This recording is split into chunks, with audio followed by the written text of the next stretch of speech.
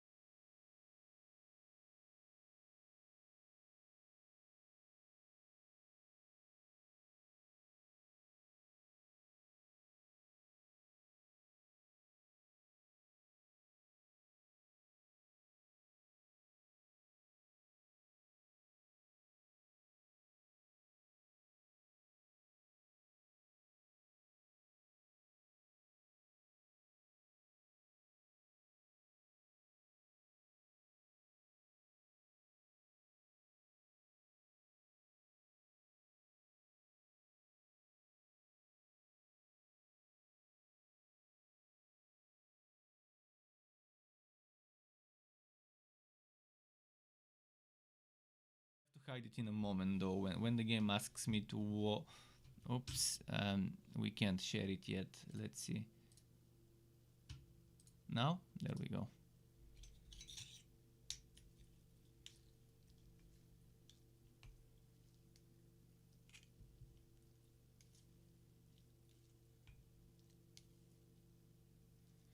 I'm just making my tea. That's my tea stuff. Tea with lemons. Okay, let's not...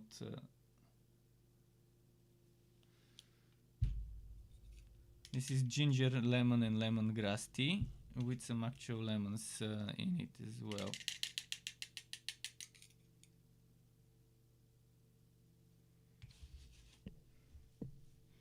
Wow, it's loading. I mean, it's taking forever with the initializing. It shouldn't take that long, but I guess the update is slowing things down. Normally this becomes much quicker. Maybe because there was an update.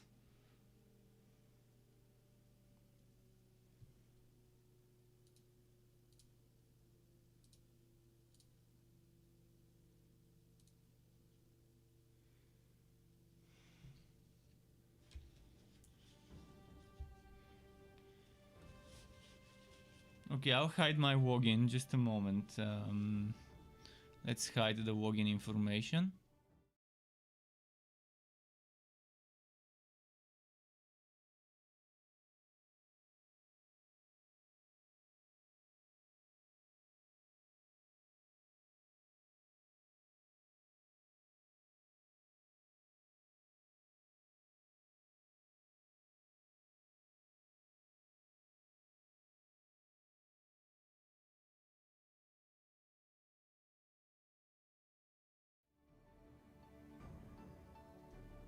So I'm gonna check the notification here to see if they mentioned anything about the update. No. Nothing about the update mentioned, but that's fine.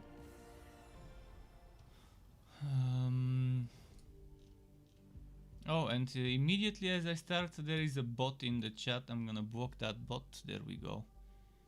The bot is blocked, and now we can start. So I'll probably use some sort of damage dealing skill, a regular damage dealing skill. And the spin to win will come later, and I will do a few maps. I will do a few maps the way it is right now. I was just in the middle of fixing my skills when the game disconnected me for the maintenance. So we just did auto defense and steadfast, but steadfast is not a defensive skill. But stone skin is a defensive skill. So stone skin will go here. And then steadfast will probably go there.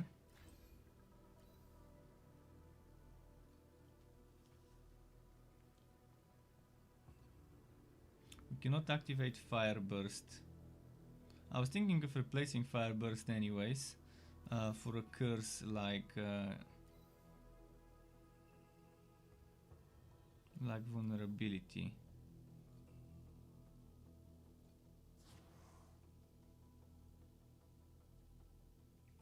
Life mana seal limit exceeded. Unable to activate skill Steadfast Rejuvenation. I'll need to invest into mana. Maximum mana.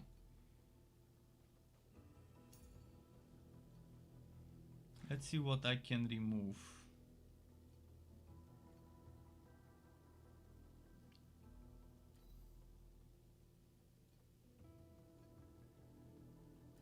For now we can play like that, I guess. Although my armor will be severely nerfed. 2,600 armor is being cost, and right now my armor is probably not even 1,000. 350. Look at how much armor I'm getting from Steadfast, and even then I was still getting one shot. Okay, I'll try with this skill. See if it works. I'll probably have to redo the whole map. The battlefield has been closed. Obviously it's gonna be closed, and now I can't redo the same battlefield probably. Let's try.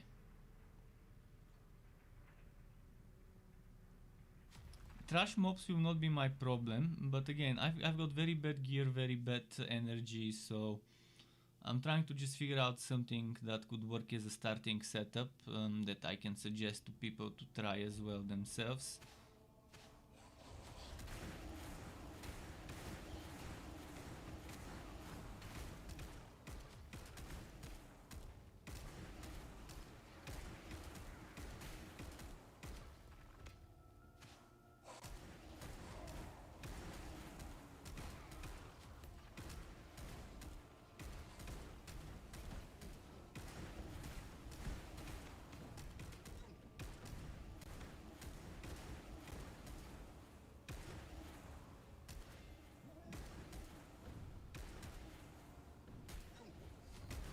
I'm trying Blood Striker, by the way, using life to get damage.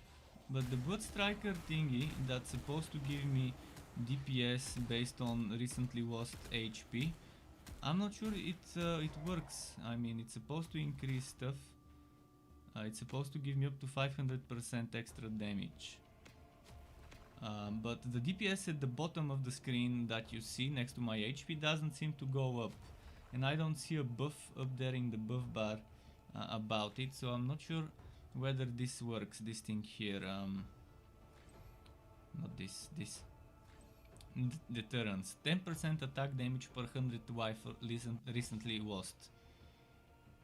So if you lose, what, 5,000?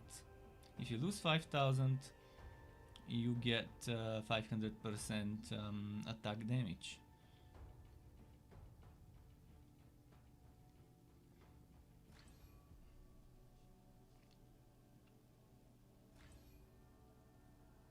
I reduced a lot of my damage for the sake of survivability, for the sake of HP.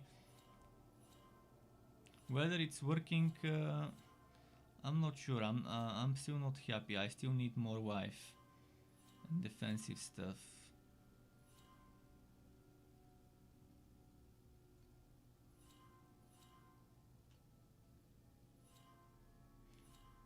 I'll go for damage later. Let's get defense as well. Once I get Steadfast to work, it should be nice.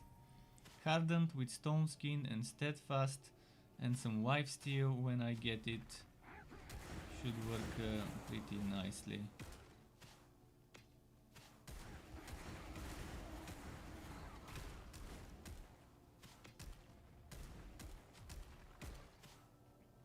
So I just need to increase my energy to, like, let's say 100.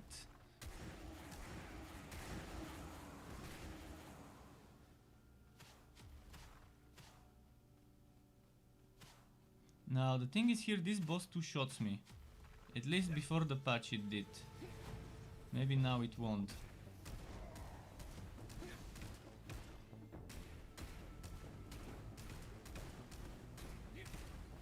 And that was the main reason why I removed my spin to win build, because the boss would two-shot me.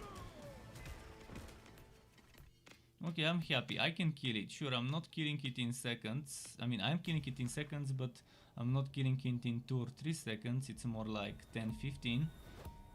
But at least I can survive. I can kind of face tank him. I think it's working. How do I like Berserker? It's weak. Berserker gets strong with a lot of energy.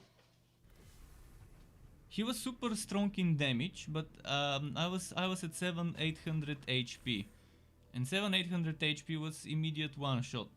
Now I have 2,300 HP, and I mean, it takes a while. It takes a while. And look at my energy. My energy right now, as I said, I want to make a starting build for like 100 energy. Right now I'm at 91 energy. 91 energy, that's not gonna take me far. I'm probably gonna make the build at 100 and something, we'll see.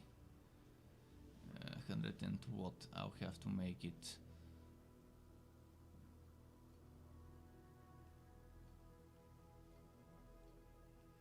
Let me add cooldown for the potion.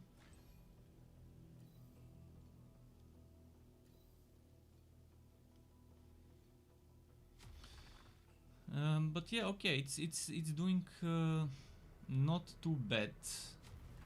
It could be worse. It was actually worse now. But I'm disappointed that you cannot do cast while channeling with attacks. Cast while channeling only works with spells, and this little bit I don't like. Because I was expecting to have a build where I'm spinning, and as I'm spinning, it's casting fire swash or whatever that skill was, flaming swash. Do I have a favorite class? I mean, so far it was yoga. In terms of end game, yoga was the easiest to get a solid damage and survivability going with energy shield. Look at that, I just got crit for... I got critted for 2,400 damage, and that's instant one shot with 2.3k HP. And that was just a random mob. Random basic mob, maybe a blue mob. How did it do this much? Is it because of my resistances? Again, I don't think the end game should be this unforgiving at the beginning to people who don't have resistances, because how are you gonna get resistances and survivability if you can't start farming? I think the first difficulty of the end game needs to have much less damage in terms of what the look at that. They do too much damage in this difficulty. I mean, I sacrificed probably 50% of my DPS, maybe even more. I mean, I'm doing much less than I used to do before in terms of damage, just so I could triple my life or quadruple my life, and even with quadruple my life as before. Whereas with yoga, I just needed to get some energy shield, and my damage was still 20-30,000 crits at level 50 something. So yoga is just easier. Yoga was much easier to get starting build going. It's probably very good as a hero to get first, to use to farm gear for the others.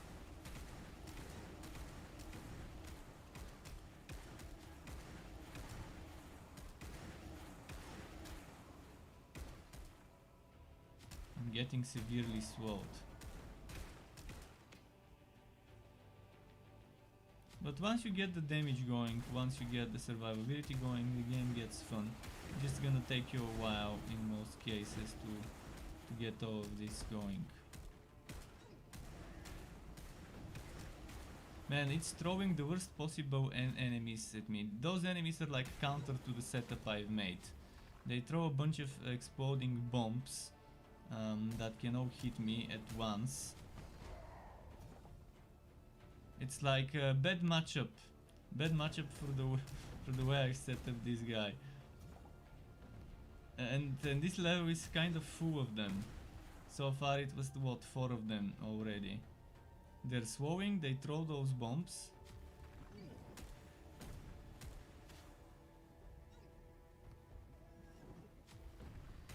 Oh great, now a shaman came.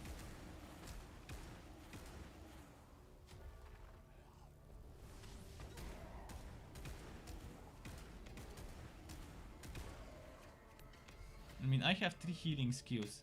Potion, this rage mode, this shout I mean, and whatever that other, the fountain is.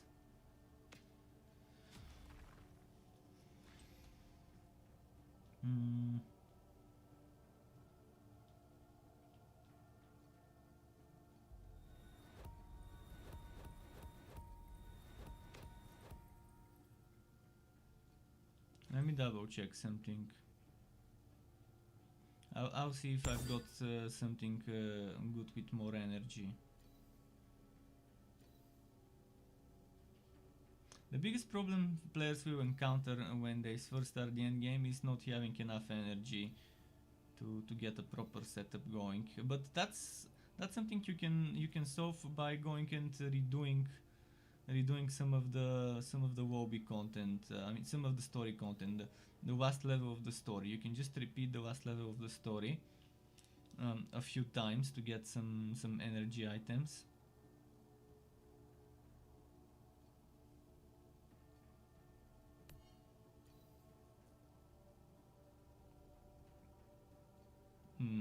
My chaos resistance is suffering big time.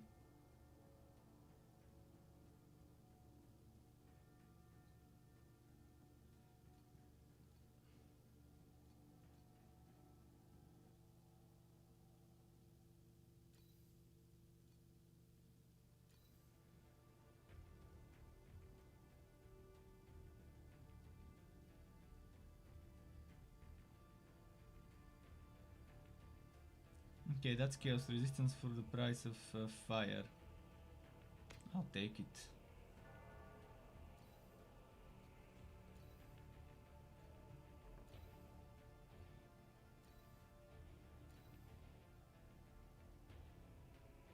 Lightning and chaos resistance for the price of damage and stats and strength.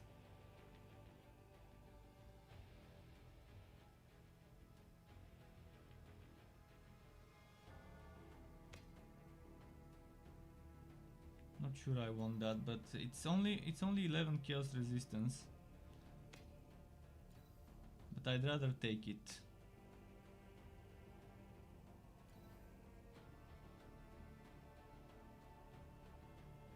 I will have to patch up my resistances eventually.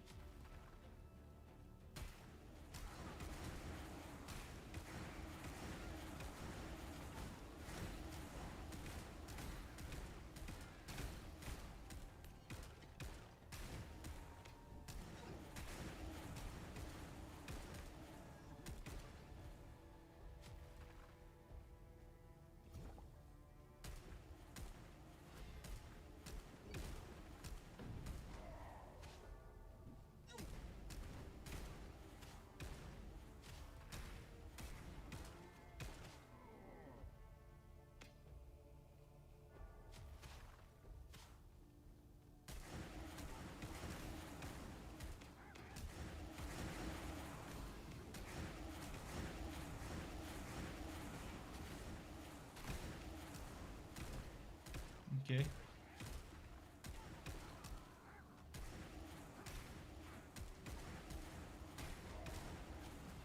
And I'm gonna go to the chat in a moment. Do you try connect to wireless Xbox? It doesn't have controller support, and even if I play with the controller, it's no different than holding the phone. Whether I'm holding the phone or the controller, it's equally annoying and uncomfortable for my hands and my neck and my wrists and for my elbows. They're just it's not convenient to play with a controller or with a phone in your hands for a long time.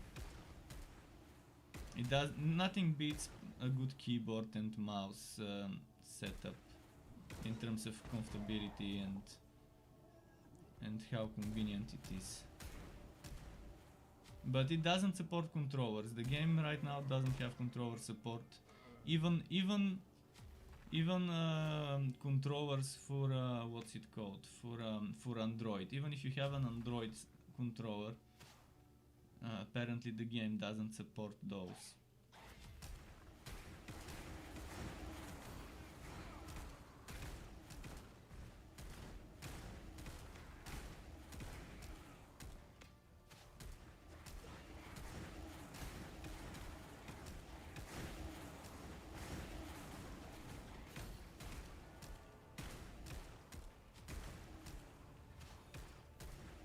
Okay.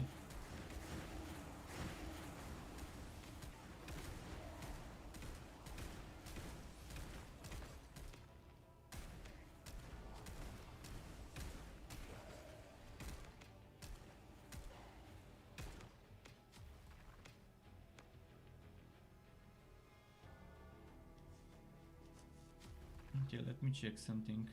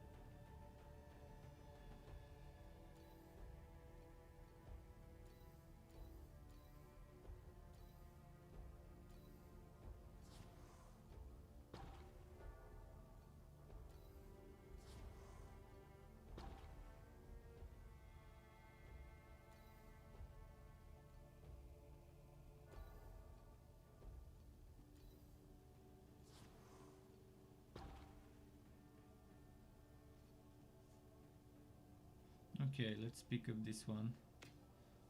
See what it gives.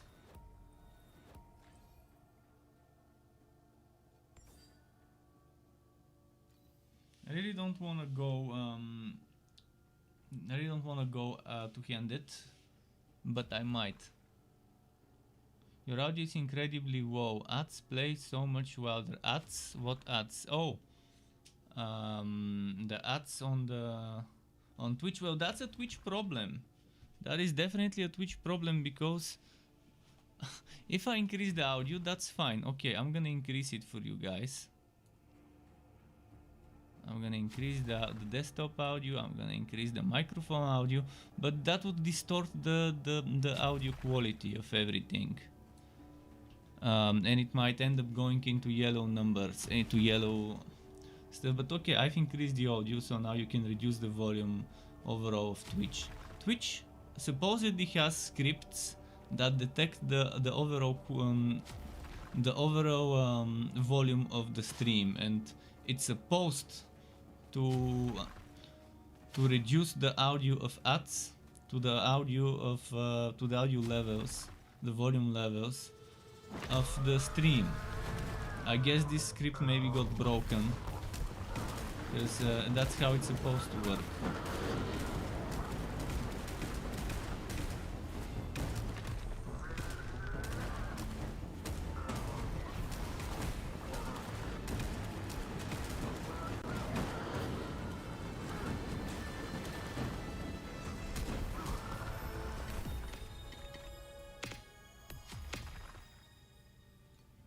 So hopefully now it's better. Nightblade J has, hi dude, how's the end game so far? Apart from the first initial shock that people would encounter when doing the end game for the first time, when they see how difficult it might be at first. Apart from that, it's fine. Apart from that, it's definitely a reasonably designed end game with a lot of stuff to grind and farm.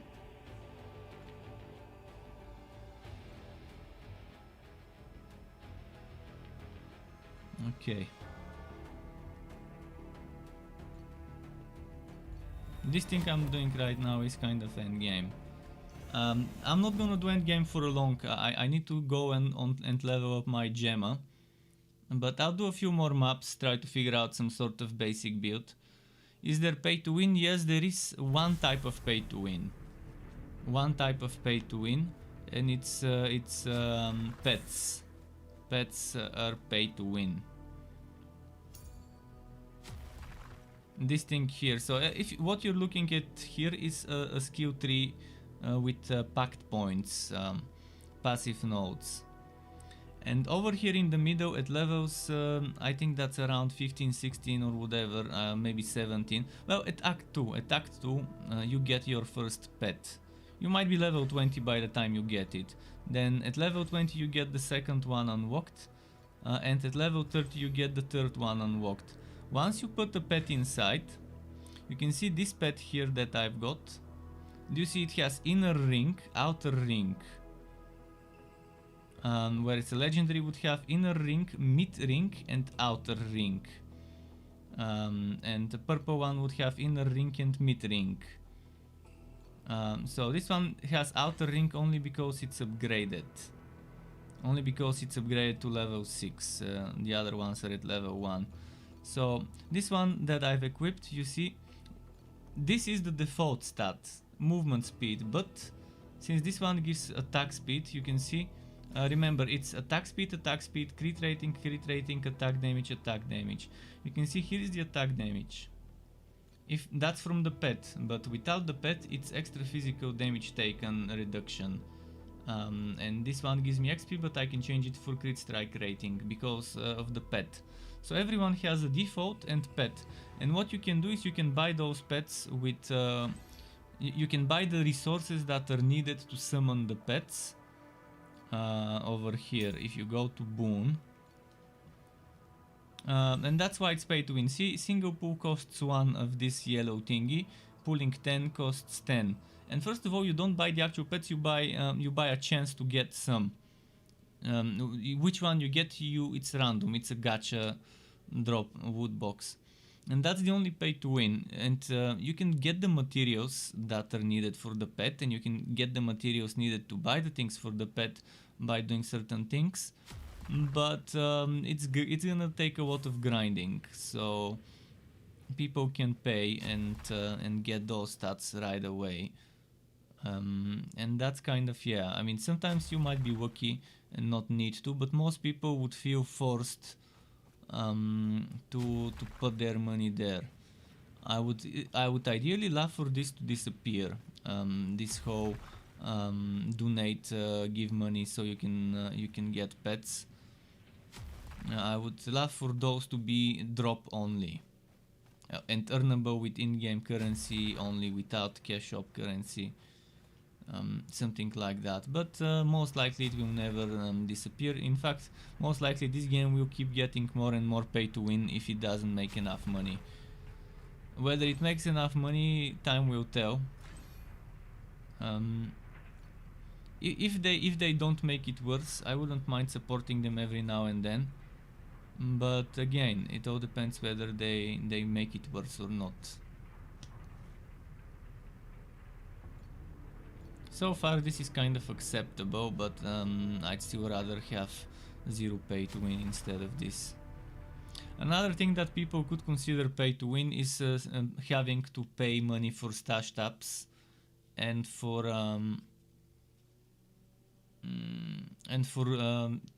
shared storage. So shared storage taps and bags, hero bags.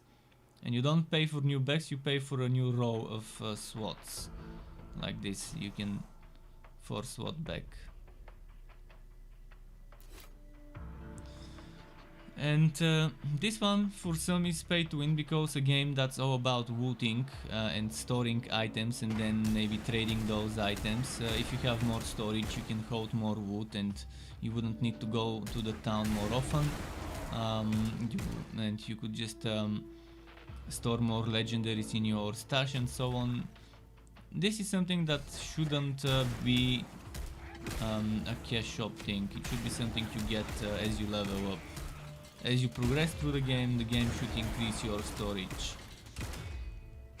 And when you reach max level or level 90 or whatever, you should get the maximum storage unlocked. That's what it should do.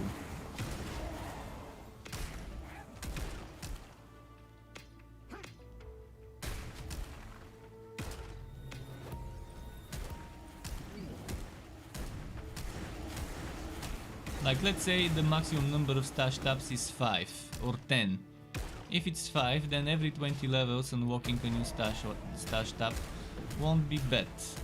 If it's 10, then every 10 levels unlocking a new stash tap won't be bad, without having to pay for it. That's how it would have been in a let's say buy-to-play game, for example.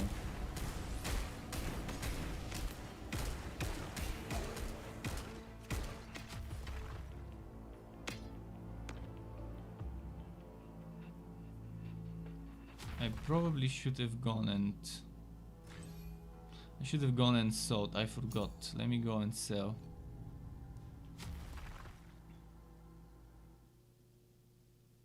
This also has battle pass. This also has a battle pass. But the battle pass, it's just giving you more of the stuff I showed you. It gives you I'm gonna show you. It gives you the stuff for the pets in the battle pass. If you go here in the battle pass, right now we don't have access to the paid one. They are calling it Ultimate Handbook. And if you look at the Ultimate Handbook, you have one of those things to pull a pet. Then there's a second one, and there is a third one. It's not much, it's just 3 of those. So one of those is equal to 100 of those. So I mean, I'm not a fan of this and this being in the actually, if this was something you couldn't buy with those resources, then this definitely not being in here would have been okay. Let's say you couldn't buy this with those, and then they just give another 100 here. That would be better. If it was to me, how I would make it, I would make sure people cannot buy inside crystals. And then in every slot here I would just give people a little bit more Primus Cyst and more costumes. Right now you have this back costume, which is like a shield, and then there's this one, which is Starfall. Because this game has such a good system when it comes to the shop and outfits. It has a good system because there's apparel, which is like whole outfits. And then it has this weapon skins, head skins, back accessories, skill effects. Again, very nice thing. It would be amazing if they keep adding stuff like that. Footprint effects, again, body effects. So they should focus more on the cosmetic stuff, and people should actually buy the cosmetic stuff if they want the game to survive. But knowing how it goes, they probably would never go fully cosmetics. I mean, my wish is to find a game of the quality of this game that only sells cosmetics in the same genre. Whether that would become a thing, I don't know, hopefully. But I would really love to find a game that's just as good as this one and doesn't have any bullshit in the cash shop.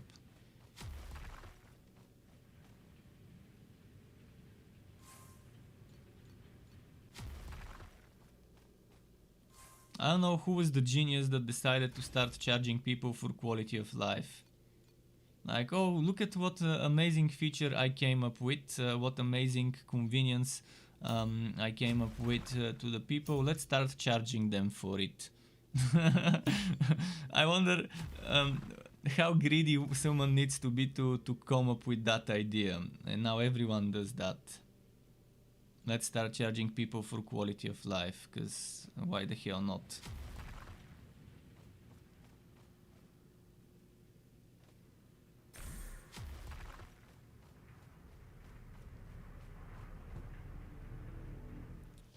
It's as if the government would charge you for cleaner air.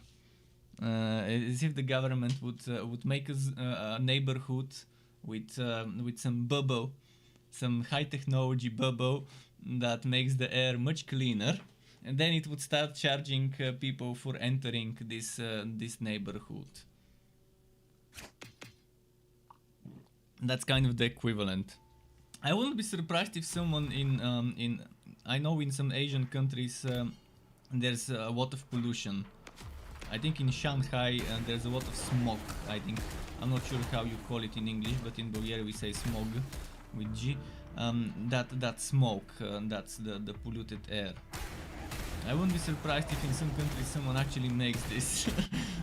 if they come up with the technology to start charging people who enter that neighborhood. So, I mean, it's quality of life. You gotta get charged for it.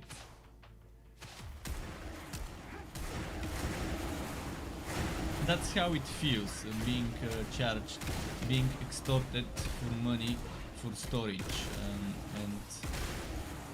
and for revival tokens and stuff like that. First of all, systems like XP was on that shouldn't exist in games like this, unless there is a leaderboard for who levels up quicker, but even in that case, that shouldn't exist. I never agreed with Path of Exile and Diablo's XP was, and Grim Dawn's XP was, and stuff like that. Dying is an experience. It should be a teachable moment that doesn't make you pull your hairs out because you lost X number of experience.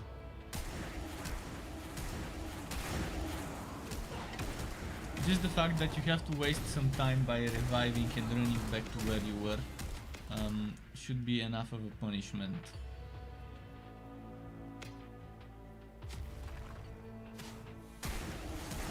And then you have to deal with the shame of dying. That's also enough of a punishment of being a noob and a pleb and dying. See, that's also, I mean, people die in games and they feel bad about dying. Why make them feel even worse by punishing them? By punishing them for being weak. That's like in real life punishing weak people for being weak. That's the same of punishing people who die in a game.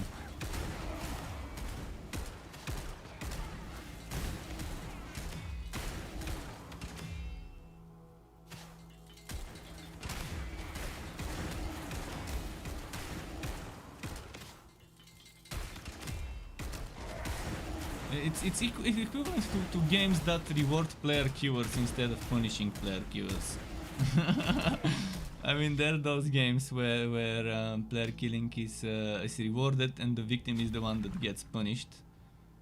It's never good to punish a victim. Never.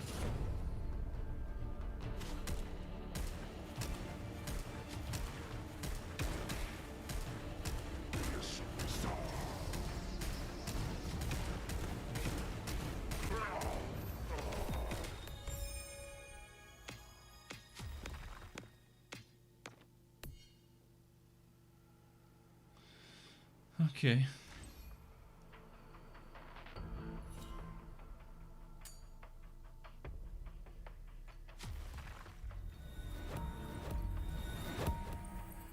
Did my energy go up? I hope it did.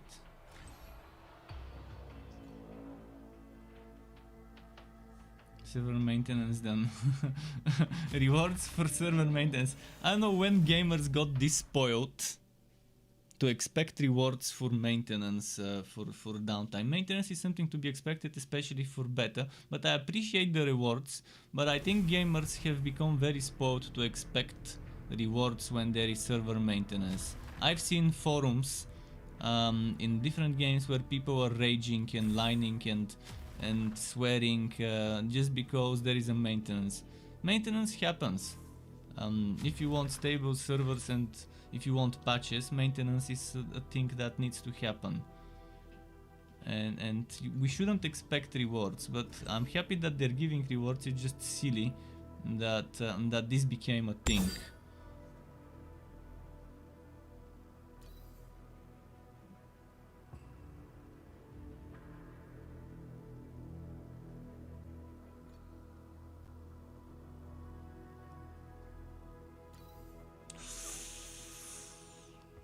Do you see this? It only gives 2 energy, but look at that. 3 times flat damage. It gives projectile speed, it gives gear attack, critical strike, and some other good stuff that maybe could be... I wonder if I can reroll the accuracy and attack speed.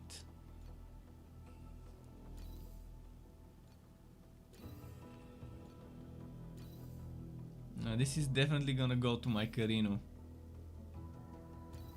That bow. Oh, look at this armor. That's a lot of armor. And maximum life restored on defeat.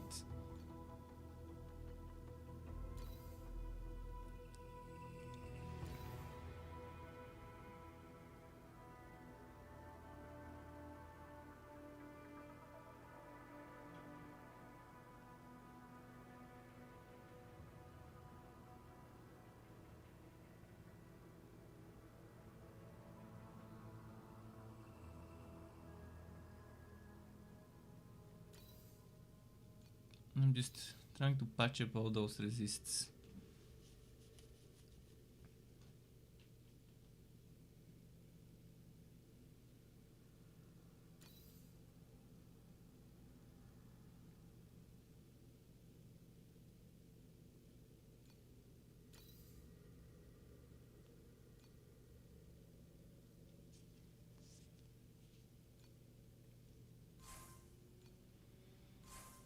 Well, I think this kind of works as a setup. Right now it works. I really want to see how's my energy. Can I do some crafting? I need a little bit more mana.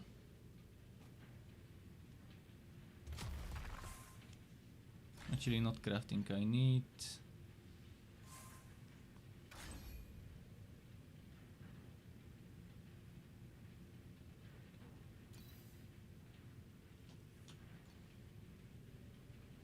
Could use some life, but mana would be more convenient, but I guess we can just add life for now.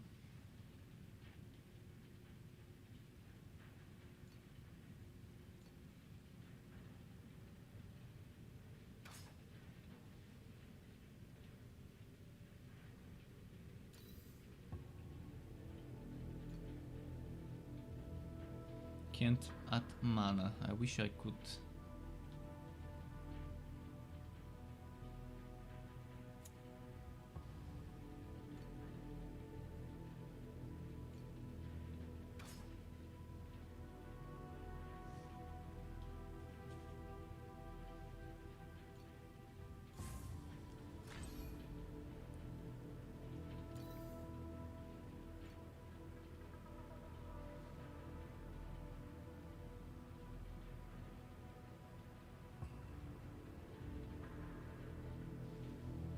So if you reroll the post fixes, or what?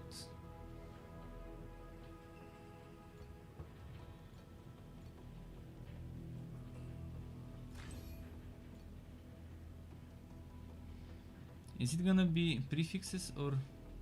It says affixes, but then earlier it said postfixes, so what do they mean? I mean, normally affixes, yeah, the postfix, but...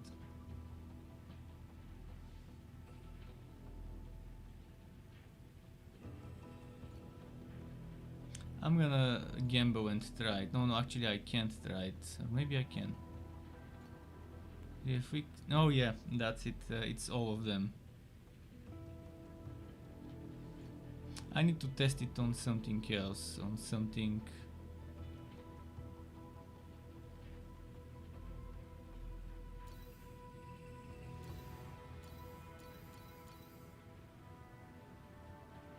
Let's just test it on this one to see what's gonna happen.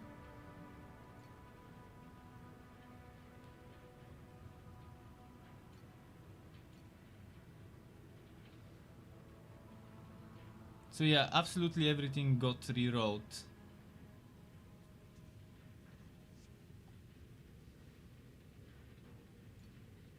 Good to know. There's a lot of stuff in terms of crafting that you can do.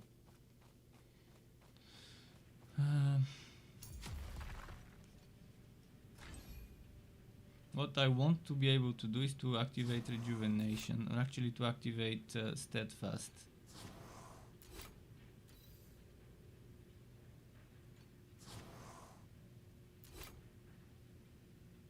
This requires 110 mana. I'm not gonna be able to activate this anytime soon. Maybe a toe. Let's see if I can put something else there in the meantime.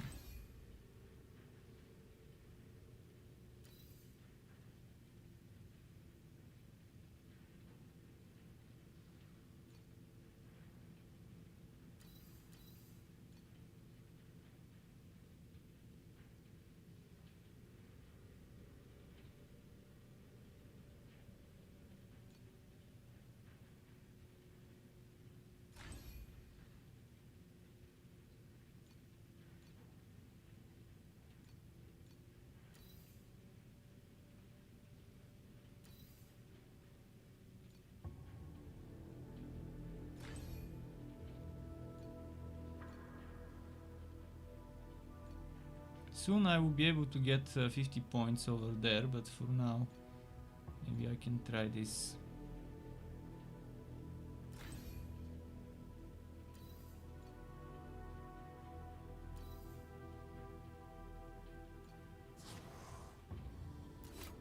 $110 sealed mana. With restrain. With restrain it should work nicely. I'm pretty sure I just need some more mana.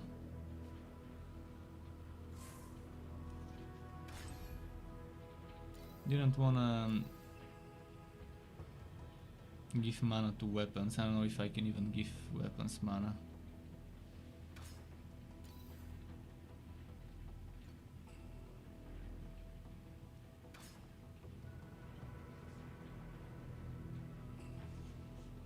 Alright, let's do another run and then maybe switch to Gemma. I think this one works though, for now. Very low damage, but at least it's not getting one shot.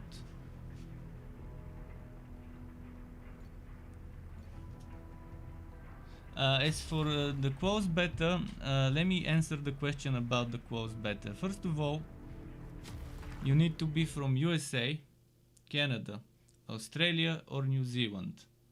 If you're not from one of those countries, there are ways with a VPN. If you believe a VPN wouldn't ruin your experience, if you believe you can handle a stable connection to a VPN from those countries, then that's fine. And basically you don't need an invite, you need to go to the closed beta page on taptap.io. So if you go to taptap.io and look for Torchlight Infinite Closed Beta, you can download the game, but your account needs to be from one of the countries I mentioned. If your account is not from one of the countries I mentioned, you can make a new one while you're connected to a VPN, and make sure to put the account country as one of those countries as well. And right now you can only play it on Android and iOS.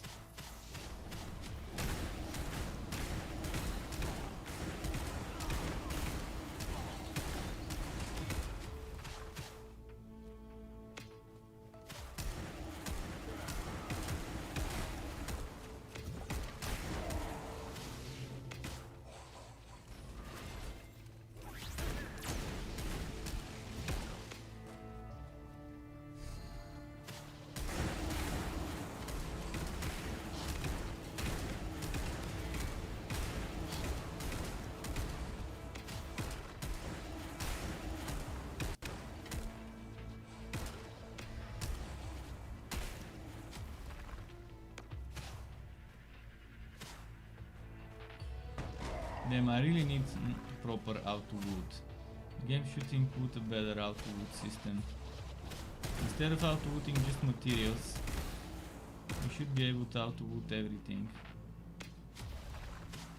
And let us decide by filtering what rarity we want to auto-loot, and items that what type. For example, if I want only wood axes, I can only wood axes. If I only want wood two-handed axes, only wood that.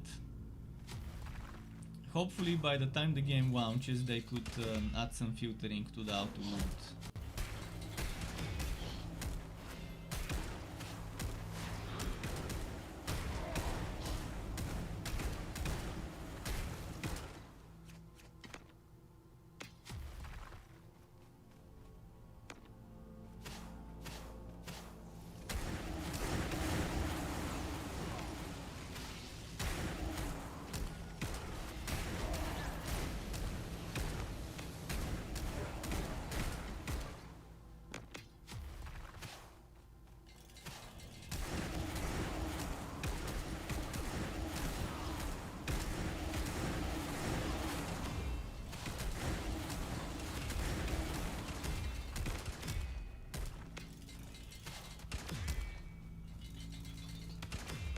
As for someone earlier asked about the release date, we don't know the release date, but we do know.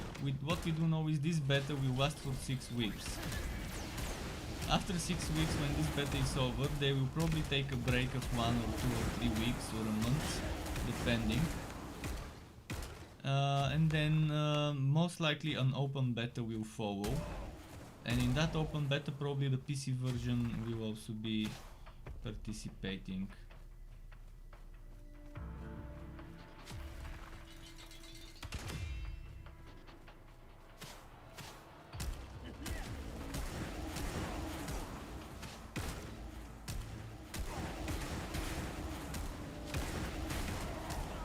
But yeah, there's gonna be at least 6 weeks of beta for the closed beta.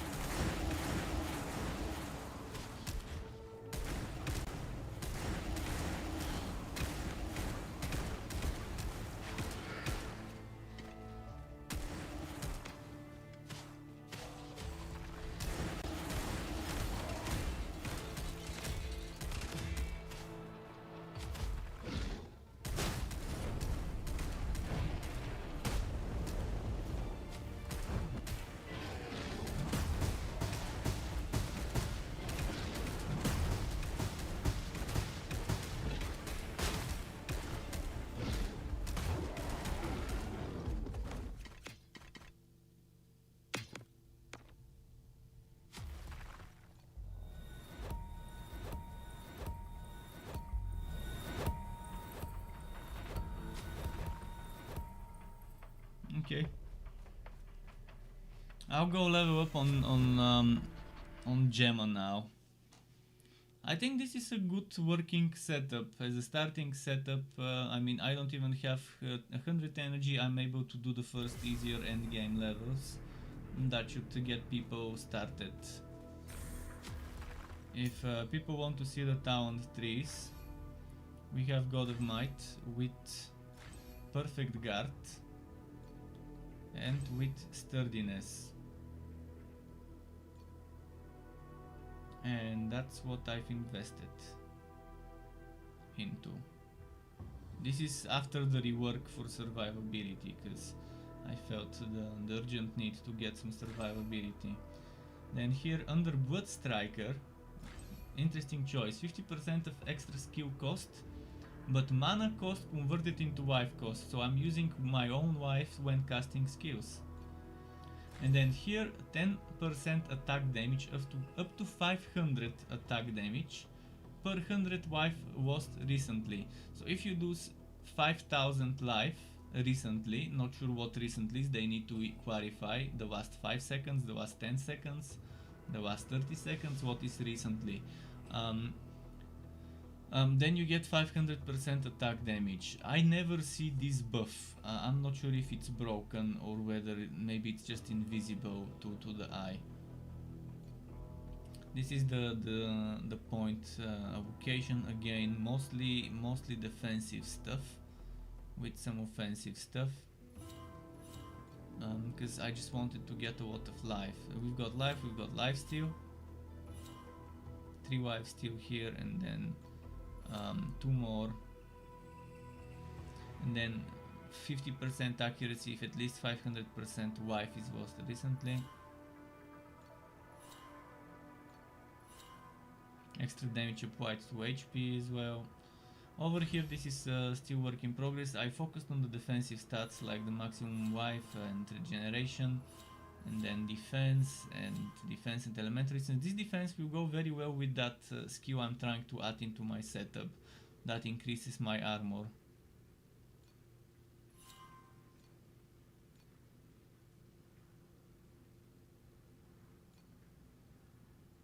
And in my pact, this is what I'm getting from my pact. 50% XP is what I'm getting from my pact. 10% movement speed, -4 extra physical damage taken, and another where is it? I'm not seeing this one here. This one doesn't seem to show up there. And another -13% extra damage taken. So one of this is, the -4% is for physical. The other one, it's not here. I wonder if I'm actually getting this effect. -13% extra damage taken. Let's see in the stats if it shows up somewhere.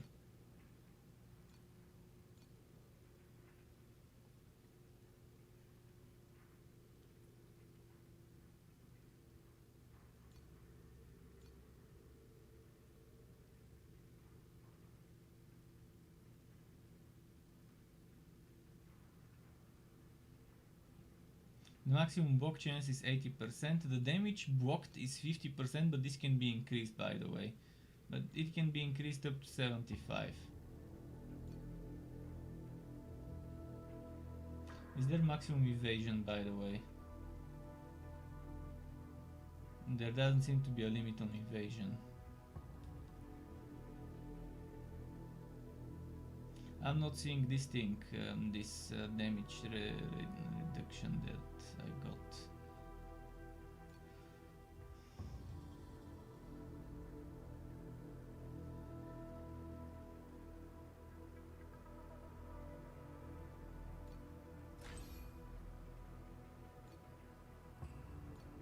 Some of the things are invisible.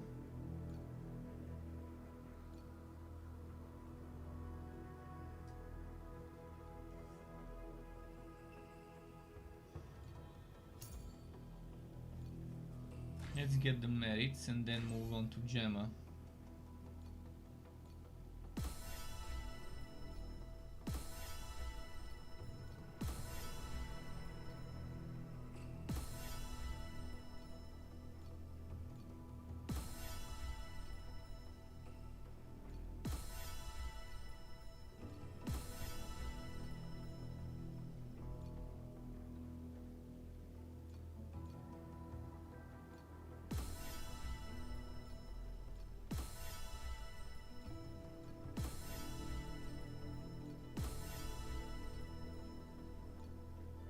Let's see here.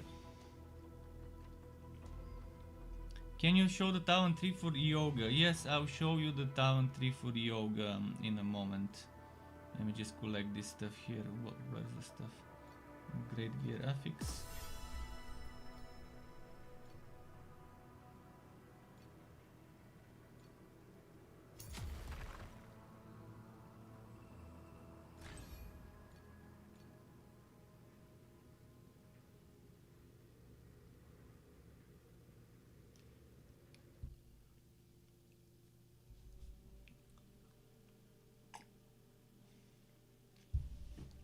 My yoga is energy shield, lightning damage yoga with chain lightning, and it's still not finished. It's far from finished, but at level 60-ish, 50-60, you should be able to to survive no problem with similar talent 3.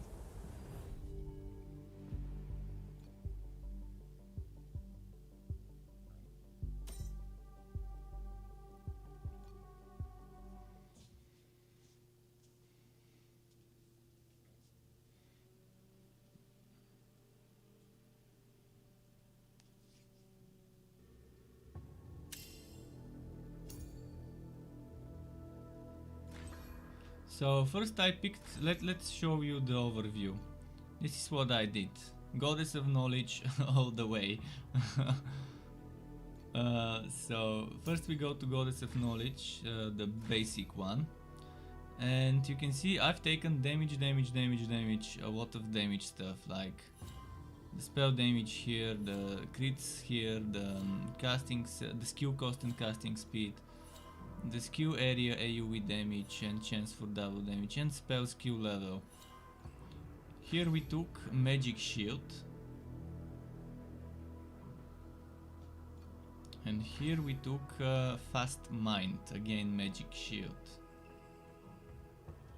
just because I was having trouble surviving. Then I moved on to Magister, and in Magister I took Metamorphose, which is mana, and percent of damage is taken from mana before life. Which means before energy... No, actually maybe not before energy shield. But still, that's like a second energy shield in the shape of mana. But you can get this if you want. High energy shield is not bad. But I prefer that one. Then torrents. When search is removed, -1 search level and refreshes its duration. Upgrade search when under search. This one you don't have to get. You can get a mutation shield if you feel like it. But yeah, lightning damage taken converted to chaos damage, and your maximum life is set to 1. This one is risky. This one is probably good for later on, when you have all the points. That's probably what I'll do. I'll do one HP setup later on, probably. So here is the stuff. Where I got mana. I got some maximum mana here. Here, as you can see, I've got some energy shield. I've got some life and mana. Mana again. Skill cost reduction. -30%, very good. Here, search stuff. Mana again. And spell costs 4% of the current mana. So every time you cast, it costs 4% of the current mana, but it's 50% spell damage. And here we've got crit strike. Here we've got damage. Then Arcanist. I took compressed path because I think it works well with search the way I've got it. Over here, I'm thinking of probably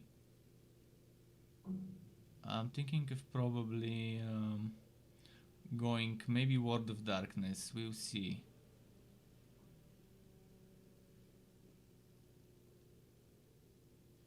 And going chaos damage, because I'm thinking of converting this build into a chaos setup. Alternatively, I can go Icebreaker and get some frozen stuff, but I don't know. Here I took, as you can see, the damage. I took the crit rating. Here we took life and energy shield, defenses and resistances, life and energy shield, crit rating, and I'm taking extra energy shield again. And eventually I'll probably get this when wielding a wand, because I want to have dual wielding setup with wands for the casting speed. Most likely I will also get this blur and energy shield. We'll see, I'm not sure about that. And I'm gonna try and take this one, extra 1 damage. Between those two, I'll probably get both of them. This one I probably won't take unless there aren't other good things. And again, in those Q3s there's a lot of other good stuff to add, a lot of extra crit chance, AoE damage, spell damage. You don't need channeled skill damage, by the way, unless you change to a channeled skill. And for my skills, this is what I've got at 130 energy right now. Let's have a look at the main chain. The main DPS skill is Chain Lightning with Jump, added lightning damage, Search, and Elemental Fusion. And I could add some stuff to it. I could add that chain bonus. What was it called? There's that chain reaction or whatever. I forgot the name.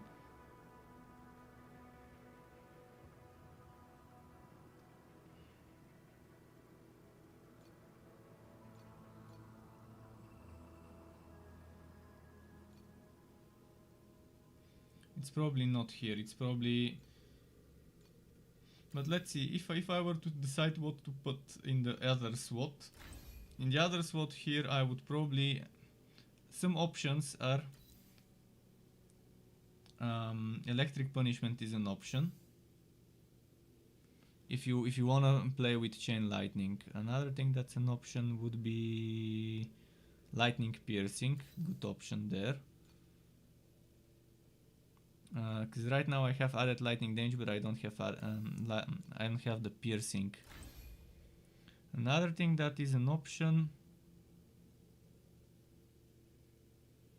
Efficient cast is not a bad option, but I don't think it's that needed. Lightning to cold is something you could do, and you can then invest into cold damage. Critical strike rating increase, that's probably what I will actually add.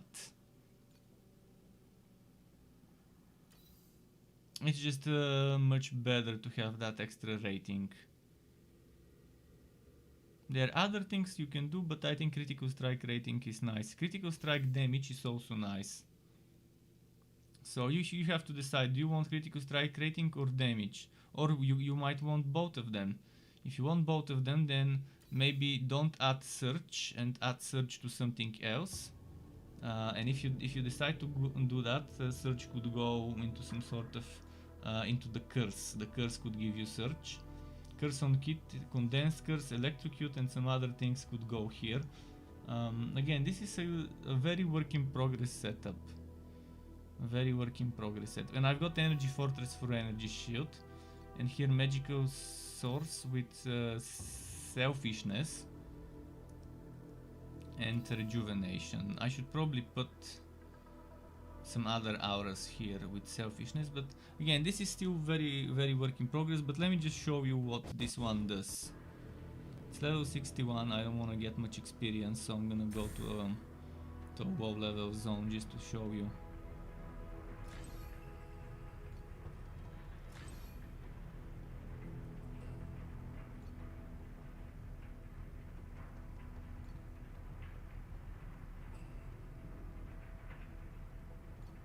Okay, let's go 59. Although that's kind of not the best. It's not that easy, but let's do it. This guy becomes quick as soon becomes very strong as soon as you summon the illusion. The first few fights won't be that easy.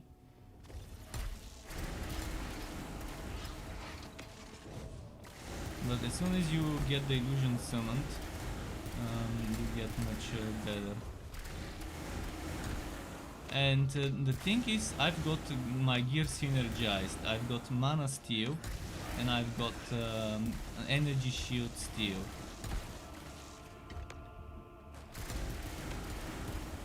Now let's see with the illusion what happens.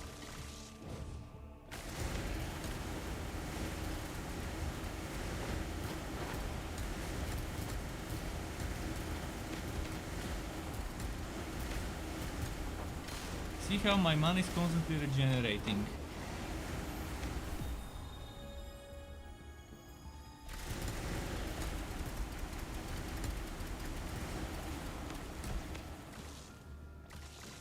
And this is because of my items. Let me try and show you. Restores 3% mana on defeat, which is on Q.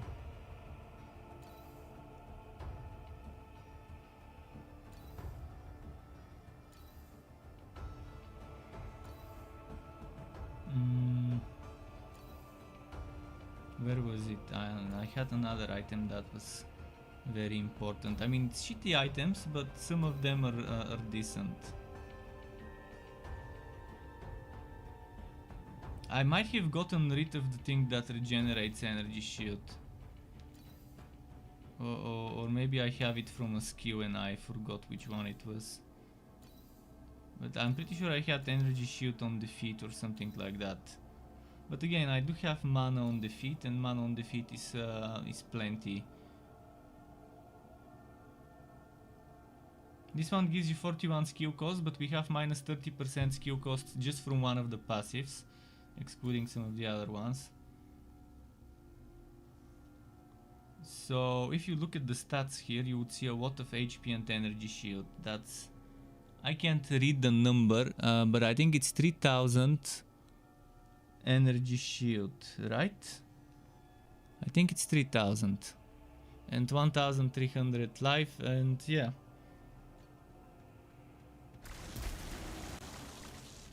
Okay, enough of this. Let me just put that talent point and then I'll be ready.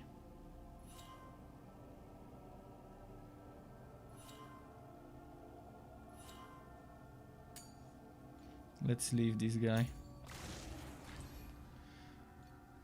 And this is just much more easy to play this guy than the others.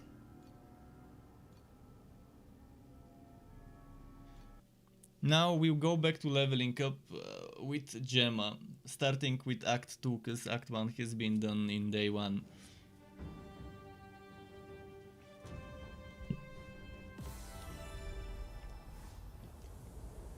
So this setup I showed you, it's proven, it works, it doesn't get one shot, it has some reasonable survivability.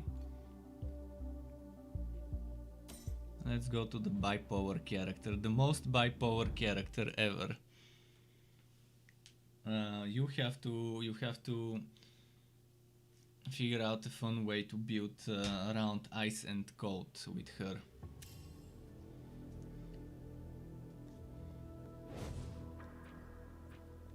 I'm only ice and cold and fire and cold, fire and ice. But right now I'm only doing the fire stuff. I'm not doing the ice yet.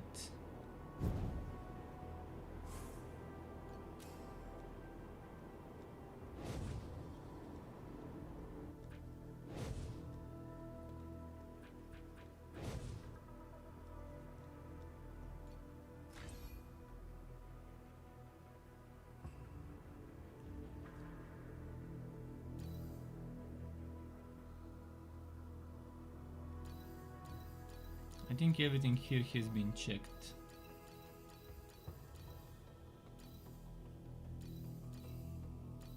I'm just gonna quickly go through it to see.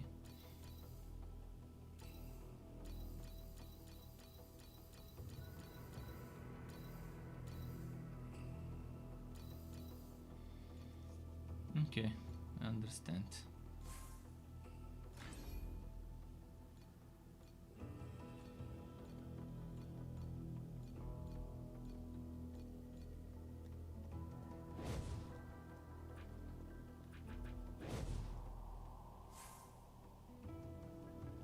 So hopefully this helped in terms of showing you one way of playing Yoga around level 50 something, 60 something. I had much more damage before on Yoga, but again 20-30,000 crits is not bad, considering that my survivability is 4, maybe even 5 times my survivability used to be, whereas my DPS maybe only dropped by 30%.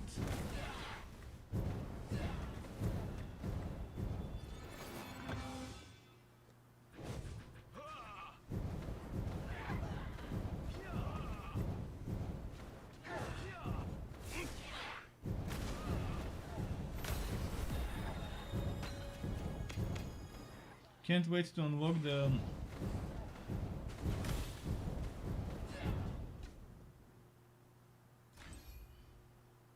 Can't wait to unlock the what's its name, the XP boon on this hero.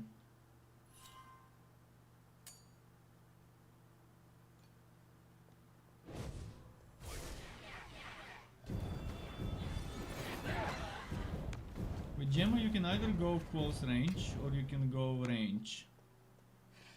So either melee or ranged. I'm going ranged for now. Maybe later I can try a melee setup. But Yoga is better at being the ranged mage, I think.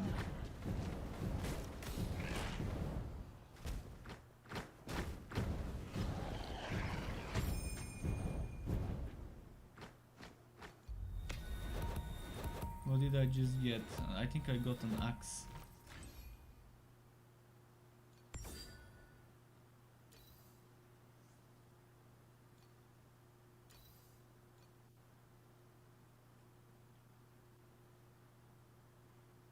It's a good axe, but it's a low level.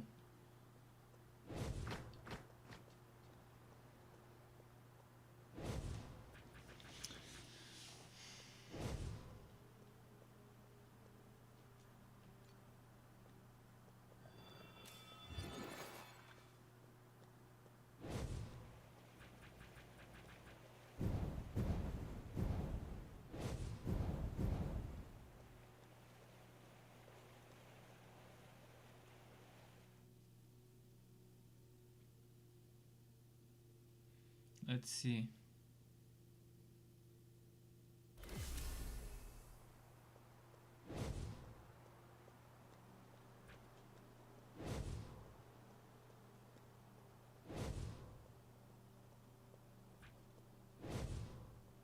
We're getting the boon in a moment.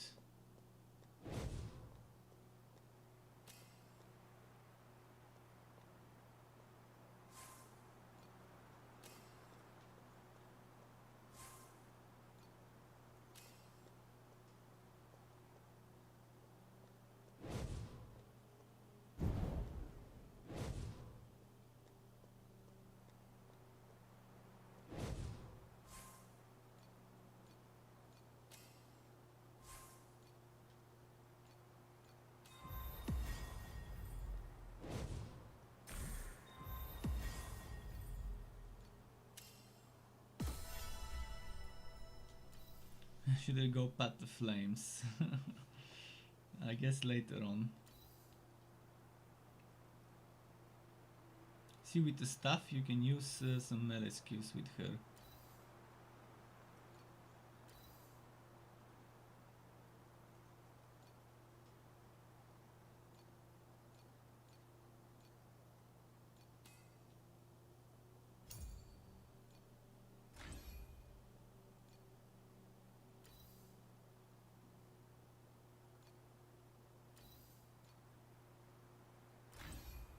I can probably try using this.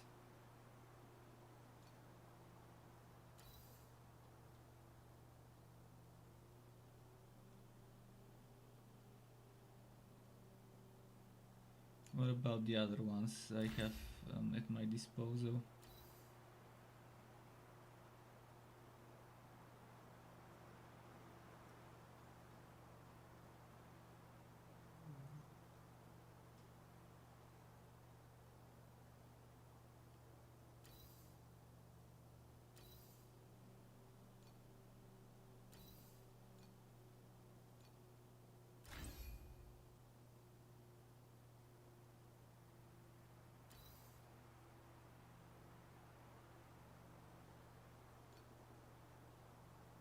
Oh, I already had this. Well,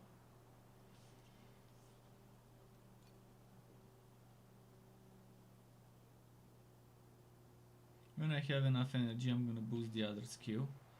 For now, let's keep it like that. And let's go and do pet stuff.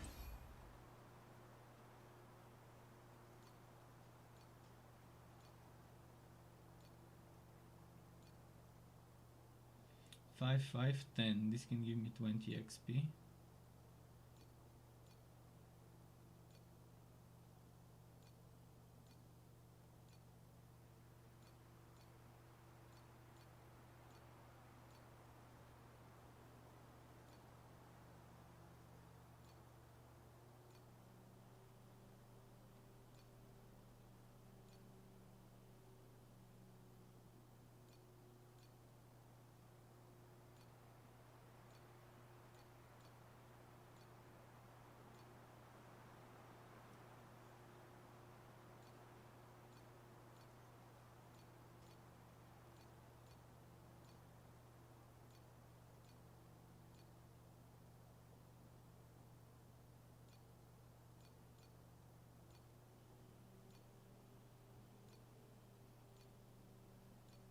cool.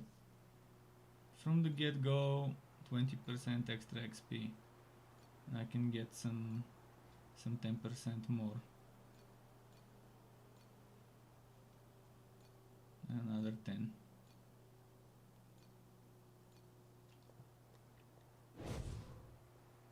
Oh, and in Yoga didn't have the proper pact setup.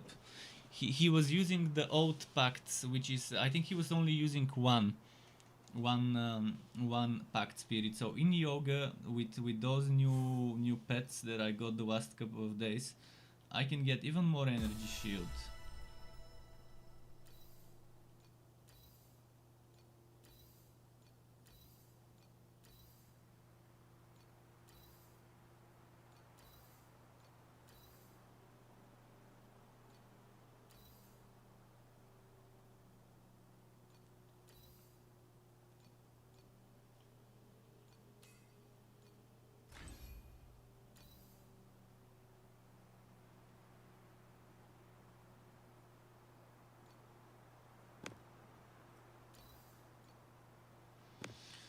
Okay, I guess. Let me double check something. Actually, no, never mind.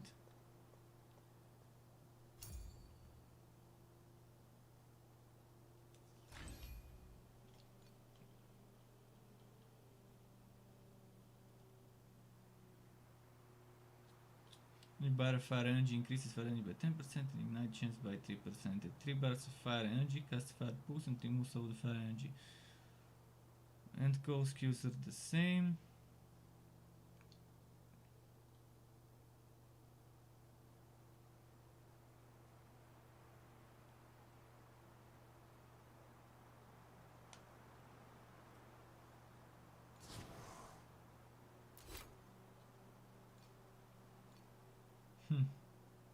And you would have flame and ice related only traits, but for now we only have fusion for the beta.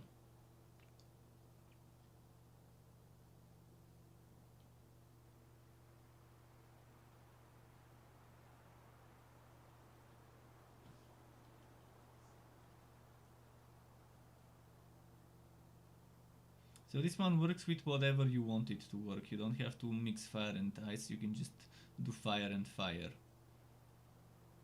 Okay, that's good to know. Then I don't have to use this.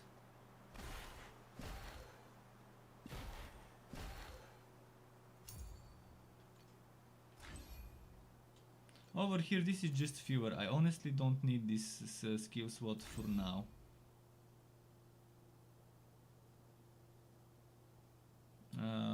I'm looking for something that buffs me, and there is something later that I can maybe put there. I could put frost shield there later.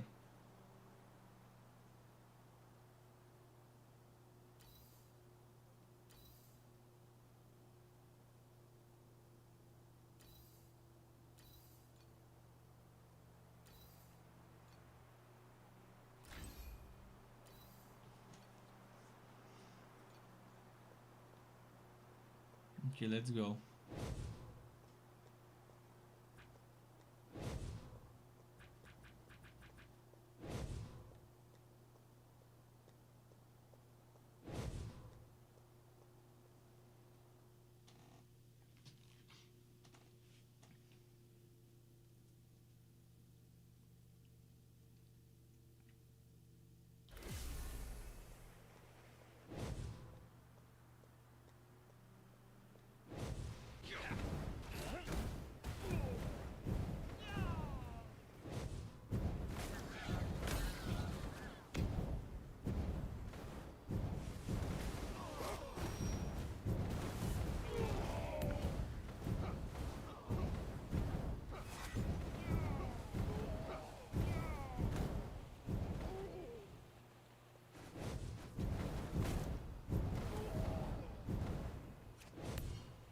Let's keep pushing.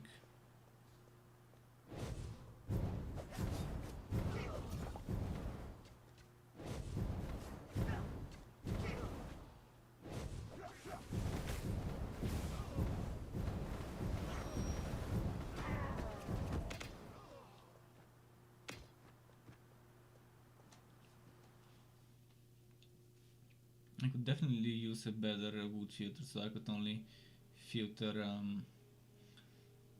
gear with certain stats or certain types, archetypes.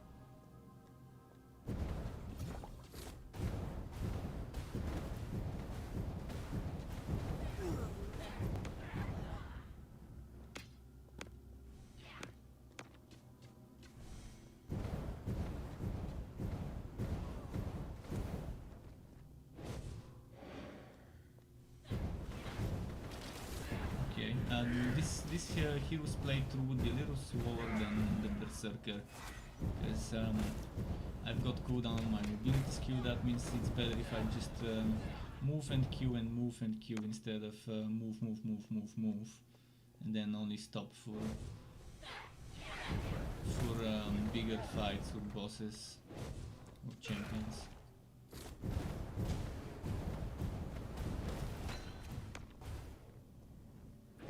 Different pacing.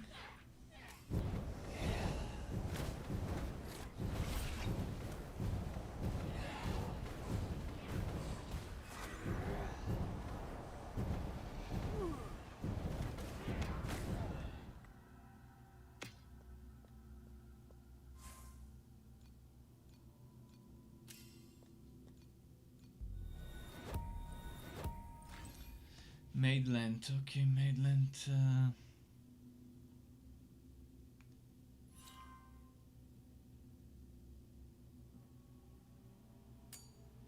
Minus sealed mana. I definitely want minus sealed mana. Although eventually I'll probably have to go for energy shield, but for now.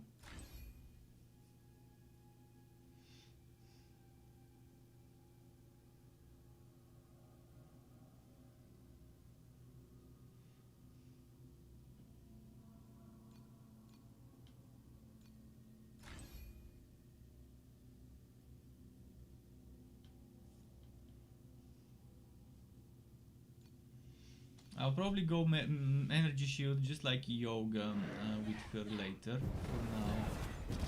For now I'm gonna go damage while leveling.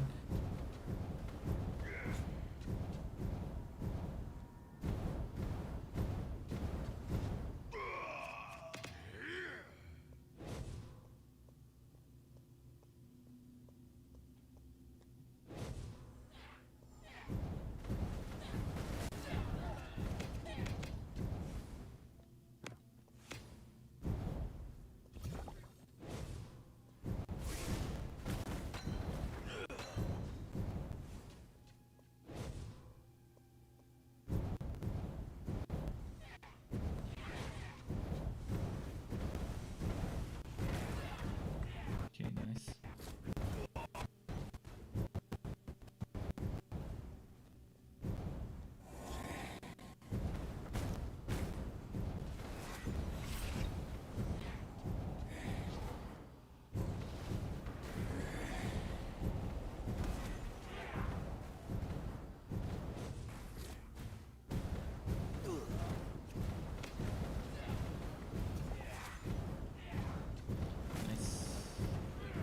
They drop some good wands and stuffs. I think Yoga is better for the wands, where this one's probably gonna be better for stuffs.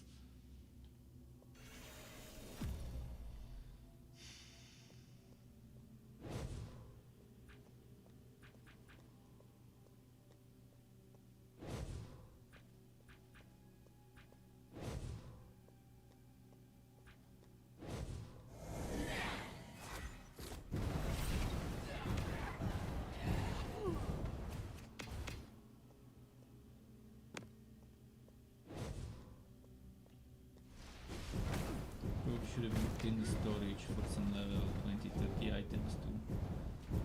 to carry with me.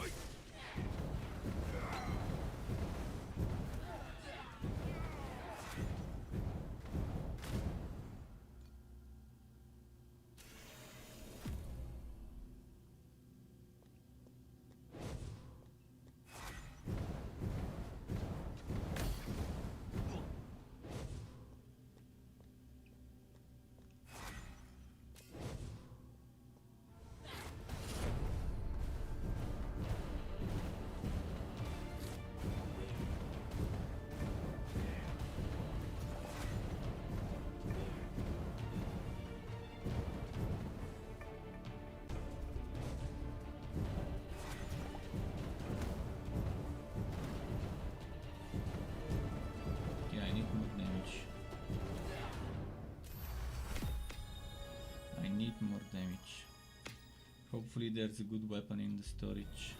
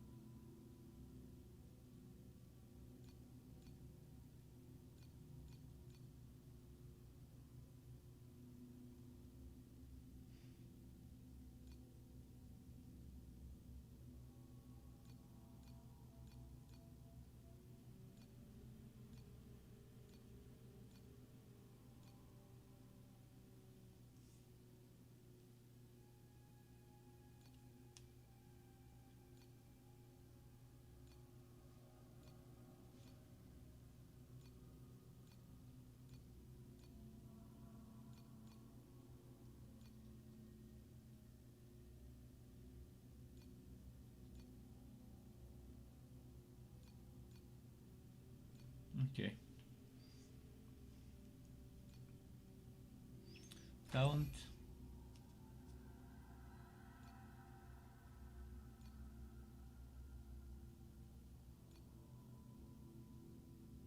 Firearm elements trigger.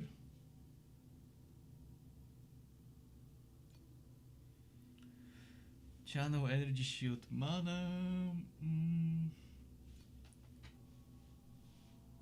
Okay. For now, I guess. Until we unlock some other options.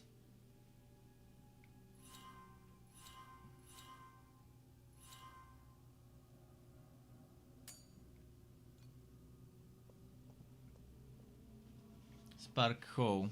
Off we go. Let's see if I've wooded something with better damage.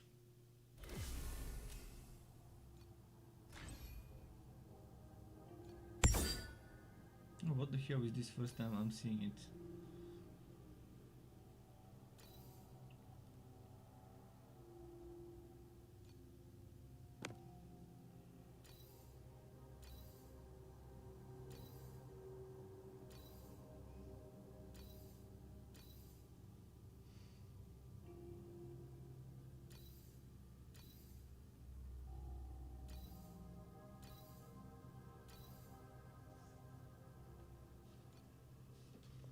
Let's keep going.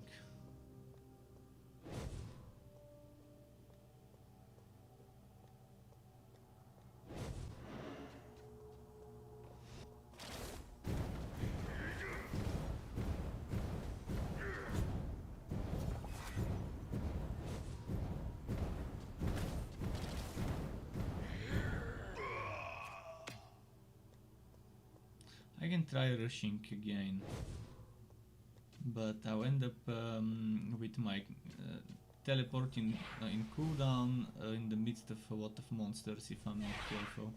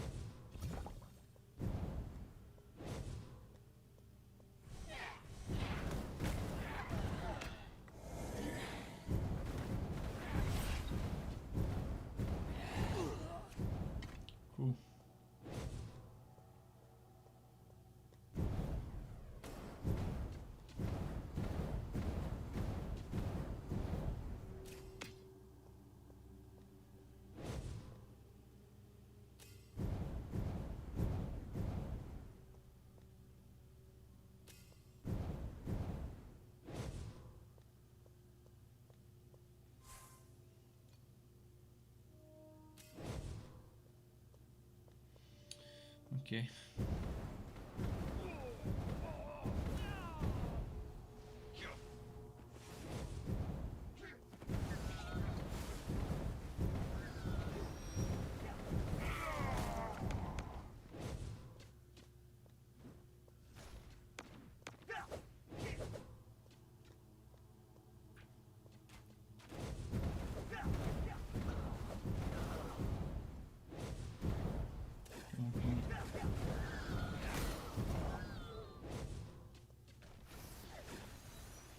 Let's do the passive quest first.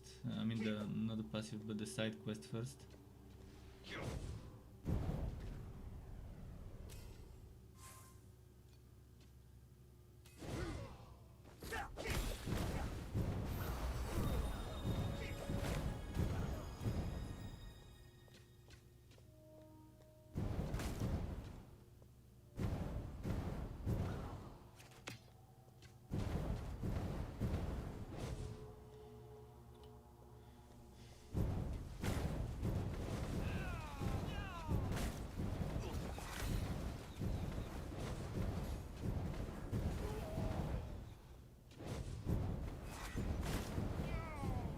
Let's see here.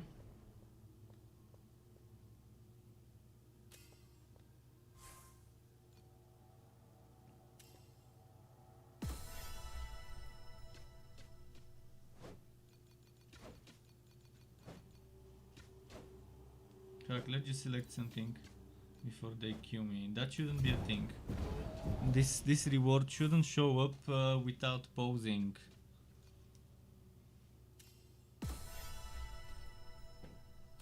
No, I didn't see the other things. I'll have to look around the shop later.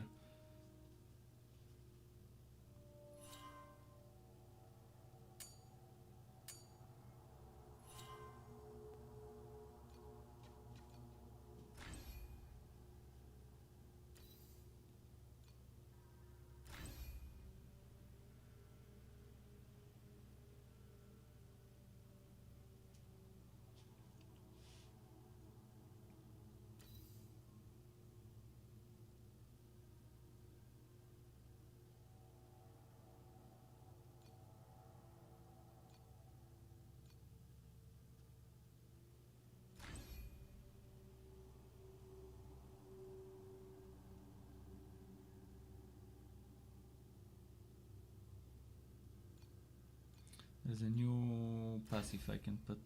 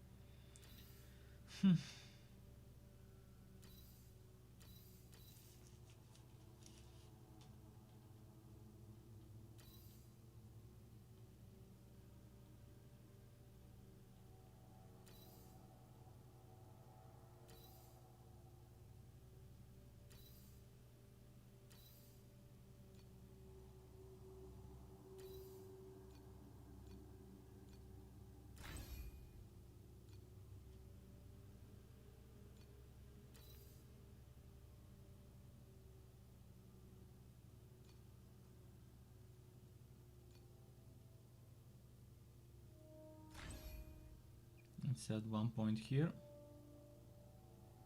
Maybe 1 point. No, we don't have point there. And let's add. I don't know, maybe we don't need this for now.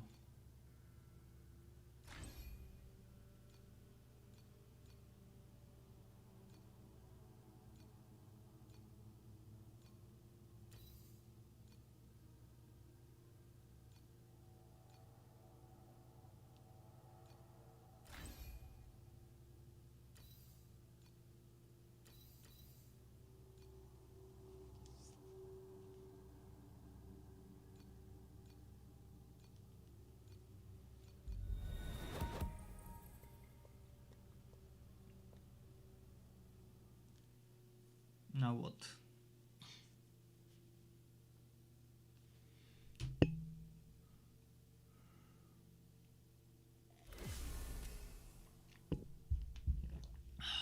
Let's see.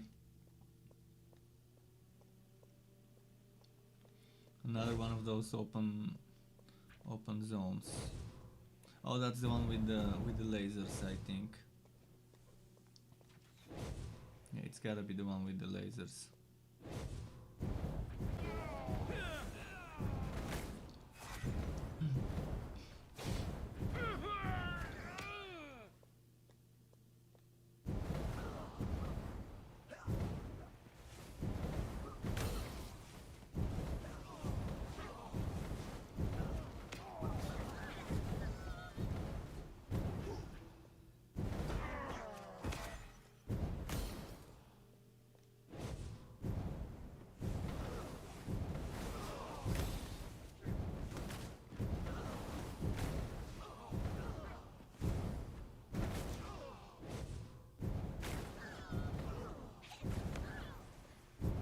Okay.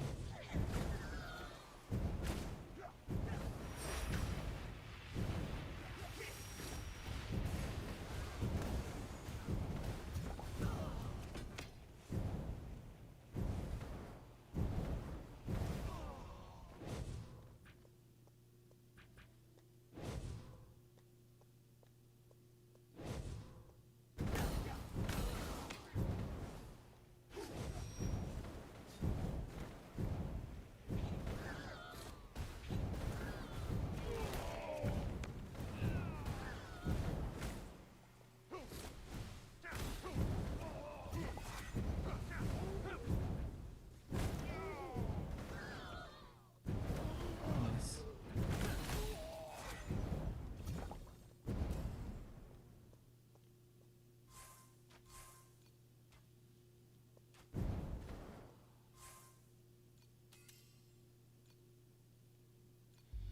Okay, this way. Oh, it's this guy. He's got strong melee attacks.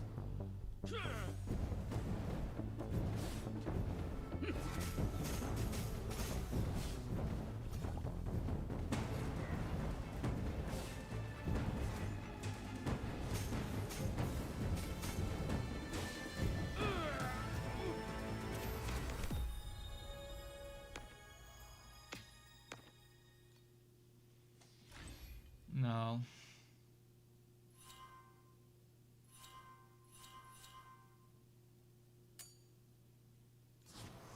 should I get some mana?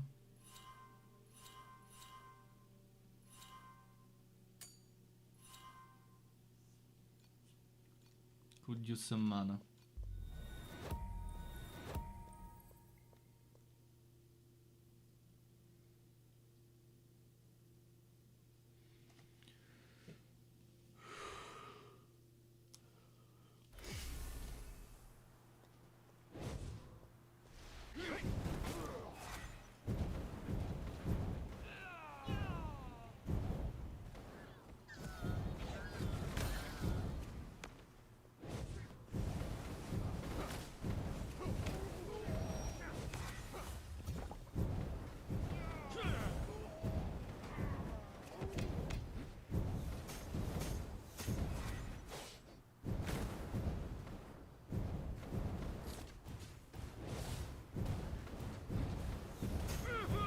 Okay, good.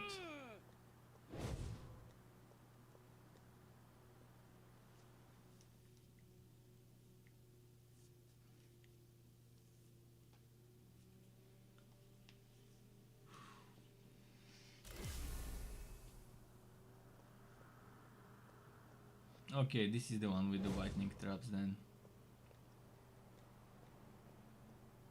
Yeah.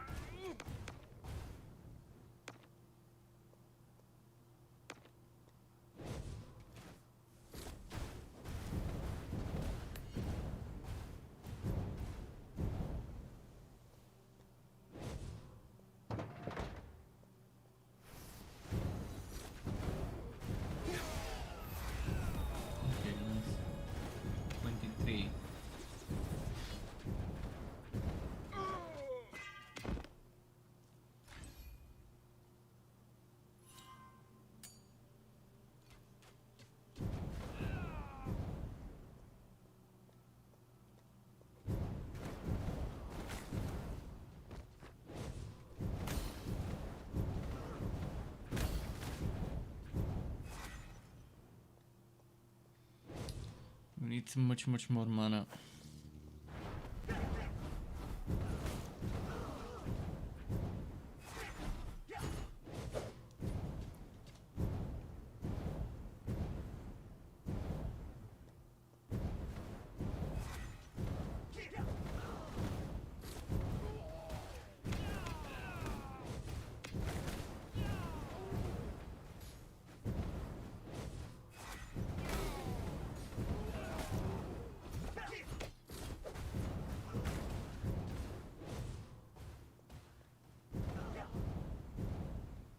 Ranged weapons.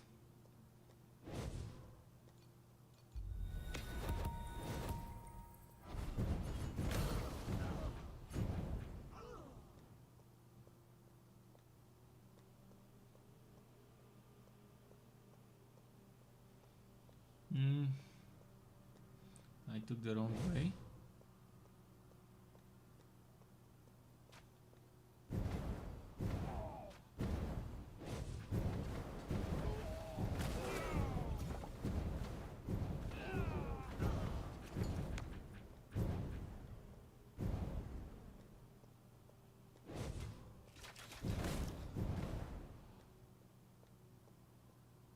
Okay, this way.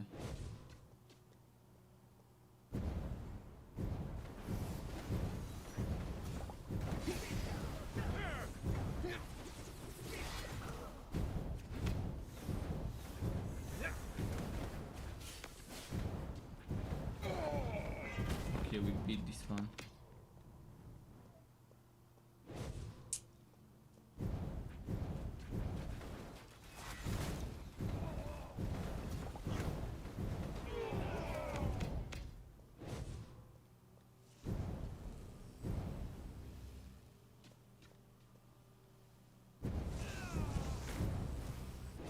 Ah shit, that's in the wrong place.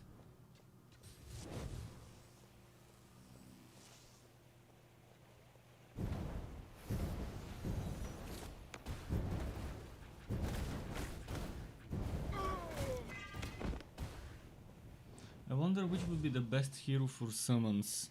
This one or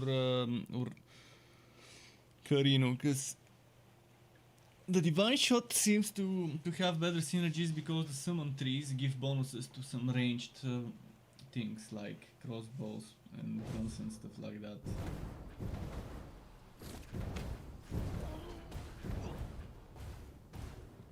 But this one with elementals might be fun to play.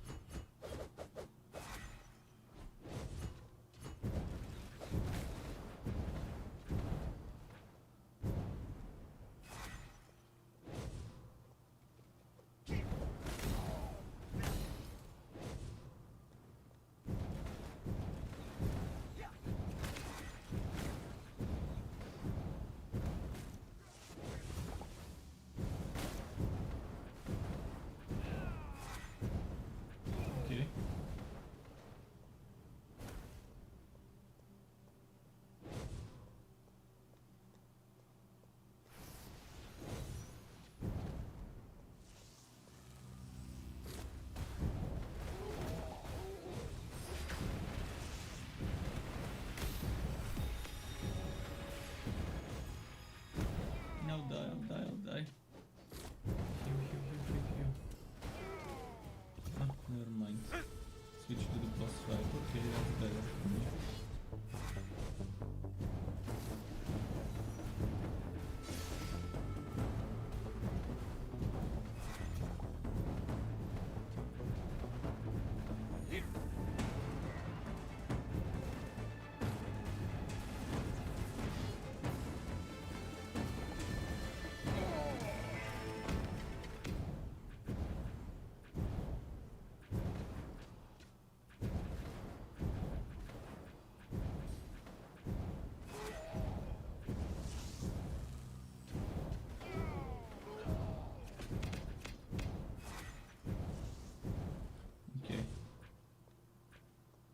I should probably check my storage for some gear. I might have some left from yoga when he was leveling up.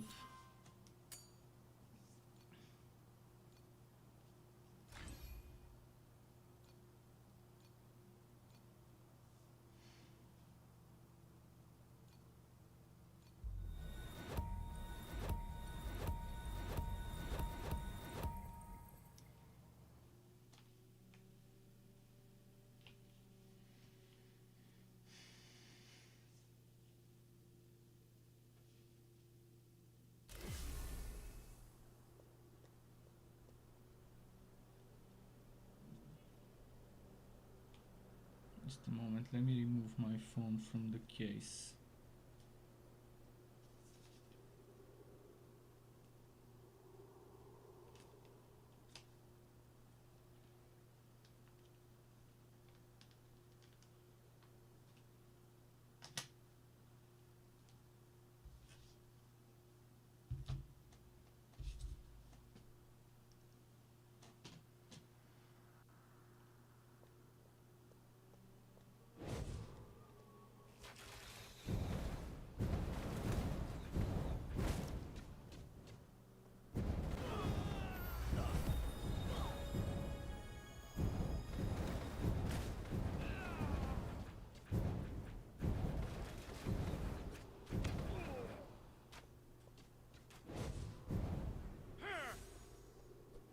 Okay.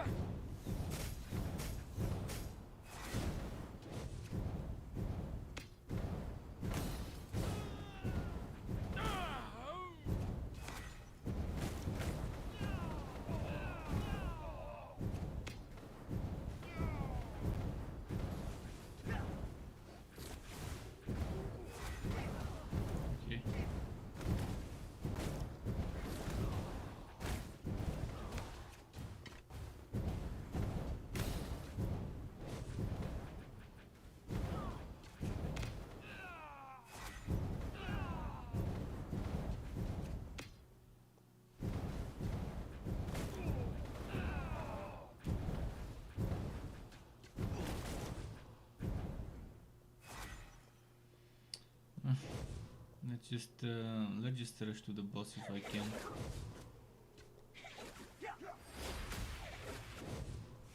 I can't.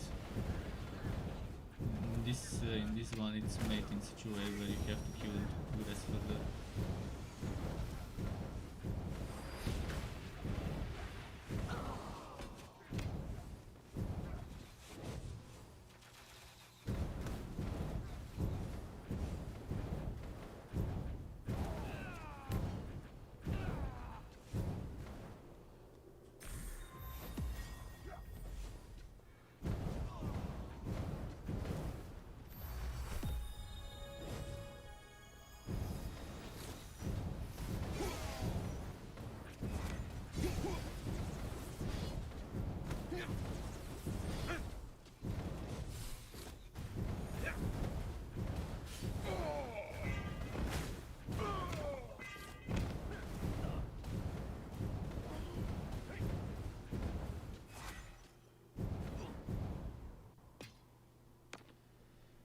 Alright, talents.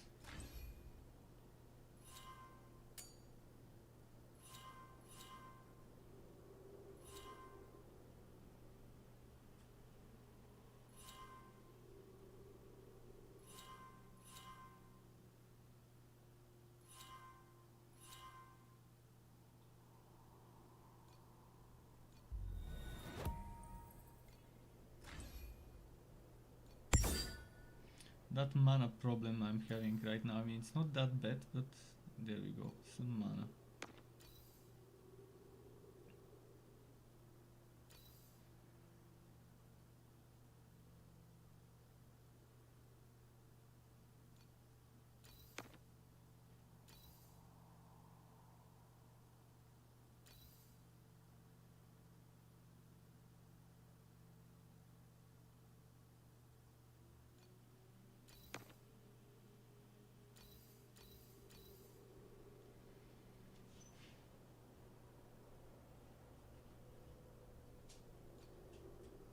So how is my mana now? I think it's better. Maybe I can attach something to a skill or activate something.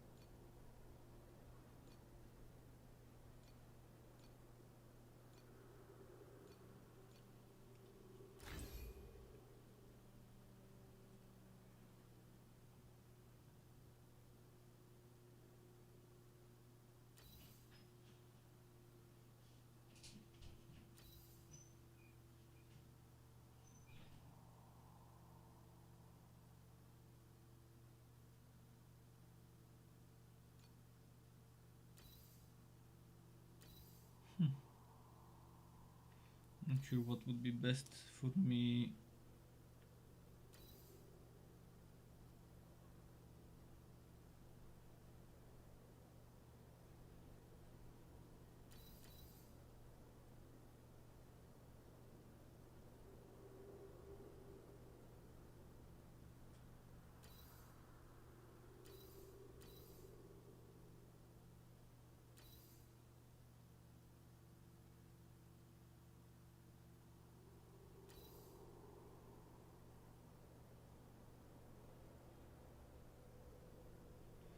Maybe this.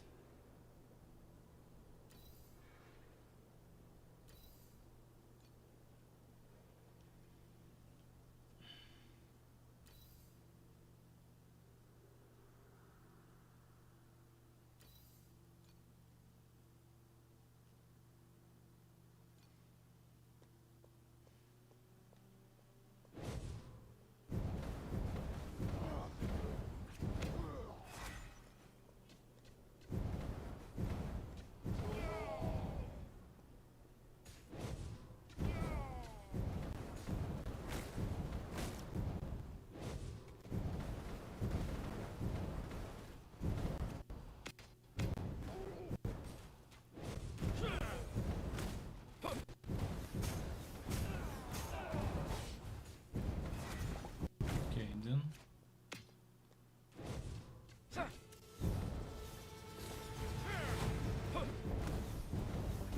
I forgot to heal. I totally forgot to pay attention to my HP. I was like, what the fuck? By the time I noticed my HP was going down, I was like, well, too late.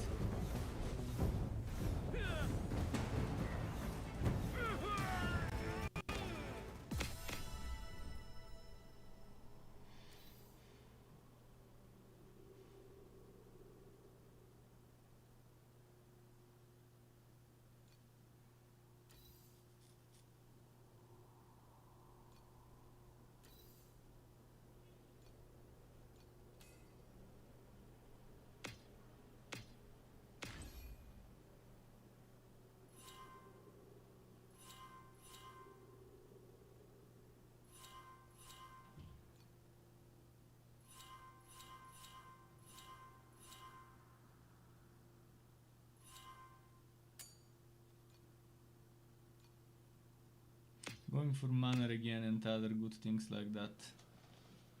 Although I could get mana again from my packed spirits and a lot of it, honestly. With some of them I could get like multiple times of 50% mana again. But for now my packed spirits I want to be focused on experience. And damage and crits.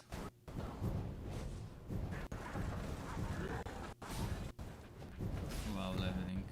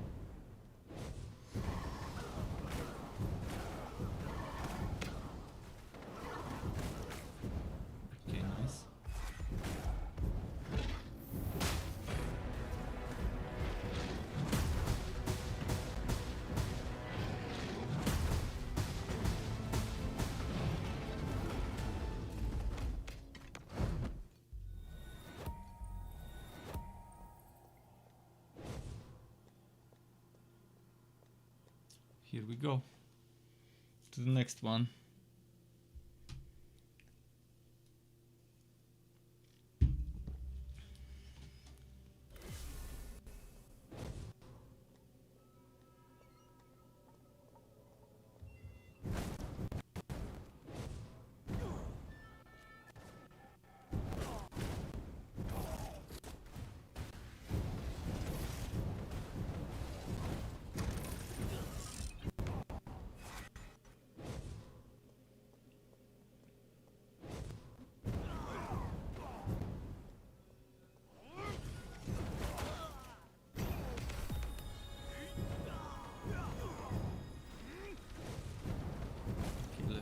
Keep pushing.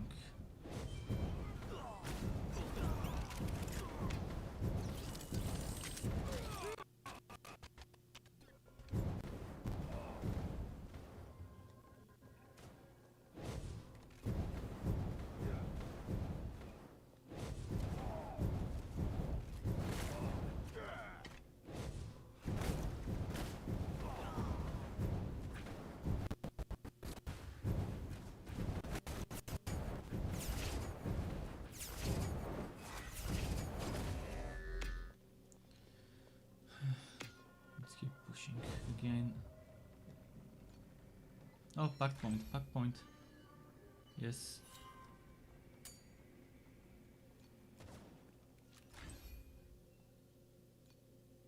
We got all the experience here. Now I can go and get the experience here.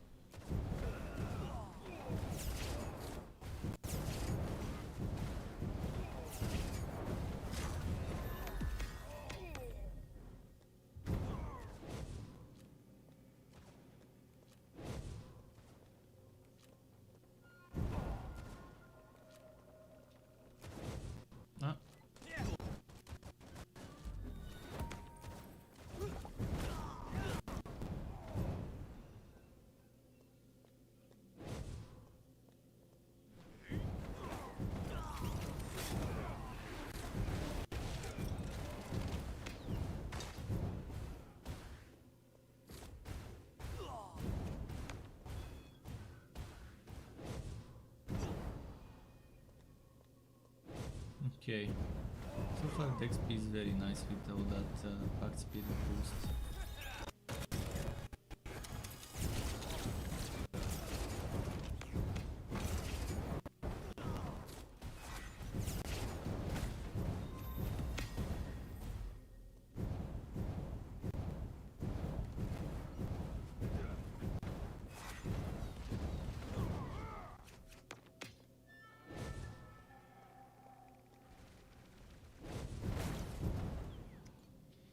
Another tower point for mana regen and HP regen.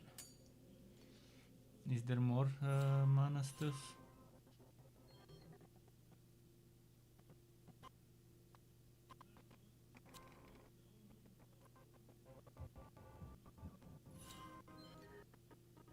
Skill cost minus 30%. This is what I really need right now.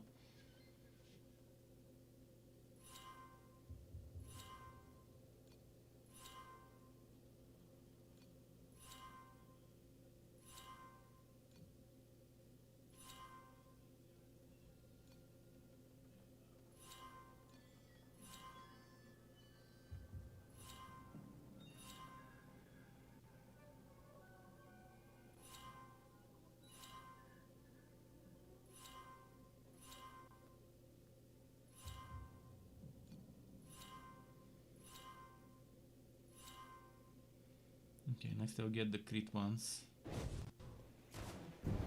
Until I can invest towards the skill cost reduction.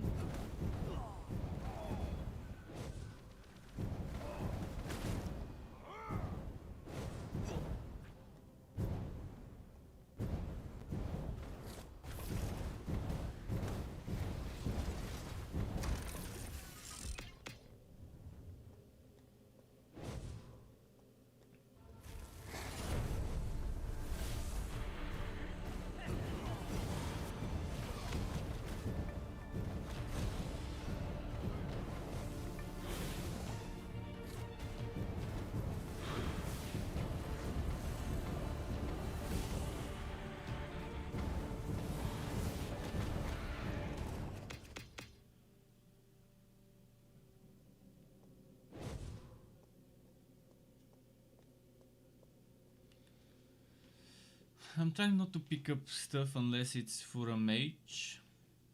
Unless it's something of use to me. That could be of use to me.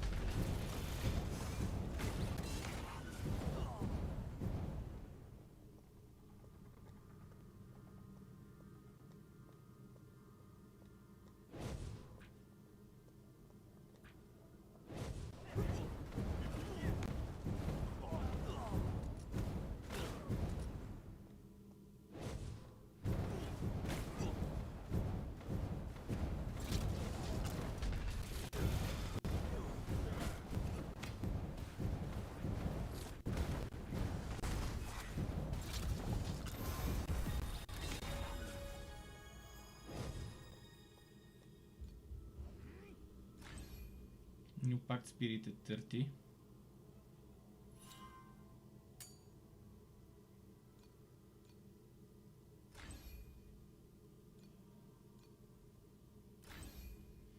And here I could add another aura, but it's not really gonna do much for me. Adding another aura.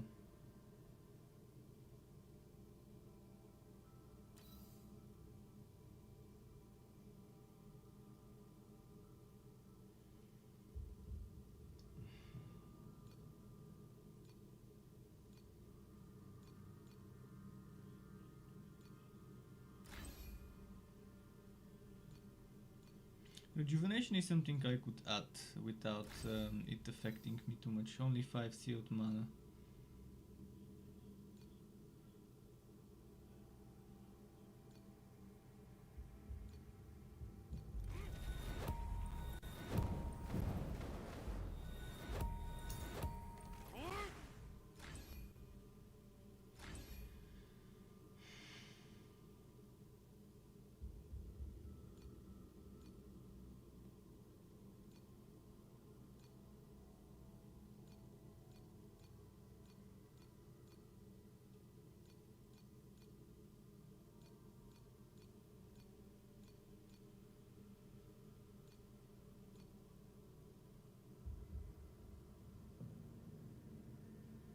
I will just clear those and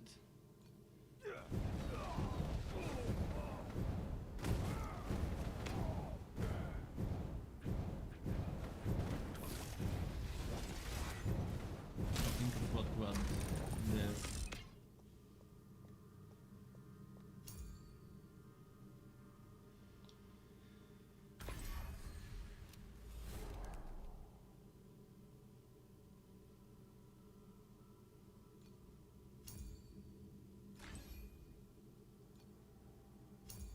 Maybe we should wait for a tempo. I can get a tempo soon, so let's just wait, I guess.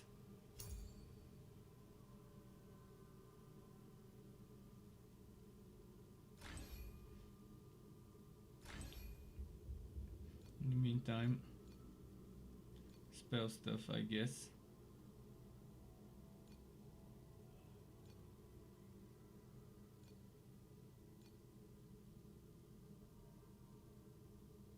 More dope quantity of flame fuel, that's not bad. Mana again, HP, mental resistance, chance to avoid damage.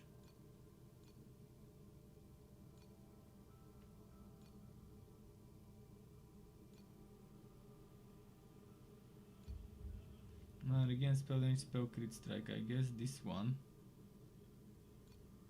Chance for spells to do double damage. Damage pierces element. Okay, this one is nice. Oh, this one could give me extra pack notes.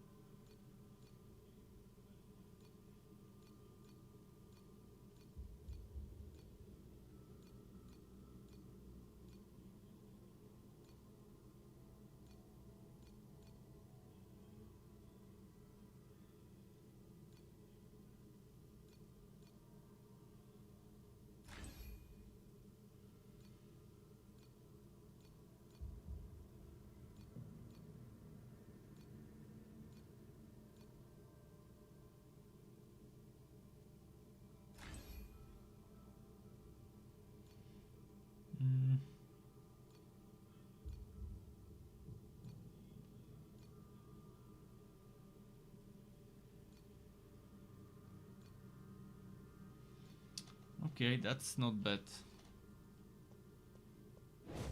I'm not gonna use it for what it gives, I'm gonna use it for the pack notes for now until something better shows up.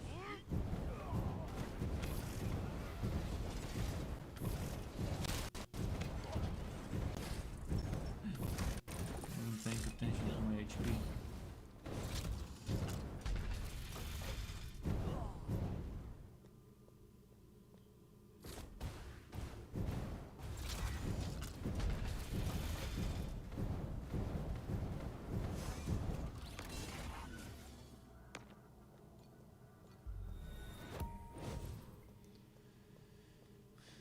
Okay.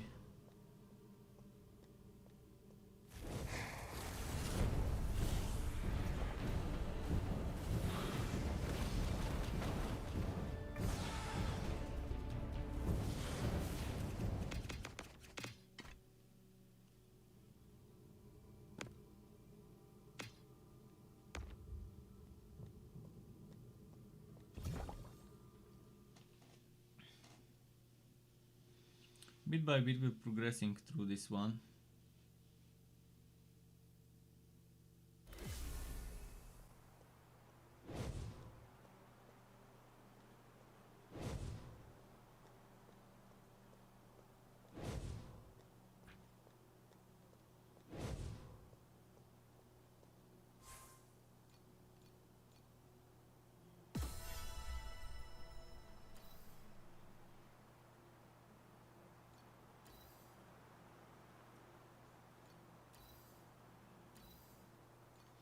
I'm gonna sell it anyway, so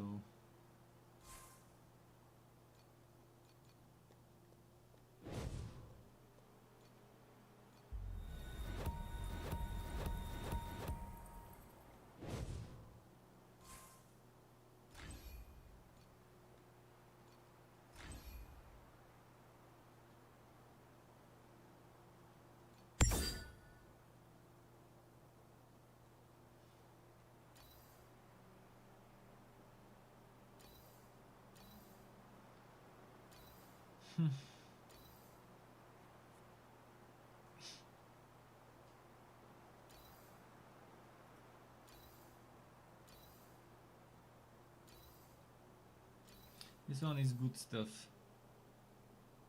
Yeah.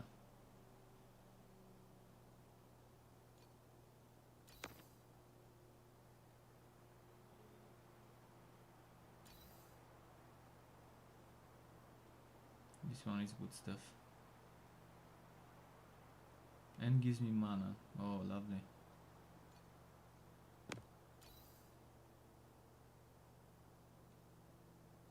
This intelligence give mana. Let's see, 491.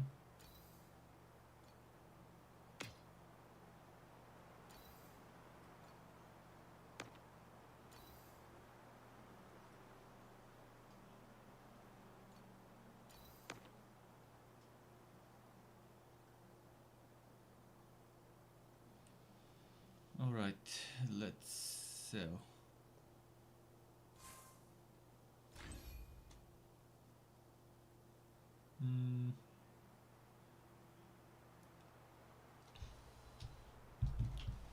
By the way, I could lower this monitor a bit, like that.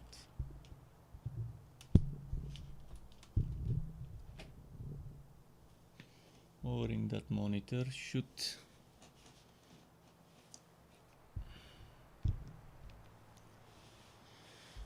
okay, this should give us some better view of the camera. So you're not watching from that up high, kind of this far from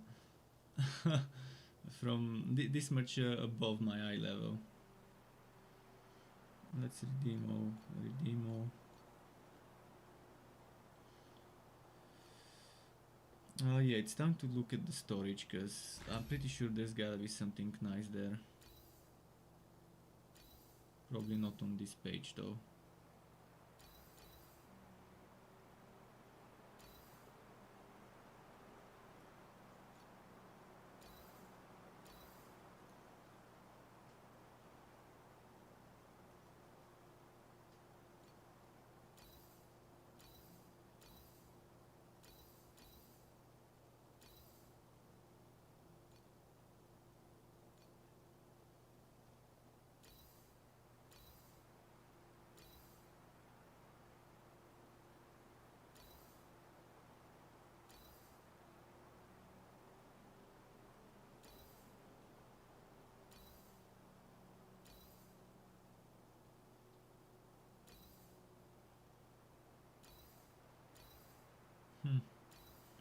Okay, there isn't anything that special.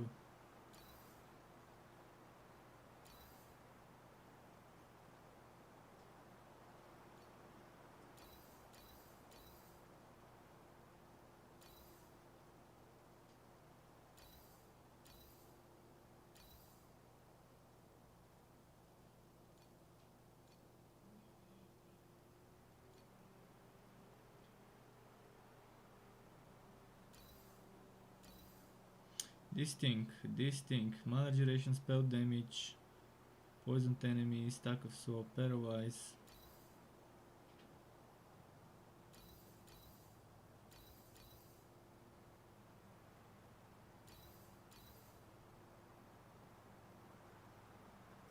Less spell damage, less mana again, but it gives me 7 energy. I'll keep both of them.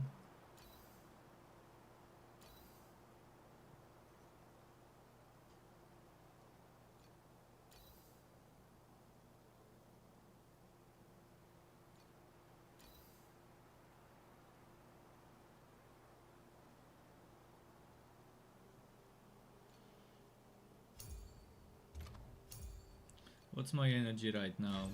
Would 7 energy help much?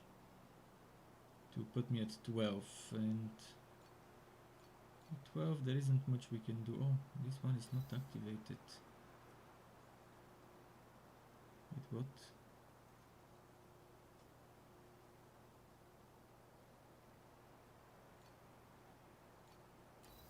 Oh, because of the point.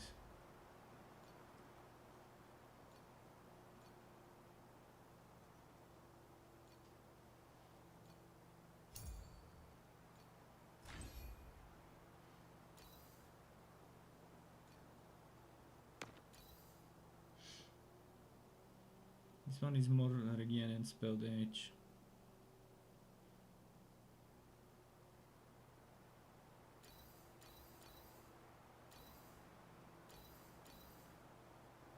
-2 skill cost.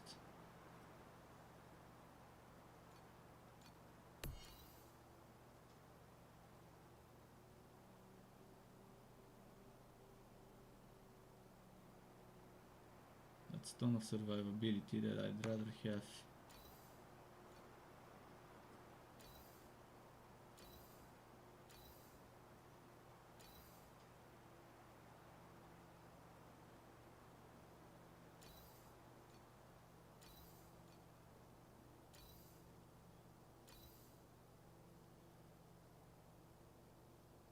Okay.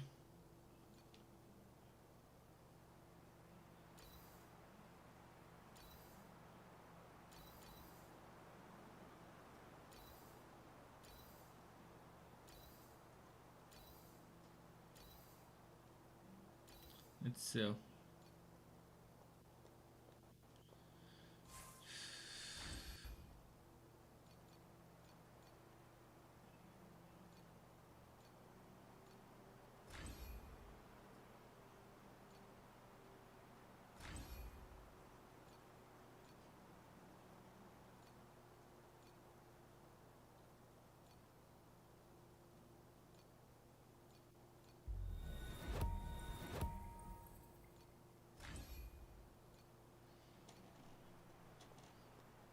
So we're good for now.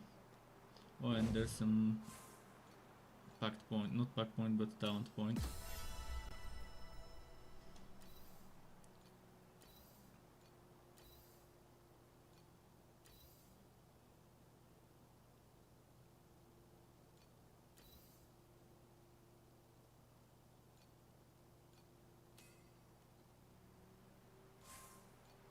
Give me that talent point, come on. Talent note.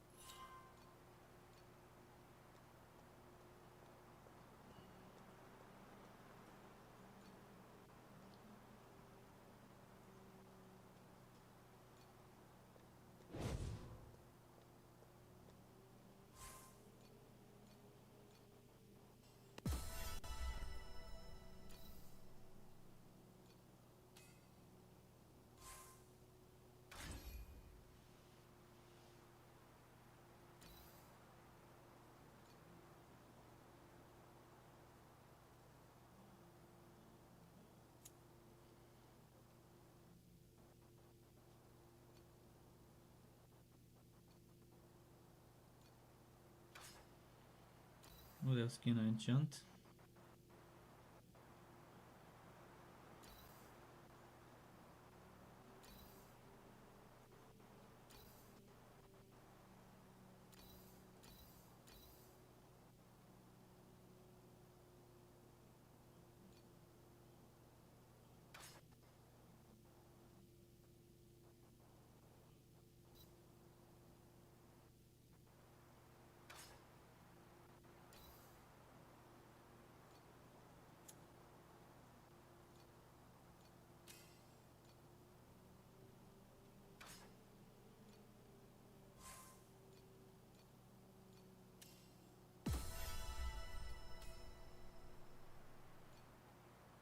I was the enchant 5 times.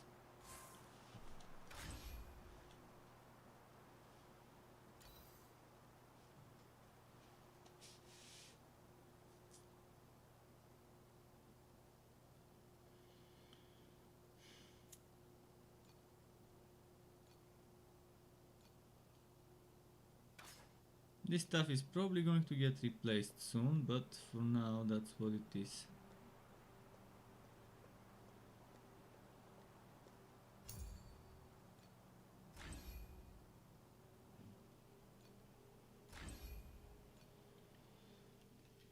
Is that Act 3 already? Maybe not yet, because we need to end up in the first town for Act 3 to start.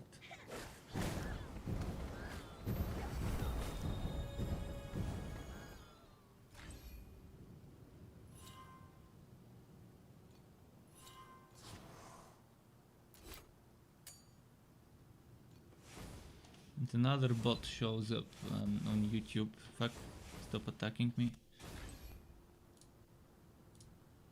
Let's block that bot and we're ready. So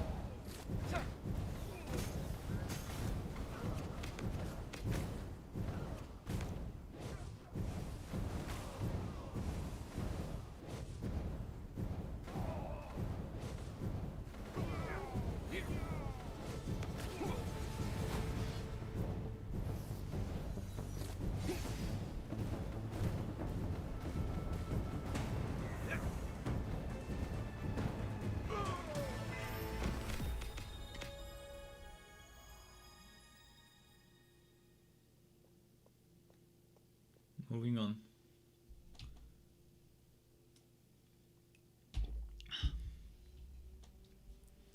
Let's see.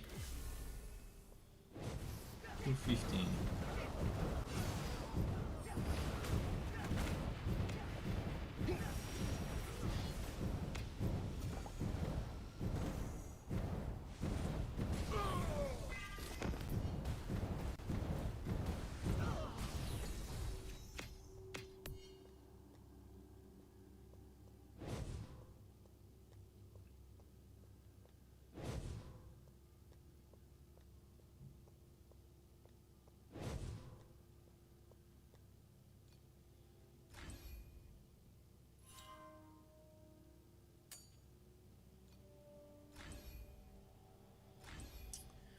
Maximum mana, damage is taken from mana before life. Should I go for that one this time as well?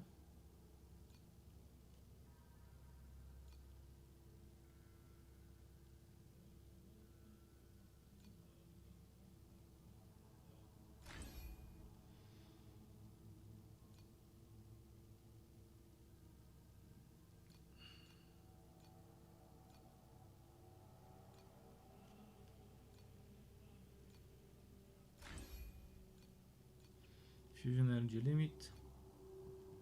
5 chance.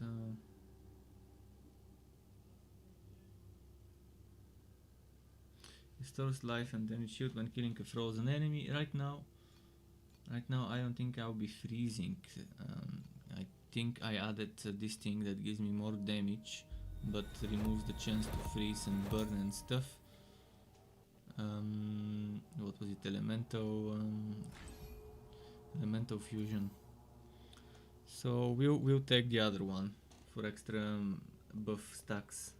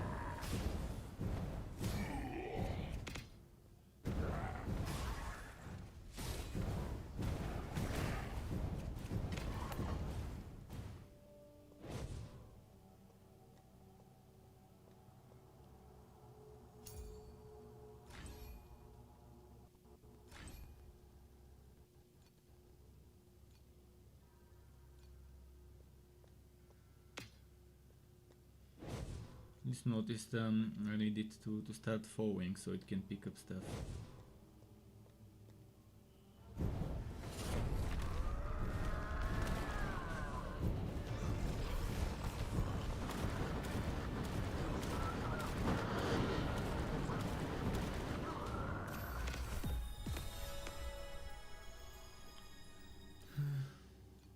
This is it, I need mana boil.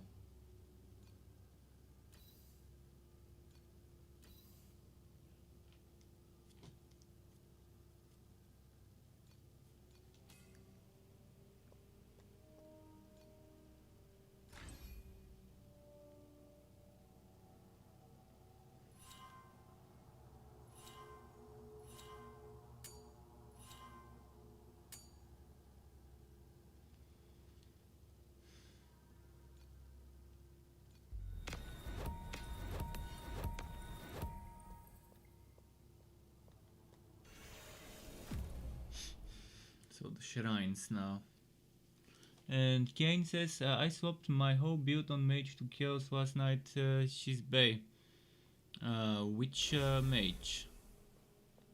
On Gemma?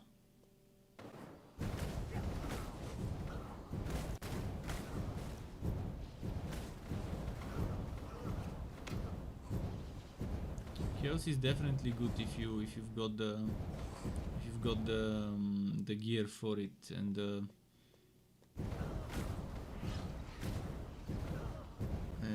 right setup in terms of talents and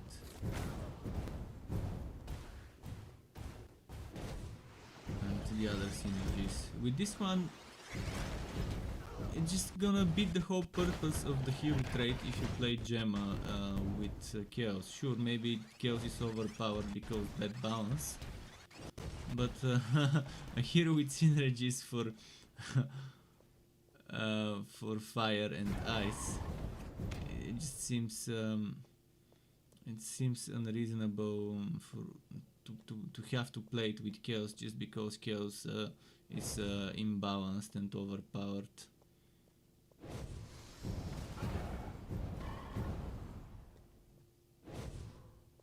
Whereas yoga fits very well for a chaos build. Yoga is amazing because he doesn't have some class restrictions that tell him, hey, don't use this element, use that element.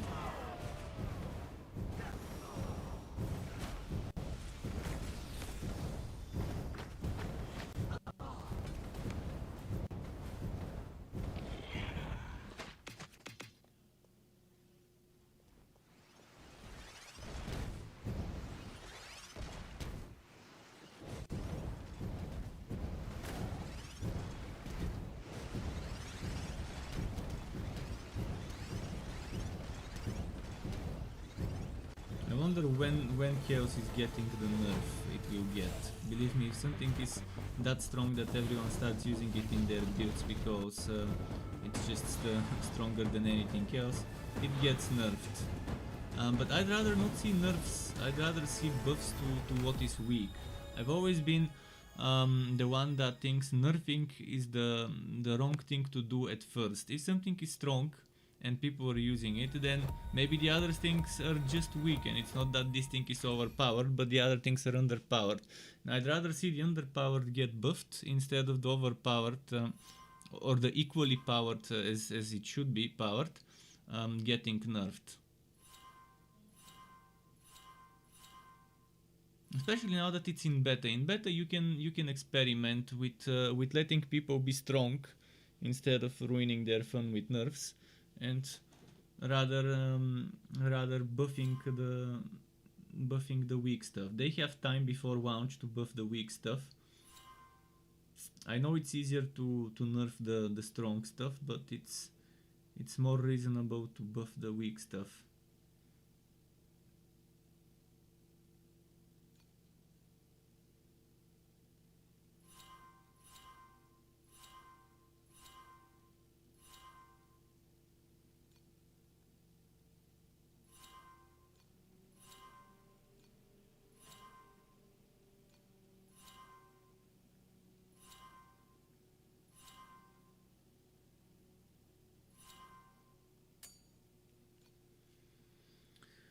See.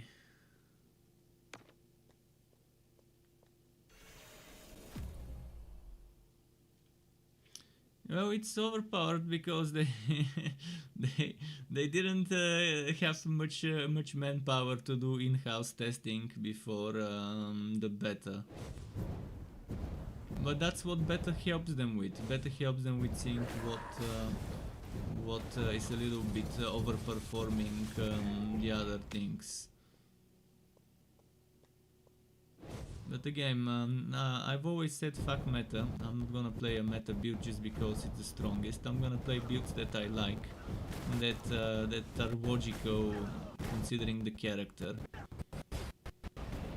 For me, what's important is first of all what does it look when playing the skill on the screen. Is it hard to see what's going on? Is it enjoyable for me? If I like that, then I look for, is the skill viable? Can it do the hardest content? Even if it's not the fastest, as long as it can do it, then that's good enough for me. I don't care if a run takes 1 minute or 3 minutes, 5 minutes or 10 minutes, it doesn't matter. As long as it can finish the stuff, as long as it can get there, then it works.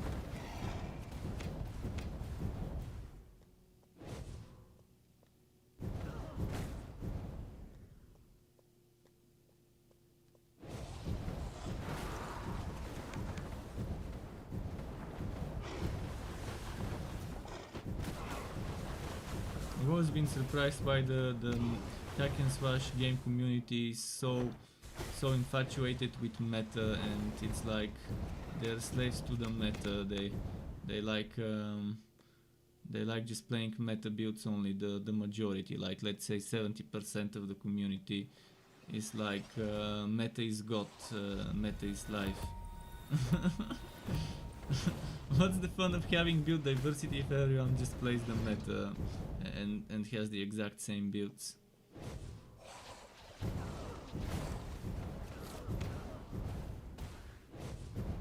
But yeah, hopefully they consider instead of nerfing chaos, that's strong, figuring out ways to make the other things stronger, to be on par with chaos builds. They've got plenty of time before the launch, so hopefully they figure out what needs to be done.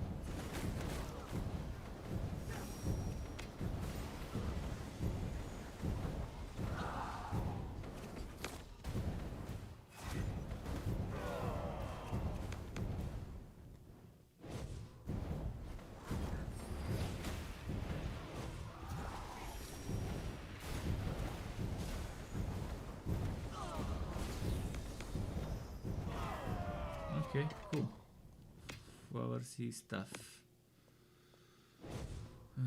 This way, I think.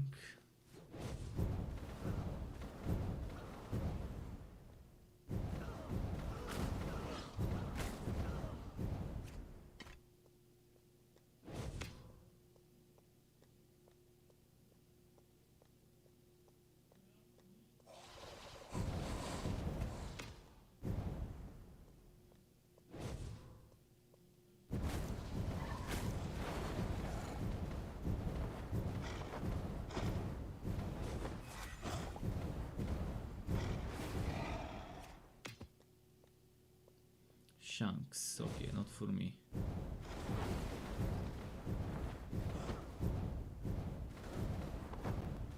It's definitely super fun experimenting until level 70. I wish I could clone characters for the sake of experimenting and just have a level 65 for 6 or whatever character. Copy paste that character, level up one of them and keep the other one for experimenting. Max out one of them, but I don't wanna do the story all over again. They should let you make endgame only characters. They should make it so that once you have finished the story on Gemma, you can make a new Gemma that is already level 50 and finish the endgame, even if it's without any gear. That's it. Why can't people realize that this is one of the best quality of lives you can give to people? An instant level 50 endgame character once you have finished the story on that character, so you don't have to redo it. And once you finish it on the Berserker, you can do the same. Once you finish it on the Karinu, so that way you would only need to do the story for every character, but only if the characters have personal story that lets you experience slightly different quests and vocations based on the character you're playing. Otherwise, just your first character needs to finish the story and then you're done. That's how I would have made a game if I was a game designer.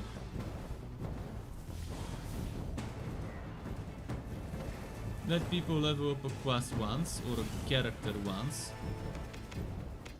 but if they wanna level up a different character, there should be slightly different vocations and quests that you can only experience in this character. That would be called personal story for this class, or class story, or class quests, or whatever you want to call them. And while doing those class quests, you're rewarded gear for that class, so that you always have some mediocre, reasonably okay gear for the content you're doing. And when you finish that and reach the end game, you get a full set of starter gear that's not the best one, but it's okay and reasonable. In this game, I would love, when reaching level 50 and finishing the main story, to get a full set of gear with energy on it. Basic purple items should do the trick, but that should jumpstart people with some extra energy.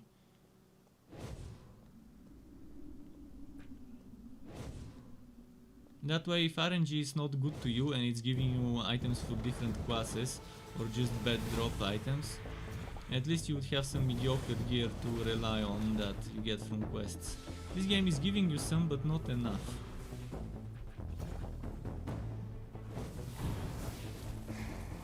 And this one does a lot of damage. And I can't get to it.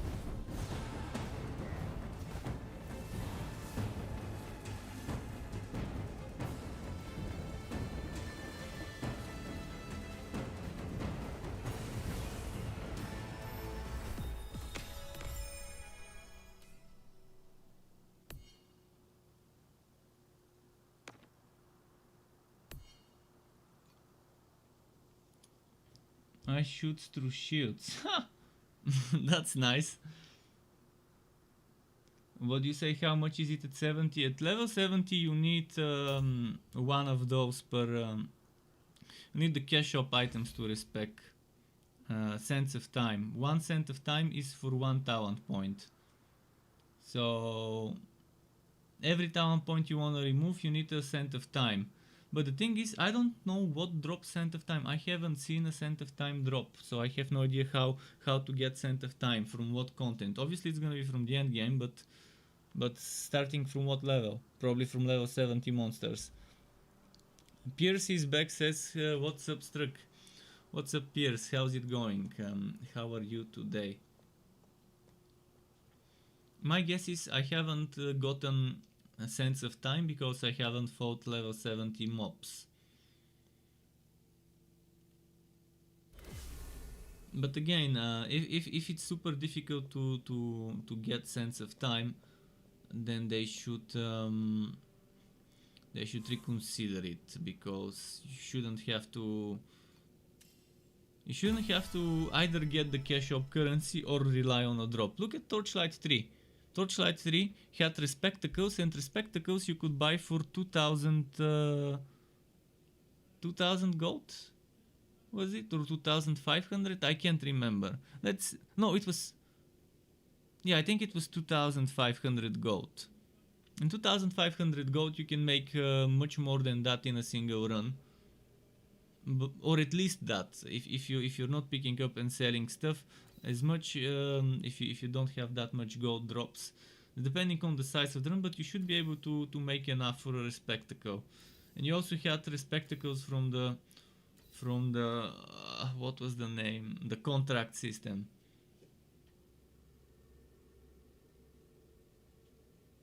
$95 what per point?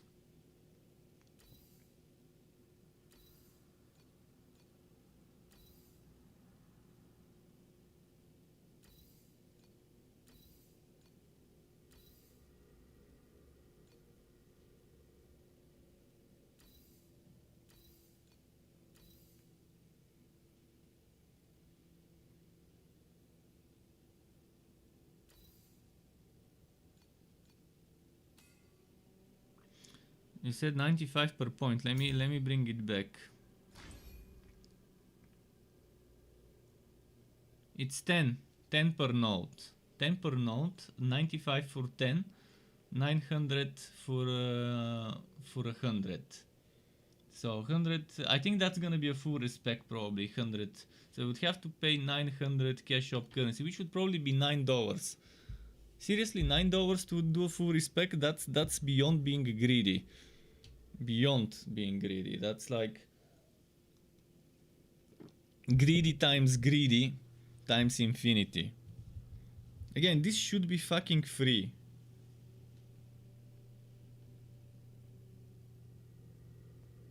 This should be fucking free, and you should be able to buy this with the regular in-game currency, the dust or whatever.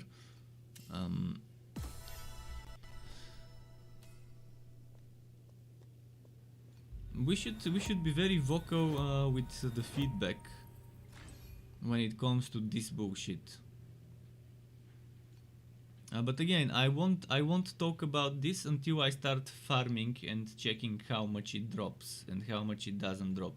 If someone has a level 70 character and knows how often those drop, do share how much time I would need to grind to get 100 respect points. But again, you shouldn't even need respect points. They shouldn't exist. It should be for free. The thing that you do until level 70 should continue until level 99 or 100, whatever the limit will be. This was just put into the game for the sake of extorting players for money. That's what it is. Extortion. Plain and simple. They know you would want to respect. They know that that people would want to try different builds eventually once they get bored of their current build, and they know it's much better to respec instead of make a new character. But first of all, respecking should be free. Second of all, there should be walled outs. You should be able to save a walled out, and you should have X walled out slots. Let's say you have 5 walled out slots. I would be okay for them to sell me walled out slots. So if I want 10 walled out slots, I can buy 5 more. But that would be much better. Free respects, and instead of selling respect points, fucking sell walled out slots and give me 5 walled out slots. I would be happy with that, and let me buy walled out slots. See, I can even help them make money, but without being that greedy. Tell me that's not a better way of monetizing respect. I think that's the much better way to sell walled out slots rather than the respect points, because that's quality of life added, and on top of that they can profit from some of that. I mean, 5 walled out slots is reasonable per character. 4 characters, 5 walled out slots per character, and that gives you at least 20 builds at your disposal. And that's a reasonable amount of builds at your disposal that you can hot swap between. I'm not sure what to invest into. Let's get this. And then do I want that 12 damage or do I want some other stuff?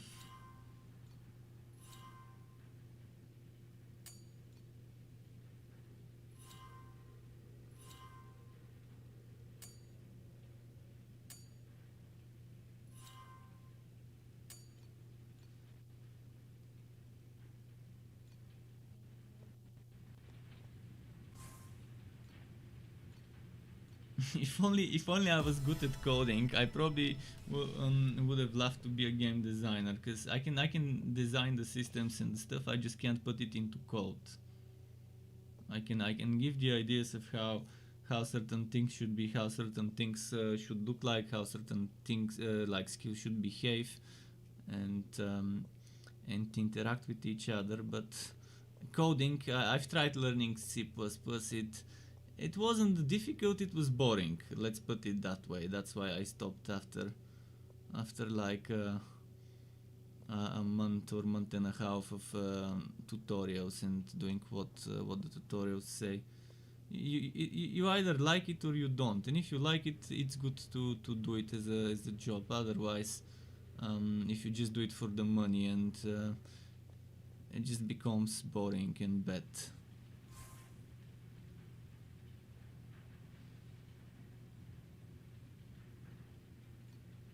So did I just start Act 3? I think I did.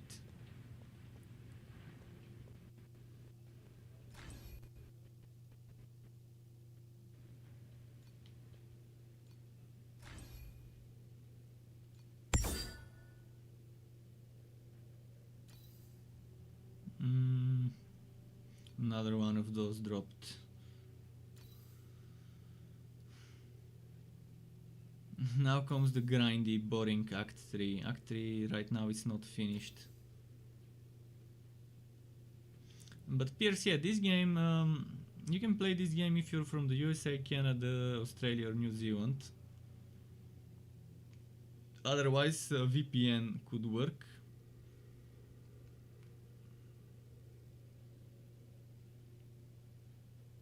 I'll lose some mana if I do this, but then I can maybe add mana with enchanting.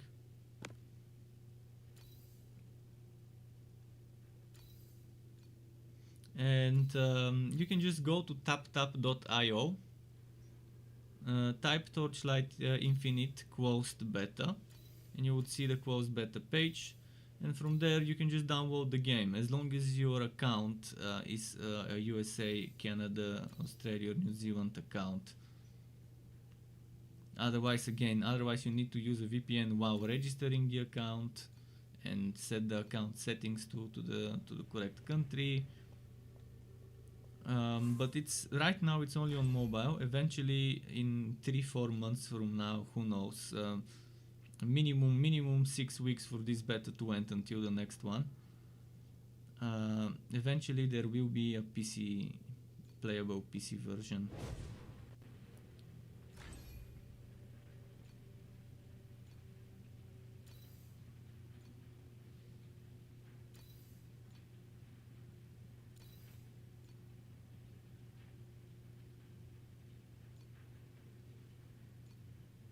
But the game is amazing. I mean, it's the most fun game I've played in a long time, apart from some of the cash shop extortion items. They're not convenience items; they're extortion items. Only people with what was the term?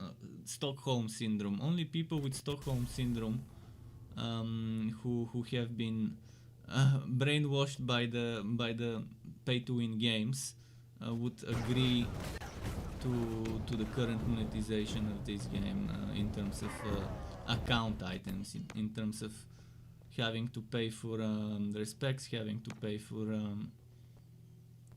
stash taps, having to pay for inventory expansions of your back, having to pay for the pets that actually give you stats. That's pretty much extorting the players for money. Might as well kidnap my relatives and extort me for money. It's equivalent to this. They kidnap the functionality of the game that should be given to you for free, and then they want money from you, otherwise you won't be able to play it the way a game should be played, with all of its convenience intact.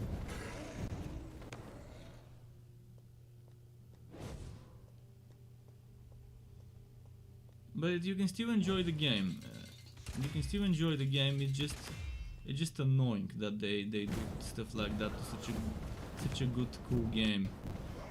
I mean, I'm enjoying this more than Torchlight 3, but Torchlight 3 at least didn't have a shitty cash shop.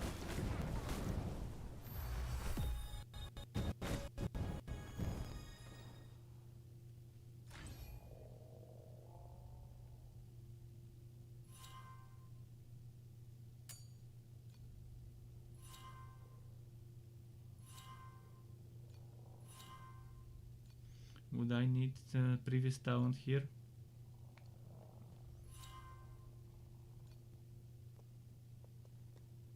I'll have to max it out, I guess.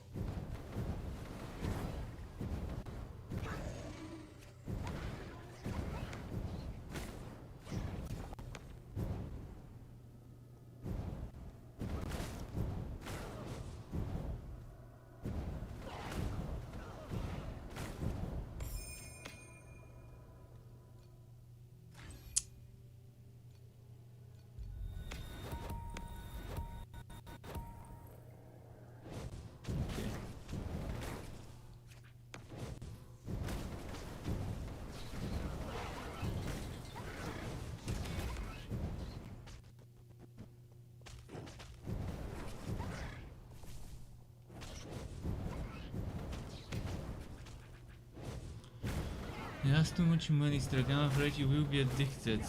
Nah, I won't.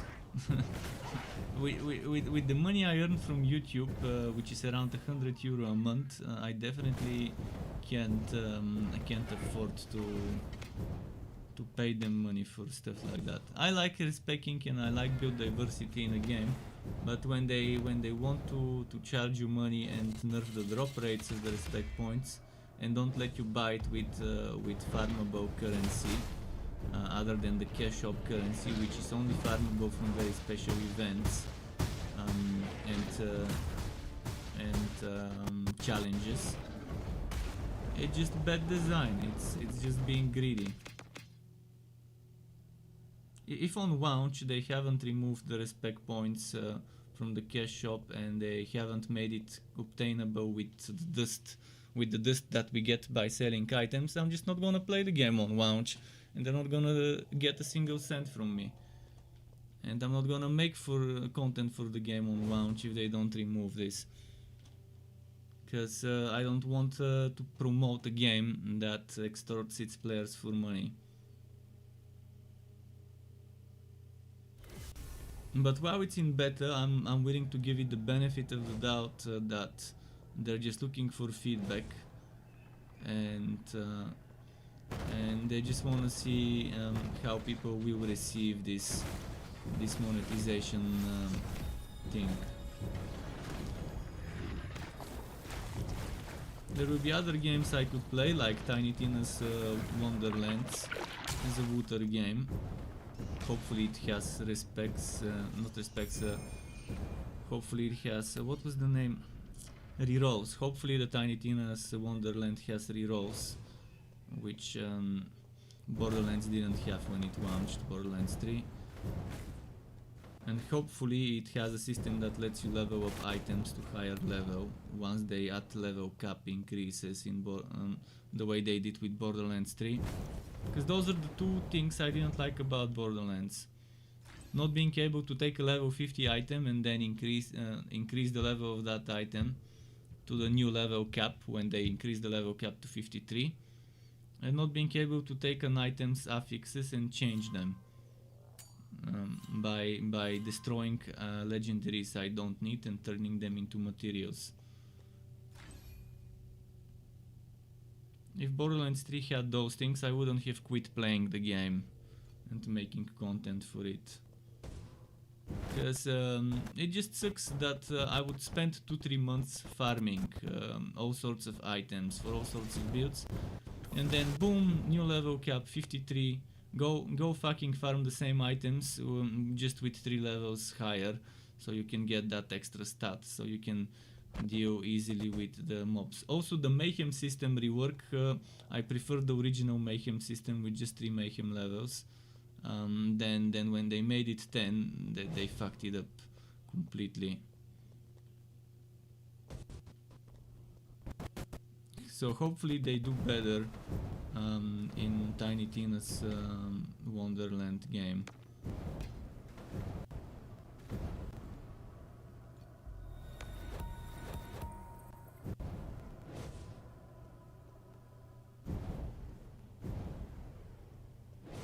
I'm always super slow in this zone. There's like, as if this zone applies a slow debuff on you, but you don't see it.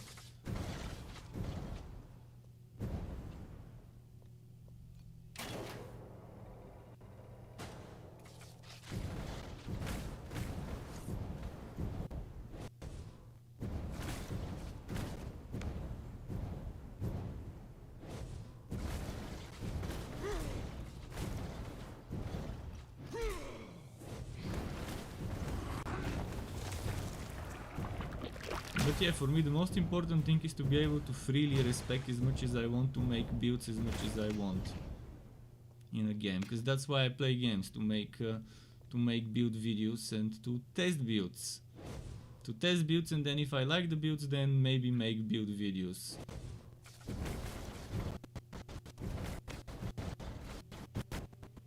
This is the content I enjoy making the most is the build videos. Sure, I make other type of content, but build videos are the most fun to make, because it requires tinkering and messing around with stuff.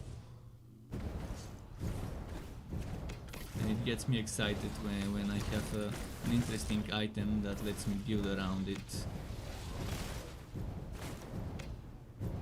Torchlight 3 did legendaries in the best way any Torchlight game has done. This game has some built around me items, but not as good as Torchlight 3's built around me items. I mean, every legendary in Torchlight 3, let's say, let's say 90% of the legendaries in Torchlight 3 had amazing legendary affixes on them. And that would make you wanna think about your build and maybe implement that item, if not in the current, in another build. Let's see the legendary that just dropped, by the way.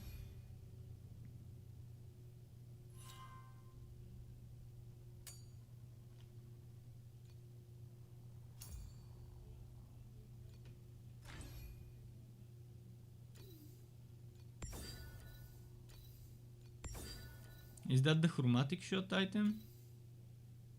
No, it's not the chromatic shot item. But it's an item for this hero.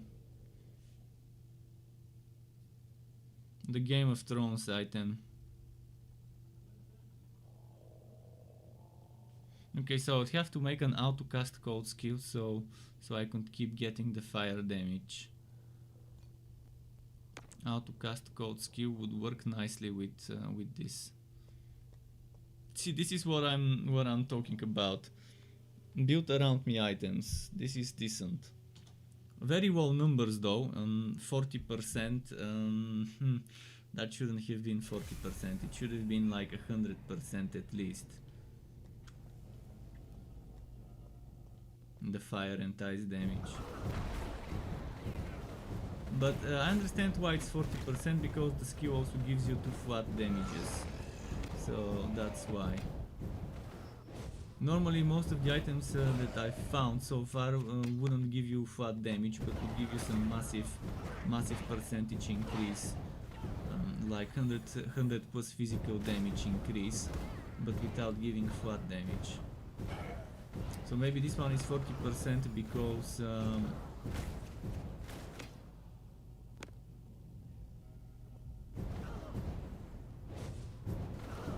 of that, because it's gonna be too strong considering the 2 flat damages on it.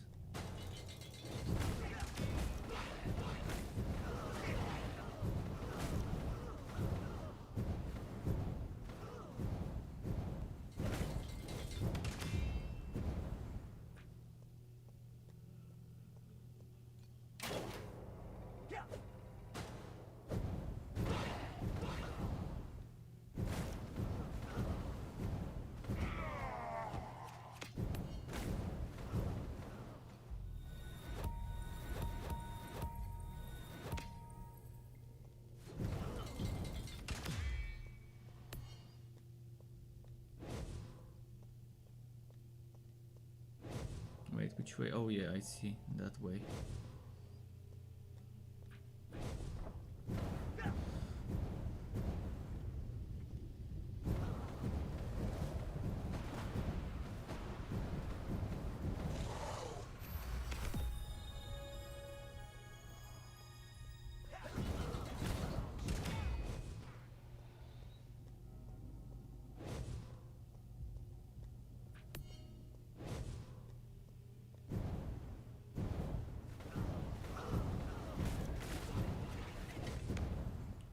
The flame dust, there we go. See, flame dust, this should be what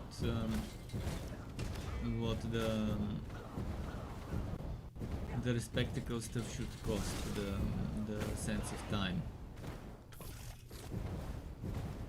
You should be able to find them directly, but you should also be able to buy them with flame dust.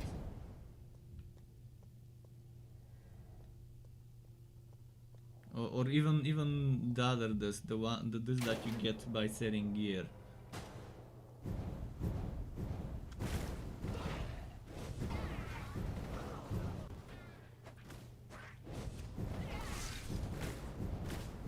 You should also be able to get them from cards. Combining 5 cards gives you, for example, a couple of spectacles or something like that. Some of the cards. There should be multiple ways to get those.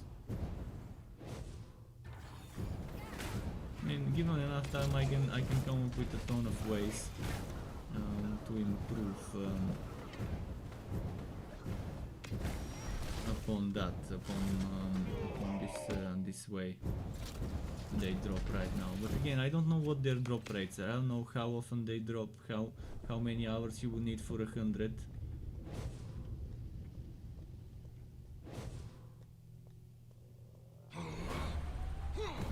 But as I mentioned, the best thing they could do is remove that whole respect system and just make 5 walled out slots and let you buy more walled out slots if 5 are not enough.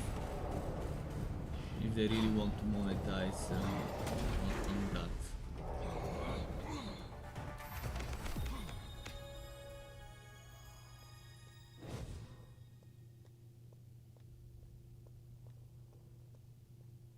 That way everyone wins. That way people won't make new heroes, which won't take up database space on servers where they have to store information about those heroes and their equipped items and all of that. They just need to have something that saves the world out. So they're just storing the world out information, not the whole hero. If it's the same, if it doesn't matter, from that point of view, in terms of database vault or server vault capacity or whatever, I don't know. Maybe it's still better to have the world out system then, because it's more convenient for players. Let's see. I want probably here and no, not channeled, not channeled. Then what do I want? Search. Search. Okay, I guess we'll go search.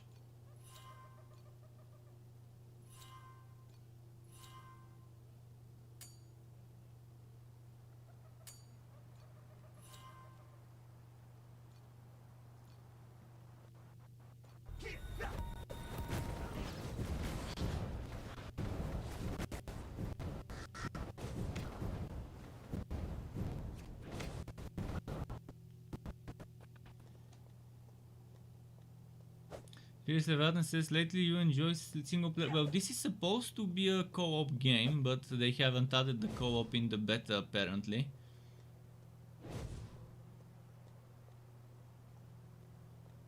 It's not that I enjoy single player games because they're single player. I enjoy single player games because they don't have bullshit in them. Most of the single player games I've played recently. I mean, sure, some of them have annoying things, like being too difficult, even on the easiest difficulty. But overall, I've just been getting into single player games just because there aren't any multiplayer games that don't have annoying things in them, such as unreasonable respect costs, unreasonable drop rates. This game has very good drop rates. I'm actually surprised that they've nailed it with the drop rates, just the way they need to be. Maybe a little bit better than they need to be, but I won't complain about that. There, considering how many items there are, and considering the RNG and stuff, I'd rather have drop rates like this. Especially when it comes to legendaries, and then you want to get the legendary but with the better stats, like the min-max stats. You can't craft legendaries, you can't reroll their stats, which I think they should add a system that lets you reroll the minimum and maximum of a stat. Let's say it can go between 30 and 35 spell damage, and I roll with 31. I should be able to go and take that legendary item and walk and unwalk and just reroll the value, not rerolling the affix itself, but rerolling the value on that one affix or on all affixes, depending how many I want to change. That's missing in this game, and they should add it.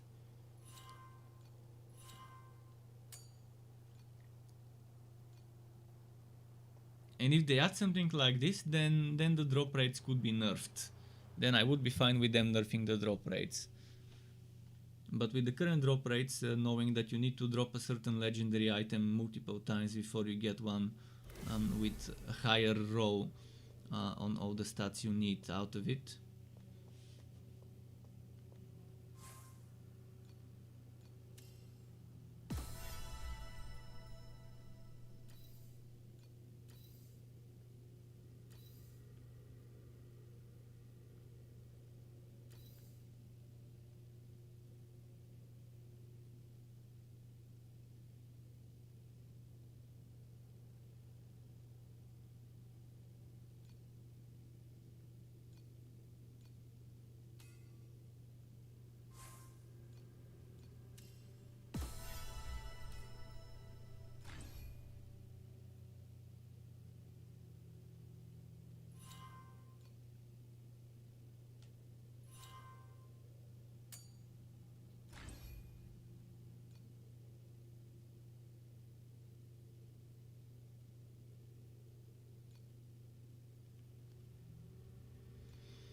Okay, I need to get to 45 now.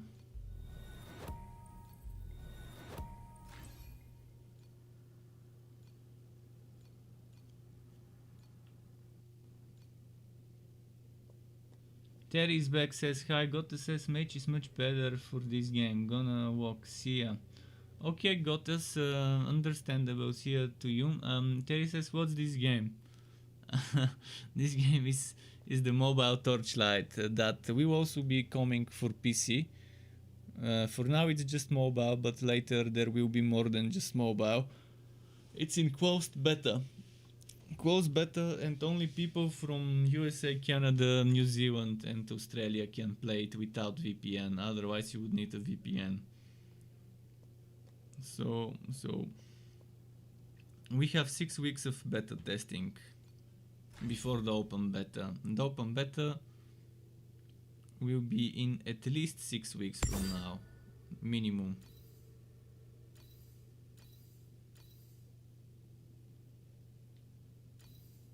But it's a free to play game and it has some bullshit stuff in the cash shop.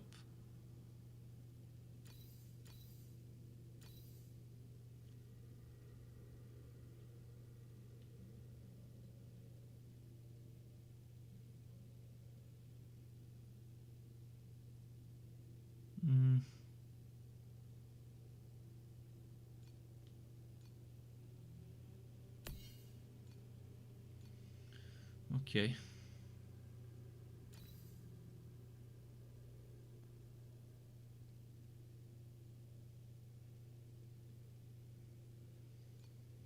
Let's sell. Is it good? It's amazing. It's amazingly good apart from the cash shop stuff. Apart from the monetization, as you can expect in a free-to-play game, you can trust developers to ruin good games with shitty cash shop monetization and pay to win. This thing should not be in the cash shop. This thing should not exist as a system. You shouldn't lose experience when you die. This thing should not be in the cash shop. You shouldn't need to use things to respec. Respecing should be for free all the time, forever. This thing shouldn't be in the cash shop, but I'm willing to overlook it. But yeah, gear back expansion. Just you should get those as you level up. Every X levels you should get until you reach the limit. And at level 100 you should probably get the final one that reaches the limit of backs. The same goes for all of those other things. All of those you should get as you level up in the game. But again, I'm willing to overlook those. And this one again, you should get one every X levels until you reach level 100. That's how I think it should have been. Costumes and everything here is nice. Everything here is what they should do more of. They should do more of this stuff. If they can make money just from those costumes, it would be amazing. By the way, I don't know how I've gotten one of those things, but somehow I did.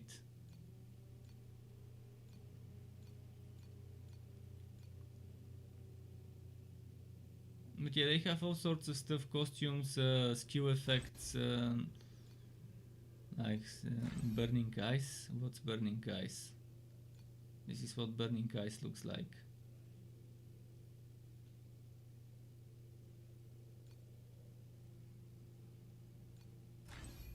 This is virtual neon for focused swash.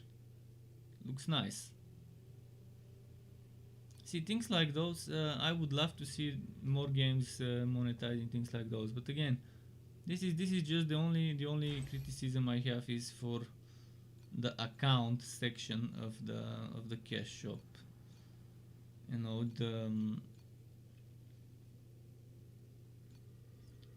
the extortion goods in there.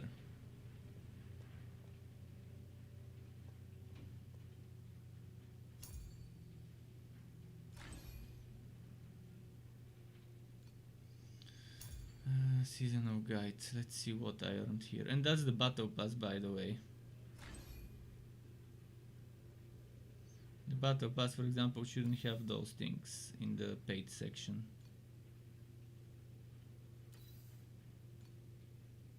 I think it's a bug again. It's telling me as if I didn't collect this, but I've already collected it.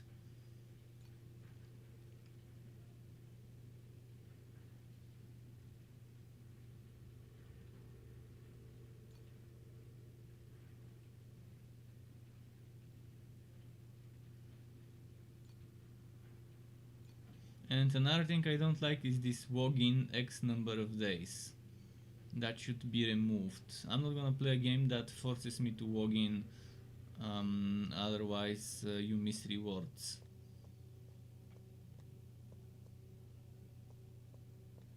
If they don't get rid of the bullshit on launch, then I'm not gonna touch it, regardless of how good it is.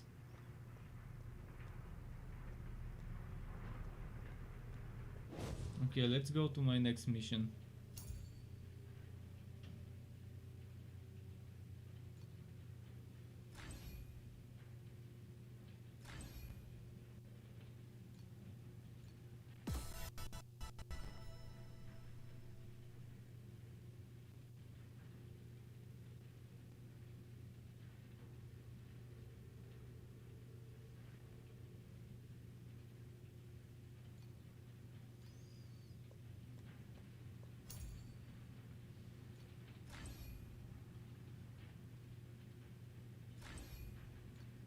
Emerald Capital, that's where we go.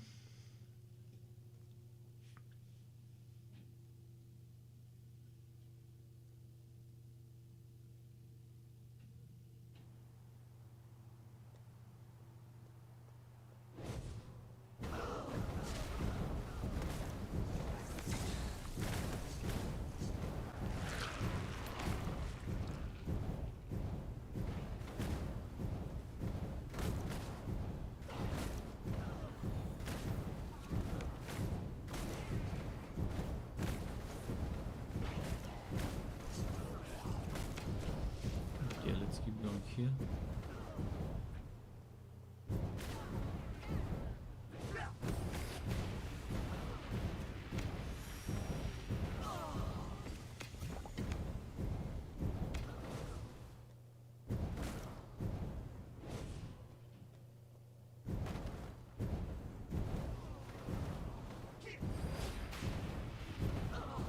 Oh, that's what I was gonna do.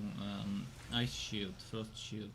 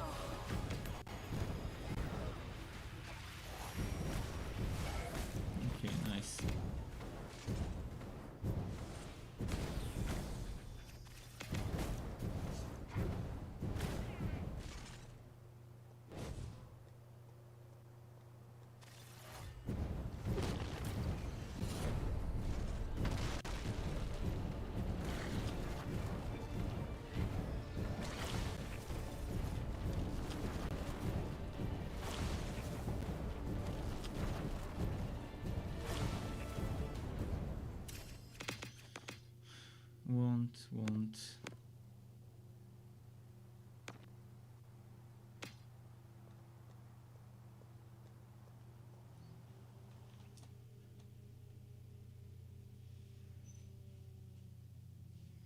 What's the time? 7:08 p.m.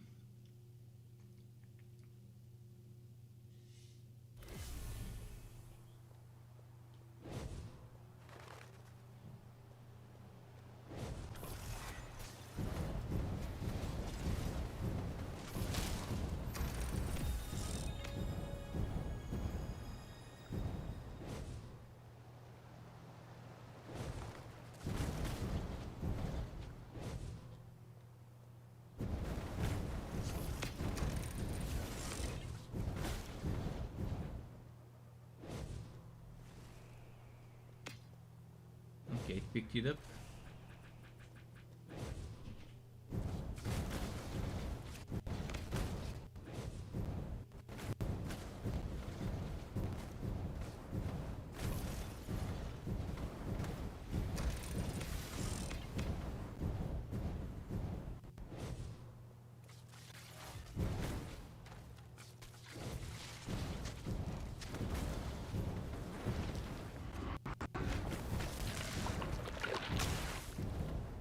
Look how many elites in one place.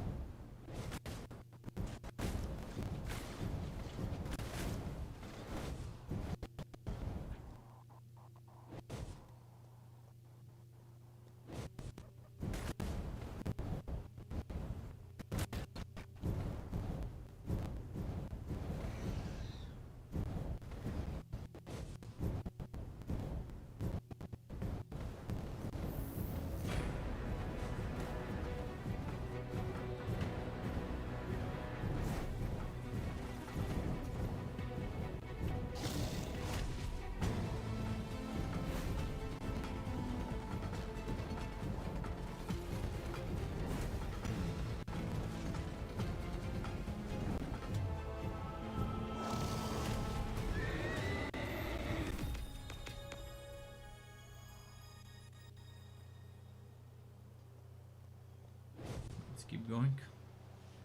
Level 47. With all that XP and bonus, with the 50% XP bonus from my pacts, it's going.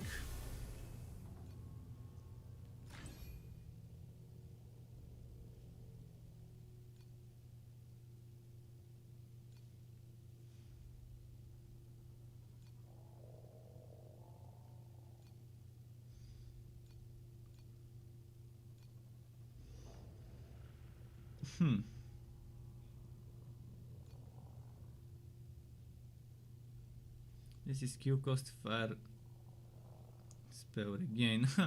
Am I gonna copy paste my setup from yoga?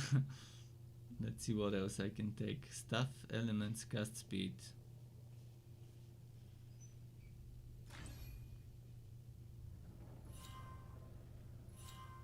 Oh, chaos. Percent of elemental damage added as chaos damage. This is actually very good.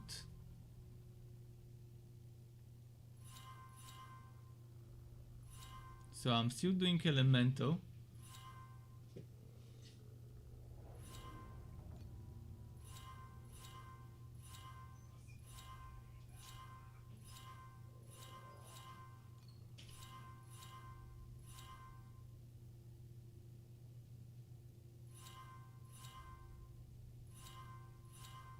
Okay, I'm liking what's in this tree so far.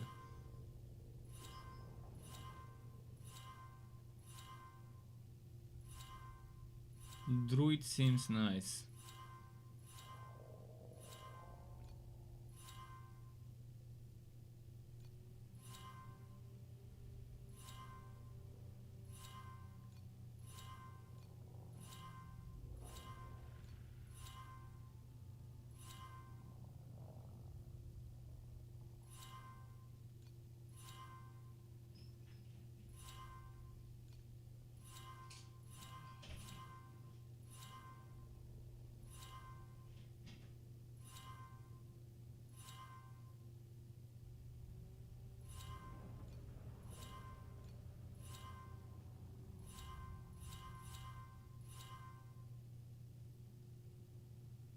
This is good for ailment builds. I'm not much of an ailment setup, but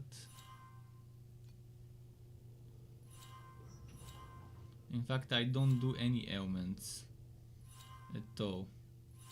But I could always change that.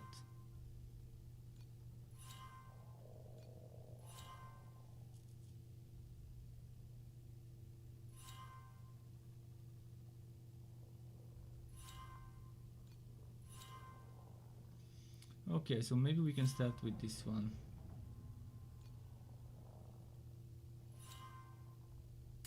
It's a dexterity 3 though, it's not an int. Not sure if I want that if it's not an int 3. It is good, but let's see if there's something with int. Is this an int 3?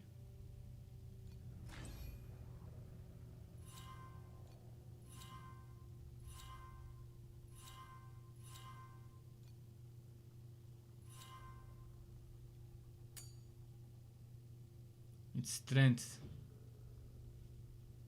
Oh no, maybe not. Strength 3, dex 1. This doesn't give int at all whatsoever. The previous one at least gave me int. But then I have a ton of fire damage here. Spell damage. Fire piercing against ignited, that's not gonna work unless I add ignite to the setup.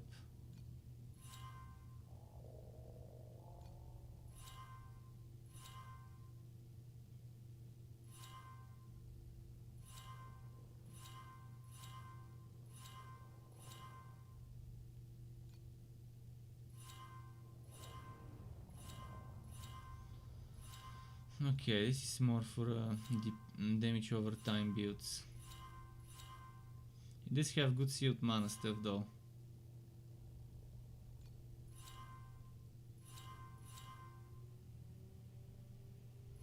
Stacks of horizontal piercing projectiles, that's nice.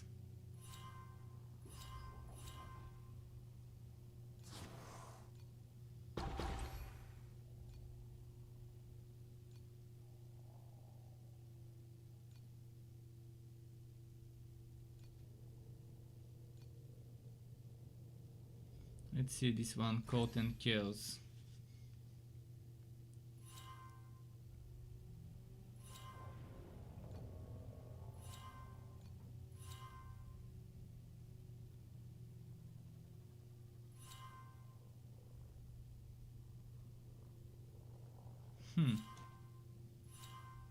Burr, okay, Burr is not bad.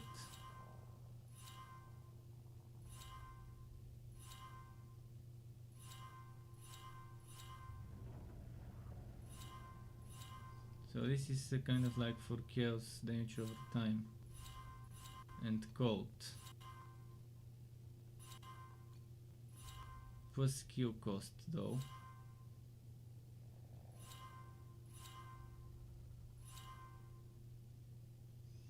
There's some good stuff, maximum mana 32%, but plus 5 sealed mana, which is not terrible because you can negate it with this. But then this gives you skill costs, which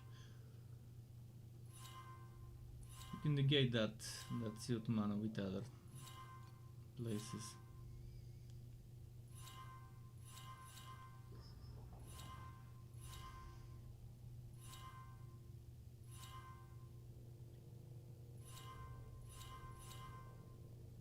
Physical damage converted to cold, okay.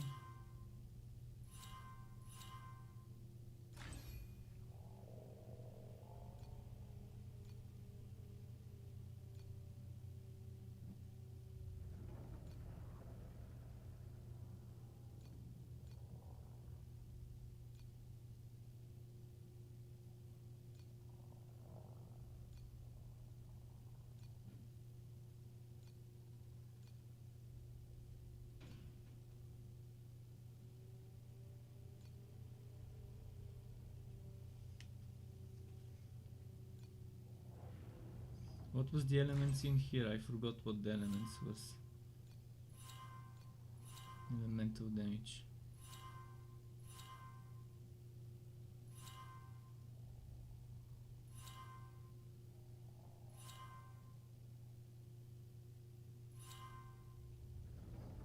Sadly, this is attack speed instead of casting speed. What about here? There we go, casting speed.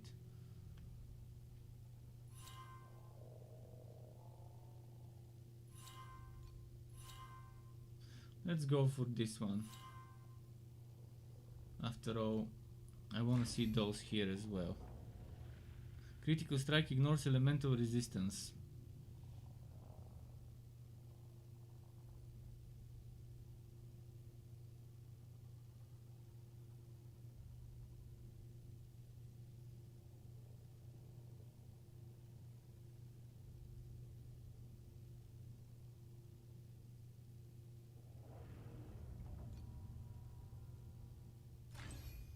Elemental damage at skills. Your elemental damage also poisons the target.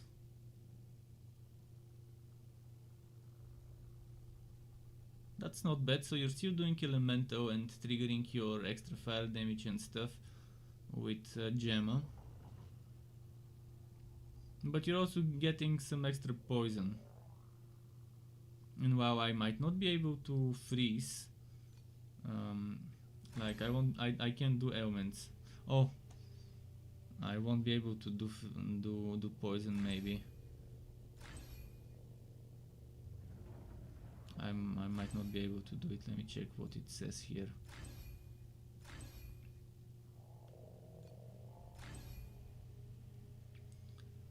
Where was it? Oh yeah, it's in the skill tab. I wanna see if it says just freeze, burn, and shock. So ignite, freeze, and shock doesn't work, but poison would work. So it's good then. I'm not going chaos, I'm going elemental, but there will be some conversion and addition in the mix.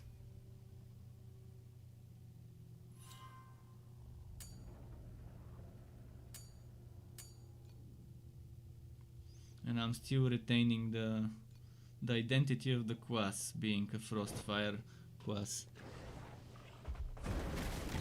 That's the tree you're on? It's Druid. The tree I'm on is Druid. This one I was looking at. You said you're on Warwalk. Which one is Warwalk? Let me double check again which one was Warwalk.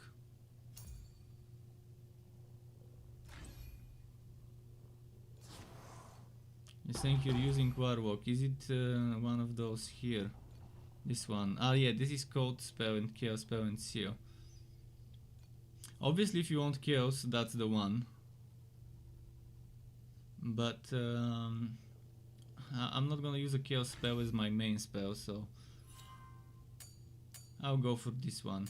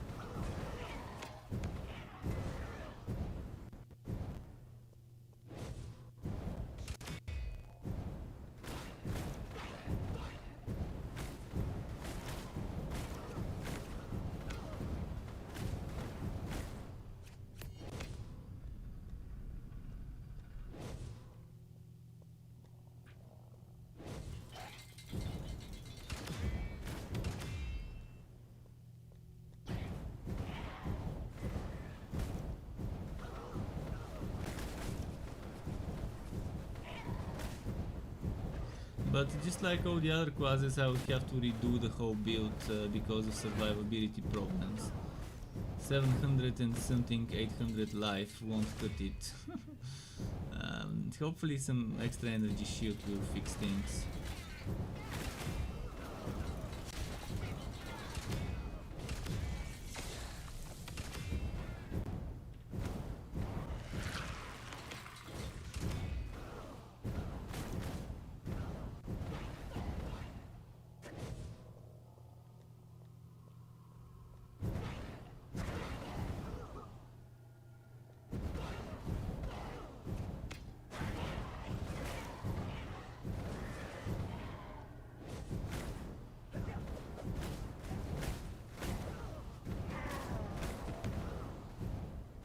Let's see.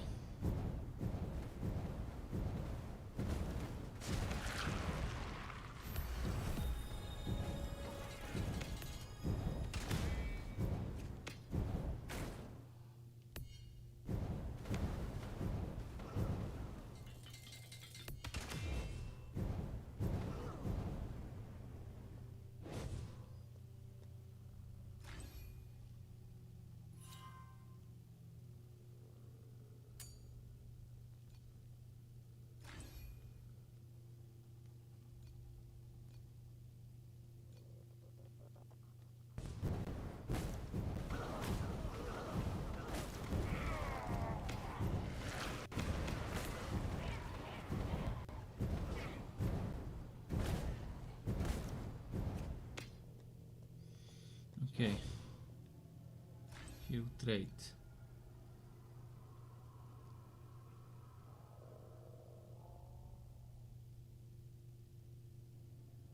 Oh, so if I stack cold and fire damage, I'm getting the bonuses from one to the other. I didn't even read ahead on this.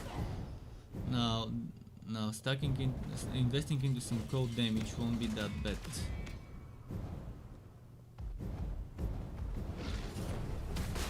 And this fire and ice item just gets better now.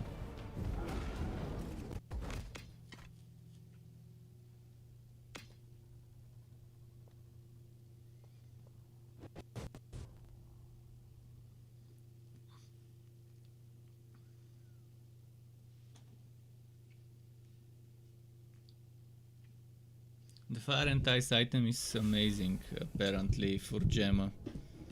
It's probably an item designed specifically for her.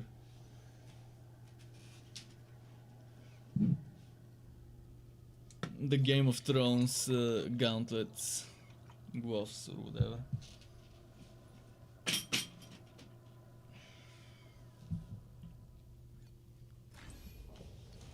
This item. Fat fire, fat cold for spells, fire and cold resistance, attack and cast speed, and cold damage if fire skills have been used recently, fire and if cold skills have been used recently. I'll probably make this on auto cast or something, that frost shield, so that it continuously casts it. I'll increase its I've actually already increased the duration, but I'll reduce the cooldown so it can get cast. Or I could make something else auto cast, like a proper damage spell. If a proper damage spell constantly auto casts, that won't be bad. Like ice lances would be super good. As damage on hit or damage on crit or something like that. But that's thinking ahead when you have a lot of points. It's not gonna be a starter setup because you won't have enough energy points.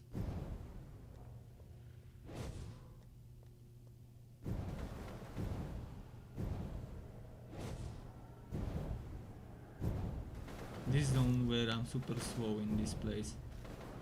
Suddenly.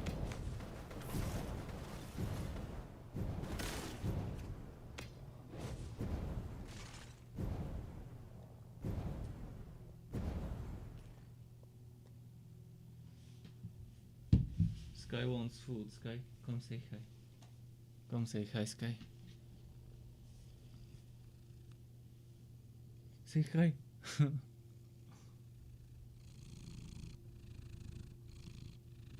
Brr, brr.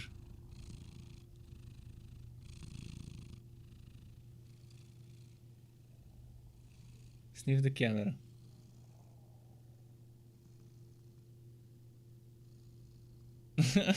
Okay, enough. He earned his food now.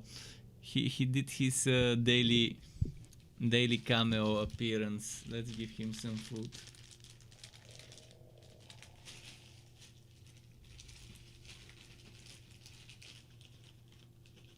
Ah shit, I gave him too much. Okay, let's put some back.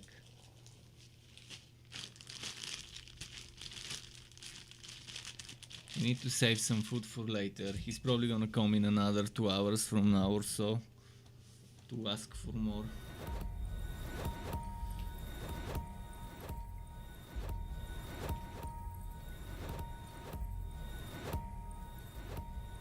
There should be a hold the button or tap and hold so it can upgrade all of them instead of having to do it one by one.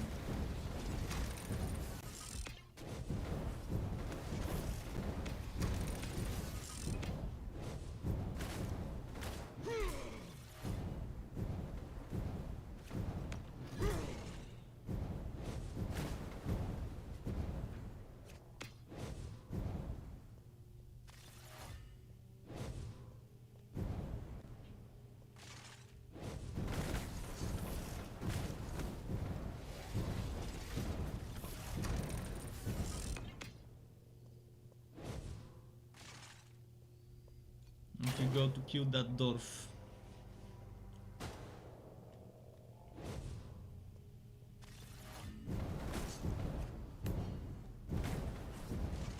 Oh no, actually it's not the dwarf yet, it's the robot.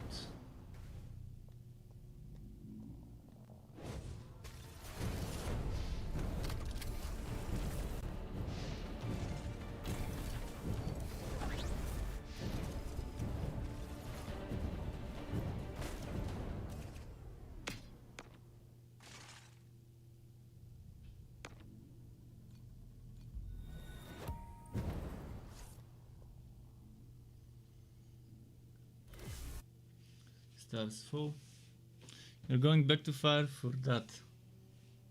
What item is that? The fire and ice. Oh man, it's gauntlets. It is gauntlets. If you go back to fire, you have to stack some cold damage bonuses as well. You can even buy some low level fire and ice gauntlets. They would still give you some reasonable stats. Obviously, the higher the level, the better.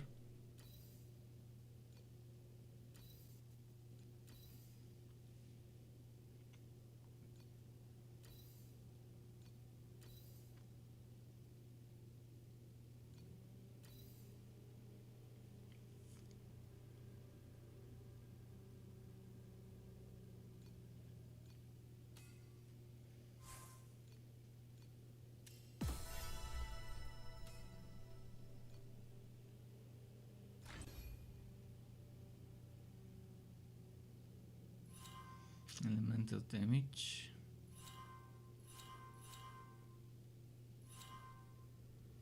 Maybe life and energy shield right now. I would need life and energy shield. Might as well get it now.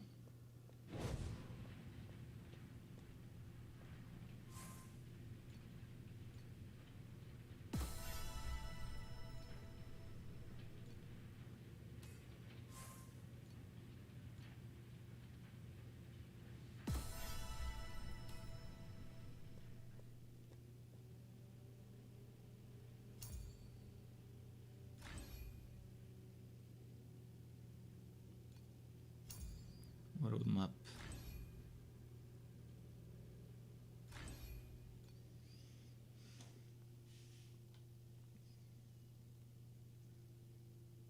There's probably other such items. If you go on the auction house, you can look for some. You can check every single item that exists in the game, in the auction house.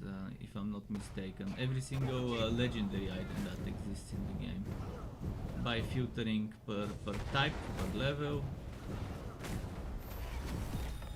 and you can see what cool stuff there might be with cold and fire boosting properties. I'm not sure if you can filter by affix, but you can try filtering by cold or by fire.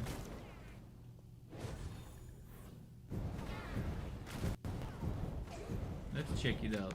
If we go trade house, and I go to trade house, and let's go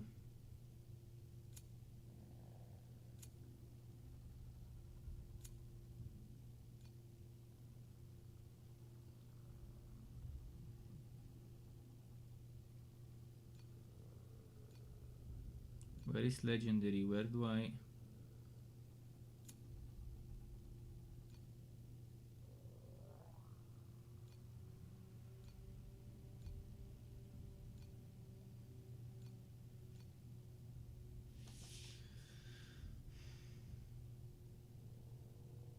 Look at how many things there are here.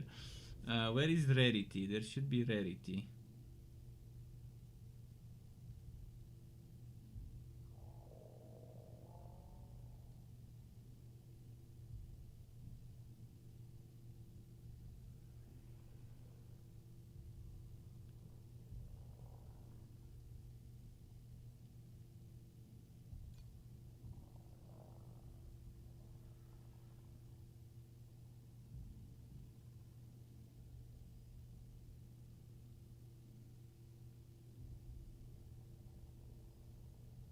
Oh, that's looking for the name. That's not looking for the affix.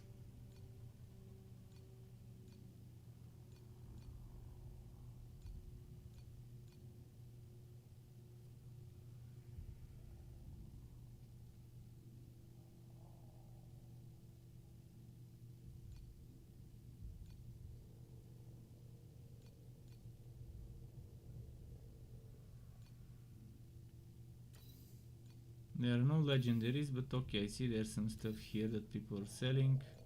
Ah shit. Thankfully 3 members.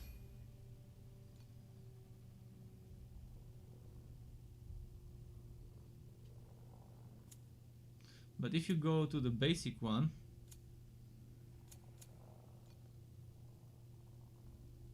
this shows you the legendary stuff.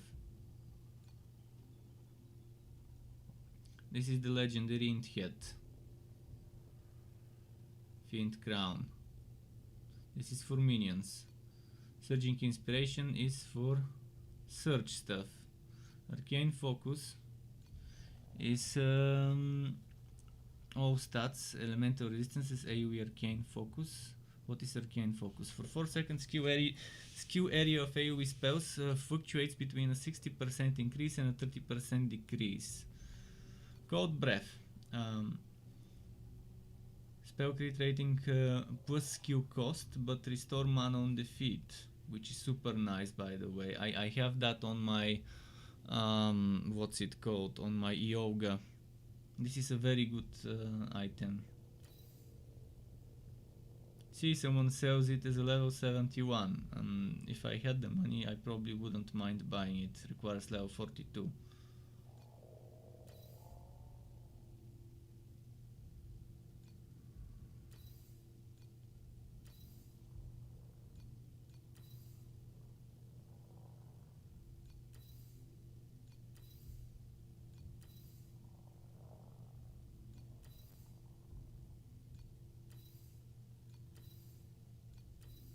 This one is with 11 energy, that's why it costs 1.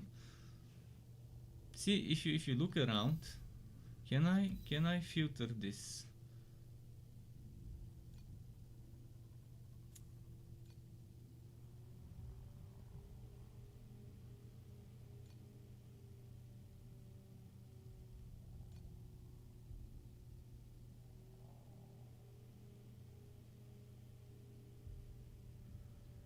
I think this is for legendaries only, this specific one here. But can I look by levels?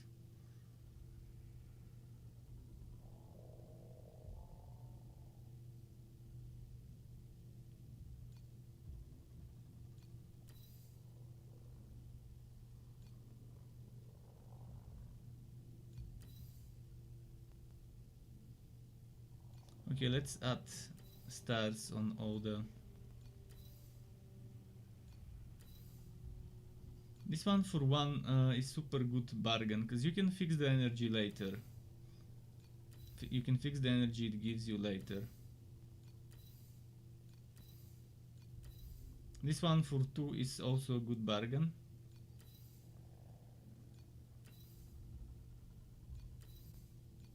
This one for 10 is terrible deal. 10 for something with this low energy. 76, 27 energy, that's nice. Requires level 42 again.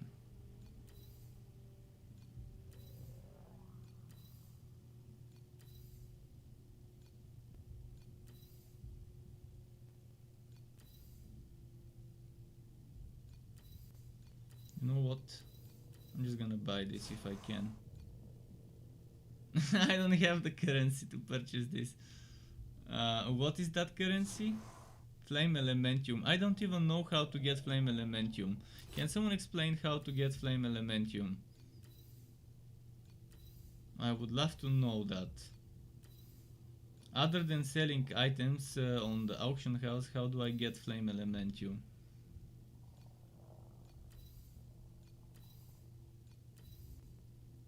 You can check that stuff later in your... Oh, this one is even better deal. 28 energy. I wish I could filter it by required level. By level of the item actually. So we've shortlisted some cold bread. This is good for the build. Let's go to other stuff. Let's say I go direct to trade house and then return to search. What else was there, by the way, other than that?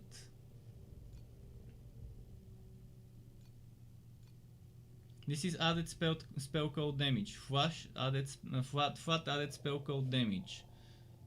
This one also could work well with Gemma. Then if we look at chest armor, int chest. This one could work with any type of mage. This one. Strength no longer provides bonuses to maximum life. Intelligence no longer provides bonuses to maximum mana. I didn't know they do, which was good to know now. Energy shield for every 10 strength, 30 armor for every 10 intelligence. That's for an evasion build maybe, I don't know. No, actually it should be for an energy shield build. It's for some sort of hybrid builds, energy shield and armor I guess, true sight.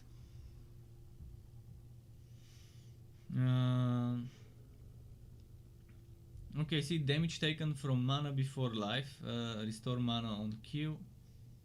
Intelligence, maximum mana, maximum life, very good stuff. Energy shield, charge speed, some good stuff here. Weaken a poisoned enemy on hit, 20% chance. This could work very nicely with the build I will be making. Chance to paralyze.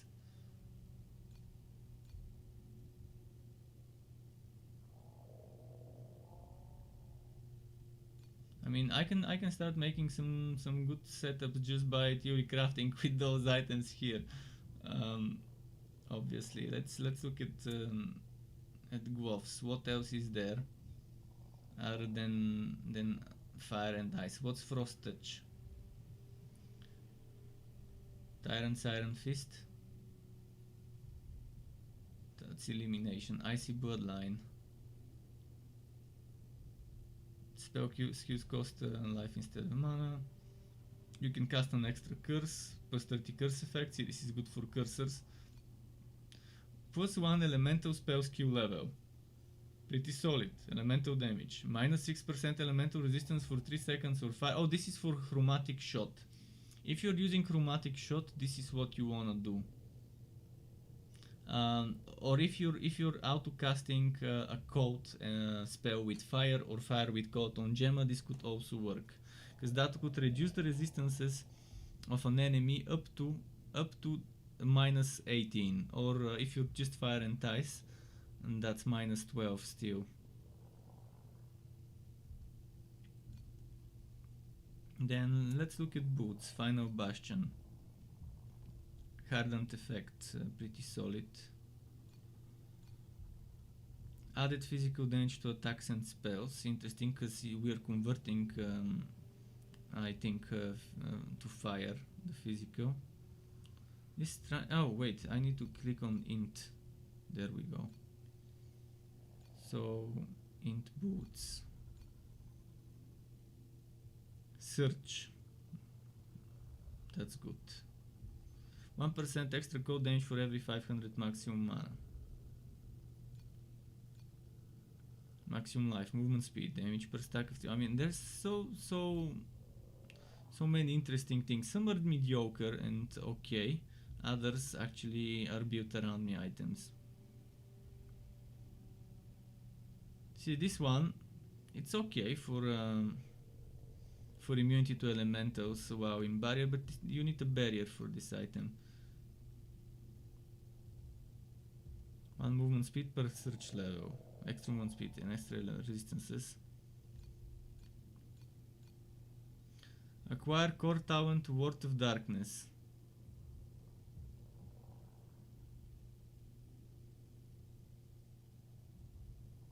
Nearby enemies take extra cold damage and extra chaos damage. See this? It increases the cold damage over time as well.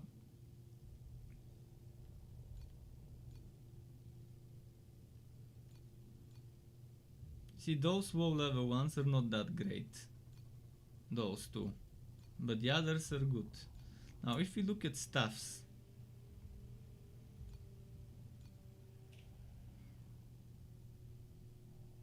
Physical damage, spell physical damage, search. Minion stuff. Elemental stuff. Critical strike, shield regeneration. Channel skills grant barrier at maximum energy charges. This is for a channeler. Add physical, crit strike, attack speed, physical damage converted to fire damage on recent block. And to cold if you haven't blocked recently. You see? This is for Gemma. This is what you want for Gemma. I mean, I can tell you that this is gonna be amazing. Because look at the physical damage it gives you. And whether you have blocked or haven't blocked, in any case you would be getting physical damage converted to one of the two elements. And since the bonuses of one of the elements applies to the other one, even better. And if you have some block chance and you're constantly blocking and not blocking, you can actually get 200% maybe. If there's a little bit of a window where they can overlap.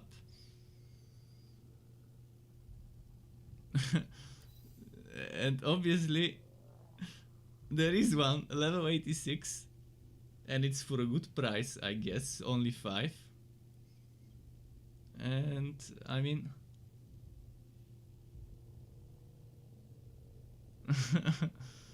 I'm telling you, there are some there are some items, so if you look you can find the good stuff, you can find the synergies, they are there. Let me check the other stuff left. There was 1 or 2 more stuffs. Elemental Psi. See, a lot of elemental damage, elemental resistance penetration on recent block. Again, this one would require you to have some block stuff, and it also gives you block stuff. Whereas this one, did it give block stuff? I don't remember if it gave block stuff, but oh yeah, attack block chance, but only for attacks. You won't block spells, but you can get block of spells from some place. But this penetrates 5% resistance and then another 12 to 15. This penetrates, pierces 4. Wait, piercing and penetration, aren't they the same? Pierces elemental resistance. Pierces, okay, yeah, it's the same. I think it's just different wording. Sometimes they say penetration, sometimes piercing.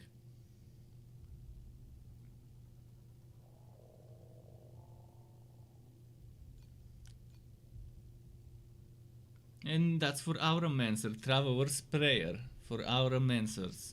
2 aura skill levels, aura effect, aura area, and elemental damage. But yeah, if I were to build a Gemma, this is the weapon I would want. Then trinkets, don't get me started on trinkets. Let's see if there's something nice for Gemma. Fire damage against ignited, no, we don't ignite, but fire piercing is nice. Fire piercing is nice. Extra damage to elite enemies. Minus 30% extra damage against normal though, which is okay with a strong build. When an elite enemy is killed, eliminate non-elite enemies within their range of 10 meters. So pretty much burst the big boy and the little boys around it die. Enlarge physique when killing elite monsters. I'm not sure what enlarge physique does, whether it actually gives you some stuff. All stats, cooldown, recovery, speed, amazing. Cannot restore life though. Mana regeneration, energy shield. So this one I would combine with the passive, major passive, that gives you 1 HP but increases your energy shield. This is for such a build where you have 1 HP but you're stacking energy shield, a ton of it. Add physical damage to attacks and spells. See, this one would go very nicely with that stuff that gives you physical but converts the physical damage.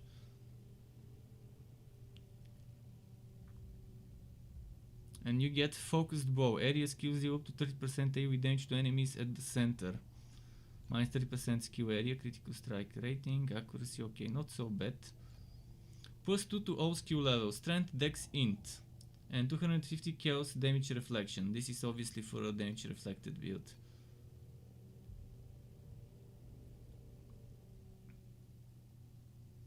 Physical damage added to attacks and spells, crit strike, skill area when enemies are killed recently, skill area when no enemies are killed recently. Increased shield mana, main hand weapons, critical strike range also set as the base critical strike range of spell skills. Okay. For every 100 mana shield. Cannot regenerate life, overflown mana regeneration applied to life. This is also nice. 1 to kill skill levels, all stats, poison, chance to weaken. I mean, there's so much good stuff here to look for. let's stop teasing myself, because I can't buy them right now, so only makes you, and that's why the drop rates I think are good, because first you need to get the items, but then you might need to get them with a better roll.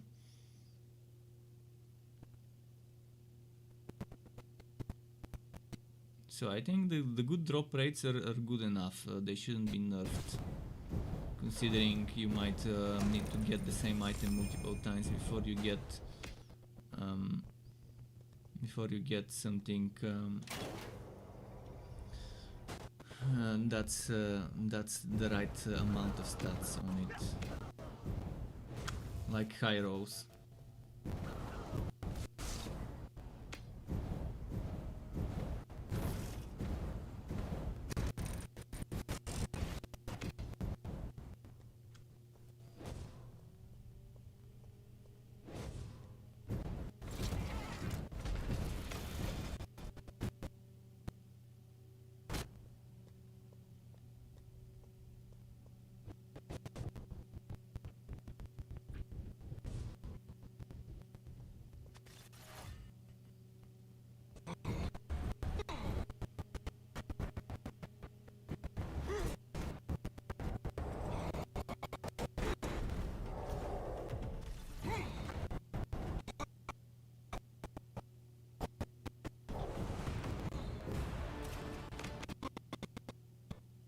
Man, the audio, the audio, that's how the audio is.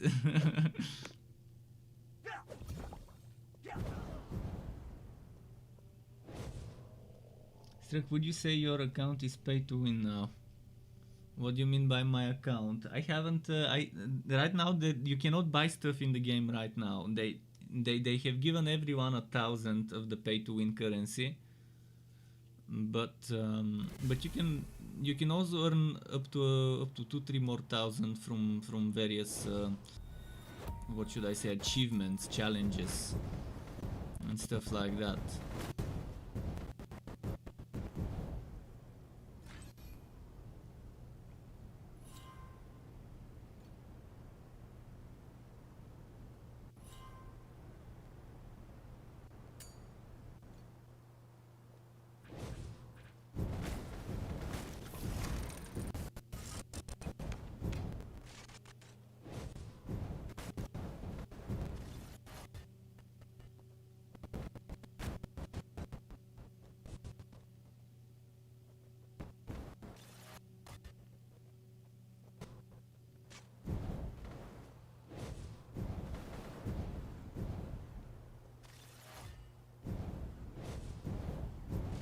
But I like, one thing I like about this game, it's not about juggling skills and playing the piano. It's about focusing on one major skill, maybe a second skill that you use every now and then, plus a mobility skill, and the rest either potions or some other utility stuff on the skill bar from all those 5 buttons.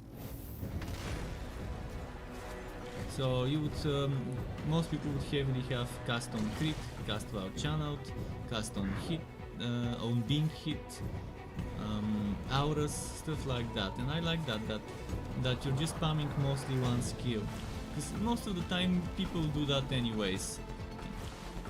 I like that there are no skills with huge cooldowns that you have to time properly and save. In Torchlight 3 I didn't like that there would be some skills that probably have 60 seconds cooldown or like 30 seconds cooldown, and you had to save them and not use them until the very right moment. Here it's a little bit more fast paced when they do it that way.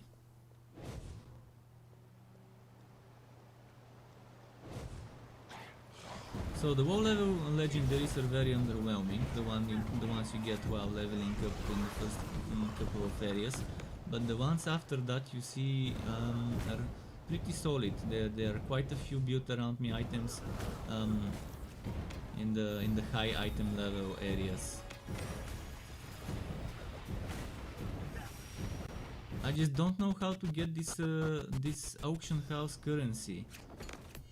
From where do I get the auction house currency? Apart from selling stuff on the auction house to others. I mean, it has to start from somewhere. Someone has to get the currency first to buy it, so I wonder where it drops.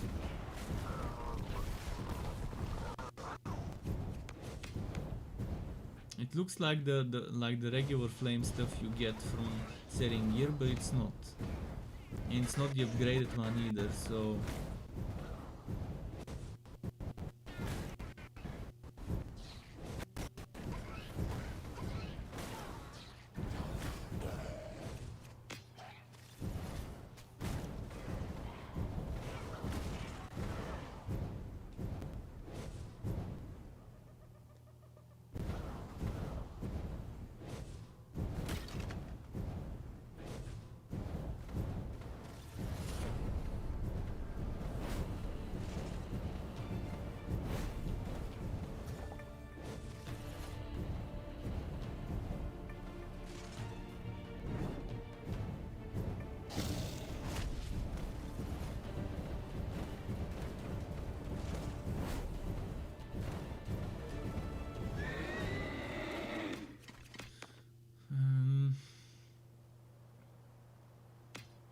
see, this flame scent is not the one. Maybe you use flame scent to make it? Wish I knew.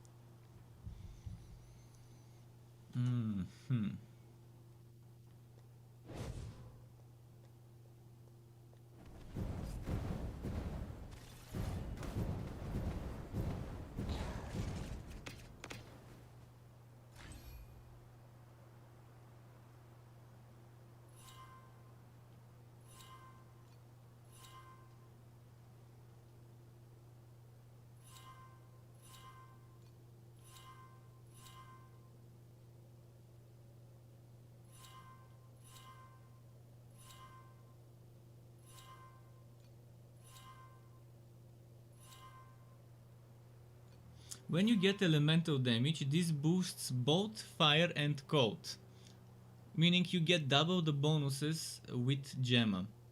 You gotta keep that in mind.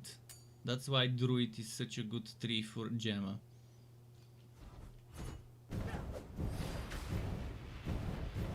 Since fire is added to cold and cold is added to fire. So if it's a question, do I go into spell damage or elemental damage? So if you're using a spell, obviously go for elemental. If you're using an attack and you're thinking again, do I go attack damage or elemental? Again, go for elemental.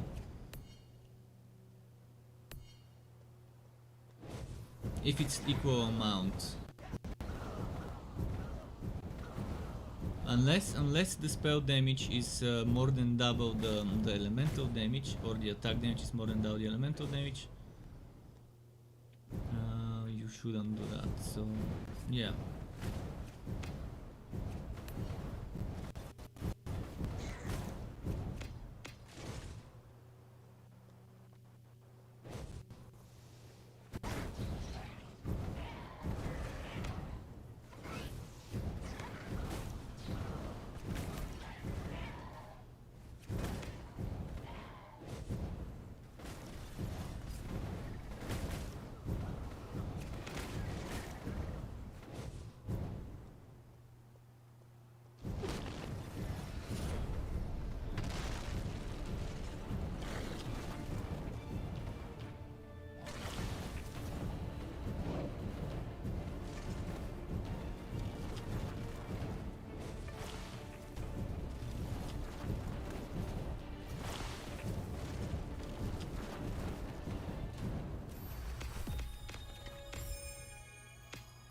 Scarlet Decree, okay.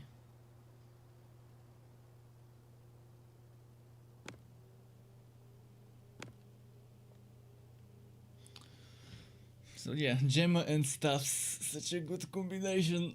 Considering that physical damage stuff with the conversion, I just want that stuff. I really want to test that stuff.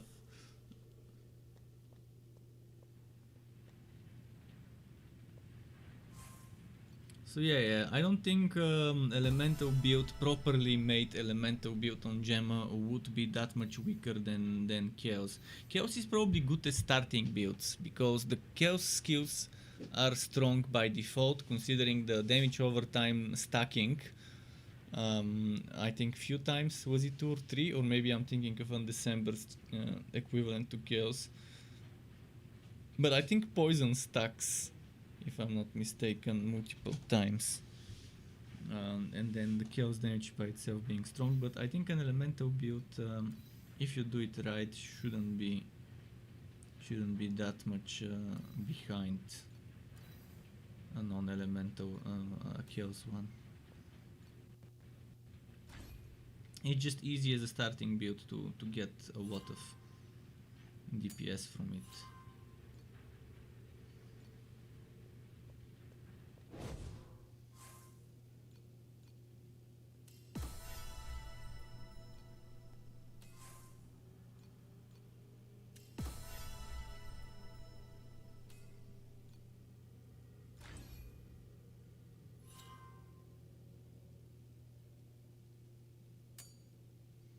Trio is pretty cool to have.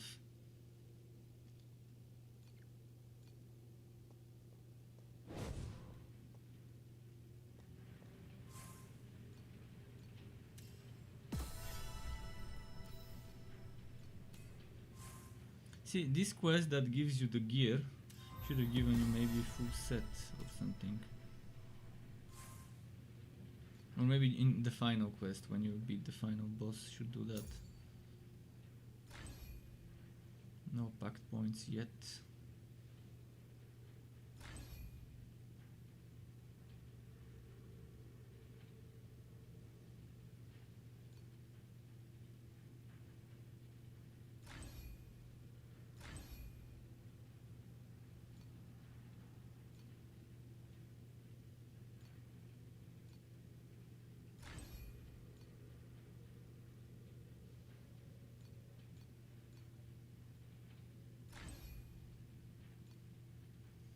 Okay, just checking if the ones I can upgrade are those here that are blinking, but I don't feel like I'll be upgrading some trash ones anymore.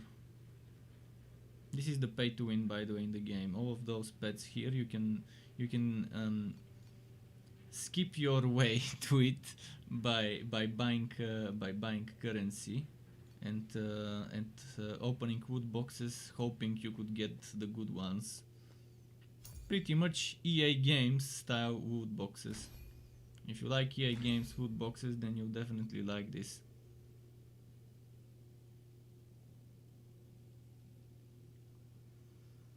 EA Games, it's in the box. That should be their logo. It is there, but you never get it unless you spend thousands of dollars.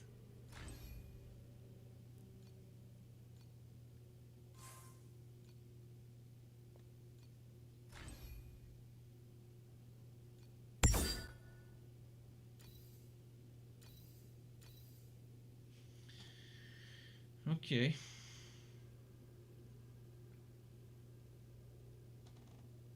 How can I join the beta? Pennywise, what country are you from? So I can tell you how to join it.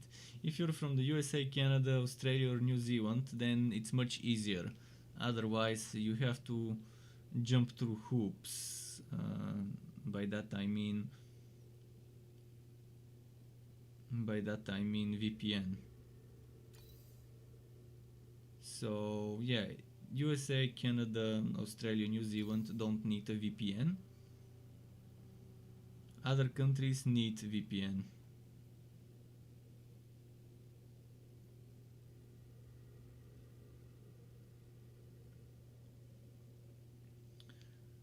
I don't want to lose my elemental resistances, but let me check my elemental resistances. Fire is terrible, chaos is terrible.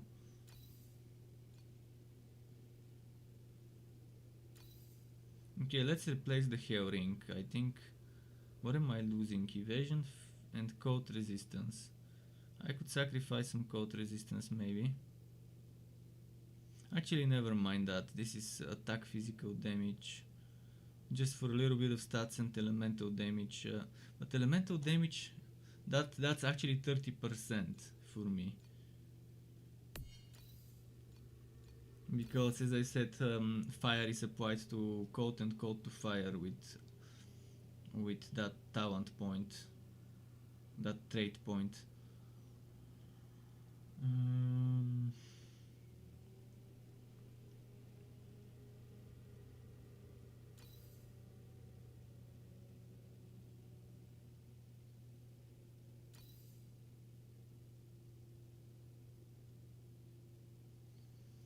Do I want to sacrifice energy shield to get some better resistances? I wonder. The movement speed.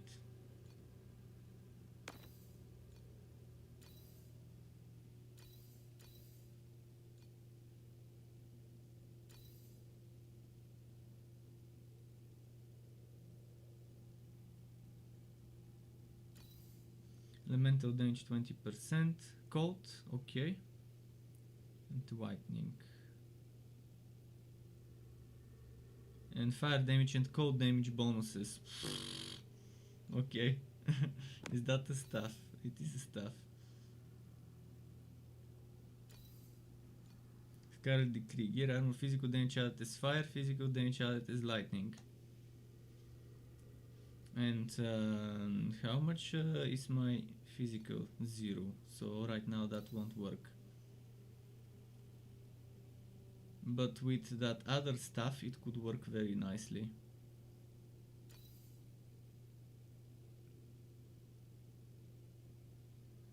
That legendary stuff.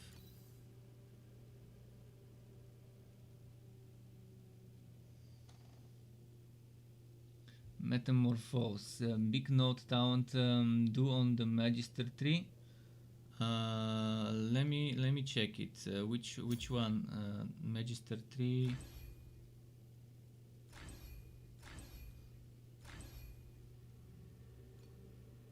Yes, I am doing this. I'm doing it.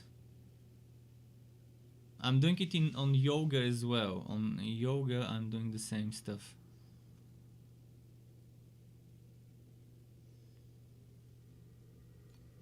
And here I'm doing torrents. Mutation shield is not bad if you really have high level. For high level, mutation shield would be nice because you would be able to afford having that much energy shield, that having 1 HP won't be a problem. But it will be a problem when you take damage over time that directly targets the wife. So for that you would either need some sort of a passive or an item. There's gotta be something the game does that prevents... I think I actually even saw it. Something that prevents you from taking damage from ailments. It was somewhere, I need to remember where I saw it. So if someone does mutation shield, they must get that thing that prevents you from taking damage from ailments.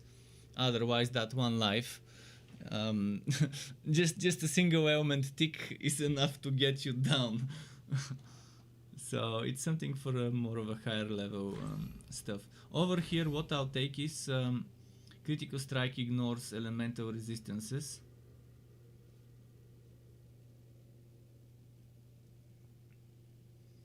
Cataclysm personified, and then over there I would take mutated ether.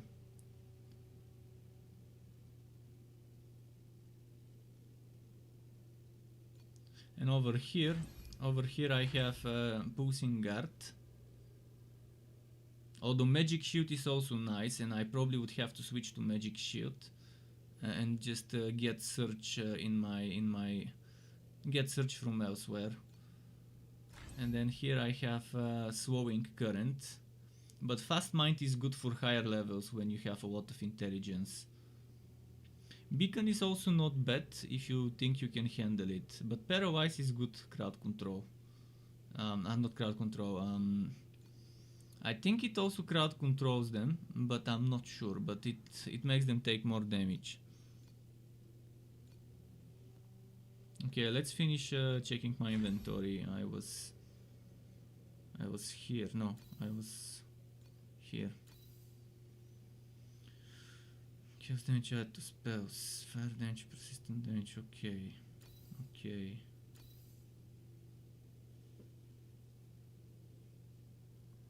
Fat fire and coat. I'd rather not remove this.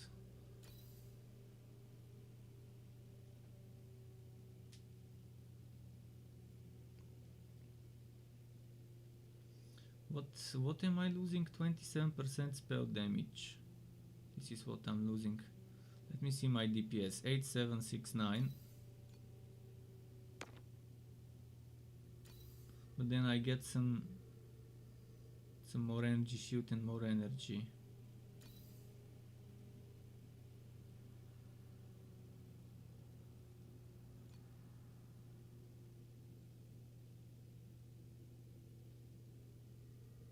Attacks hit. This is for attacks, not for spells. Well, do I need that 3 energy? Because if I don't need the 3 energy from the armor, what's the my mana shield?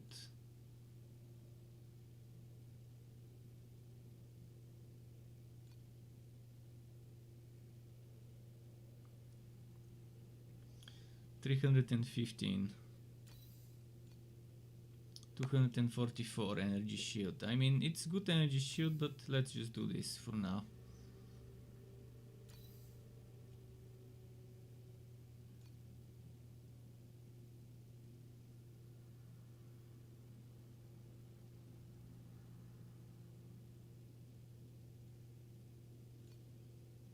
Okay, I think we can sell the rest. Spent a lot of time in this town already.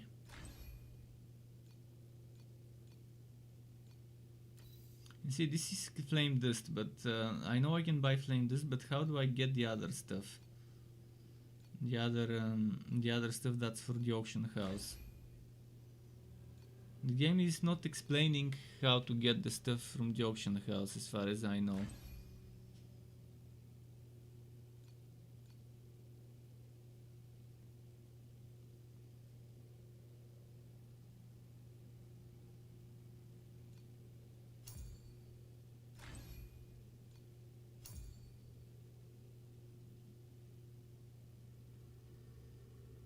Trade house.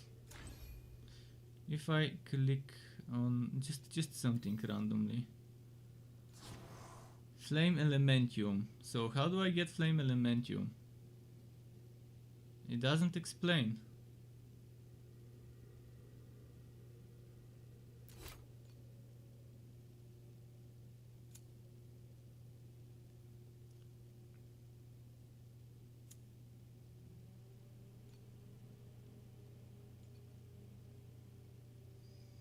Okay, what's that? Flame dust? Flame scent. Yeah, right. So Flame Elementium, I guess, is a drop. Someone is selling it for Elemental Ember. Okay, so you can exchange for various things. Well, that Flame Elementium is definitely expensive.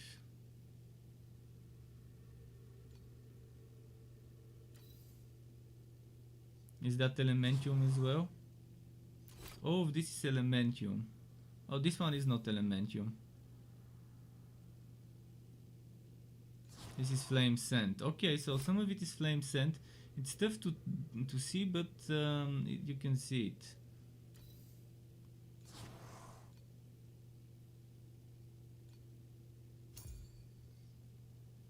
Elementium probably drops on higher level stuff. Okay. Let's get this equipped. I'll lose a lot of damage. Look at that. 8769. 8442, but I think it's worth it. Although it increases my skill cost, I think I can still handle this.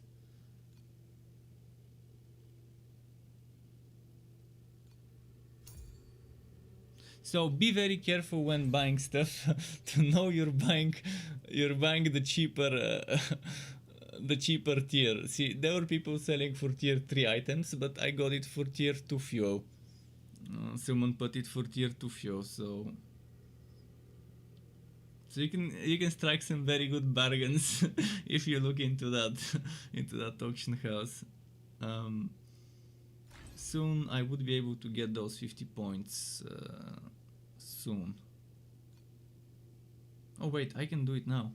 Oh boy, oh boy. Been waiting for this. I could go fire piercing.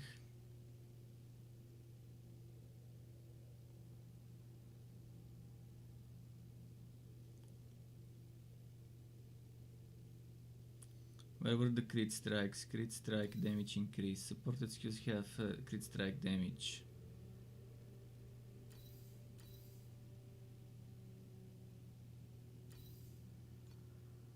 This one, where is the crit chance? Crit strike rating.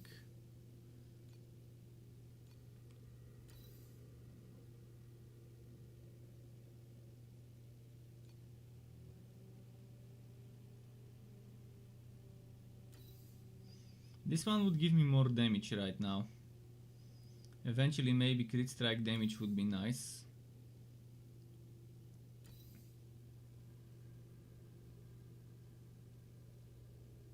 Fire piercing definitely doesn't give that much. So should I go concentration for the time being? Let me check the area now. I think the area is good enough. I think it's good enough. So let's do it. Let's go farm again.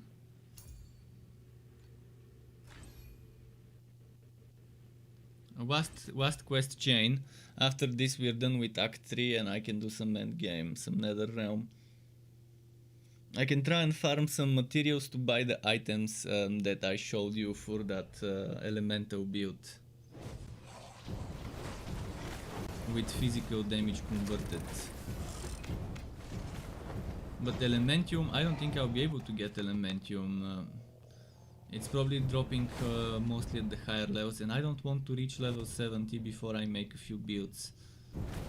I want to make at least 2 or 3 builds per hero.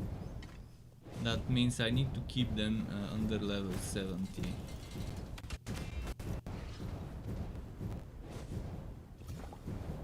To make starting builds that people can do at level 50-60-ish.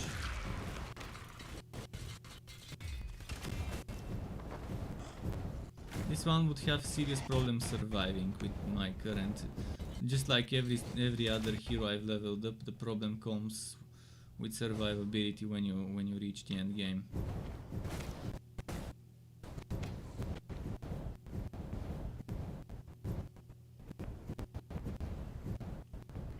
Thankfully, I've got a lot of WoW level legendaries I could put on the auction house. Now that the auction house has a database of all the legendaries,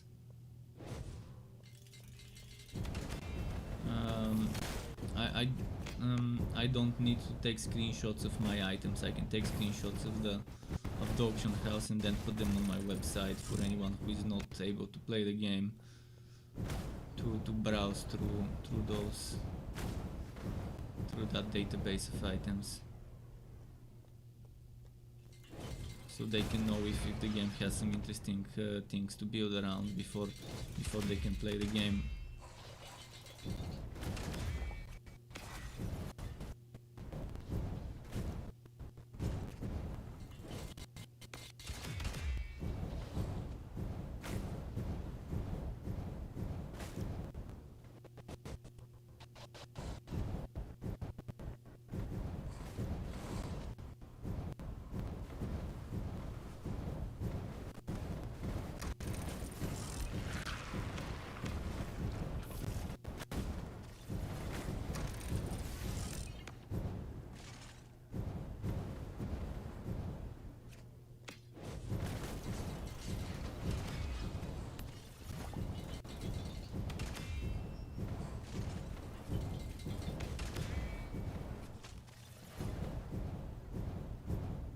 This one is surprisingly decent in terms of damage. I didn't expect to get her to do this decent damage at this level.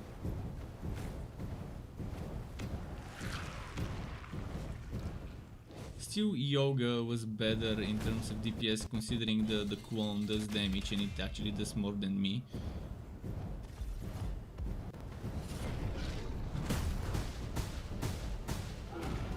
And if minion damage affects the clone, I will test it. I will test minion damage Yoga build. And if the clone gets a ton of damage when I get a ton of minion damage bonuses, then yeah, that's gonna be some crazy stuff.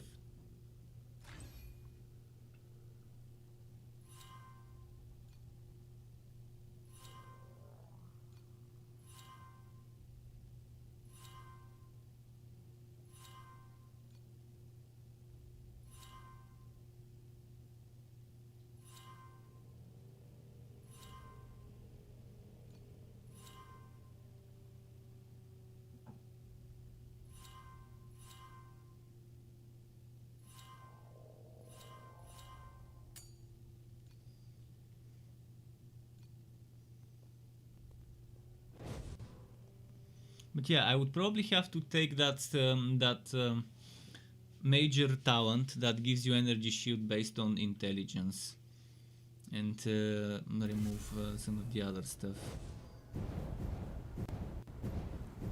just like I did on Yoga.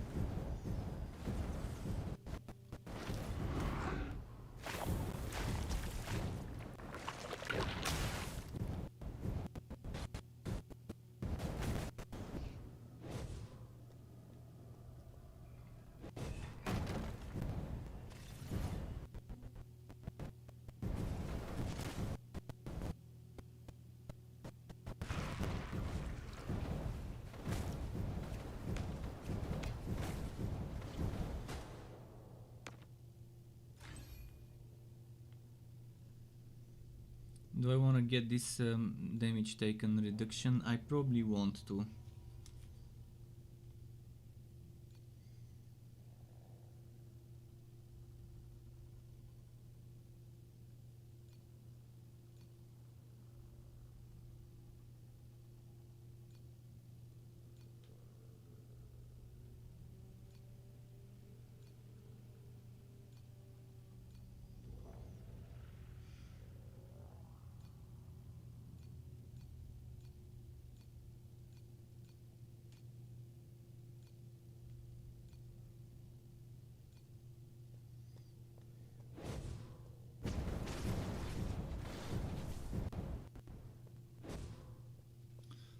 see. What was the item that turned 100% physical damage into elemental again?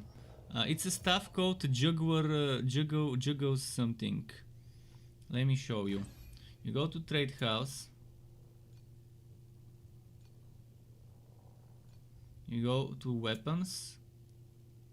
And you go to stuff. Then you go to Juggos joke. And it's only one, there was only one for 5 elementium on the market.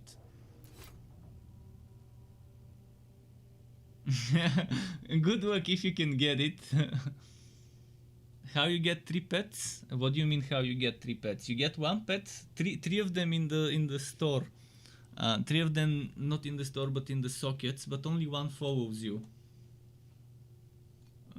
At level 20 and at level 30 you get slots to put more pets. You just need to click on the slots and equip them. As for how you get more pets, from the shop. One of those is 1 pet. One of those is 10 pets.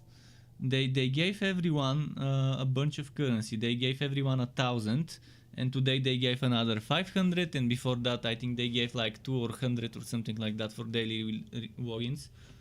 So you should have enough to draw a bunch of 10 draws. I've already drawn 3 times 10. I've put 10 3 times. I'm waiting to get enough of those to make another 10 pull. Some people might prefer to pull them one by one. You don't get an extra pull when you get them in a batch, so it doesn't matter. I've also bought some storage. Not bought, got, because I didn't pay money.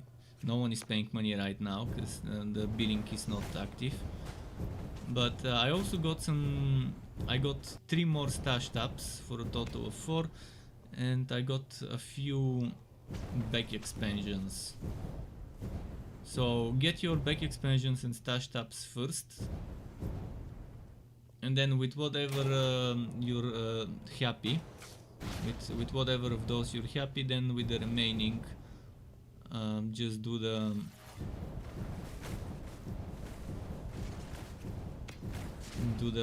gacha pulling. But this stuff is super strong. I mean, this is one of the best items for this hero.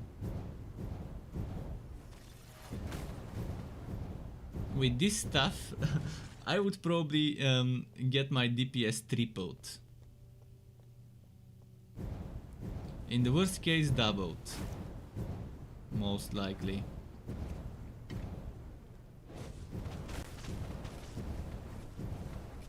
Especially since it gives you some block chance, if you invest into some more block chance yourself, you would be able to maybe stack those 2 bonuses. If it works. I'm not sure if it's broken. If it's broken and it doesn't work, who knows. But yeah, if I were to have a wish list of items, that's gonna be at the top of that wish list.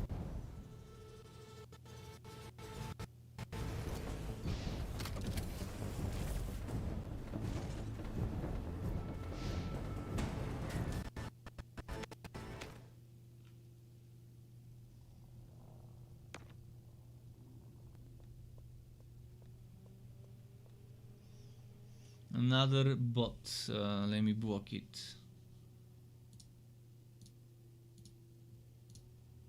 So yeah, Gotas. Once you want more pets, you just you go to Boon, and very important, don't do this. Purple, don't get purple. Get the yellow ones. Purple is skins. This thing here is to pull skins. If you don't waste it on the skins now. Skins would be something that we would want when they remove the pay to win. Then it would be nice to have all those good skins and stuff. Until they remove the pay to win, they would see that most people won't get the skins, and they would be getting the other stuff. And that's sad, because if they're looking at what people are buying in the closed beta to figure out what to focus on, they might get the wrong idea.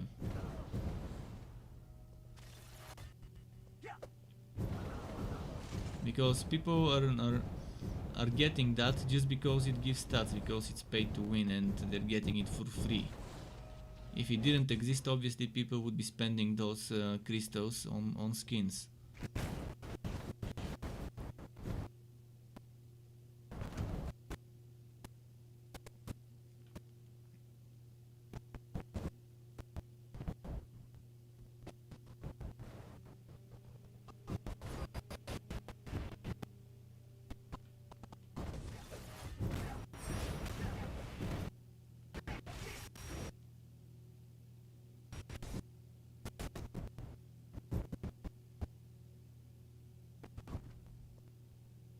Let me double check something about the trade house. Can you sell pet stuff?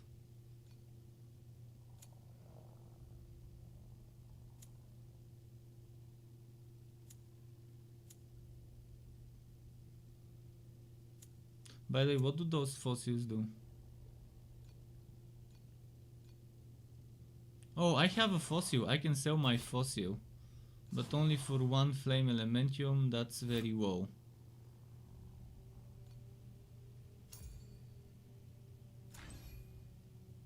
I have a fossil in one of my heroes though. Beacons, okay. Map materials, okay.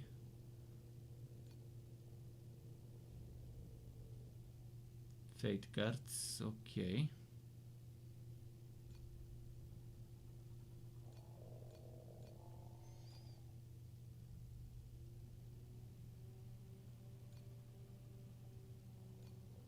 Damn, that would have been nice.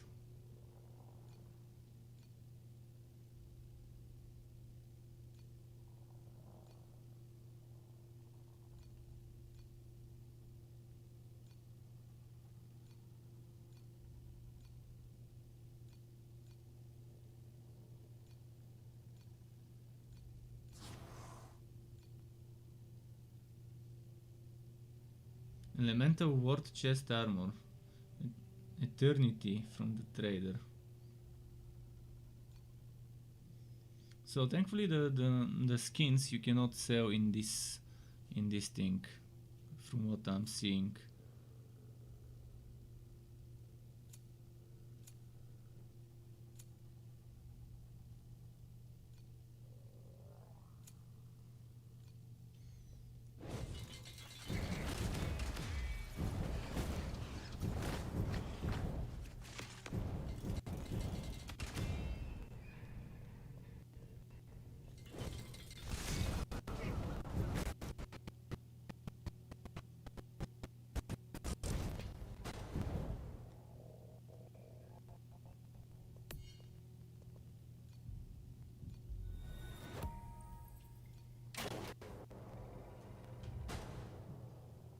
Nah, I was not paying attention.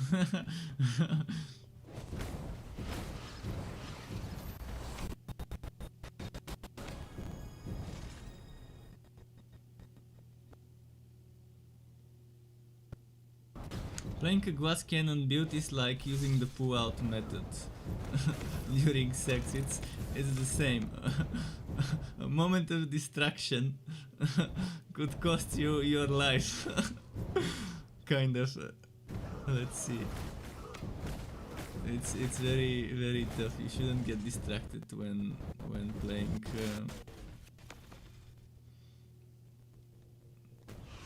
When playing with a glass cannon, playing the one-shot watery.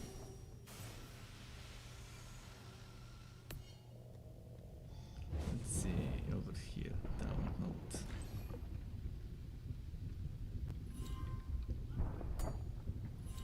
This guy is meowing in his bed. Poor guy. Maybe he's in pain if he's meowing while lying down.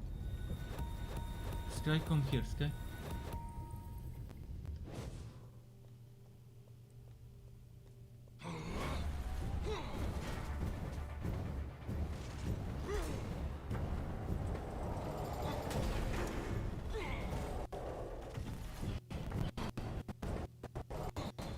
That's it. So we beat the boss. I think that was the last one of Act 3, if I'm not mistaken.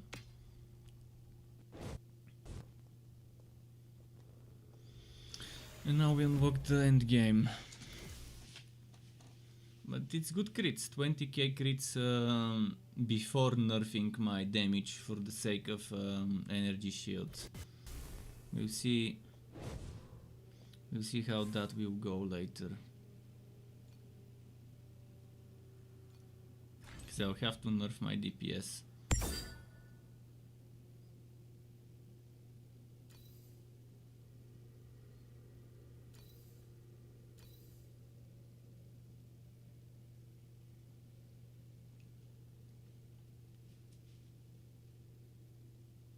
Let me check my resistances. I really need chaos and fire resistance. With such numbers, I'm just begging to get one shot with such numbers.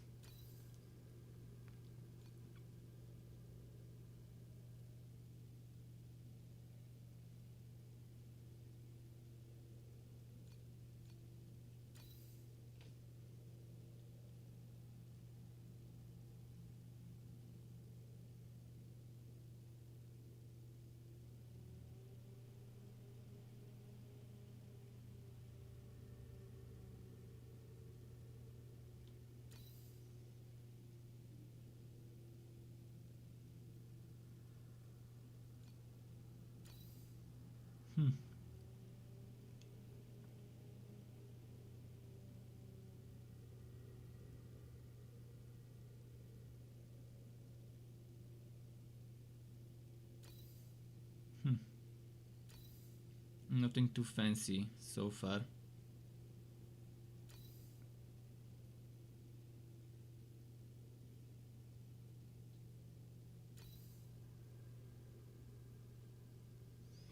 Yeah, trash rolls so far.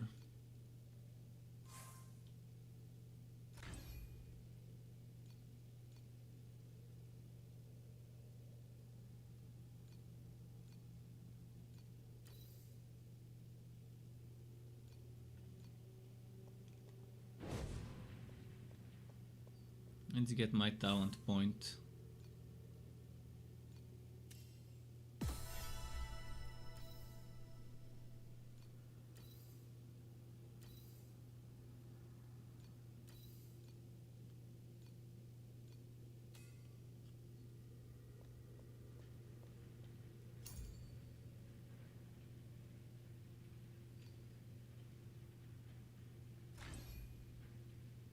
Still the buck.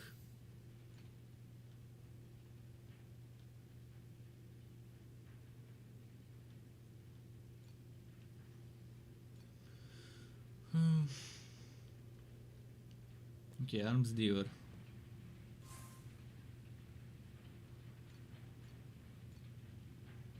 Oh no, the mentor actually, the mentor.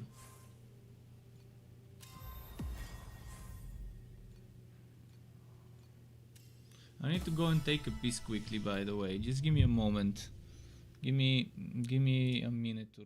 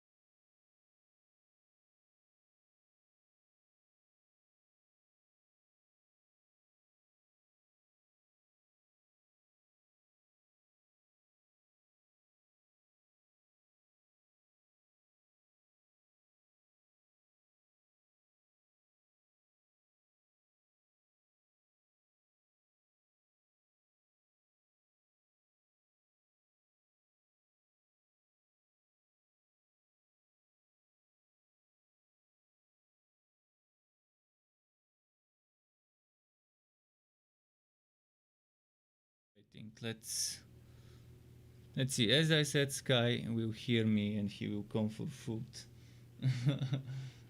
Come, Sky. Come, I'll give you something. A little food. Come.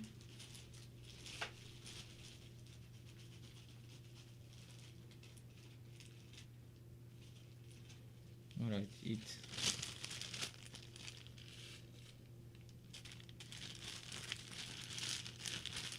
So I'll definitely need to rework the build as I said, because well, for endgame I'm kind of at the one shot in the one shot department right now with my current stuff. The best thing I can do right now is to start with the easy stuff to rework, such as this.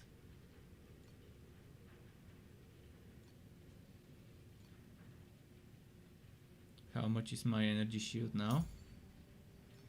Probably 500-600 maybe? 500-600? 629.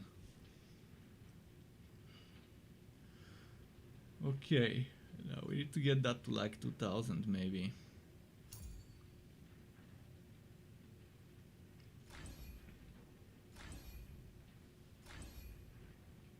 So instead of search from here, I'll get mutation. No, not mutation shield. Definitely not mutation shield.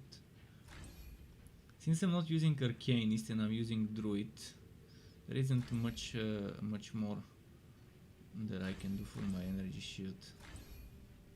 Maybe this one. So no search on hit.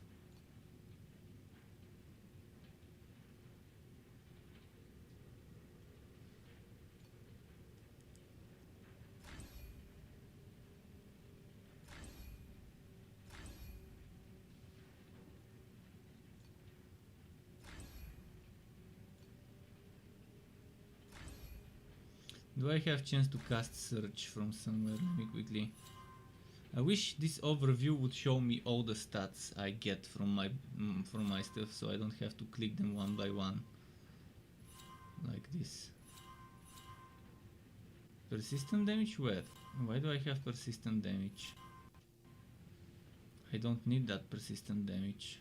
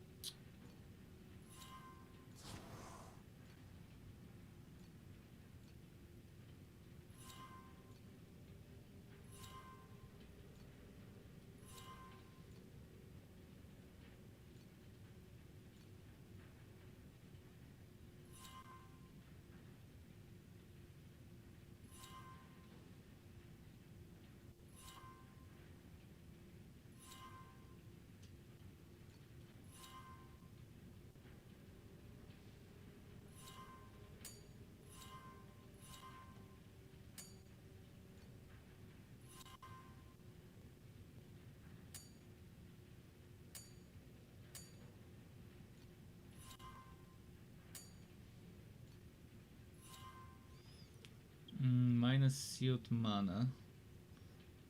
Maybe I don't need it urgently right now.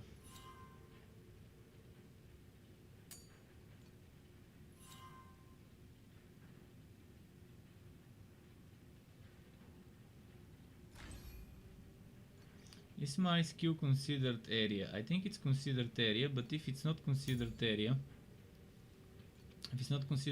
then it is considered area. Okay.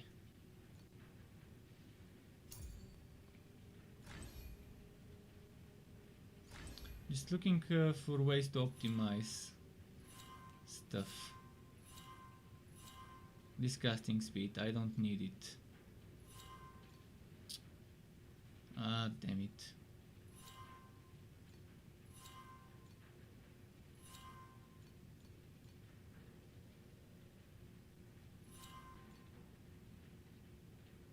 Ah, come on.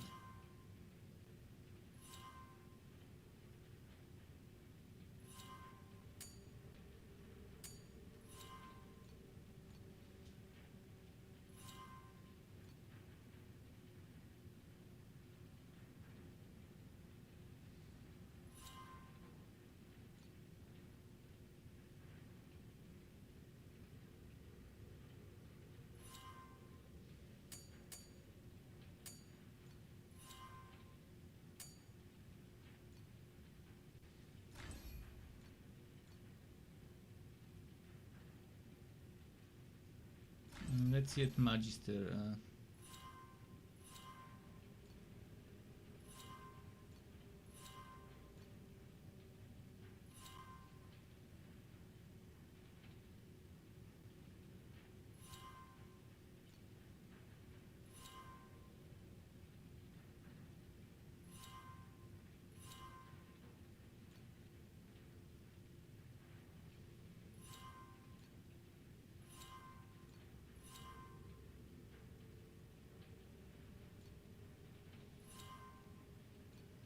Should get this for later for DPS.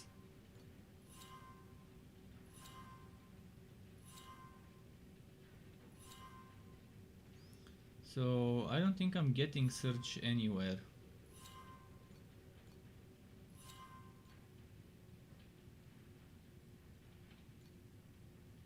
Right now, since I removed it.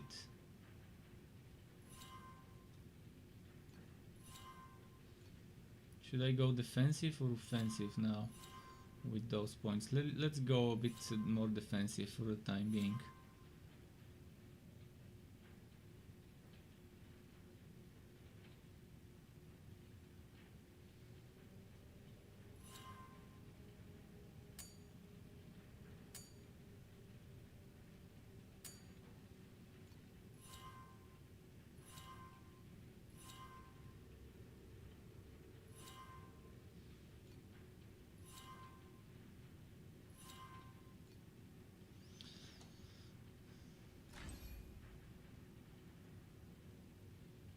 Since we're not using search right of Inu.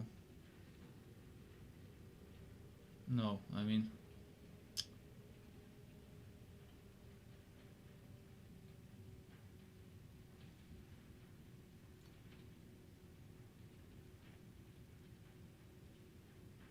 I have to keep torrents on, but I don't think I've got anything that gives me energy shield, but I don't have channeled skills. So without channeled skills,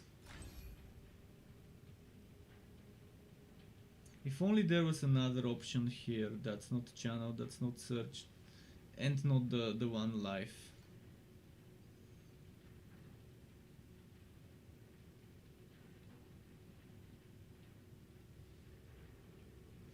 Tough stuff to figure it out.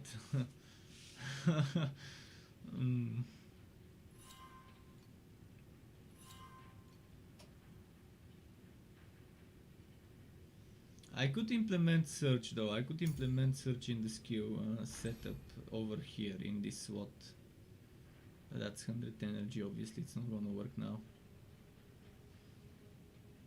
I could add search in another place.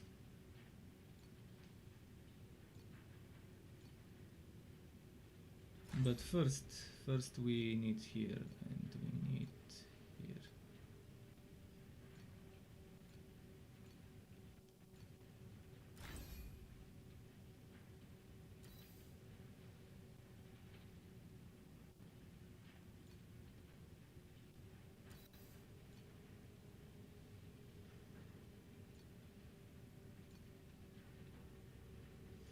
There's so much more that can be done to make it better, but not yet with this little energy. But with this little energy, this is kind of like a starter build. 100 energy.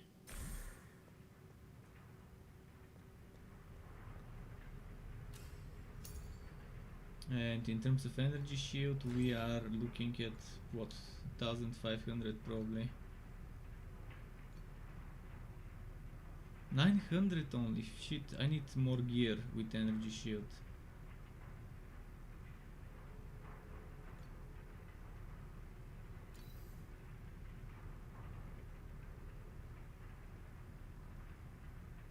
Like this one.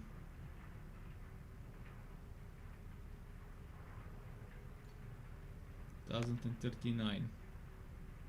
Still not gonna be enough. I'll die a few times until I get better gear. Like we need some higher level energy shield stuff.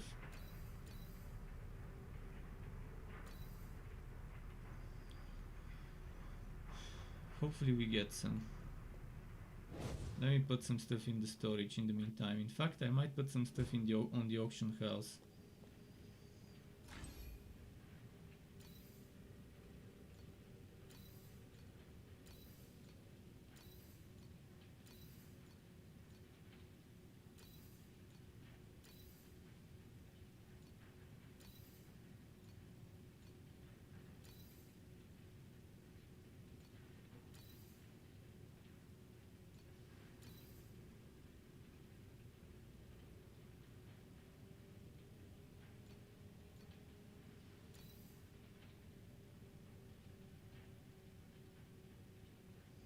Hmm.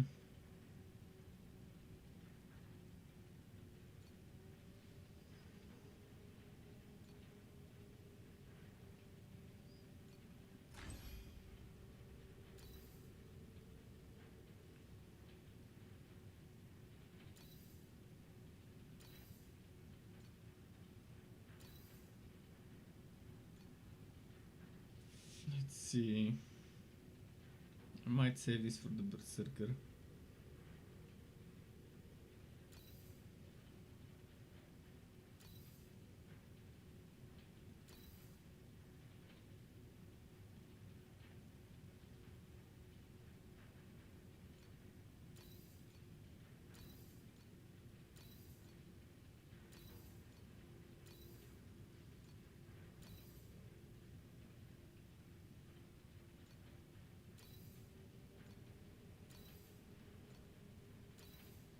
I'll put stuff on the auction house so we can maybe make some stuff, make some earnings that can go towards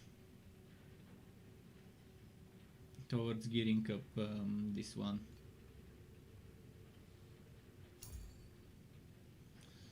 I wish I could see the minimum price of something I'm trying to sell. Let's see. My boot.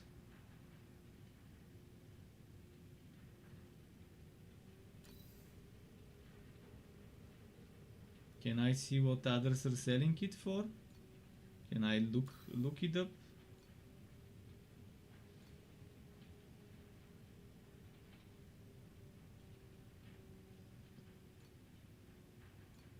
Let me put something else. Is everything flame dust?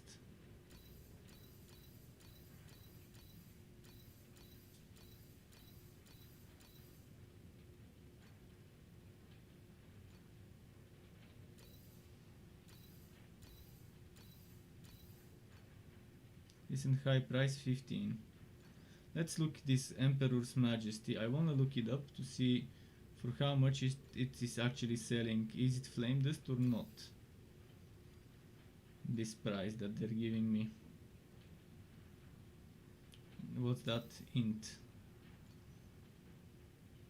Chest armor int. Emperor's Majesty. Start searching. They're selling it for flame elementium.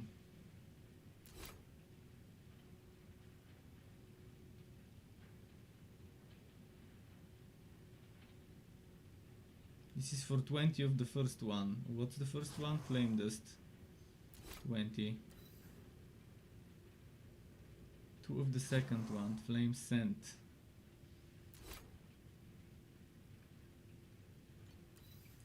And mine is level 41, so it should be super cheap, I guess. The level 35 they're selling for 1 flame scent. I wish I could arrange them by level. Level 84 is for Elementium. Okay. Kind of have an idea about the price.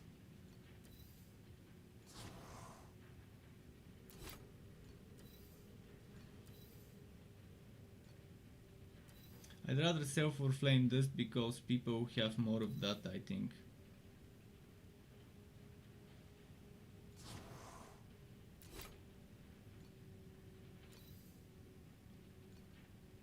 Let's put 7.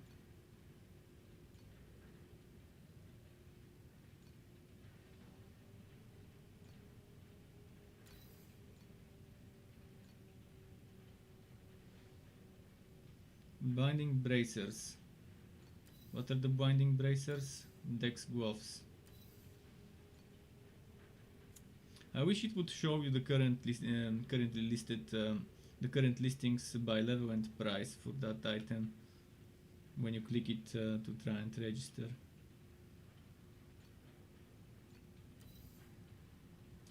Flame dust. They're selling for flame dust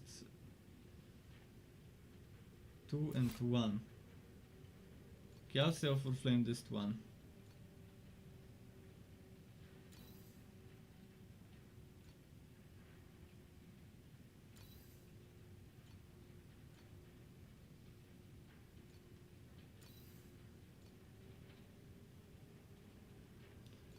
let's put 1.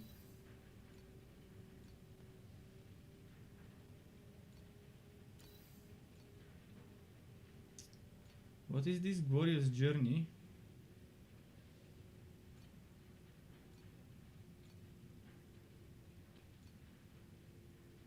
So when you change the currency, it's telling you for how much it has recently sold. Glorious journey. Let's check it. Mine is very low level, so probably I need to sell it cheap.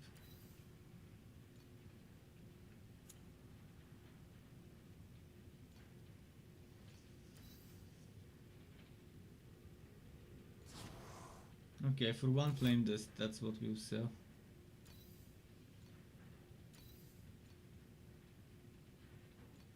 Ah fuck, let's put everything for 1.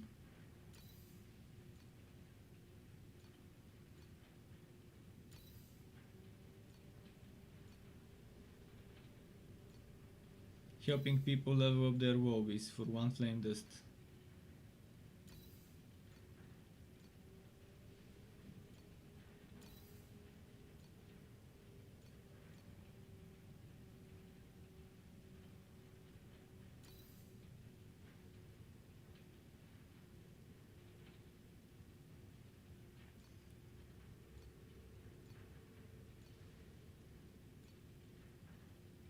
Okay, boot full. Oh, you can purchase boots. Okay, no, that's enough.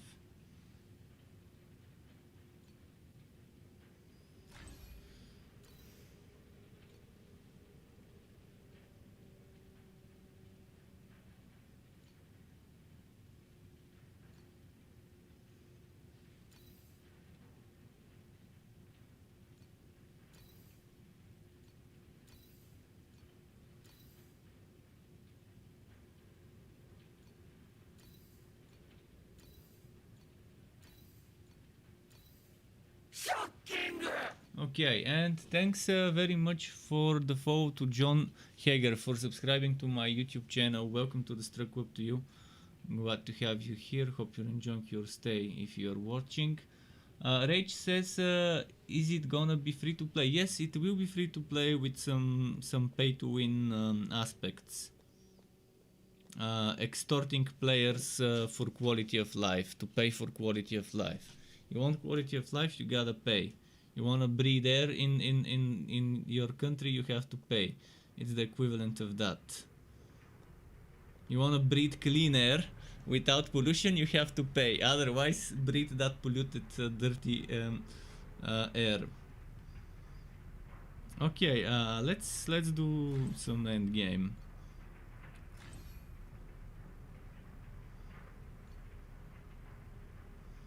I hope I don't get 1 shot or 2 shot, but I've got very low survivability right now.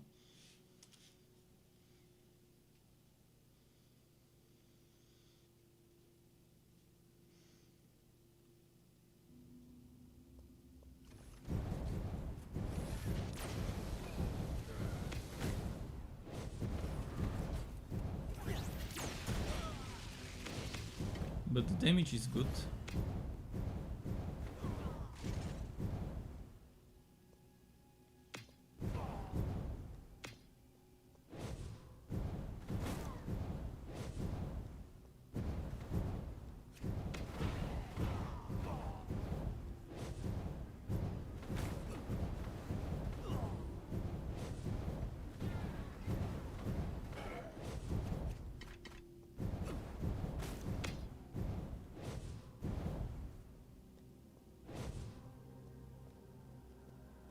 And as I mentioned, there will be some pay to win, which is in the form of pets, and pets give you stats, and you slot up to 3 pets, and they're in a gacha wood box system.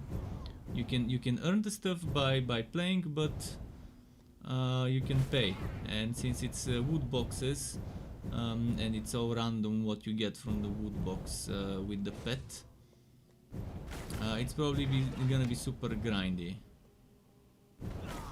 And if they don't remove this, I'm not gonna play on launch. If they don't remove the gacha wood boxes from the cash shop, if they don't remove the quality of life from the cash shop as well, like stash tabs and inventory slots and revival tokens to not lose XP when you die. That you shouldn't lose XP when you die in the first place, let alone extorting players for money for that feature and for that for that playstyle improvement, gameplay improvement.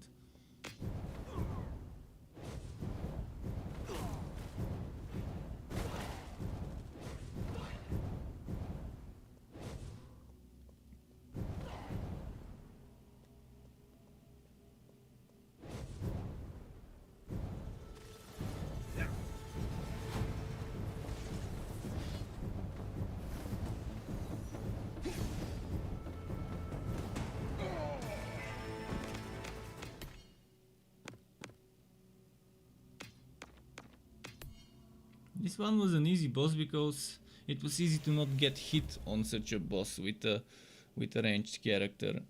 But if I did get hit, I probably would have taken a solid hit, a massive hit. Hopefully I got something with good energy shield and other good stuff.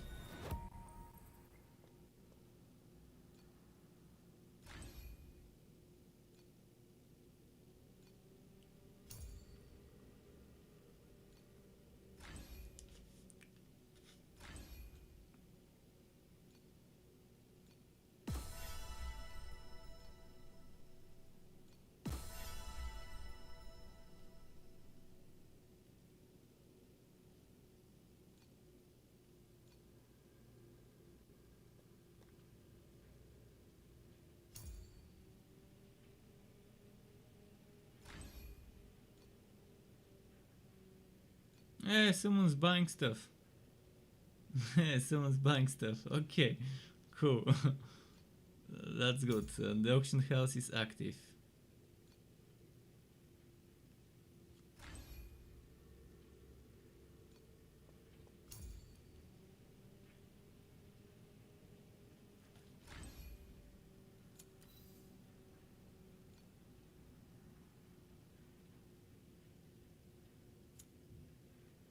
I should put this on my wish list.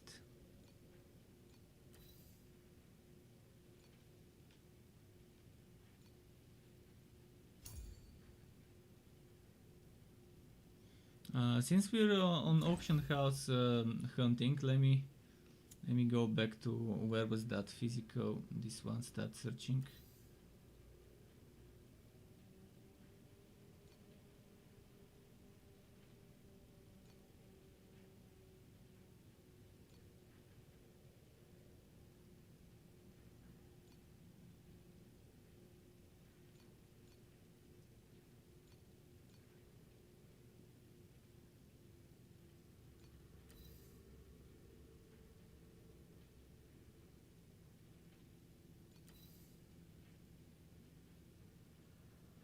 Just so I can remember. Item collection limit reached. Okay.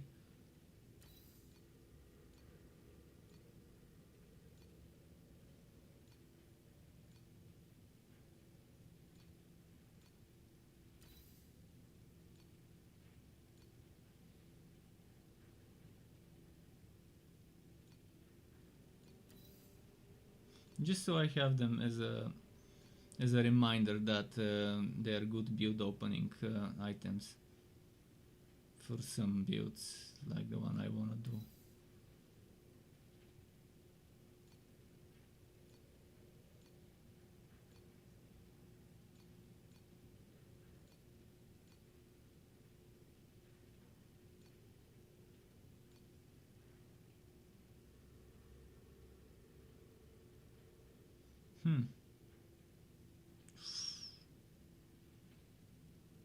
Mark all nearby enemies when under barrier. How do I... Okay, I'll have to figure this out. I'll have to figure this one out to try and implement a barrier. But I don't want to have that many nearby enemies, but see, I'm gonna keep it here for maybe some other builds.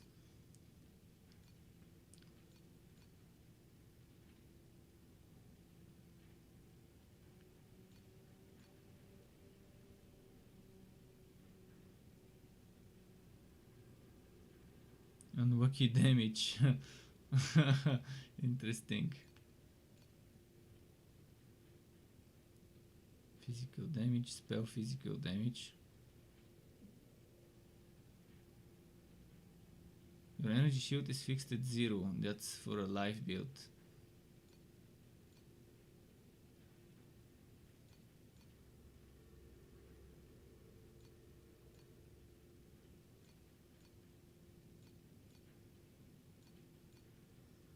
Let's check rings.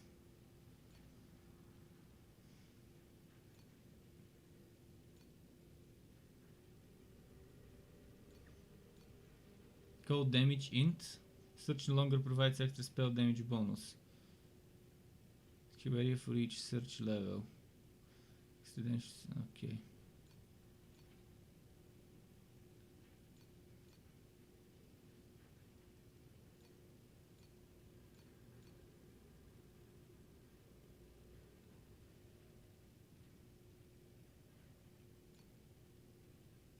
Come on, I want to add it to my list, but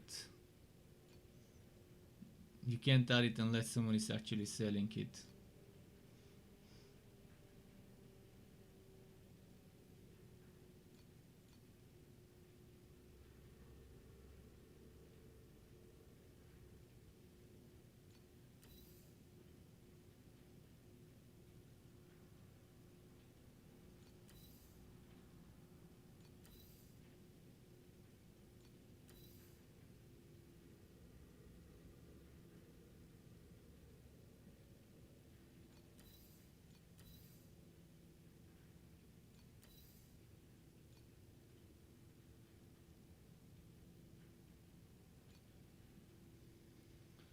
What was that? Searing fingerbone, wilted ring, elemental and void. Okay, that's probably it. That's what we need.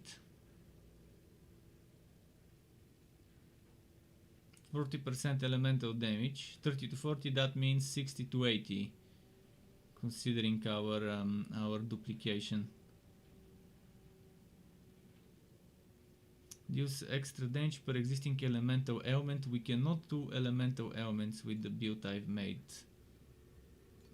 though. We will be doing poison when the build is ready,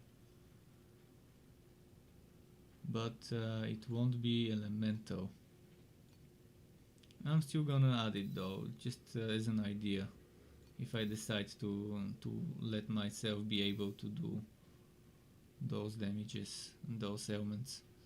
Scorched ice. Oh, this is it. This is the cold damage to attacks against ignited enemies. Your cold damage also ignites the enemy. That's also something as a nudge towards playing with Gemma for this one.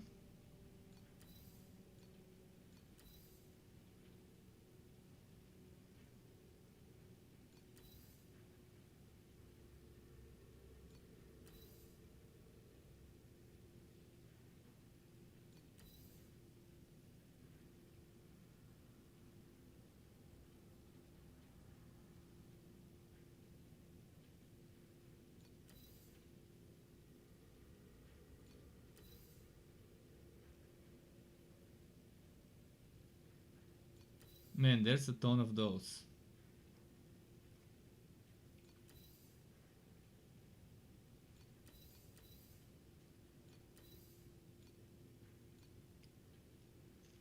The realms, no. Frozen lightning, 20 to 30% elemental damage, not bad. Whereas this one was 30 to 40.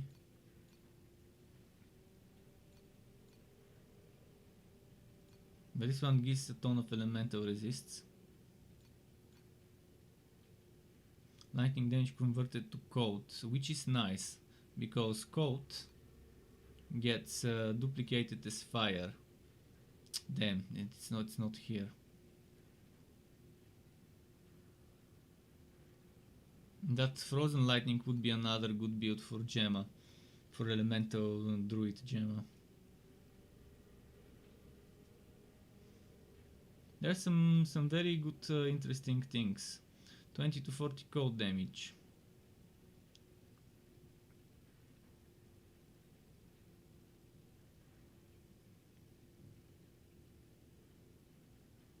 When dexterity is greater than strength, 5 elemental resistance penetration.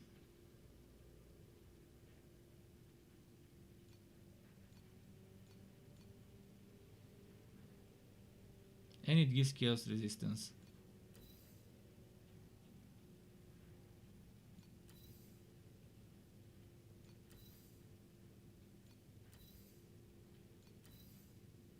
And it's expensive. Super expensive.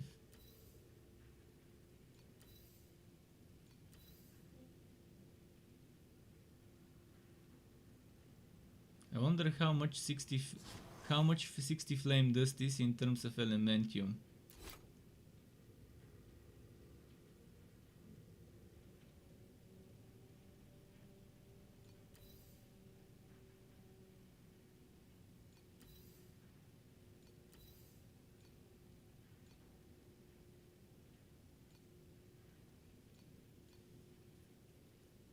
Fire damage to attacks and spells. Okay, now belts. What's left is belts.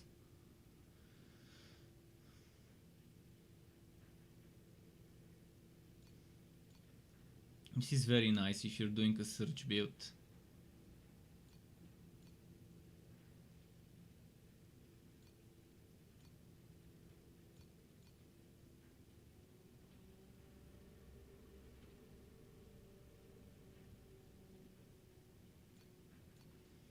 Elemental damage, this is it, I like this.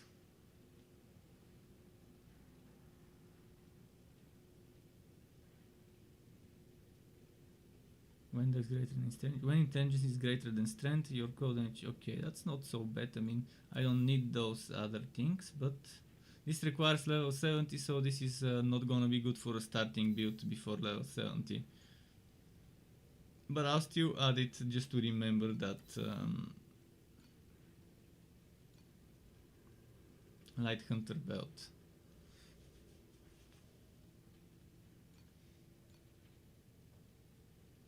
But there is a light at the end of the tunnel for builds with elemental damage with Gemma.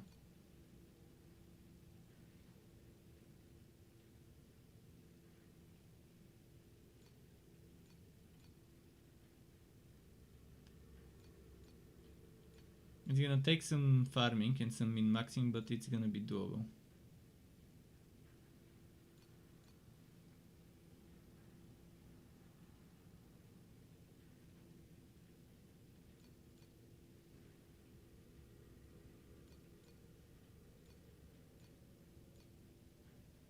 Spell fire, spell cold, spell lightning. I mean, this is fucking amazing. Triple what? And elemental resistance and mana again, and gives you intelligence.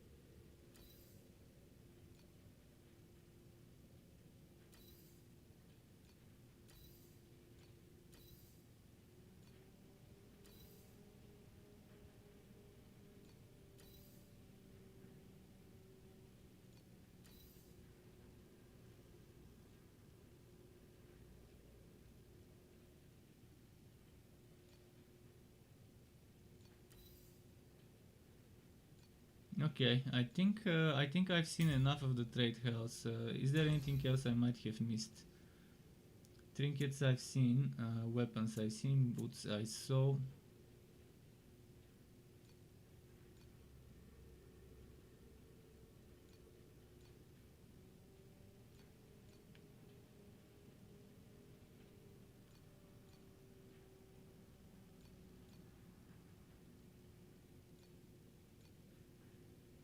Yeah, in terms of boots, I think there was something very nice. I forgot what it was.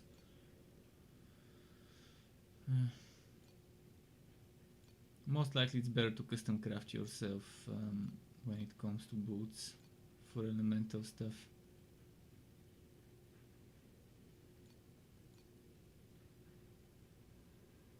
Extra code damage for every 500 maximum mana.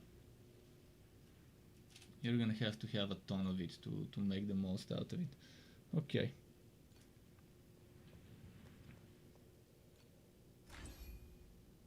Let's look at the spoils.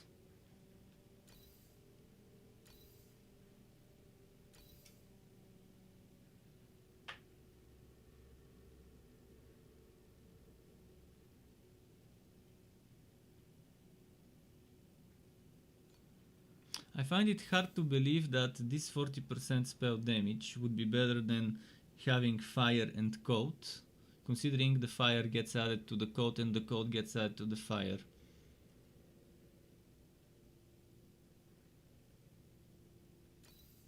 But maybe that's not added in the DPS number. See, the DPS number here grew, but I'm not sure that this gets added to it. We'll see. Maybe I can use it for now. Elemental damage, elemental damage.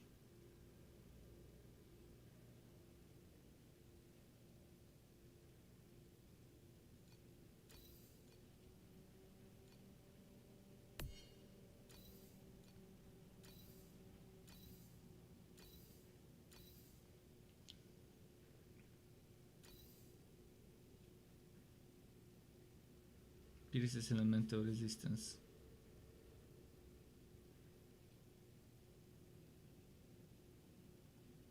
Maybe that's also a huge boost. Let's sell the rest. And how am I doing with the energy?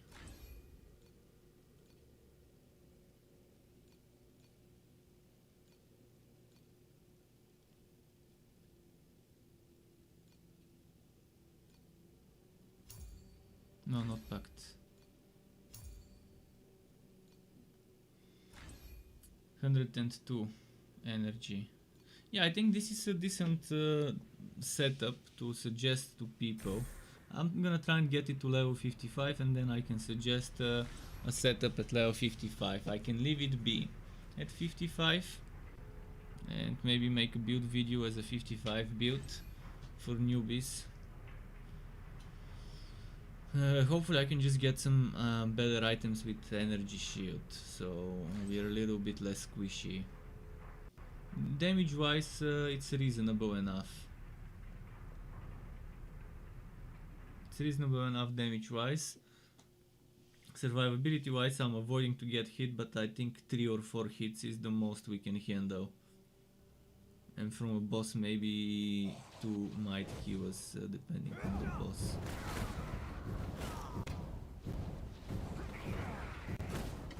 But again, that's very early unfinished build. Of course, with enough money. I mean, with enough not money, with enough materials, you can buy much better gear for much better synergies.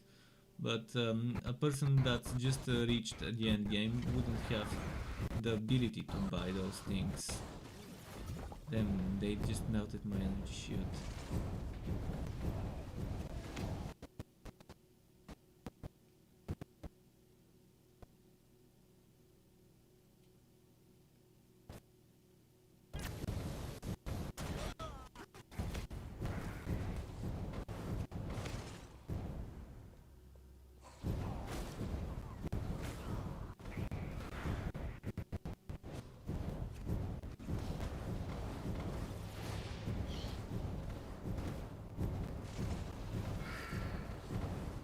There is no energy shield potion, unfortunately.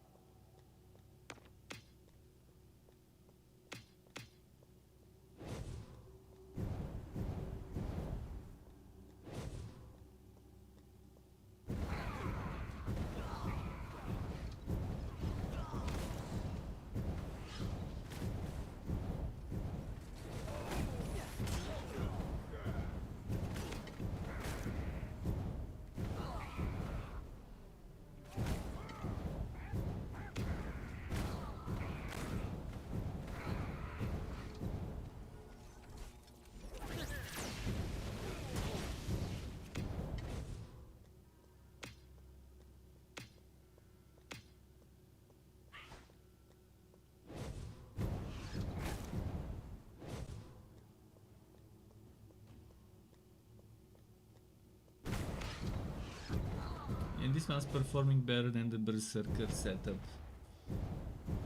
And probably better than the Carino setup as a ungeared basic fresh out of endgame, fresh into the endgame setup.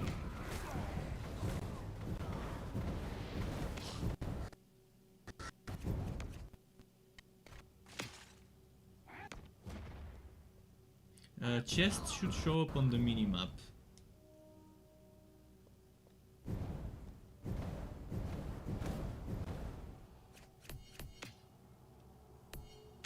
Because sometimes they're hidden behind the walls and the walls don't become transparent. It's super hard to notice that.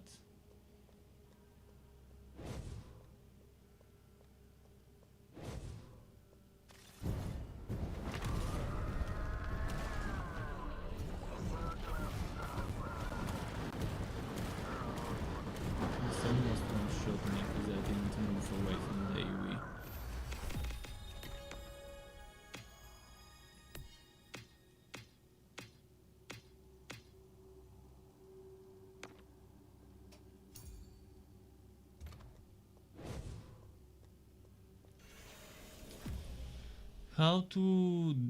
How do I get access to this game? Non-ref, there are two ways. One way is for you to be from USA, Canada, Australia or New Zealand, and then you just download it from taptap.io.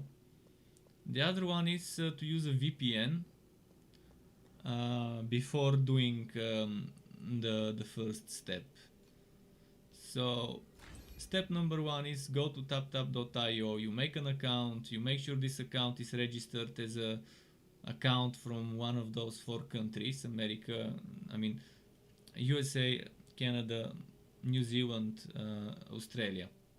If you're from one of those countries, then you don't need to worry about VPN, you don't need to worry about setting a different country than your actual country in the settings for your account. And once you register on taptap.io, you look up Torchlight Infinite closed beta, you download it and just wait for the install to finish. And it needs to be on your mobile phone or tablet, Android or iOS, until the game comes to PC in a few months.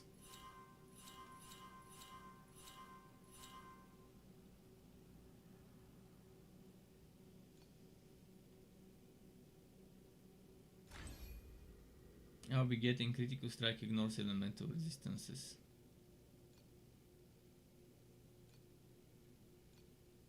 Which would mean I wouldn't need elemental penetration on my gear and I could ignore that. And I could focus more on damage. Elemental damage.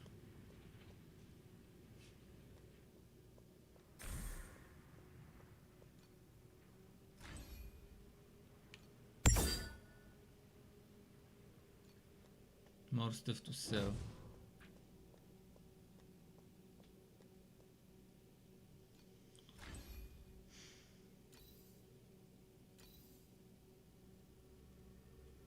'63 energy shield. Man, I could use an ice and fire, a better ice and fire.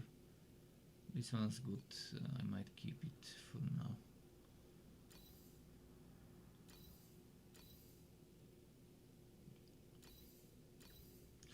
$302 DPS for my Berserker.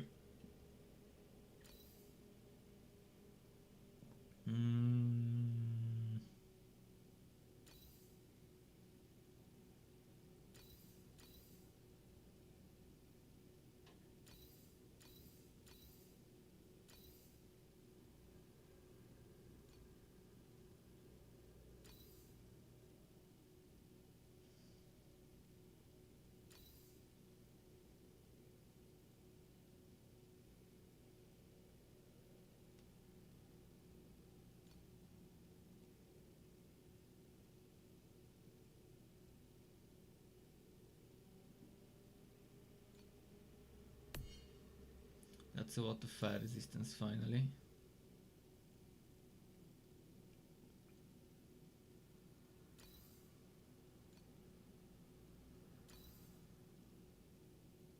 %12 elemental damage. That means losing elemental resists.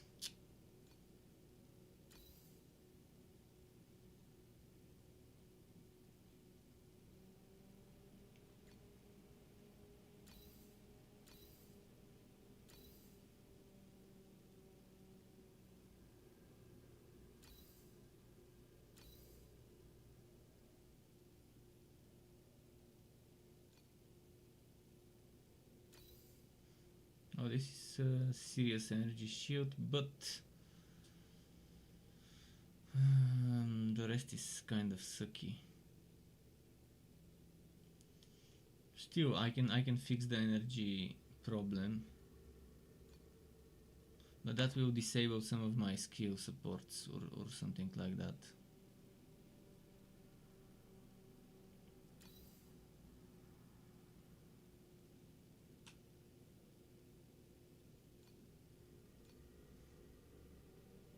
Which one got disabled?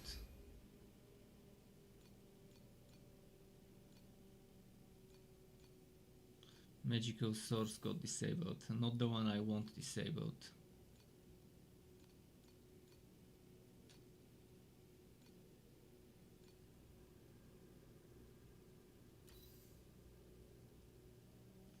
Sealed mana 43, sealed mana for 31.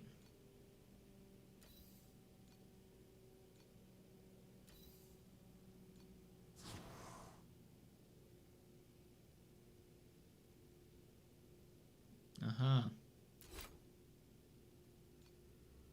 I can just do it in this way.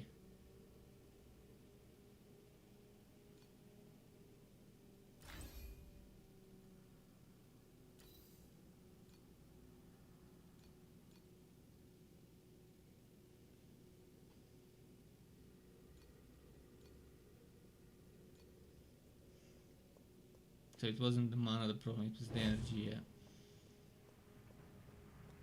Let's do another endgame stage and then I can go on another hero, like the Berserker or the Divine Shot. We'll see. Oh wait, did I sell? I forgot to sell.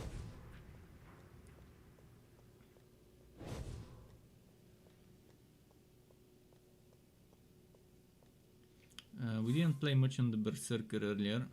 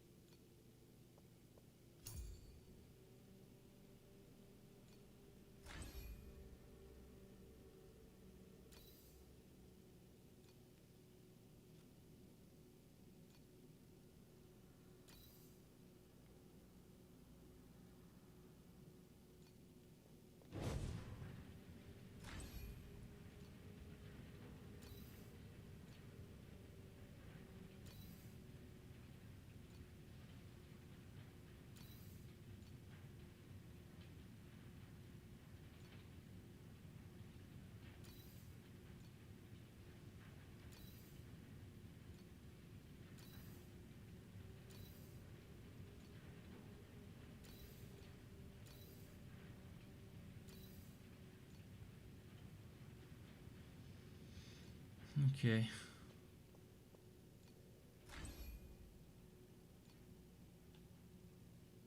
Ah, forgot to put that chest.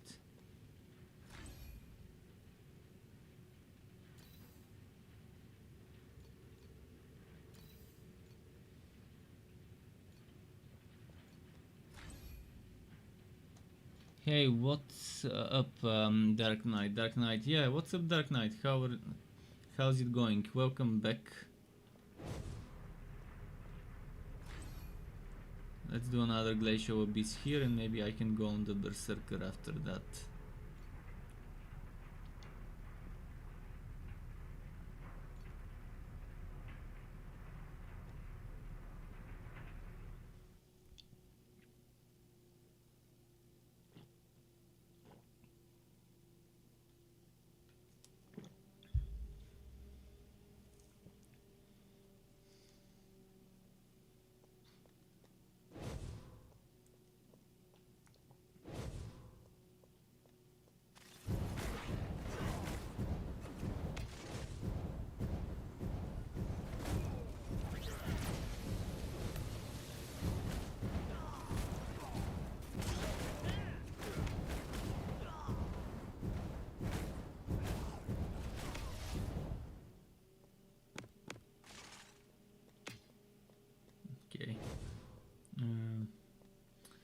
way now.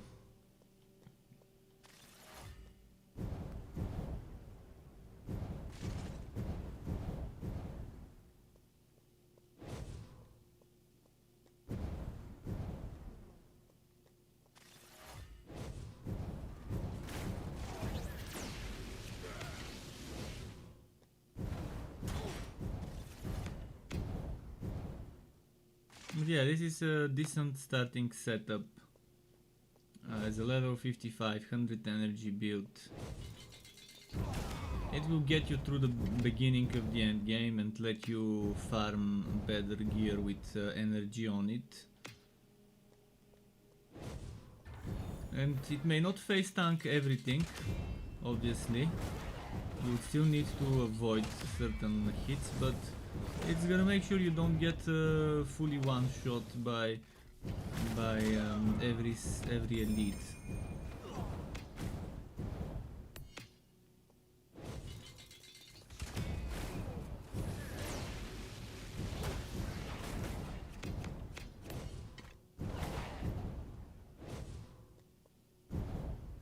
And it requires some chip to get starting legendaries. Pretty much right now I'm using what, 2 legendaries? 2 legendaries, that means it's a very cheap starting setup. 2 legendaries, that's in most cases you could probably find them for 1 or 2 flame dust per piece for those 2 legendaries. The other stuff that could make this build top tier build is super expensive.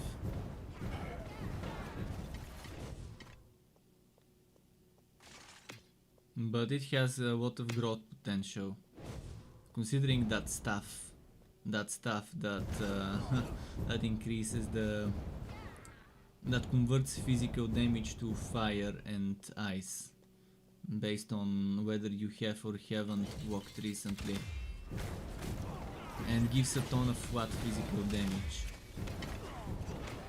This is a good stuff. I want that stuff.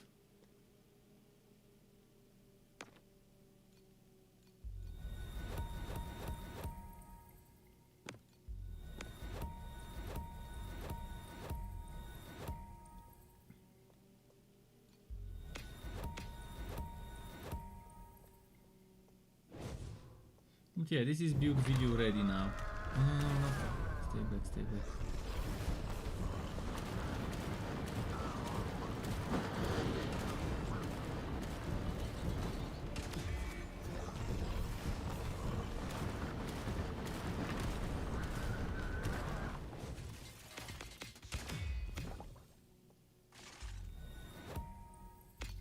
Still cannot compare to Yoga with the clone in terms of DPS, but it's similar. Let's say this is 60 or 70% of Yoga's DPS, 50 at least.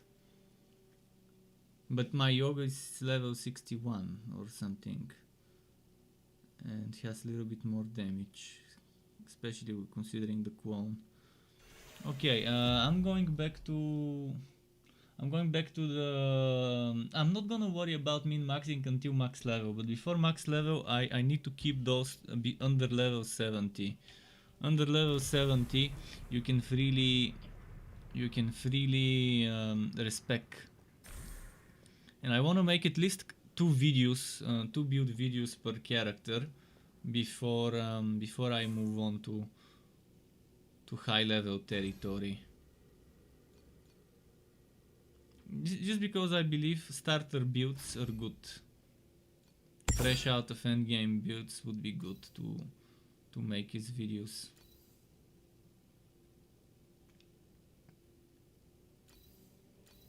Fresh into the endgame, I mean, fresh out of the story.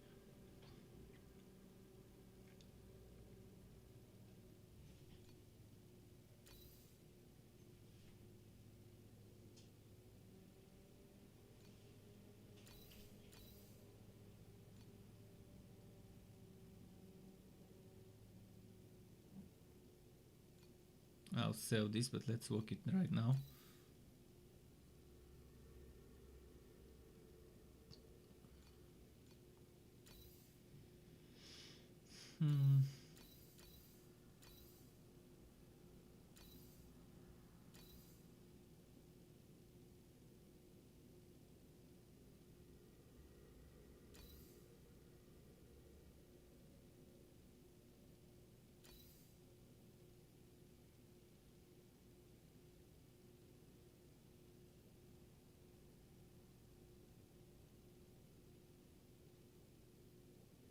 This cold breath, I don't even need it if I find something good with... but the restore mana on defeat is nice, and it's gonna be hard to add it on a regular item.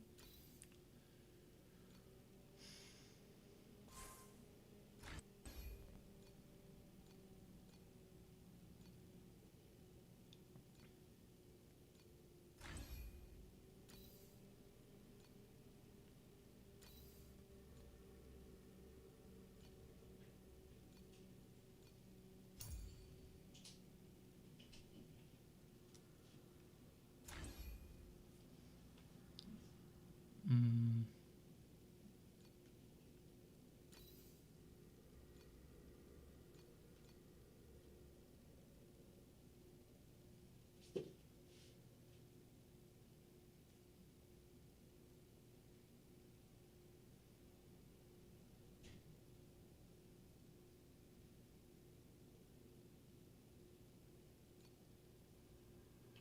What's with this thing here?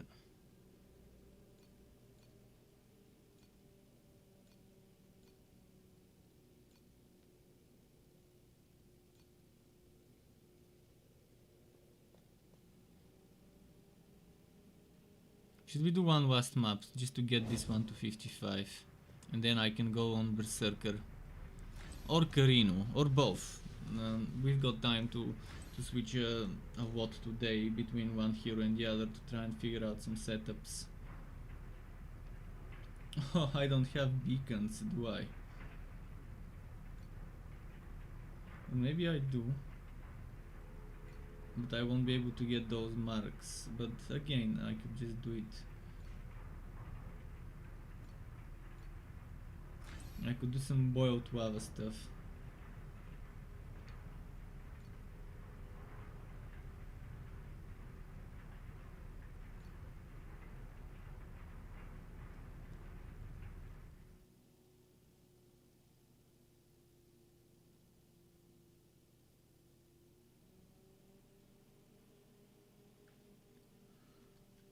Okay.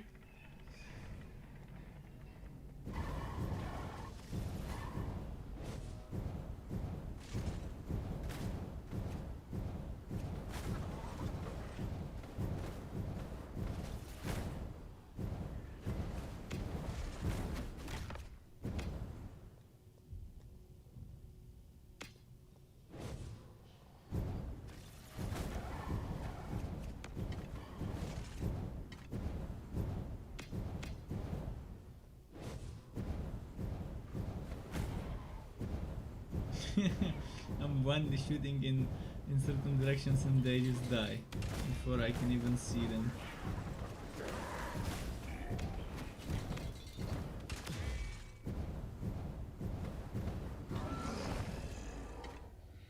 And this build right now is focused on surviving rather than damage. The damage, I can increase the damage exponentially if I have enough. If I level up and get more talent points and get better items.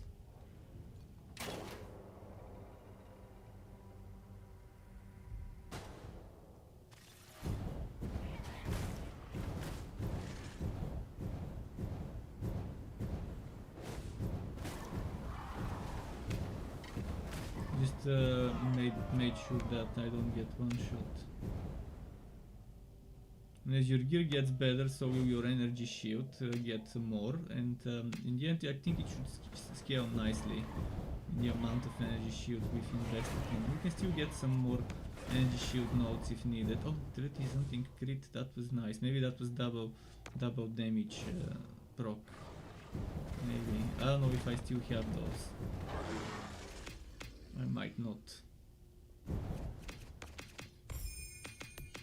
The realms, okay, not the ring, not the belt. Was it belt or was it ring? I think not the belt I needed. Oh, it is a ring.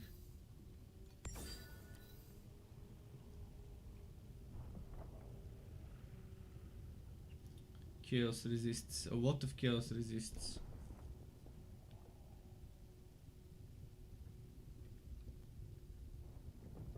I really need chaos resists right now.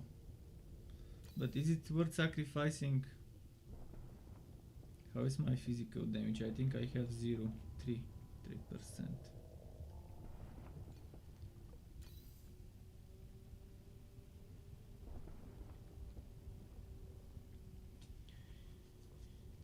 Losing lightning resistance and then elemental resistance.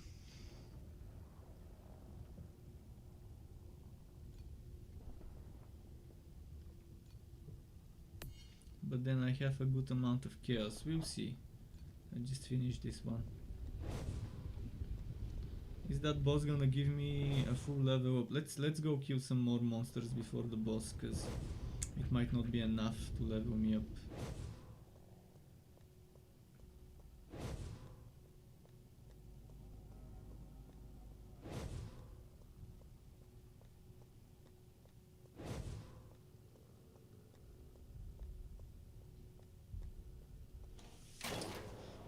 The Dark Knight says definitely Berserker while waiting for you to figure it out. Okay, I'll do that. I did figure something out. I mean, I figured some build out that works as a starting setup. I mean, it's not perfect, but it doesn't get one shot, maybe 2-3 shot. And again, I just need better gear. I need slightly better gear on it in terms of surviving. But yeah, Berserker was much harder to figure out than this one. And it's melee, so melee range in general, it's more difficult to figure out survivability. You can't just avoid getting hit when you're right next to the enemy. On this one I can just avoid, I can dodge and stuff.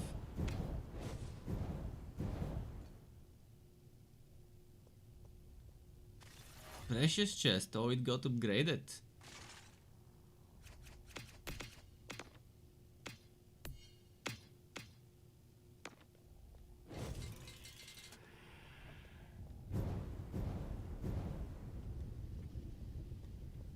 Okay, I guess the boss would probably give me enough experience to level up if I go for it, but just in case.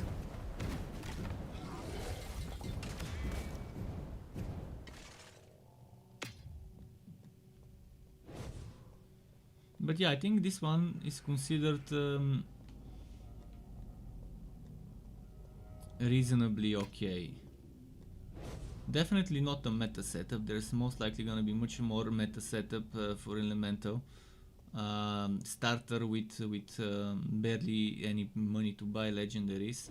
Like, let's say that's your first hero and you haven't sold many legendaries through your playthrough on the auction house and you just can't buy stuff. You just need two things. In fact, this is not really needed, but it really helps. But this is, in my opinion, a must-have: Ice and Fire. Ice and Fire combined with Cold Breath, combined with your hero trait over here. This one. When dealing damage increases and reductions to fire damage are also applied to cold, and vice versa.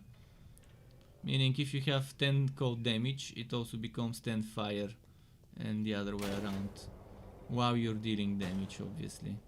It's not all the time, but that's when you want it. You want it when you're dealing damage in the first place.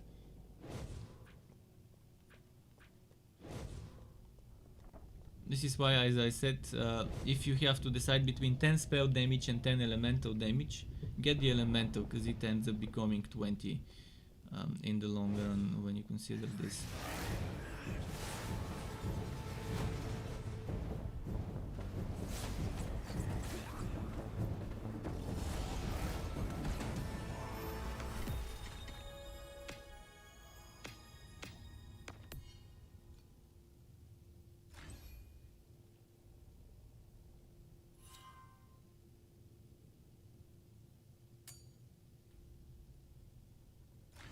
And over here we could get critical strike ignores elemental resistances. That means you don't need to get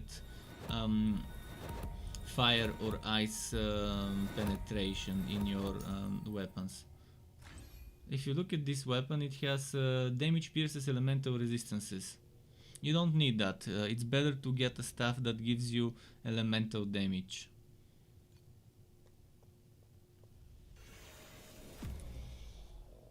Actually, it's best to get specific stuff. As I mentioned, the best stuff. To anyone who didn't see me earlier in the auction house, I'll show you the best stuff for this build. There is no better stuff for this build. This is no, not this. A moment. My collection. This is the best stuff for the build. Gives you flat physical damage, and physical damage is converted either to fire or cold, if you have or haven't walked recently. And I think there might be an overlap where you get both of them. I'm not sure how it works, but if you remember, the cold means fire and the fire means cold. So 100 means 200 and if you get 200, that would mean 400. And look at that juicy physical damage increase. It also gives you the block chance, so you don't need to do it yourself.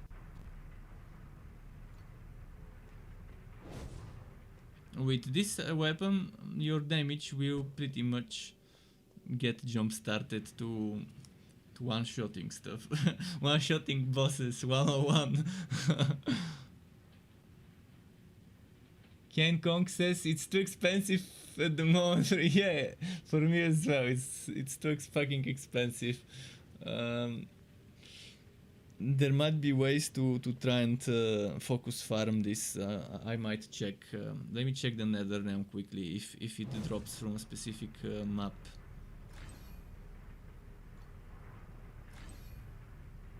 I can check the Steel Forge. Okay, let's see this one.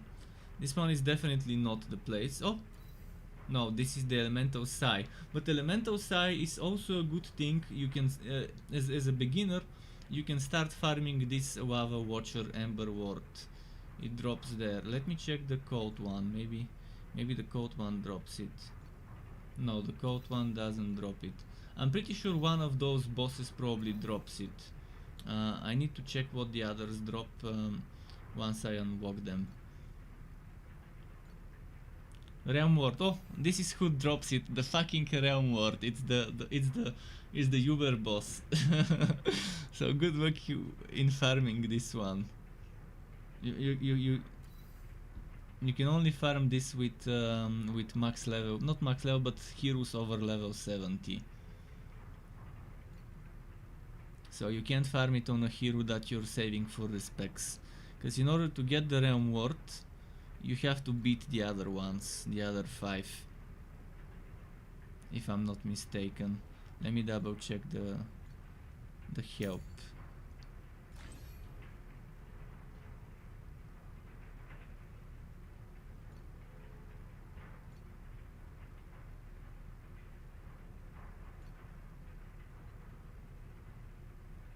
I think I read somewhere that you just need to beat the other two to be able to summon this one. Let me check. Oh no, actually that's not it. You just need to reach You need to reach the number of red crystals, whatever this thing is called. Once you reach that number of crystals, you can just summon it and challenge it. But whether you need to beat the other ones every time you challenge it, I don't know. But yeah, I'll switch to Berserker now. I just forgot to sort my inventory. But yeah, if you want to force farm this this boss, you can't do it as a wobby.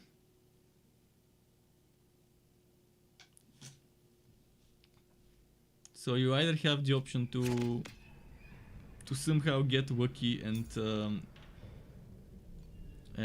find something else that other people wanna buy and sell it, and then buy the stuff from the house, or you would have to push through and do it. So what I wanted to show is I think it requires 35 unlock requirement for the Traveler. That's what he's called.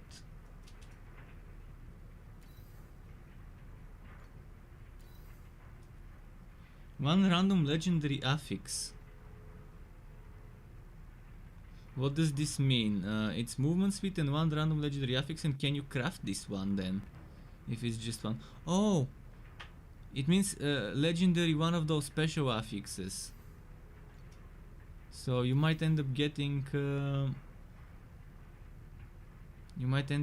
some very special good stuff. Like this 160, 180 gear physical damage. This is a legendary one. Physical damage as random elemental damage. This is also a legendary one.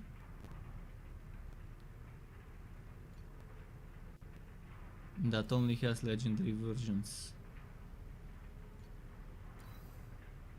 This one also has one random legendary affix, the End of Confusion.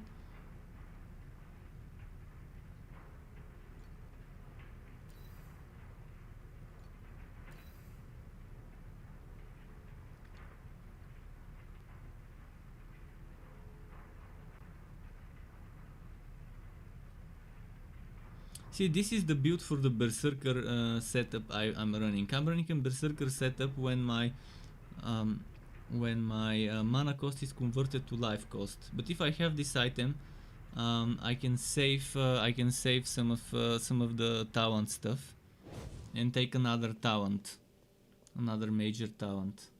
Okay, let me sell and then we can go to the Berserker.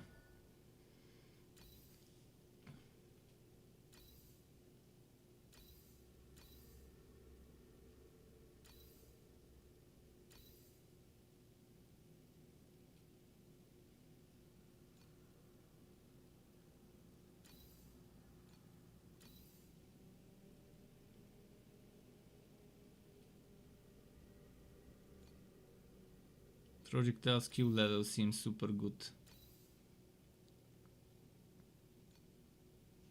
Elemental damage, all stats. Chaos resistance. Losing cold and lightning resistance though. Is it worth it? I can sacrifice cold resistance because it's already 75. But lightning... also, that's a lot of energy shield was. That's probably for some other hero.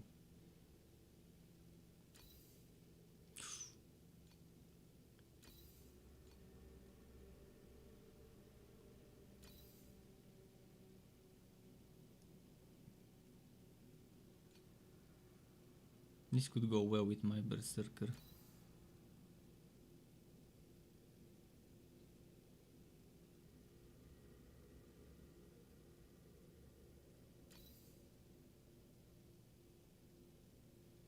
I'm gonna just put some stuff in the storage for the Zerg. This one's good. I'll lose energy shield, I'll lose lightning and cold, but I'm getting elemental damage, getting fire resistance, which is very low. But the lightning is also very low.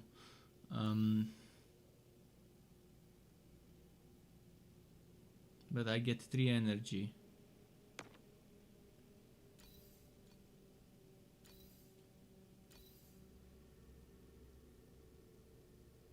"20 movement speed. Wacky roll.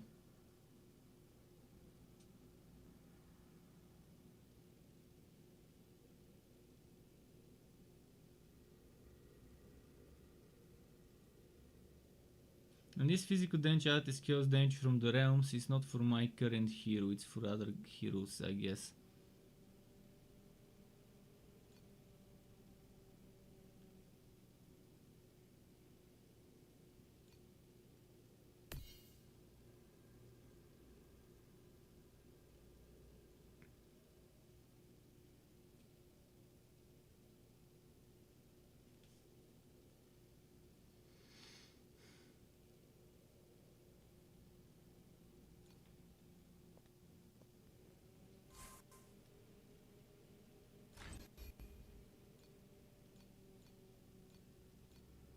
Okay, we're going back to the Berserker. Let me just put some stuff there.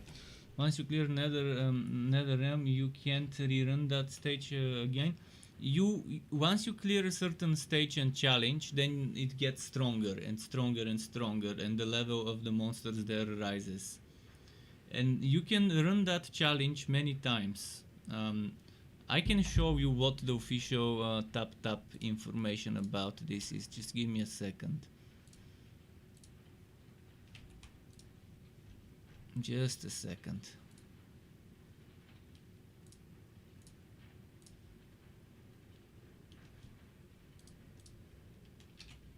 Okay, let me now share my screen, and then we can read about it together. So this is in tap, the closed beta stuff.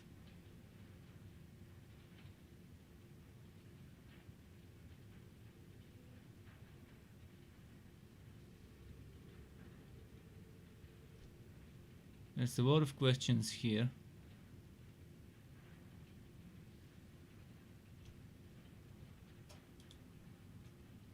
Oops, this.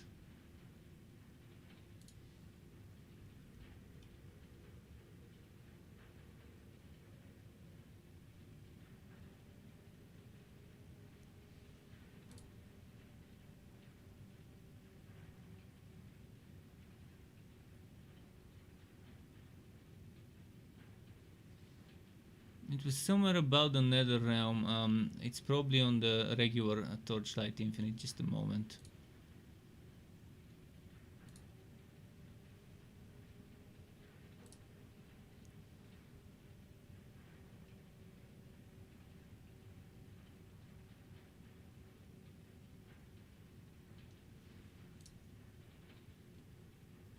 It's gonna be one of those guides. Just not sure which one.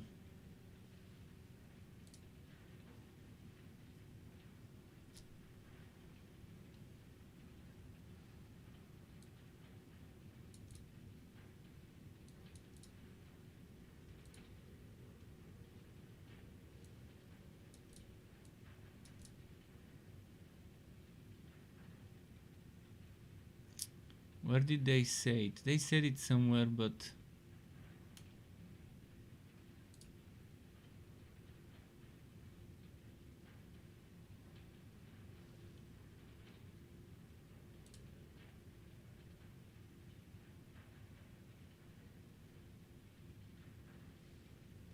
they said it somewhere about how many times it can be challenged and when. I'm not gonna read the. I don't like reading builds of other people for the games I play, just because I like to know that everything I've made is made by me. Otherwise, I might get unintentionally influenced by someone else's setup and copy paste some ideas, and I don't want to do that. So I'm not gonna open the build stuff. They said it somewhere, I'm just not sure where.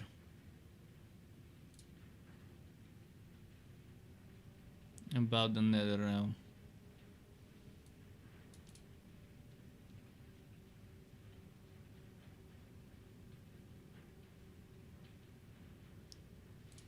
Let me check. Traveler. I think I need to just look it up. Nether Realm Traveler. Was it with one L?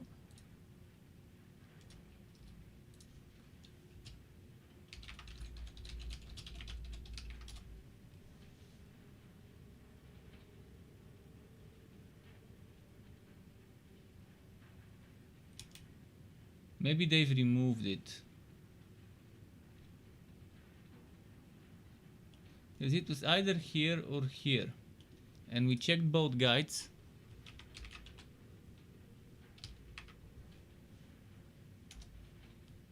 And it just doesn't say anything about the traveler. Most likely they've removed that. In any case, that's fine. Let's just go back to the game and...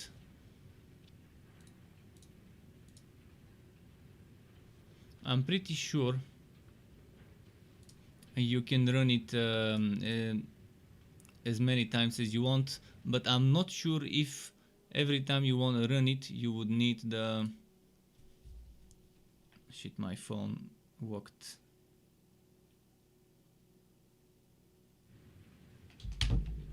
I'm not sure if every time you want to run it you would have to kill the other ones before him.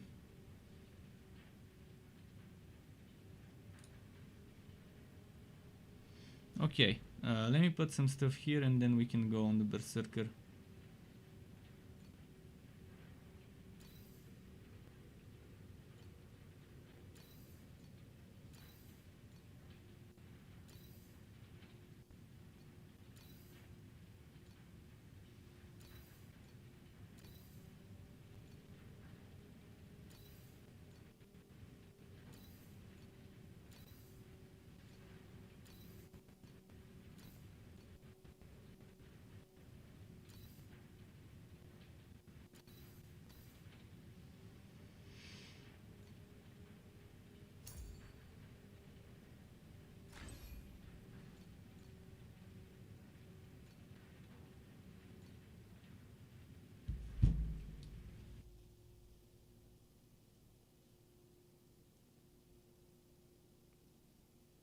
As for stages, you need a beacon to enter a stage. You cannot enter a stage unless you have a beacon for that stage. But you should be able to have plenty of beacons to go to other stages. And also there is cards. Have you figured out trading the cards? If you haven't, I can show you. Cards are something that you shouldn't ignore as a mechanic. Trading cards and stuff like that. You exchange them just the same way you exchange items for fuel in the trade NPC. You just need to make sure you're putting the right number of cards. The same way you exchange cards, you can exchange beacons for stronger ones.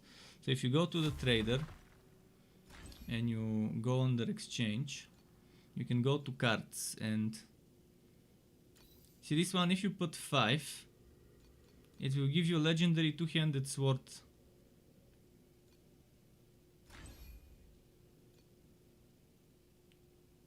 Confirm. Now I should have gotten a legendary two-handed sword, this one. I didn't even know about this, but that it will give me, that I had those. I didn't know I had those cards. But I've gotten other legendary stuff from this. This one, if you put 3 of them, you get random fate card. So random other card. Put in and then confirm. Now, I'm not sure what I got this one. Random epic jewelry. 80. You can put 3 of those. Like if I put all those 3, it will give me the purple of the same one, but I'd rather not for now. For now, and see, the purple is better. And it's used in the stronger ones.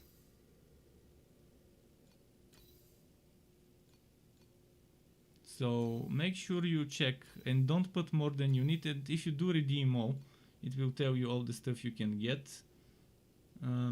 Keep in mind that putting a couple of cards could give you a random of another card and stuff like that, I think. There are recipes. The recipes you can see over here. This gives you what you need to put and what you would get.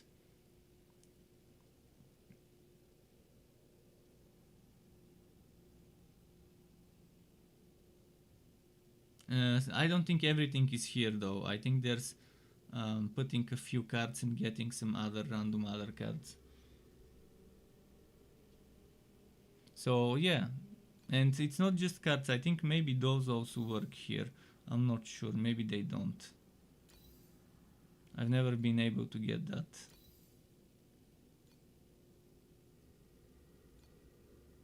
Those obviously you exchange from the fuel shop. I'm just testing stuff here.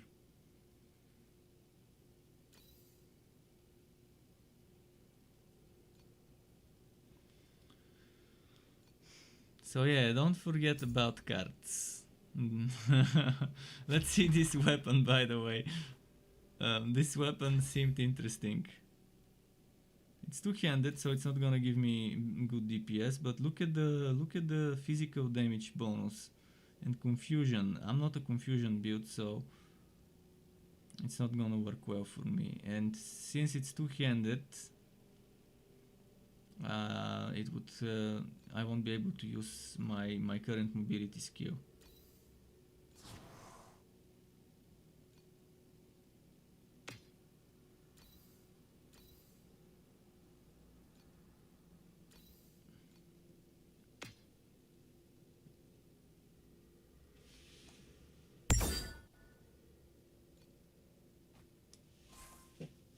You have a ton of cards. Okay, make sure you don't put more than needed for the exchange.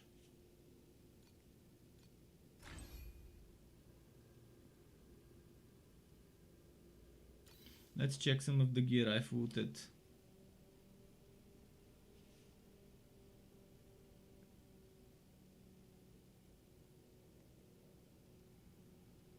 This is not too bad, but probably not better than my current.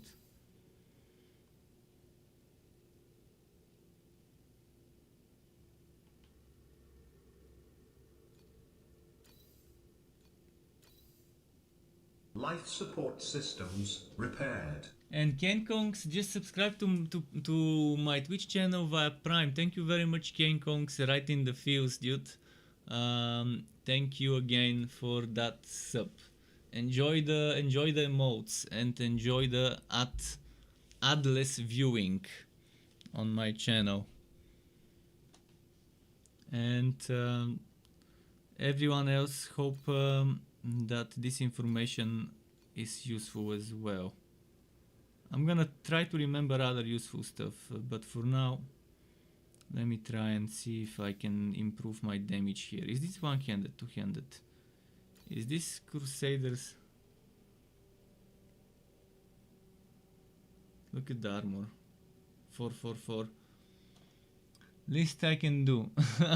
There's no content out for this stuff. Well, definitely there isn't content for this stuff. I'll try to put content. My first mission, which I've just completed, was to level every hero to level 50 something. From here on out, I'm gonna start making content for this game. I also have to make some upcoming game videos. I also need to stream one game that was given to me for free. And it's actually a cool game. I'll stream Mortal Sin very soon. But the content will come. Soon it will come. Generating a life per second. Code resistance. Let me check my resistances. I need chaos and fire more than anything.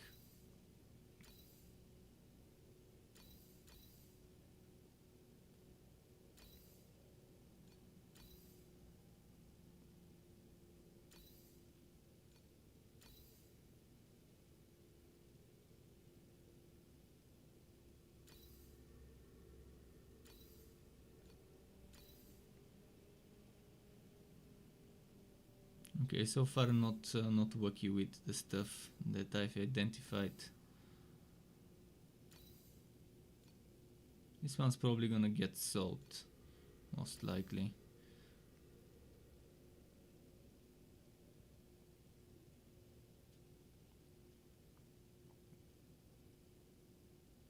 This is for chaos damage and physical damage. Ignore armor and chaos resistance on hit at max stacks of confusion. And what is the maximum stacks of confusion?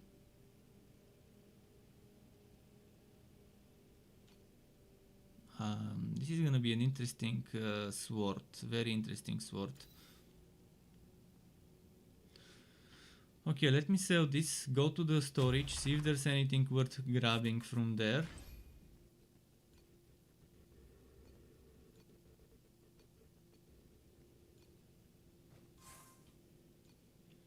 And then we can look into this berserker stuff.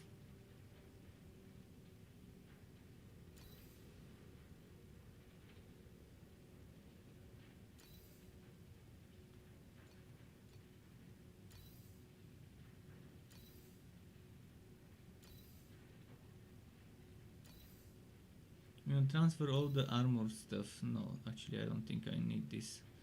Let's just grab it just in case.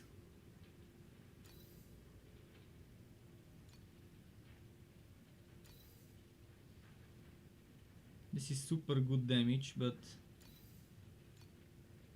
I'll have to use the jump instead of the dash. And if needed, I guess it's worth the damage increase.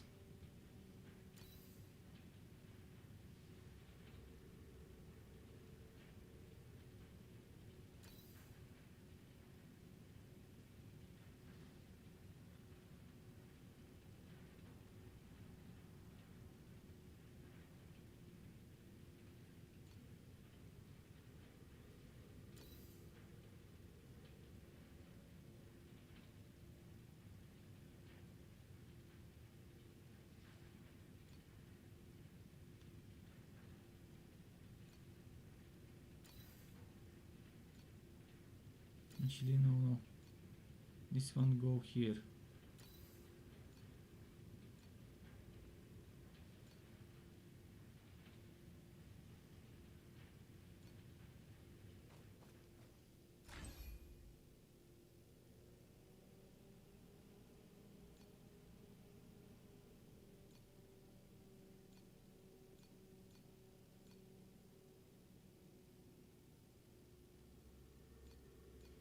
Okay, so back to the back.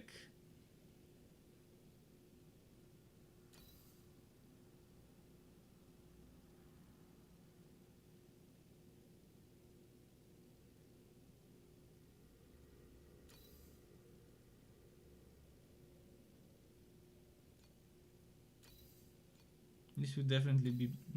it's not gonna be better, really? I guess triple fat and double fat makes sense to be hard to beat.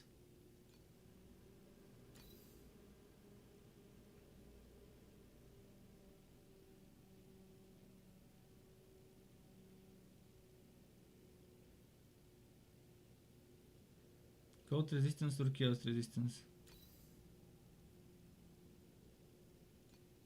I need chaos resistance more than cold. But 30 cold, damn, that's a lot of sacrifice.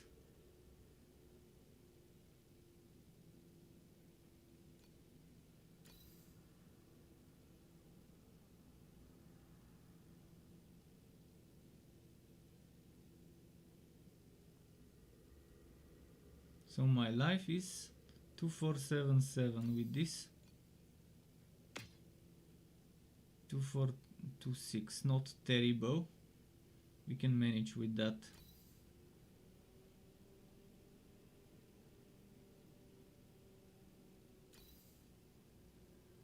This one has better life and better armor and better energy.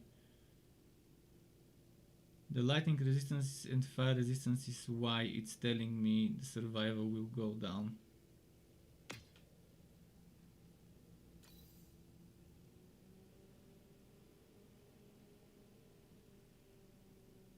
If I sacrifice some flat damage,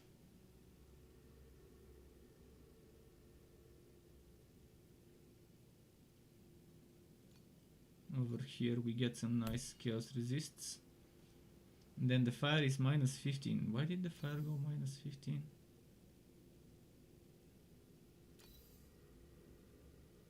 This one was 35. Okay, I had something that gave me fire. Where was it?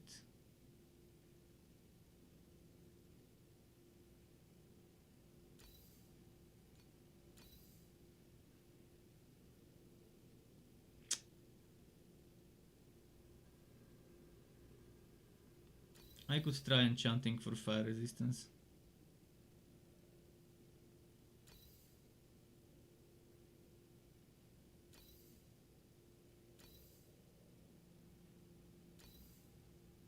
Or let's use this one for now.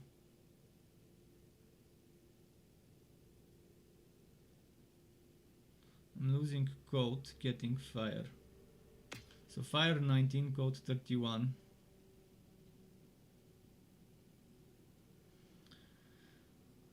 And now let's test 3092 damage, and with this one, yeah, it's worse.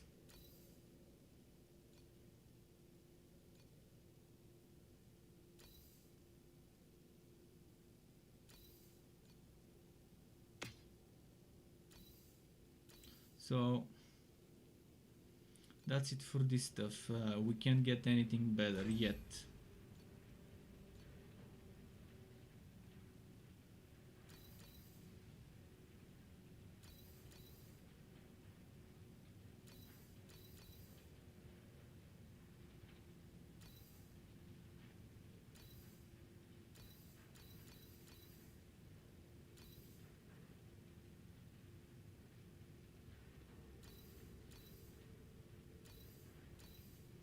I can sell some of those other things.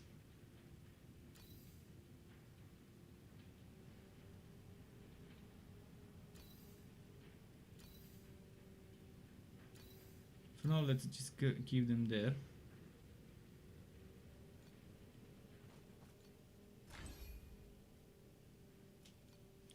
And let's show you right now what I've done with this setup.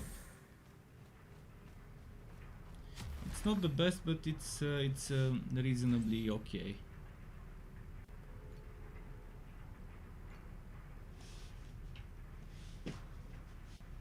I'll show you a run if I don't fail, and then I can show you what I've done in terms of skills and talents. My energy is very bad. I don't think I have 100 even. 107. Oh, I'm 80 out of 107. I need to remove something from somewhere.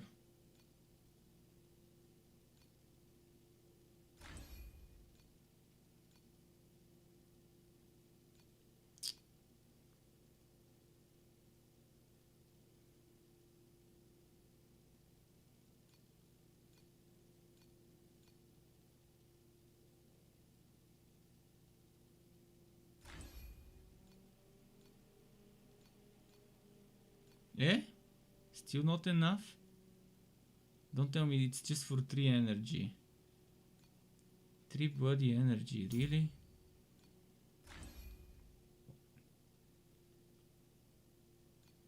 I can fix that very quickly.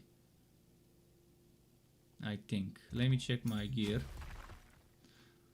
If something is on the very low end, this is, I think, on the very low end of energy, and this is on the minimum end. Okay, let's down Porto and fix it.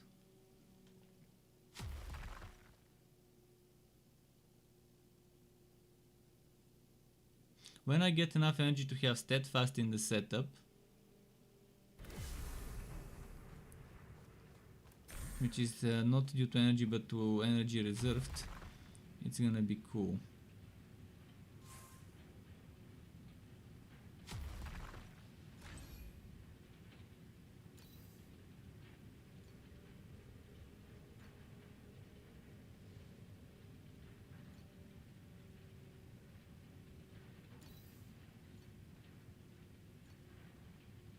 Okay.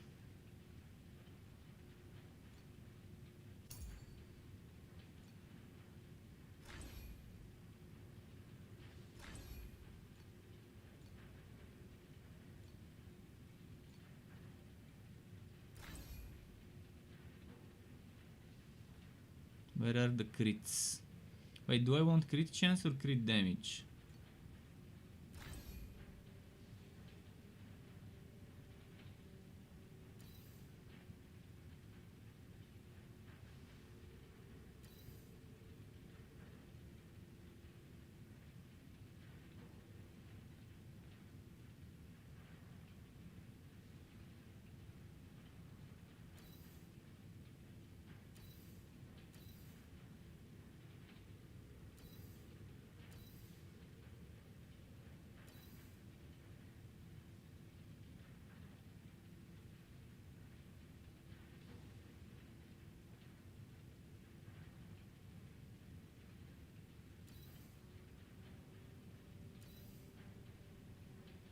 19%.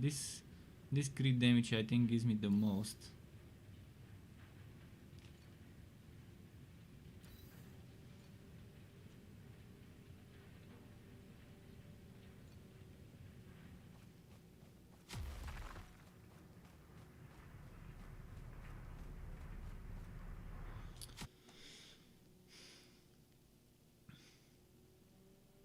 Okay, that should do the trick.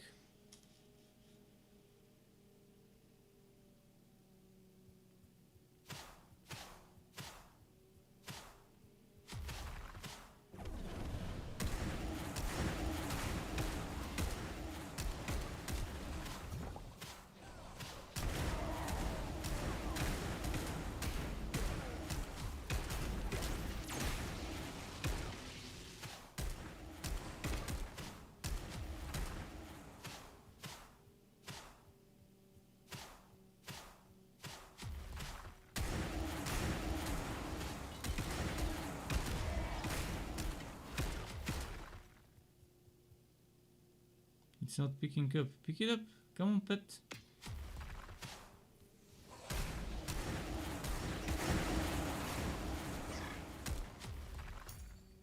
Let me check my packed stuff as well.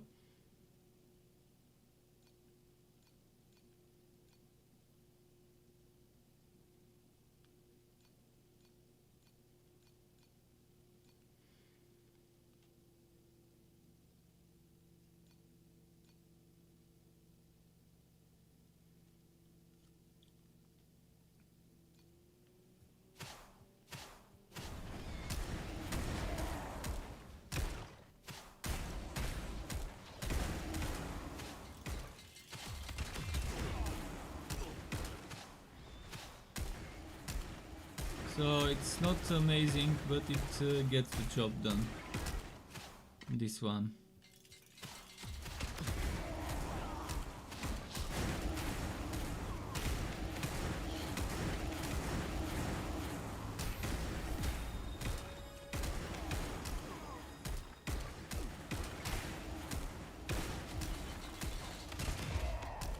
And you have 3 sources of healing with this setup the way I've got it right now. You've got the potion, you've got that the green skill, you've got the shout that also heals.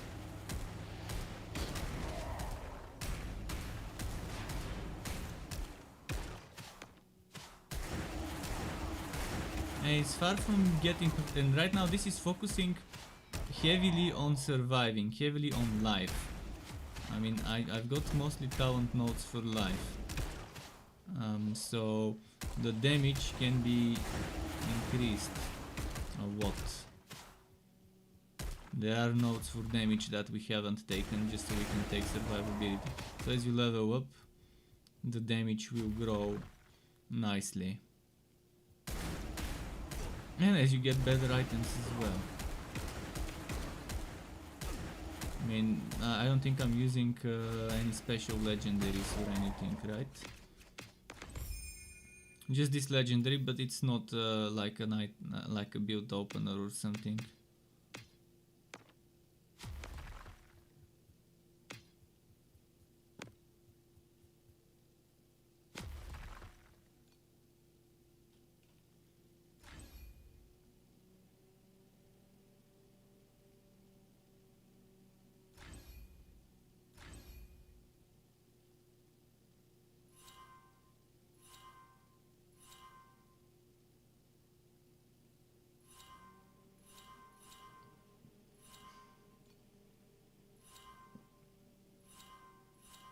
We need crit strike rating because those crits won't work without the rating, obviously. Let's see last stand. It was a shield, right?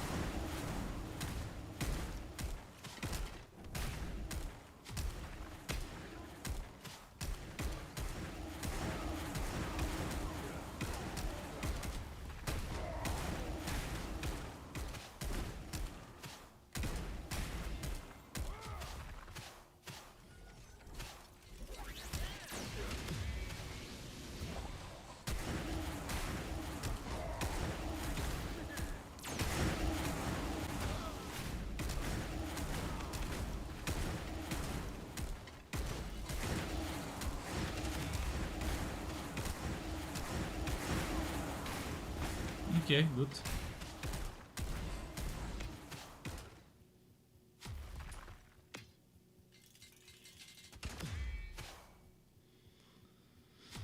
So yeah, this I hope this works for you as a setup.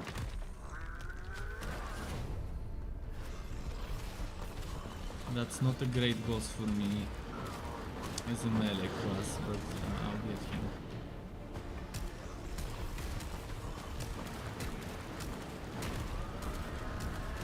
This is just not a good. It's a boss that's easily countering my melee stuff. Yeah, you see, I over pushed it. If I didn't stay this long for damage, I would have survived. So this was not it was the player, not the build. Obviously this is not a full face tank setup. I'm not using shield and stacking armor. We'll do him now.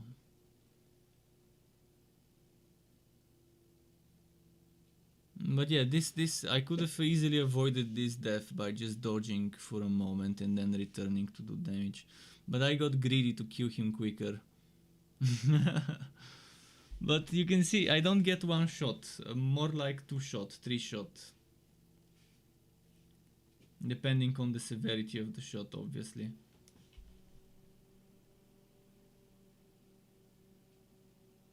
I'm probably gonna have to run from the beginning of the map all the way to the boss.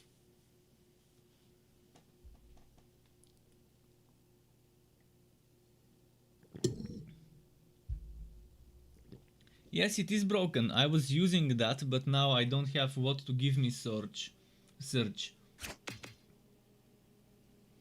Where do you see the stacks of search? I never saw those stacks of search. It would never show me those stacks, which is strange. Why it never shows those to me.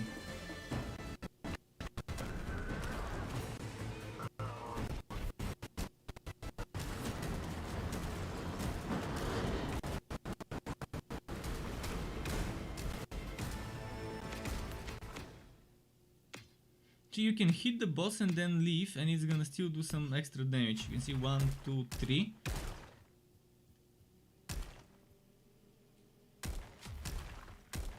Well, if there is no enemy, it's not gonna do the explosion apparently. But yeah, when there is an enemy, it does the explosion thingy.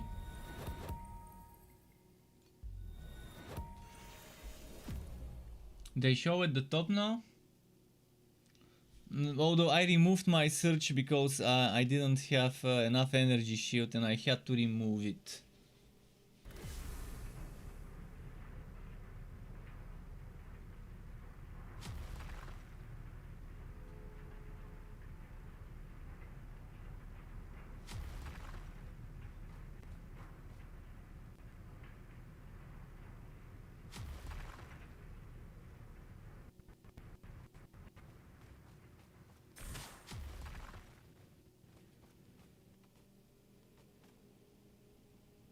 Okay, I can do one more on the berserker.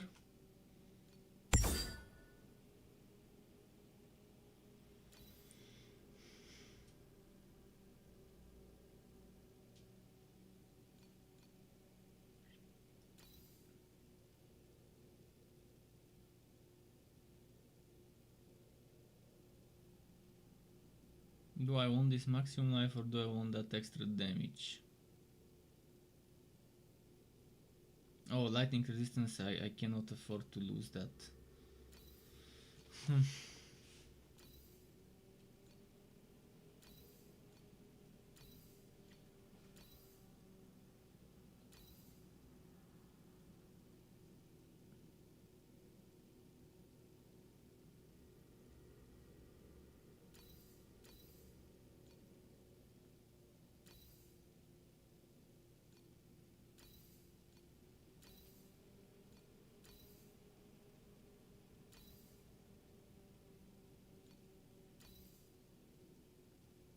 Okay, we can sell.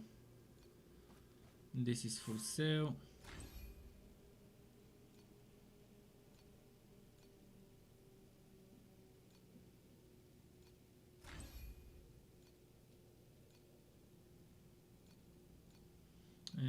we can go and do another map. I guess one more map's not so bad on the Berserker, maybe two. I'm thinking of removing my experience gained so I don't level up quicker. Let me just double check. I'll remove my XP gain stuff.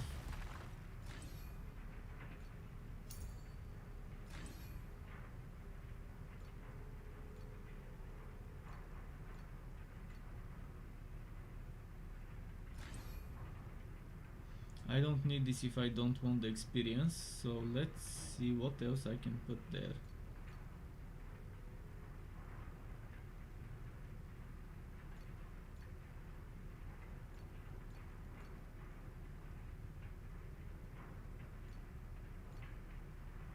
Maximum HP is good, attacks kill chance to double damage, multi-strike.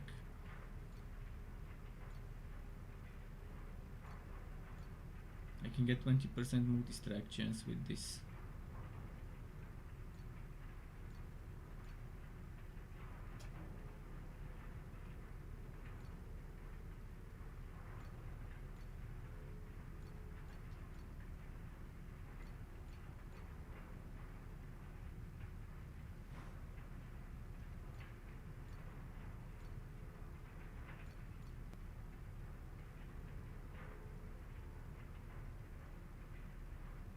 Drop quantity is definitely cool to stack later on for late game farming.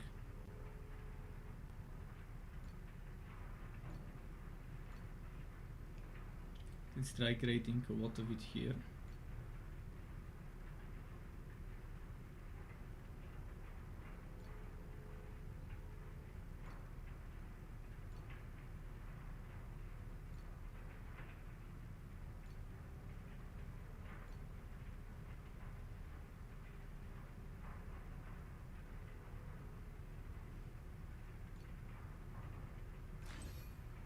Who's following me, by the way?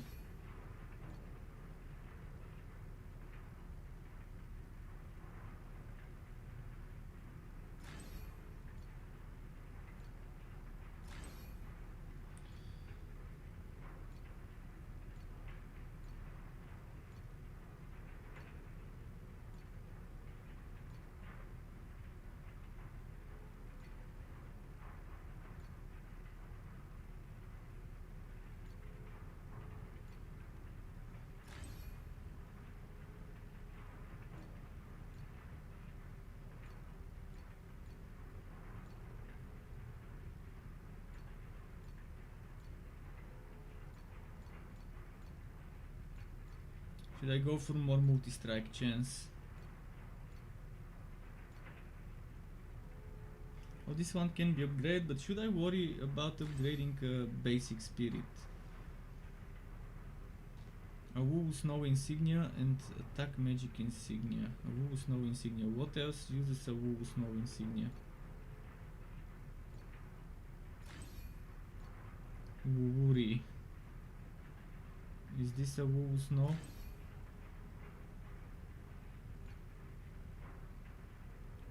Oh, Iris. I guess each of them has its unique one, and you can't use it on another one. Otter. Quicksand.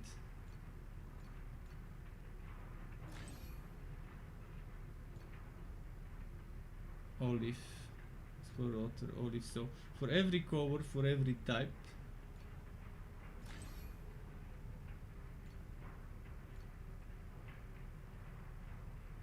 Stone insignia.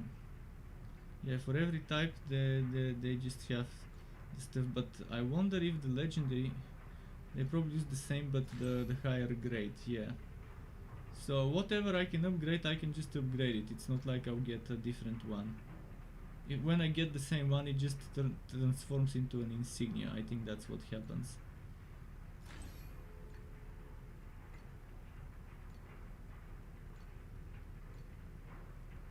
When I use the specific ones, not the general ones.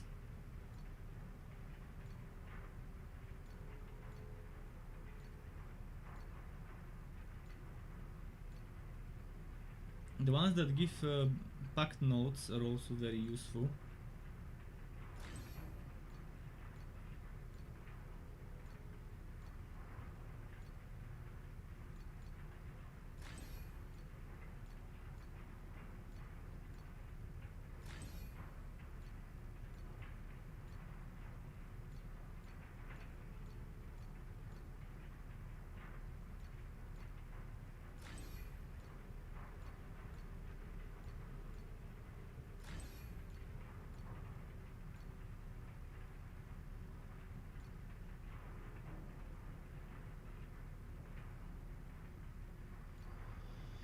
Outer ring bonus.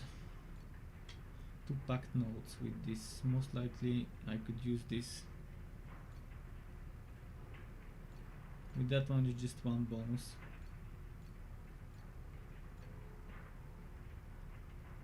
The mental resistances with this one. Outer ring 8 movement speed.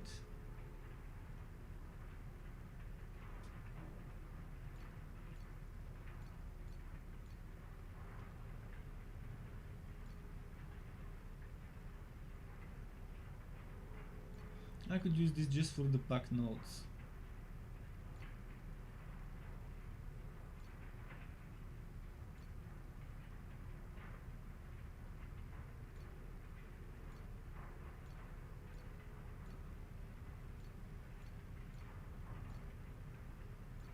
Chance to avoid damage doesn't seem like bad or elemental resistances though. Gave movement speed here as an addition. And the other one is upgraded, the 10. So now that I've got those 2 packed nodes, I could either go here for the physical damage reduction, or I could go here for attack damage.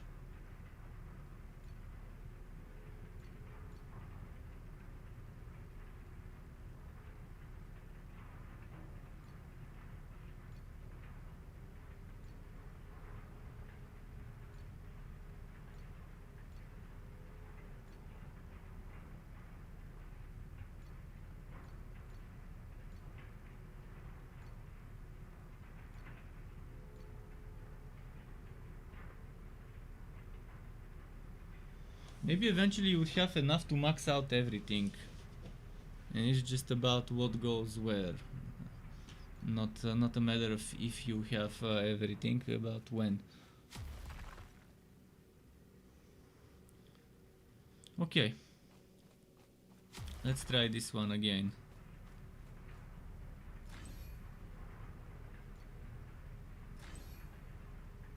Should I go do the Watcher?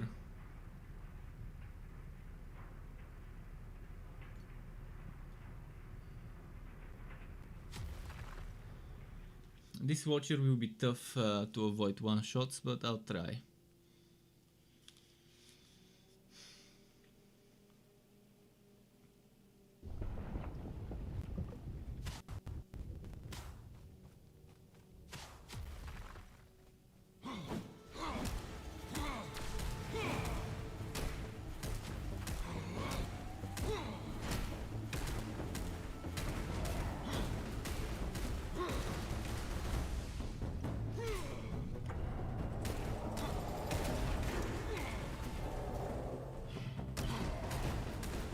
Yeah, he's spamming the annoying skills now.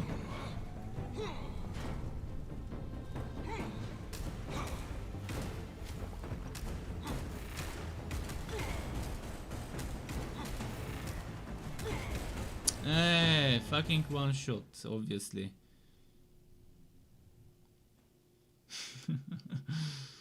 The fucking one shot, because I was too close. And he hit me with he hit me with 2 projectiles instead of 1, with 2 lightnings instead of 1. But he's very quick to rotate. I was trying to stay behind him so he won't hit me with it.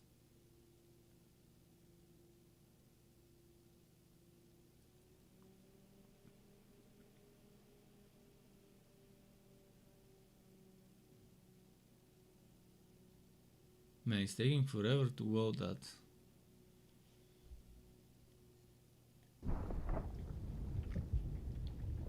Throne of Winter.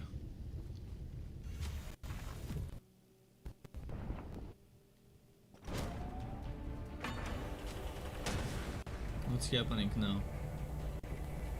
3.7k? What? Did you see that it was lagging? I was not seeing what's happening. At least I'm losing experience. So I don't need to worry about leveling up too much.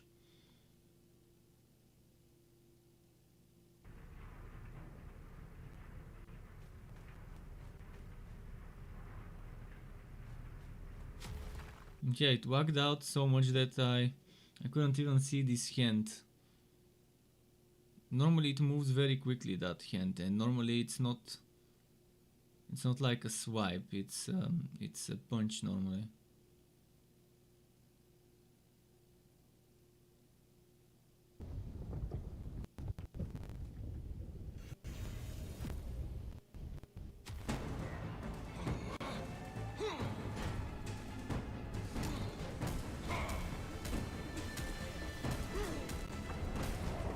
Ah, come on. This whack, do you see this whack of the punches?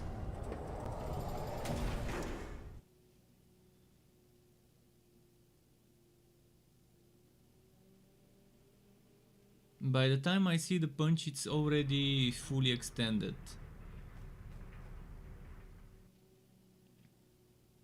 Normally you should be able to see it on the side before it actually extends itself, so you can dodge it. Something's happening with the connectivity.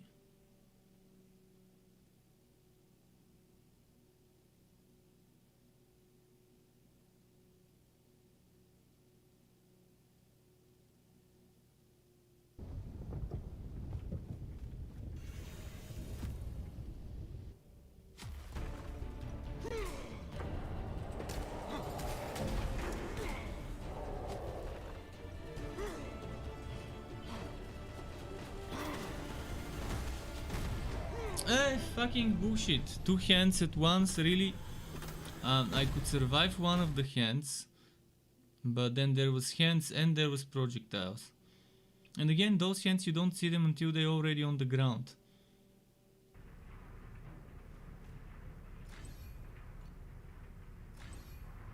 But Berserker is super underpowered compared to other heroes as a starting setup without items. Other heroes, thanks to their ranged attacks, they can just kite. They can kite and avoid getting hit. With this guy, kiting's not that much of an option unless you're using one of a very few skills that you can use to kite with him.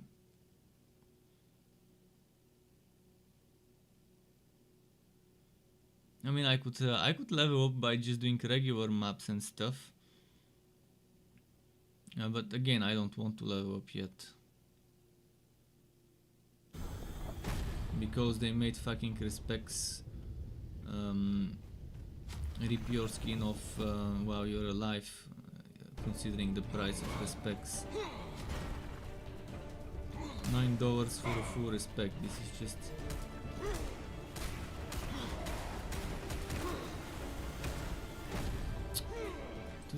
I have 2000 HP. I have more than 2000 HP. When did my HP go below 2000? I should be able to tank 2000 damage. The problem right now is my armor is very low. You can see my armor. See, I have 2.3k HP, so why did 2000 kill me? My armor is 1660, and I can get another 2000 something eventually.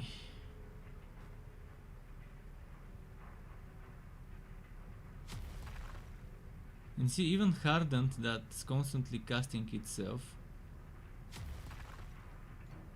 absorbing 70% damage, even that one doesn't seem to heal because there's some downtime. I need to extend this one's duration later and reduce the cooldown. Right now, what am I doing with Hardened?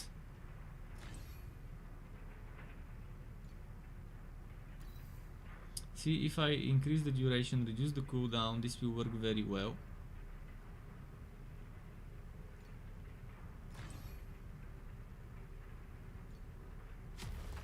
I can kill him, I just need to hit and run, hit and run. Maybe even if I hit and die, that's gonna be fine.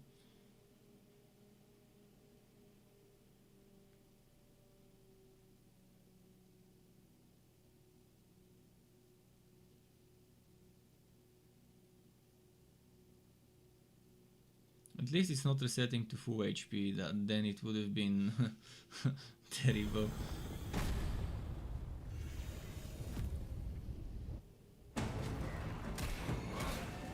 This is the most annoying I've seen this boss be, by the way.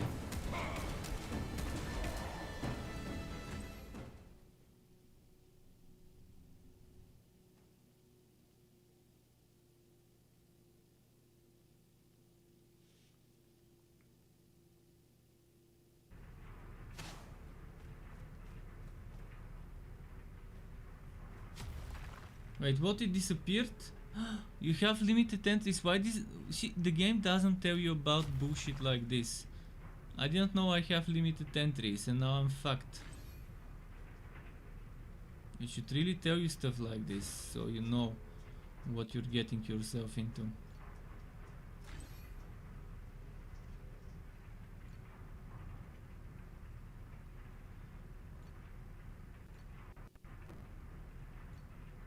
Let's do this one.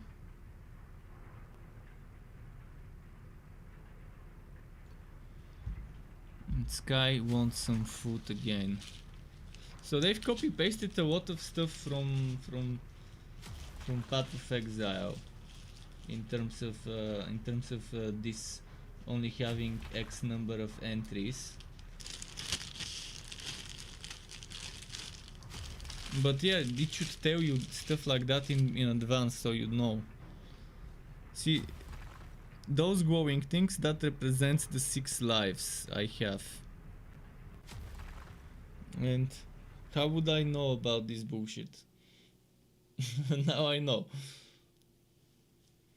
If I knew about this, I would have just done some damage on those runs where I died before I even DPS'd him.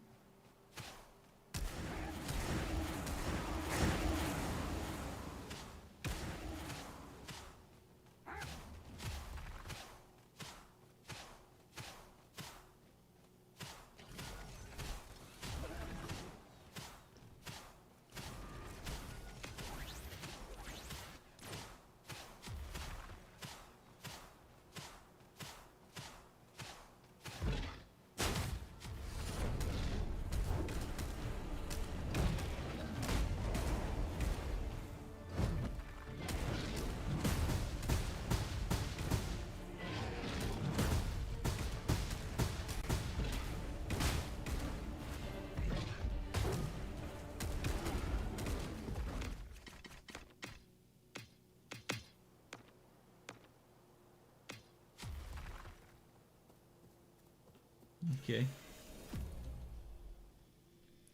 I think I'm also gonna change hero to another one just to test it out. Which one did you recommend again? Just range hero with lots of DPS. I mean, Yoga is the easiest to get the most out of. You just need to get some energy shield. Once you reach the end game, you need to stack a bunch of energy shield. And then you won't have a problem. Stack a bunch of energy shield bonuses and energy shield major talents and stuff, and stack some damage and maybe lightning damage if you can, or not, spell damage, and as long as you have your clone and you have some damage stuff, you won't have a problem. Energy shield is just what you need on Yoga to survive, and again, it's not that difficult to get the energy shield, to be honest.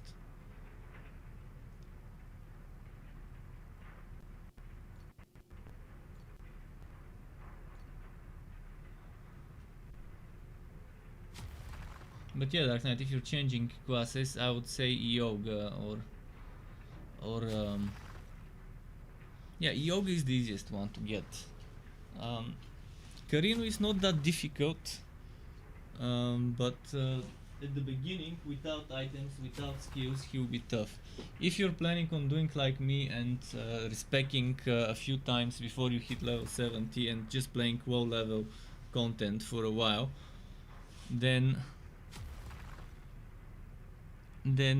yoga is probably the better option, as long as you get enough survivability. But melee is just right now, melee is something like higher level stuff with gear, and you can farm gear for the berserker and then move on to the berserker when you can farm the gear from the other heroes.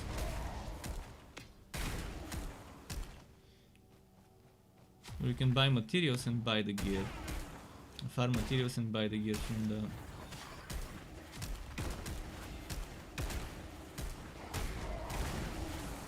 You need good resistances, you need good armor. There's just so many things you need on the berserker. You need HP, armor and resistances. That's what you need to survive.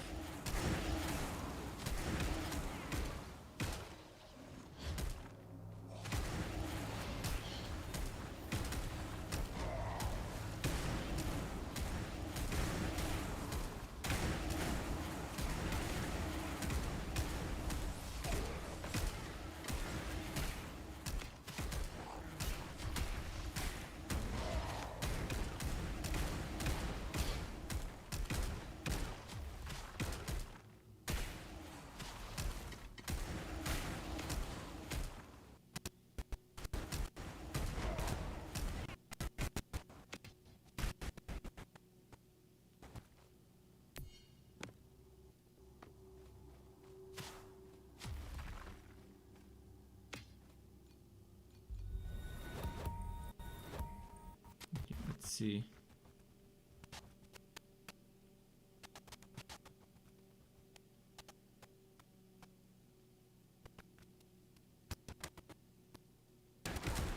This glitchy sound.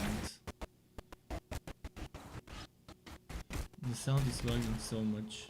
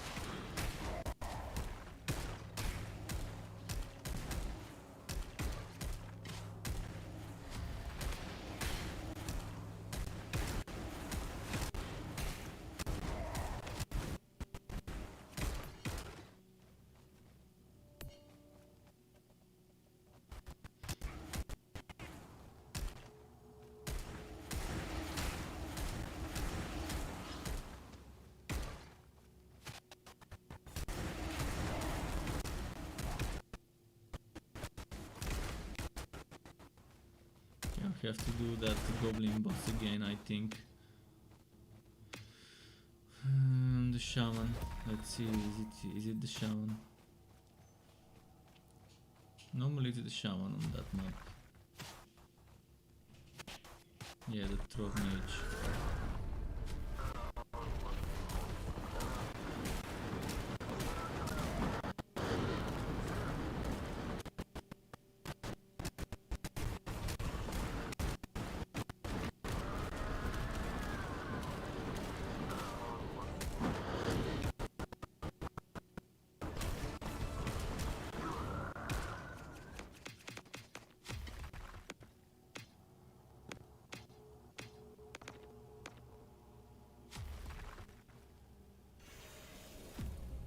Is the wield better than two-handed? I see you switched.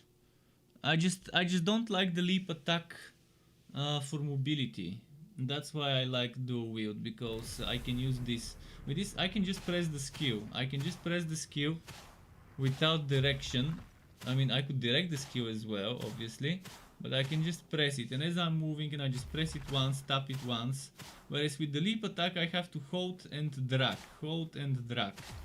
Otherwise, it jumps in one spot and jumps in place, and I just don't like leap attacks. This mechanic of leap attack where it just jumps in the middle of my character, like on top of him.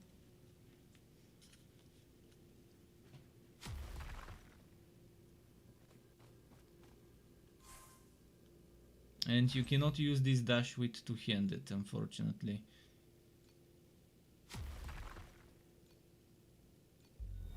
It's silly though. I think they should have allowed both skills to be used by one or two-handed. Kind of a silly restriction, to be honest.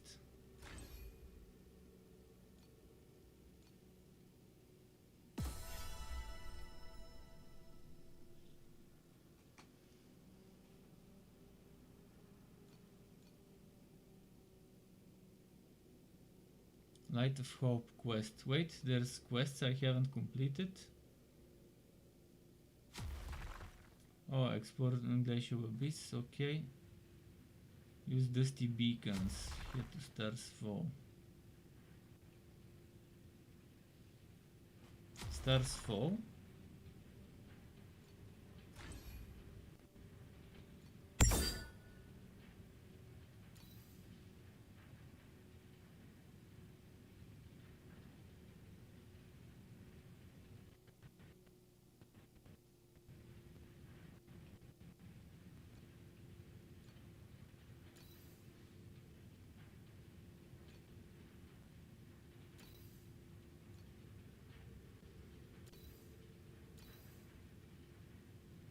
Elemental resistance, I like this. But then life restored on defeat, I'm gonna lose. But maybe it's gonna be better. Elemental resistances, could use that.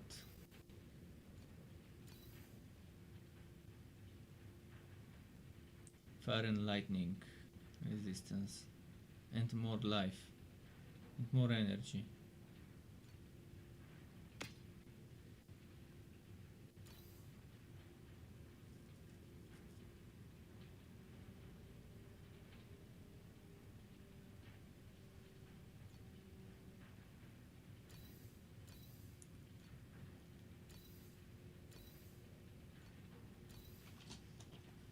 Defender's Amulet.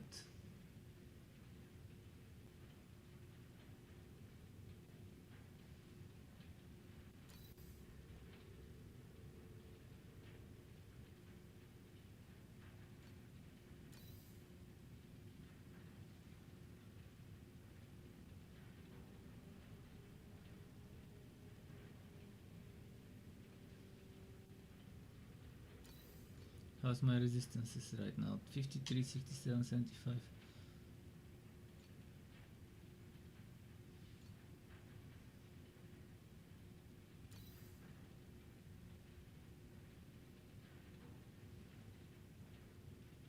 Lightning and fire, yeah, I don't want to lose the lightning and fire resists.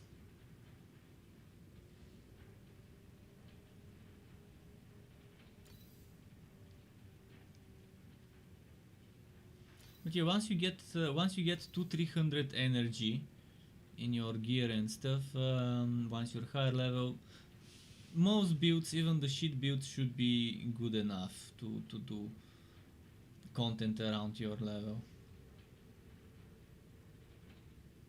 I mean, if you have 7, 8,000, 9,000, 10,000 total HP and magic shield or HP and whatever else, it's definitely gonna be a game changer.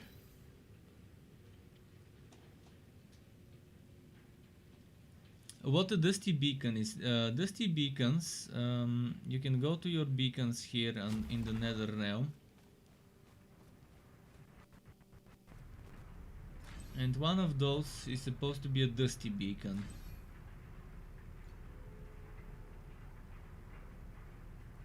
So pretty much look for them in the trade house. Which one exactly is Dusty? You go to trade house, you go to materials, you go to beacon. And one of those is supposed to be dusty. Which one? I am not sure. Voidlands dusty beacon, see? And Glacial Abyss dusty beacon. So it has a question mark. So if you open your bag and look at your beacons, you should see something with a question mark when you get a dusty one.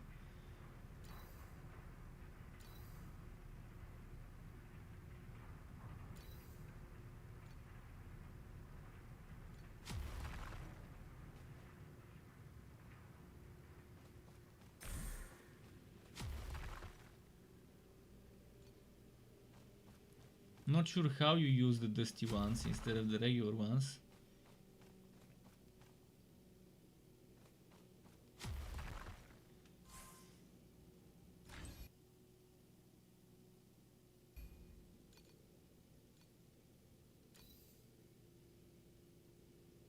Legendary wand, let's try.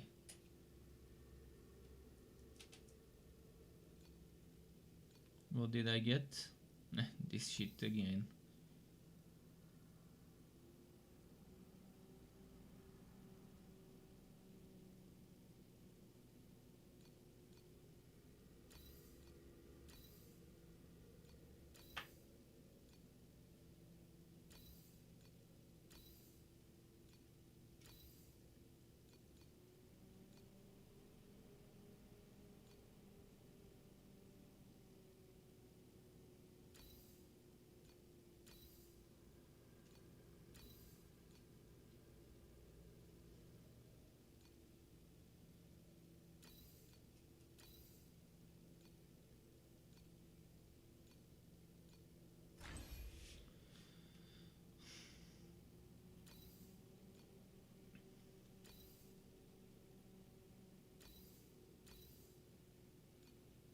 Okay.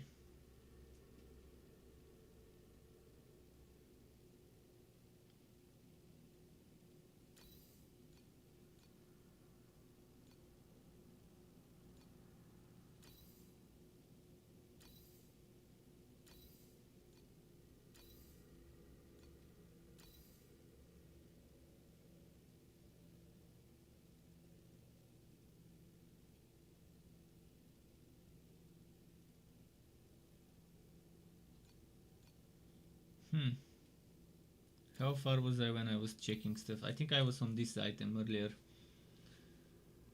And yeah, it's just gotta sell that stuff.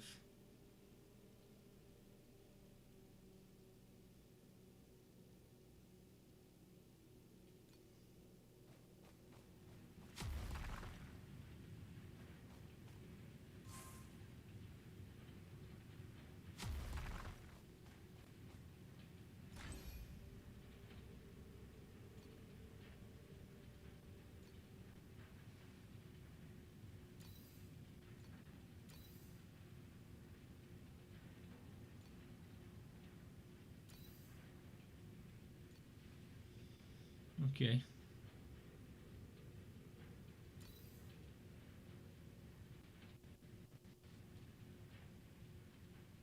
Let's sell the rest.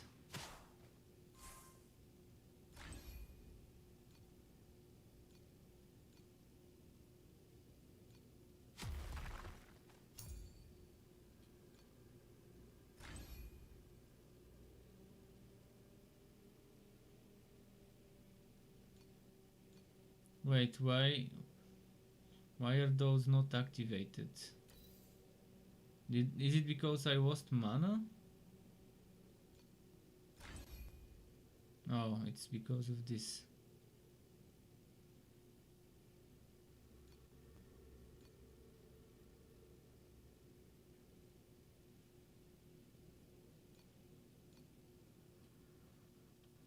Not sure why this happened, but okay.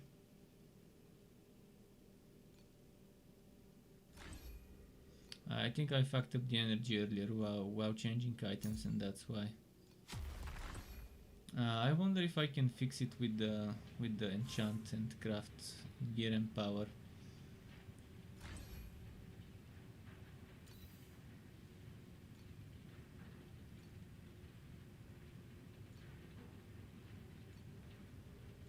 I should probably save that for better items. Look at that RNG. 5 is as far as I go, I guess, with this. But wait, that's not my equipped gear even.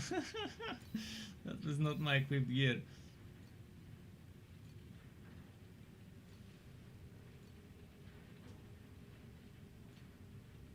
Okay, I'm gonna leave it at that.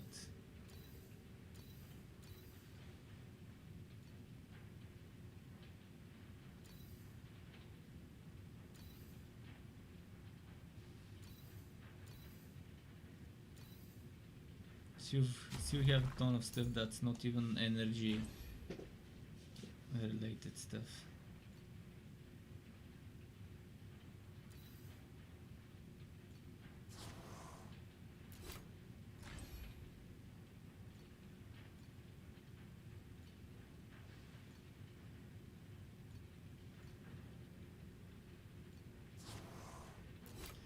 As I expected, steadfast and rejuvenation, I still can't use them because of not enough mana.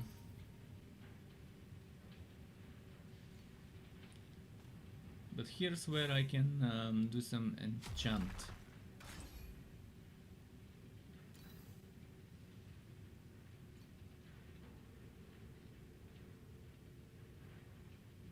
No mana on this. This one has chaos resistance, never mind that. Can I put mana on this? I guess because it's not mage gear, it doesn't let me put mana.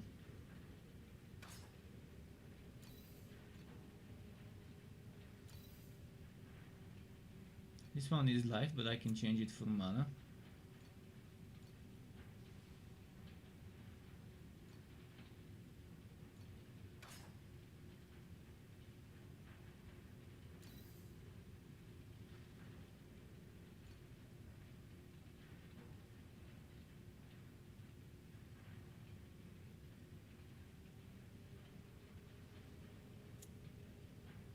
Can grab resistances.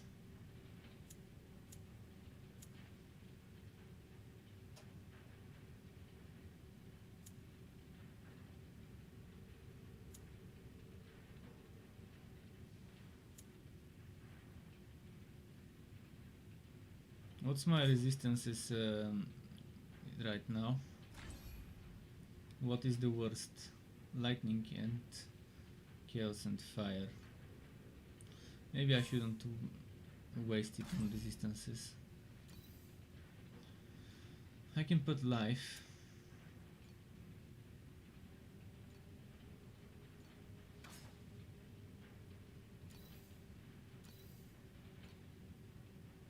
With this one I can get how much life? 19. With the other one,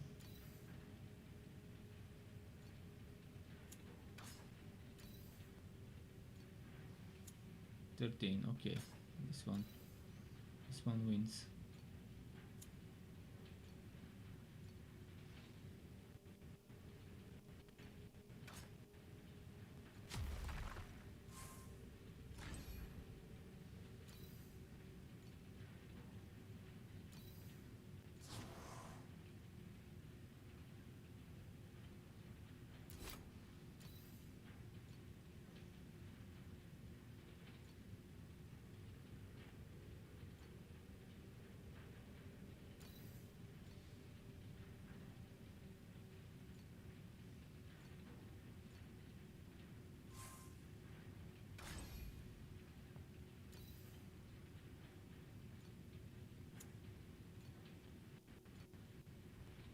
And now my total life is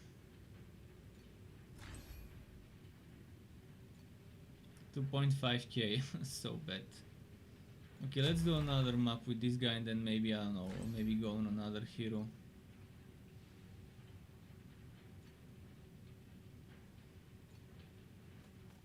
With this guy we're just not getting very wacky in terms of getting good WoW level survivability stuff.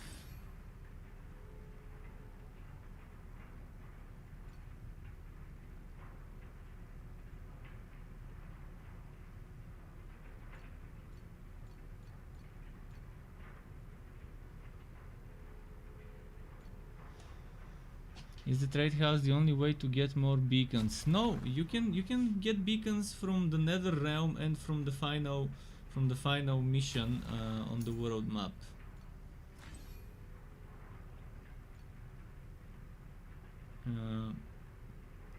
If you go to chapter 3, not sure how to, there we go. So if you go to chapter 3 in this place, where is it? Divine Legacy. This one can drop beacons as well. At least the boss I think can. And the Nether realm, every Nether realm spot can drop you beacons. Yeah, there's a bot. Let's block him.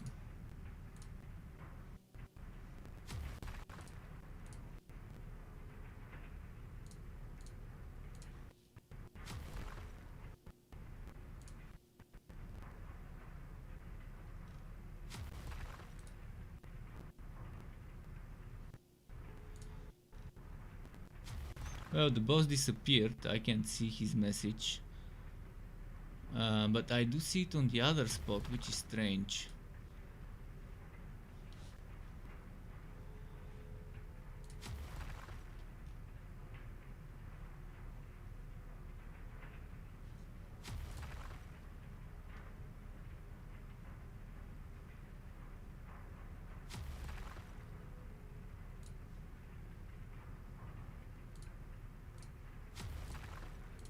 Okay, let's see, what was I gonna do? Oh yeah, I was gonna enter.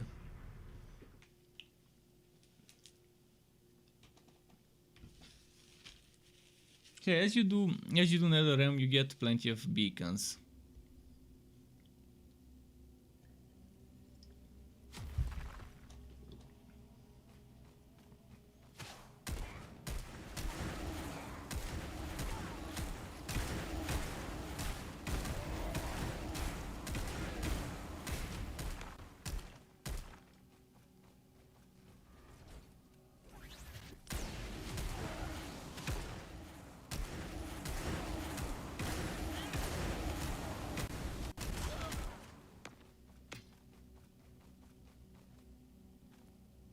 What's that? Oh, I need to queue elites during those few seconds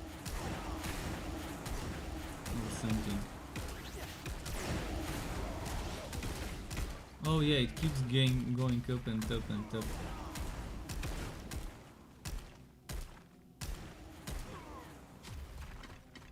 And then it drops based on how far you went. Okay. I'll know next time. Just a timer, and you have to hunt as many as you can. Elites, regular, etc. All types of enemy, as much as you can in that duration.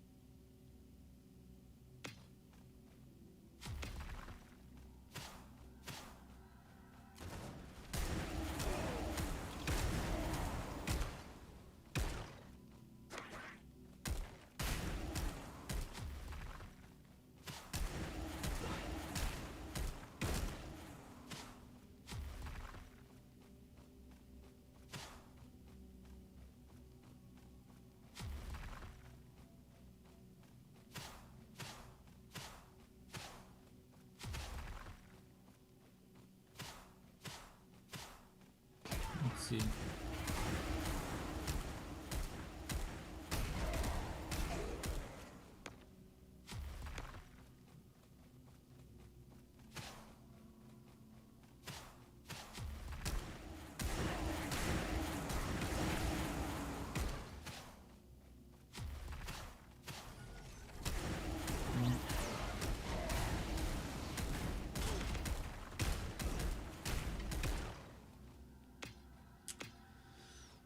Okay, should I go for the boss or maybe wait a little? before going to it. Oh, and this boss, I'm not a good matchup for it, maybe. We'll see. Because I need to go melee range to do damage, and he has those warriors.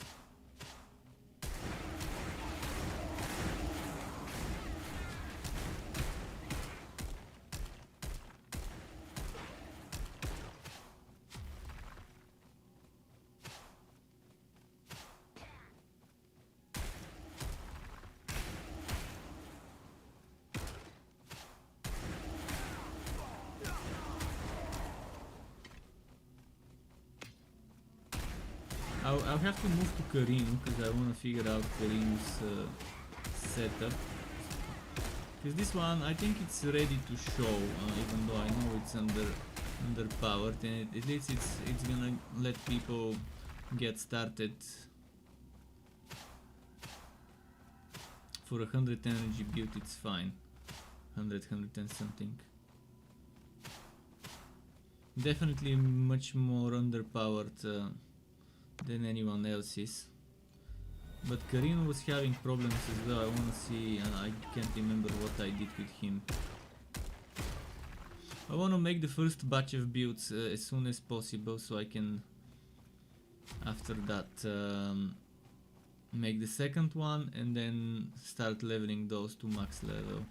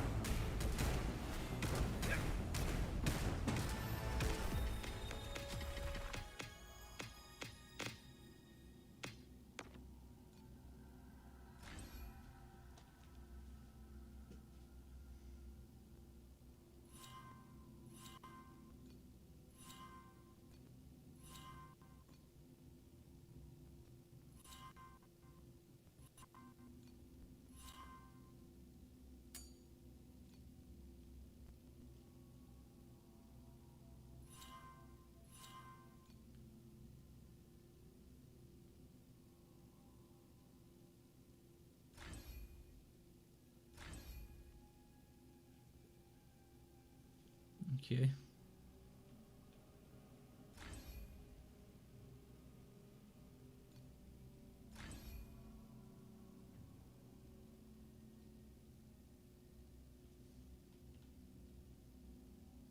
I could do this Ember body instead of the other one as well. I guess either of those works.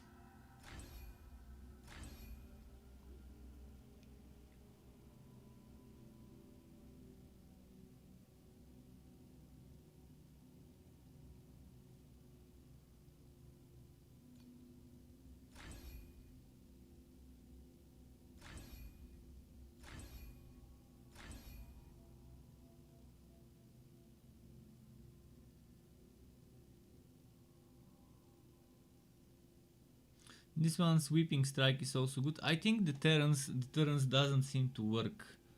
I just don't see stacks of the Terrans, and I don't see my DPS number at the bottom changing, so I have no idea if it really works.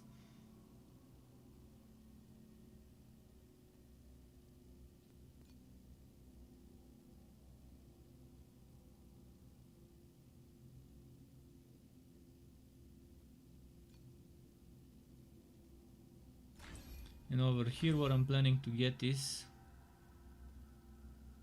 probably extra damage to elite enemies. Multi-strike chance when an elite enemy is nearby. Definitely nice.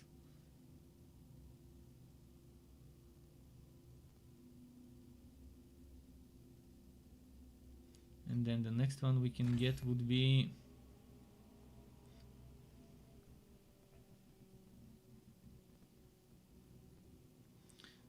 proximate threat is not bad. That's up to 30% extra damage. What about formless? Extra melee damage per empty weapon slot. That's nice.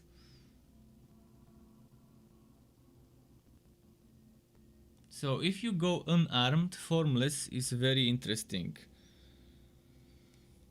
You can get 400 flat crit strike rating, which is 4% crit chance base. The default rating is, let's put it that way, the default rating is 500. This gives you 40% of that already as flat. So all your crit percentage will go by 40% up with this.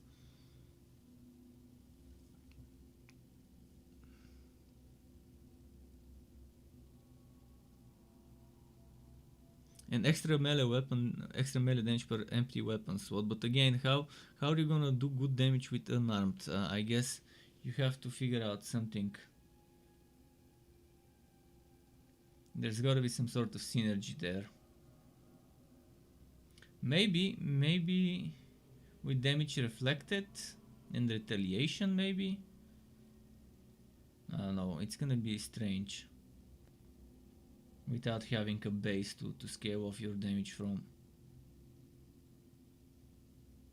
Extra attack speed during multi-strike, extra damage taken during... Oh, that's actually very good as well. The blade flash.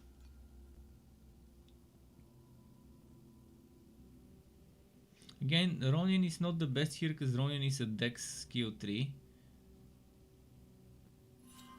So if I want life, there's probably better places to get it. Melee damage and life, but in the end, for the final setup, it might be good. Let me reselect this. First, let me remember what I had. To here, to here, to here, and the crits. If I want to do a more standard choice, I would probably go for this one or for this one.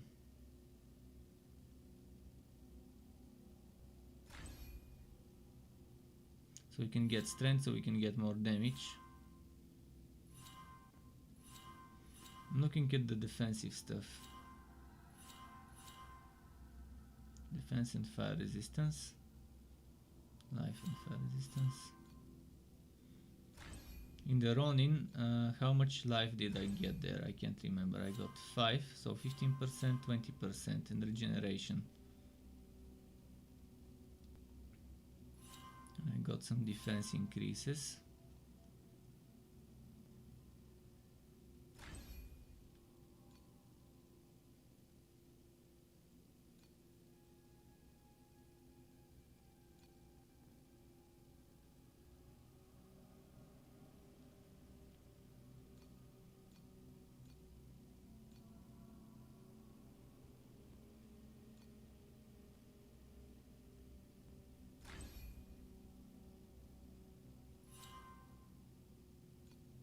Let me see if this is strength or dex. I think this is dex.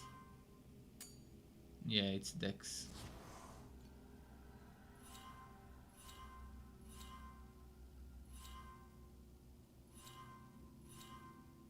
But life armor and evasion.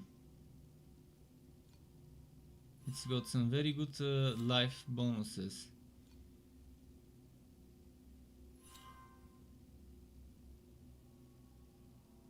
And lifesteal when dual wielding interval again.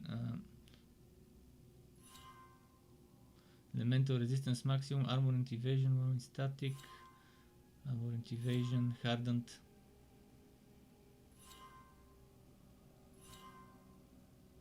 Bock rating while dual wielding. It's some good stuff here, even though it's dex instead of strength.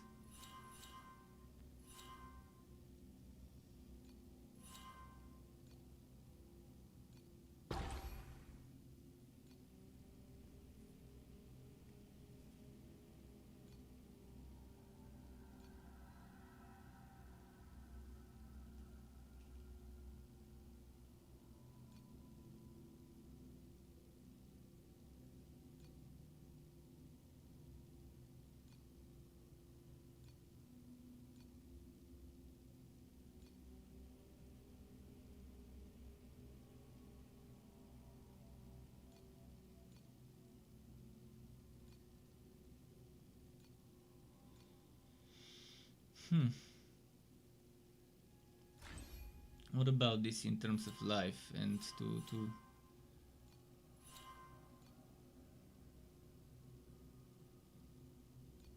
Just a moment. Just checking. Is this dex? It's int.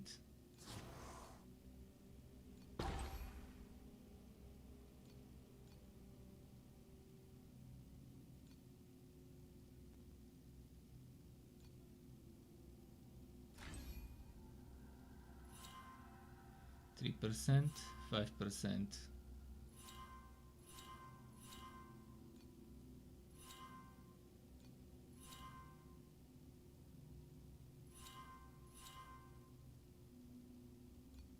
I think it's gonna have to be Warward.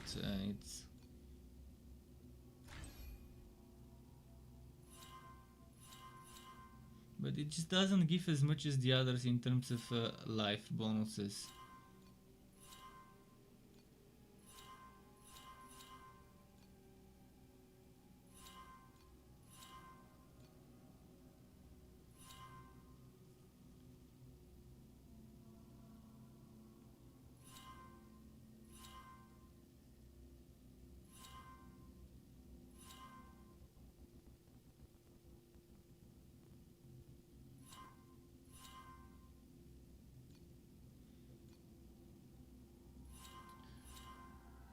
I like that Dex one, that gave me much more life. Where was it? Blade Runner, and it's got good potential for dual wielding.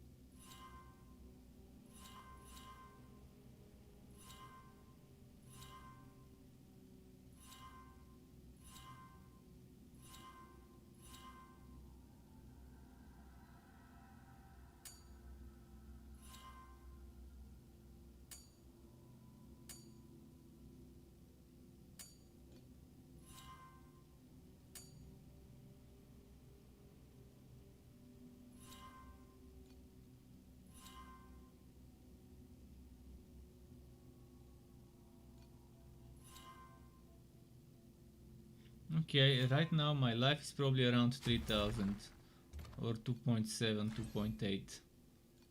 2.7, okay, 2.7 is not bad.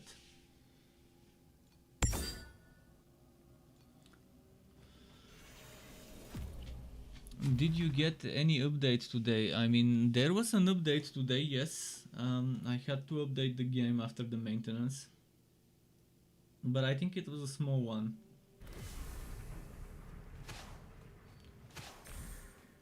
So, let's check what we got.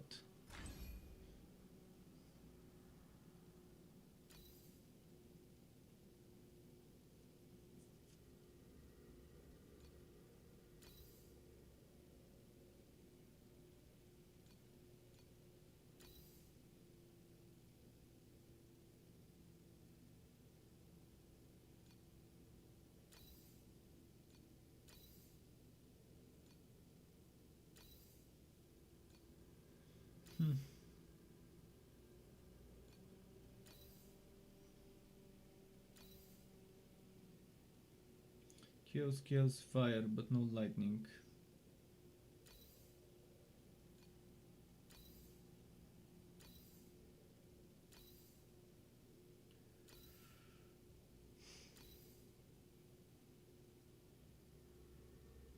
Lot of armor, some max HP, no elemental resistance though.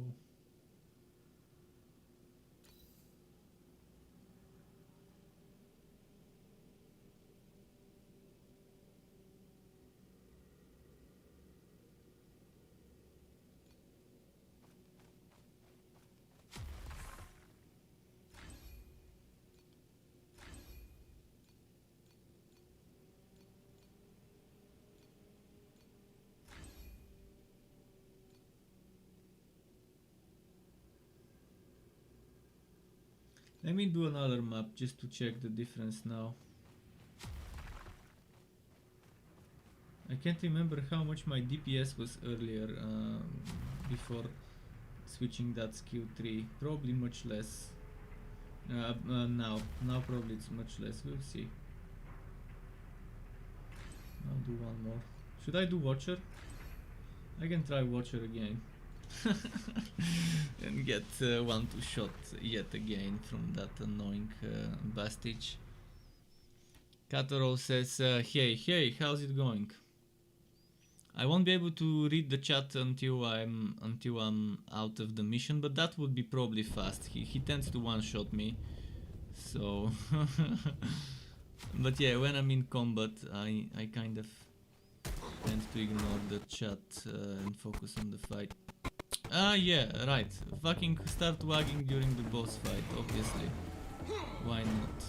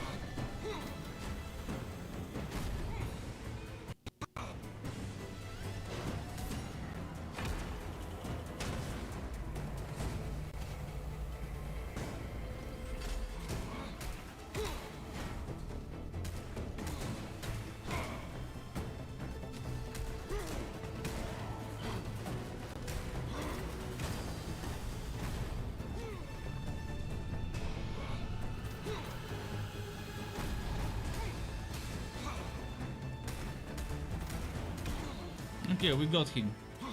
Got him good. Scorch dice, okay, that wasn't a bad thing.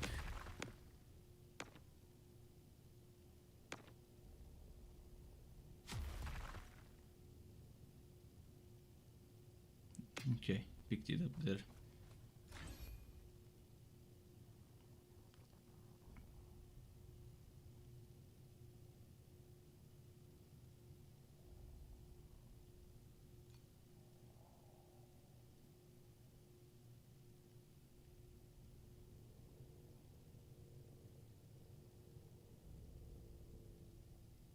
And that's guaranteed exclusive legendary, so you get a guaranteed one of the drops, which is nice.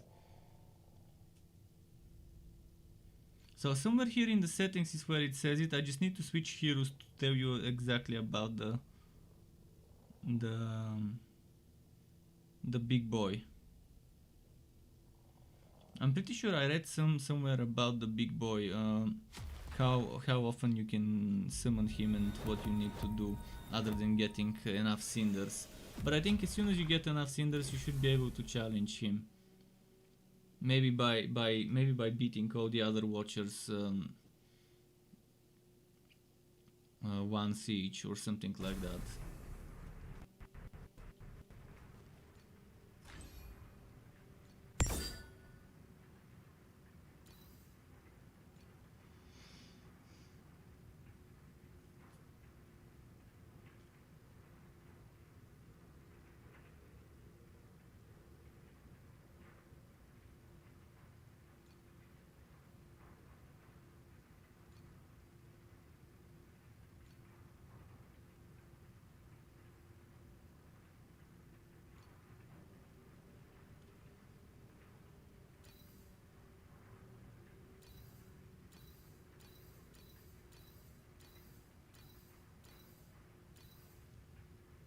I'm wondering if it will be better if I play with this skill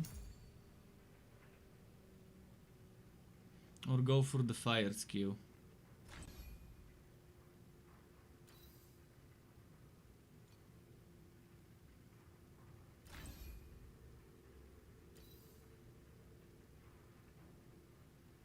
The other one gives me better DPS.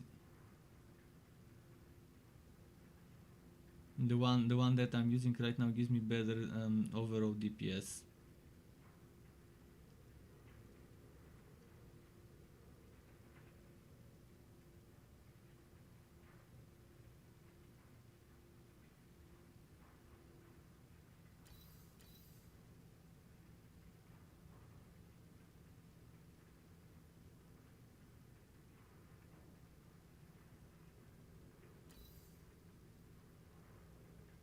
Extra damage for every third swash skill used.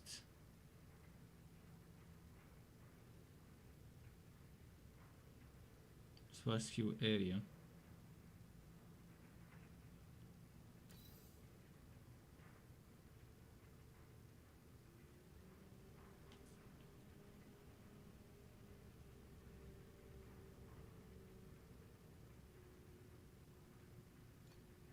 I should probably change my cry to a different one, but the one I've got right now is nice because it heals.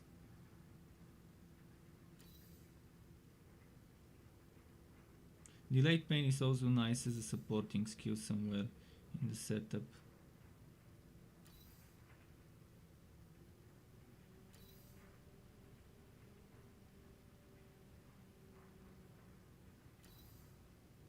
Oh, the beam spell suddenly appeared out of nowhere. I didn't have the beam spells the other day when I was looking for channel spells. Life Siphon. This one was I think they forgot to add some of the channel spells or something, because I wasn't seeing those before.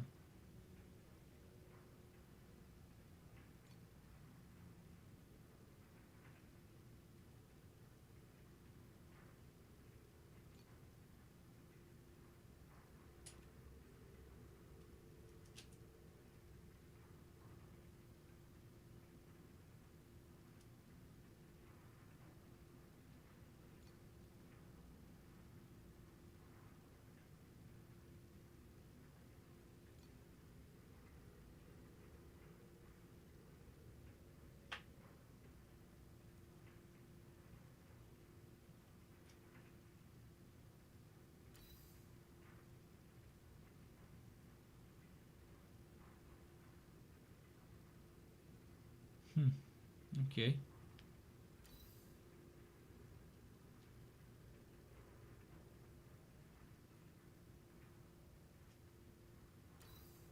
I wanna check the DPS with this. If I equip this, the DPS is 2.174 without leveling it up. If I go for my not so leveled up but still leveled up to a certain degree Flame Swash, 3919, and when I go for the Ground Shaker it's even better. Yeah, I guess Ground Shaker is the one that does more damage.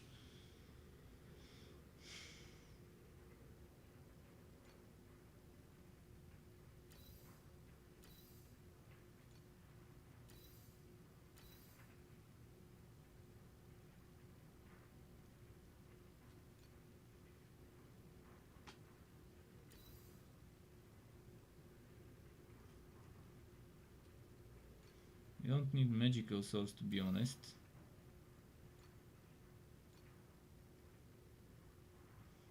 Maybe just rejuvenation.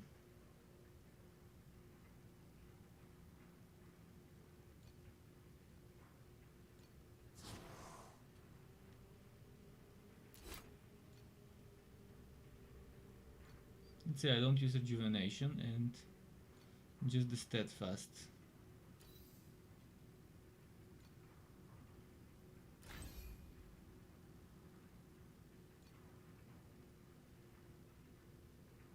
Can I do passive, passive, passive?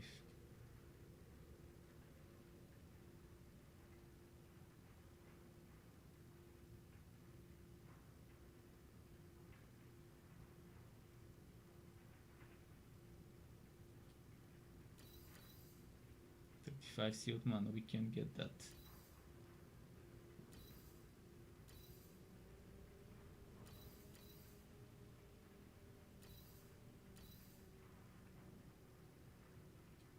Swiftness is good. And only steals 5 mana.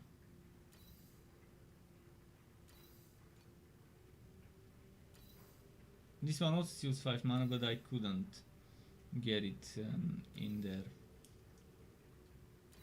Oh, it steals 52 when it's higher level, so you could probably avoid upgrading stuff if you don't want it to take too much. You should be able to take a skill that's level 10 and make it use the effect of up to level 5. This is a good quality of 5 idea. So let's say a skill is leveled up to X. There should be an option to pick what effective level the skill will have. So if you want to reduce it and you have no other means to de-level the skill, and you don't want to de-level it in case you need it leveled up later, and you don't want to level it up again, to just use the effective level of the skill to pick what the effective level of the skill will be.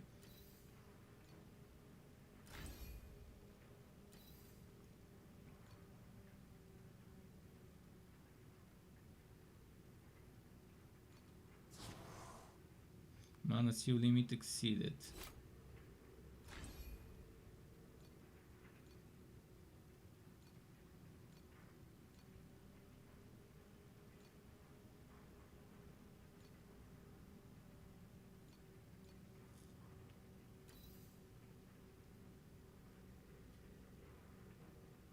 You should be careful when leveling up certain things, I guess.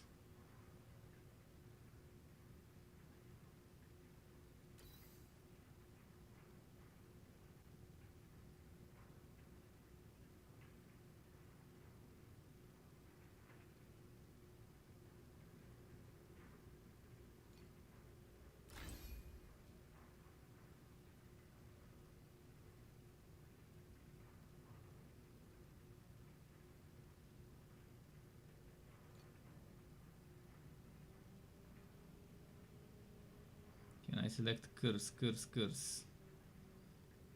There is no curse selection. There should be an option to select curse.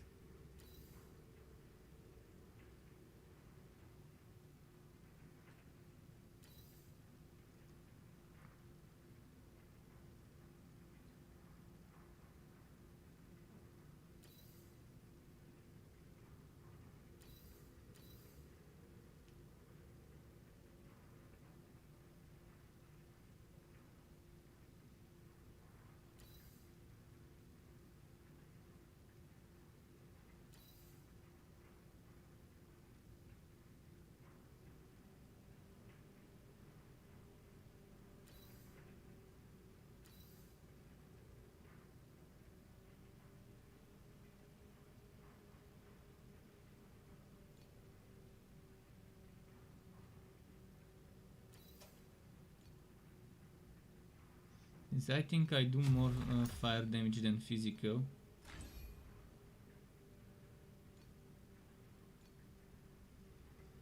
So in theory this should give me better DPS, right? Let's see. 4157.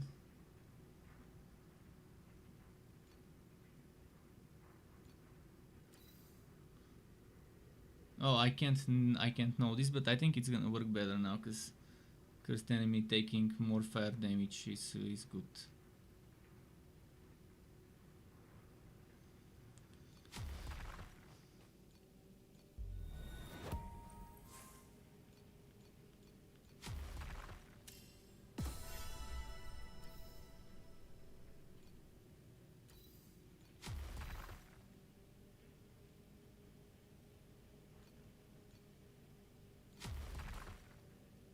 So this unlocks skills that weren't unlocked before.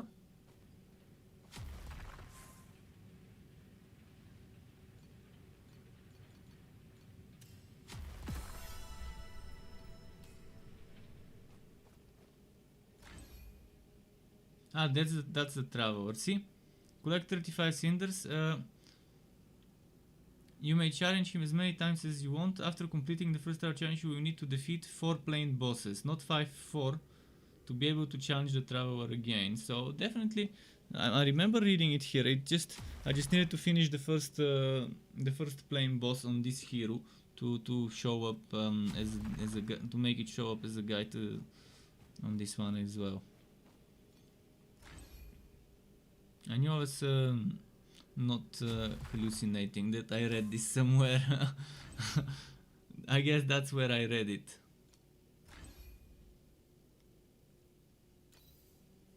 I'm gonna go to Carino in a moment.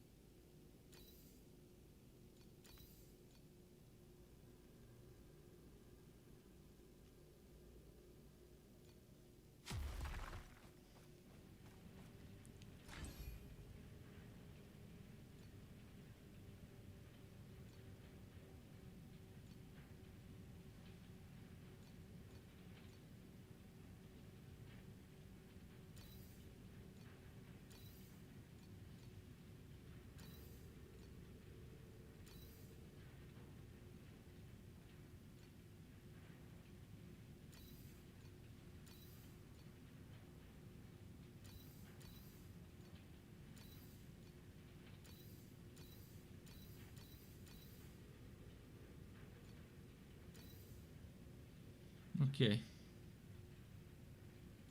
Let's go to Carino now, after collecting this merit.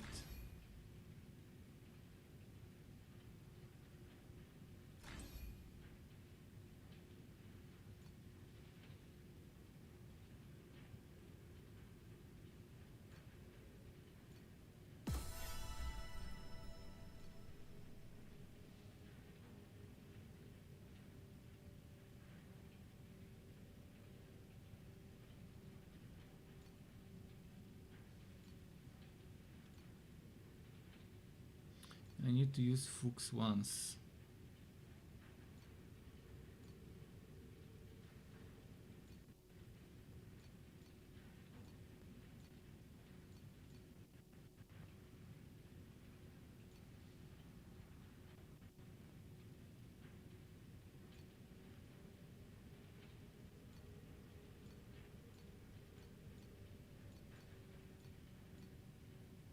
Okay. Where can I see my shop currency? 918. Okay. Let's go for Carino.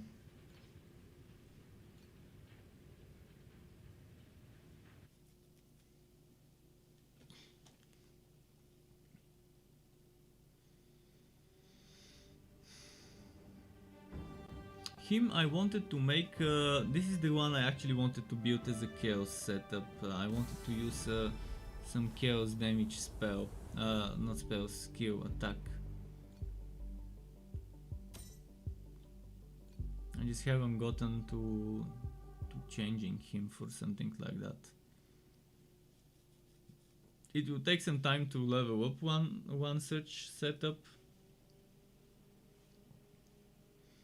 Because again, right now I focused on surviving. That's why I'm using the marked shot or whatever.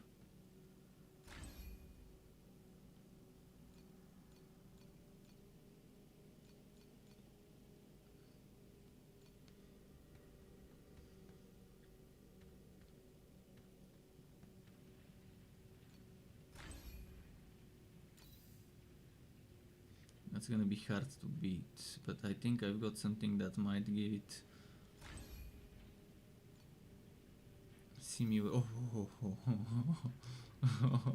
Okay, maybe it's not that hard to beat at that level.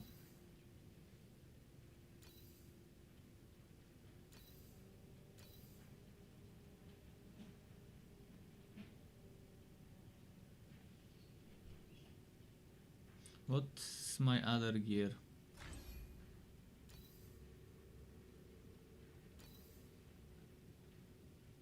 So I guess I was focusing on armor and life.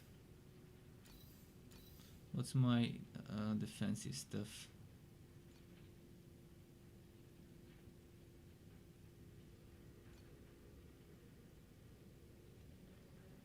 No, I wasn't focusing on armor or evasion. I guess I wasn't focusing on much. And life 777, I mean, he's squishy.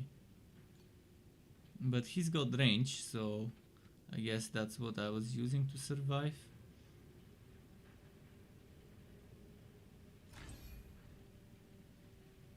Maybe I never got down to fixing, patching up his stuff.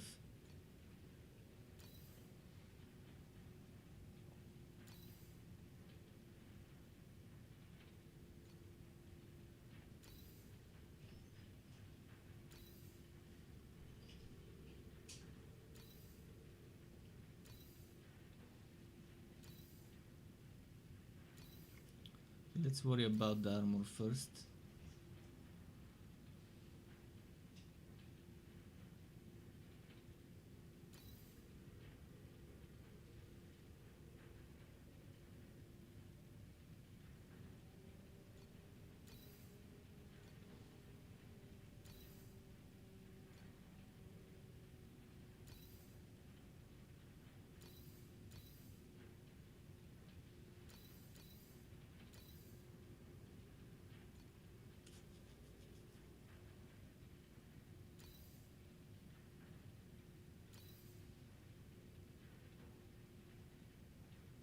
I'm gonna pick up a lot of stuff and see which one works, which one doesn't.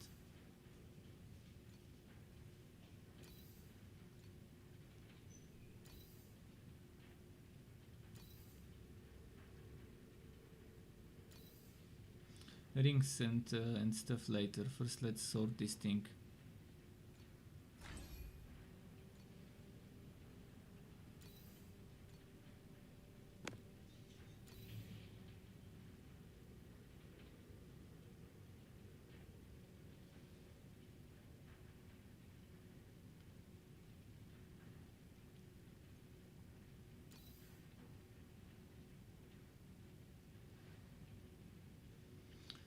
What were the skills? I forgot what skills I was using. Not the skills, the other stuff. What's its name? The talents. Ranger, marksman, goddess of hunting. So typical ranged stuff. If Sky wants some food again, let me give him some.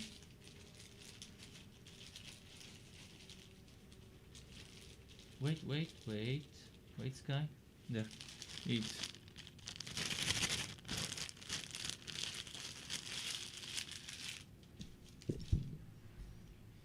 So, crits, projectile damage and speed.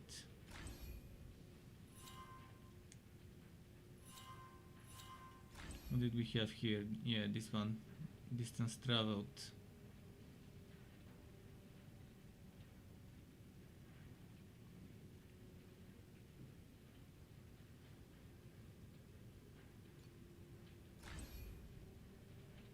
Trio stuff, okay. Oh no, bonuses, reduction to movement speed also apply to knockback distance. 100% of bonuses to or reduction to knockback also applies to projectile damage. So what if I go for this knockback distance? Projectile speed for me converts into projectile damage, but if knockback distance applies to projectile damage, this one will actually give me 20% over, and I wouldn't have to care about movement speed route. With wind shot I can get 10% more, but not all the time. But with hard piercing shot, it's all the time. And it's 10% less, but still. This is a strength tree, by the way. Strangely enough, ranger is a strength tree. Okay, and this is...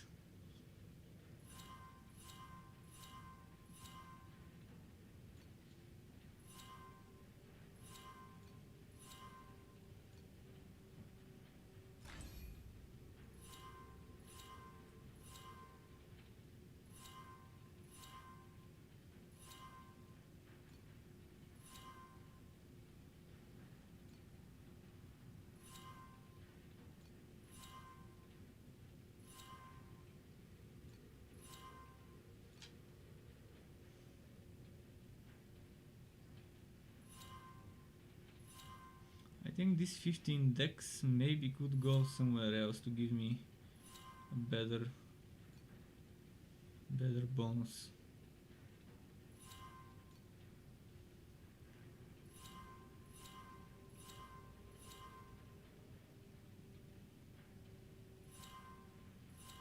I guess not.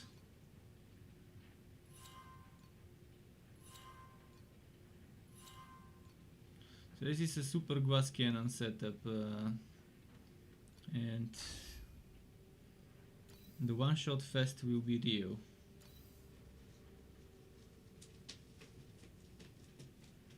Let's check the resists.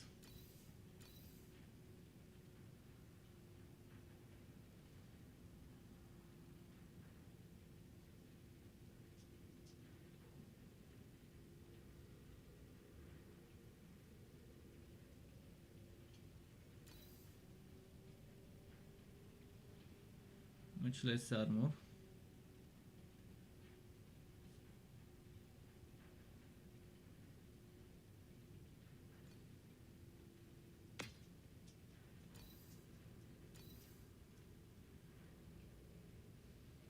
Some elemental resistances from this.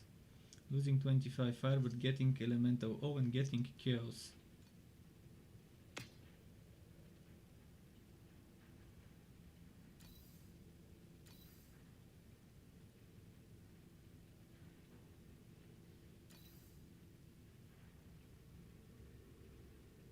Axiom wife. Not sure if I want to lose that elemental and chaos I just added.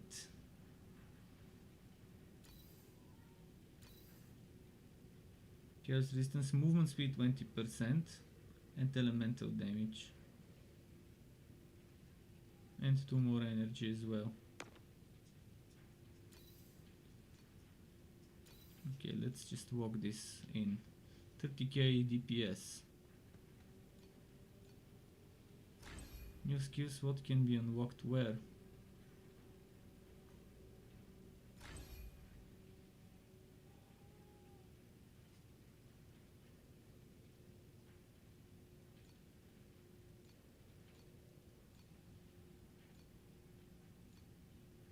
Ice imbue, I could probably remove the ice imbue, but it's leveled up nicely.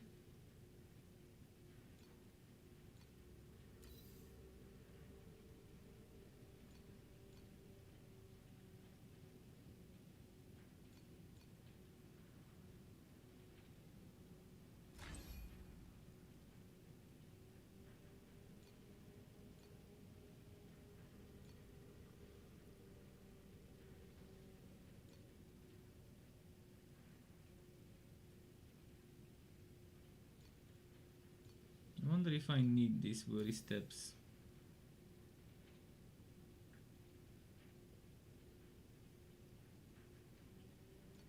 I could probably get better stuff.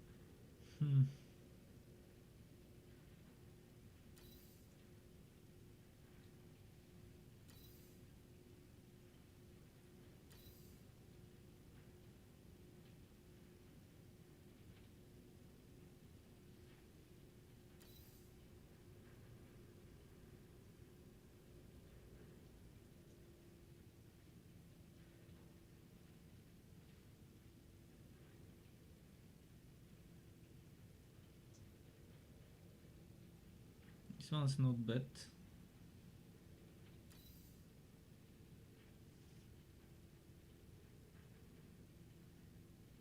Wait, wife potion? Wife potion. Could it be better than this one?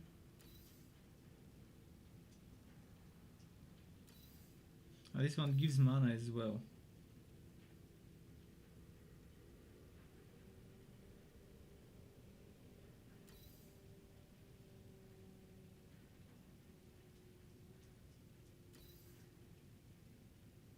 Well, I could use a wife potion instead of the mana, because the mana one, I don't know, I don't need it much right now.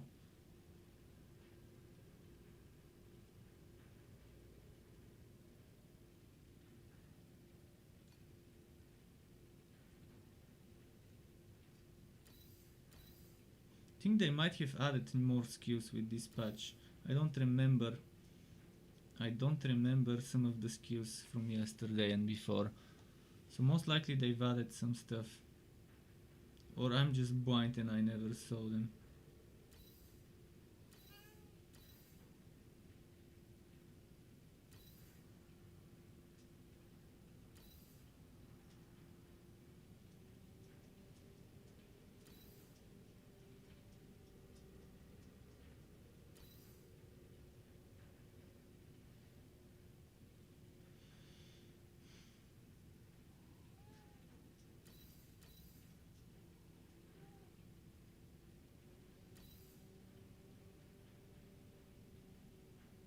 Cooldown 3, cast interval 1. And what about the other torch?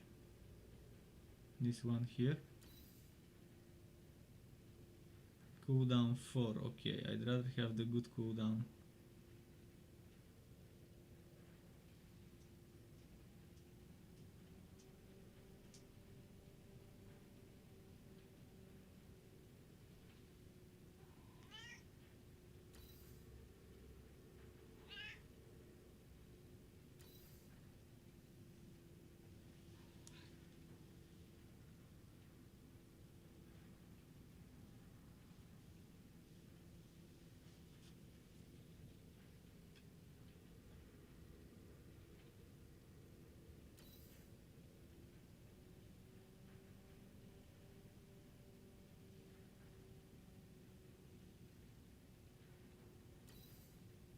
So shadow shot is something I could experiment with, by the way.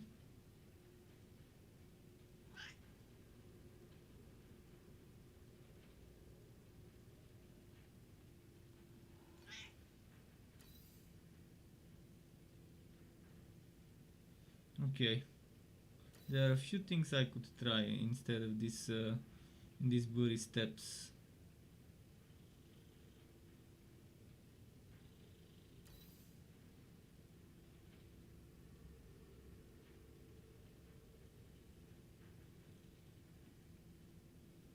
So blurry steps is just movement speed and stuff.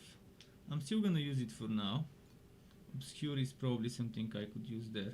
Instead of this potion, I'll put this one is cooldown 8 seconds, and the regular healing potion is cooldown 8 seconds.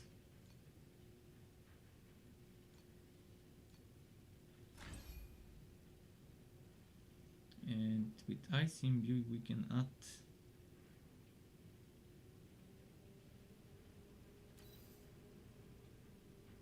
I cannot do any more mana sealing. Do I have rejuvenation somewhere? Maybe a rejuvenation. Anything else will use too much mana seal.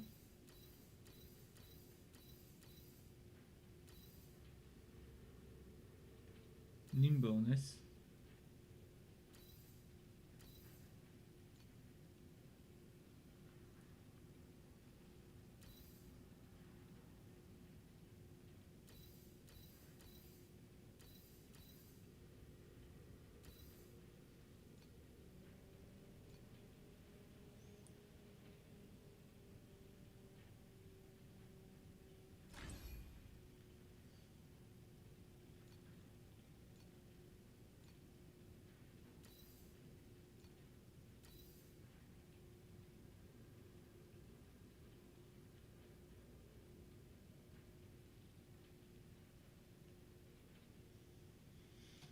Okay, let's go.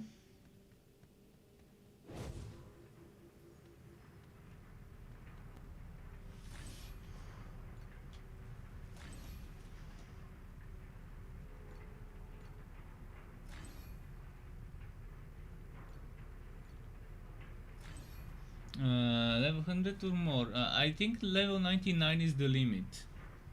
For the beta, I'm actually sure for the beta the limit is 99, but I'm sure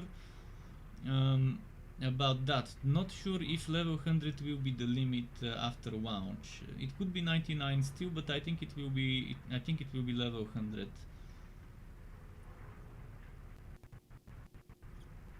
They're probably saving something that happens when you reach level 100, but even if 99 is the limit, it's not so bad. But it seems like a very weird number.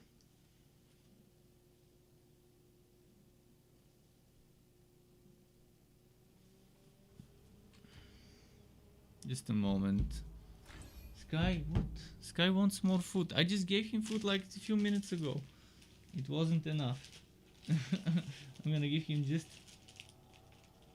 1, 2, 3, 4, 5. 5 nibbles. Because I need to give him some more later. After his medicine. He needs to take some food with his medicine.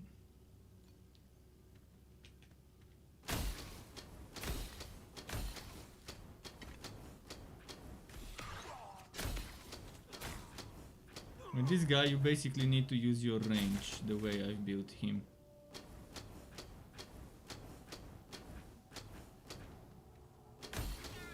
You need to hit them before you see them. That's a glass cannon.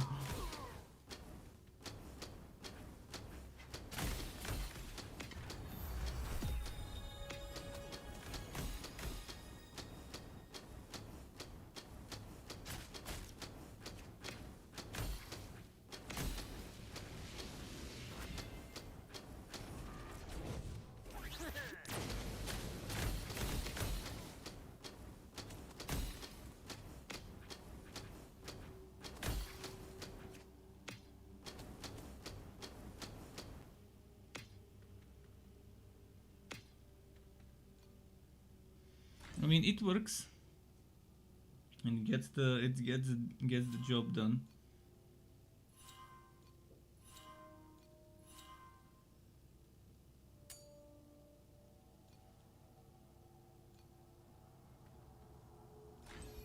Two pact points. Oh, I need to fix his pacts.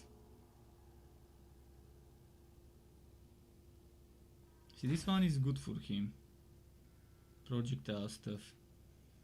This one, let's say we don't need XP much. This is projectile. This is attack damage, crits and stuff, extra pack notes, and here I'm gonna put extra pack notes as well.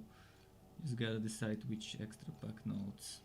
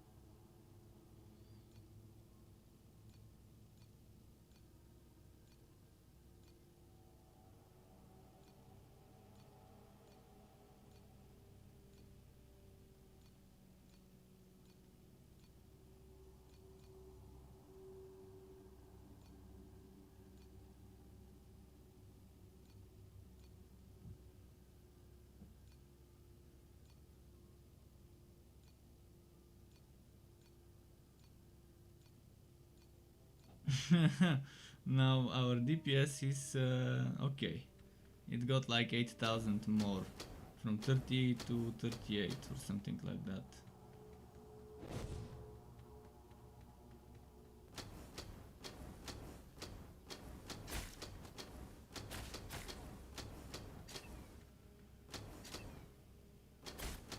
And this is again at... This is at 95 energy. That's what's up right now with this fella.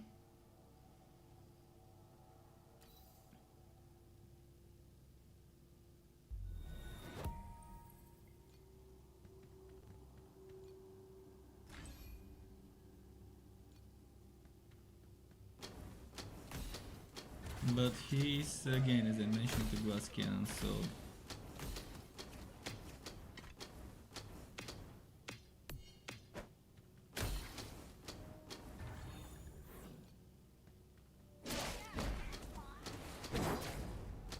This should one-shot me if I end up in the red zone.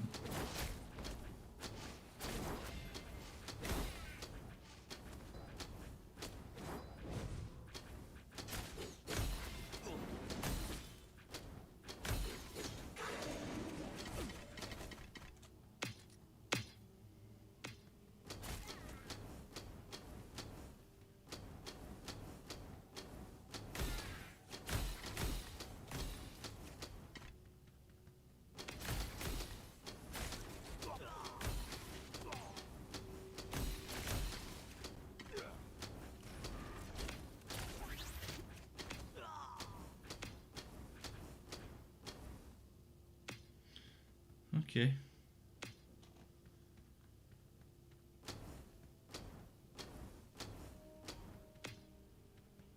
Let's get the boss.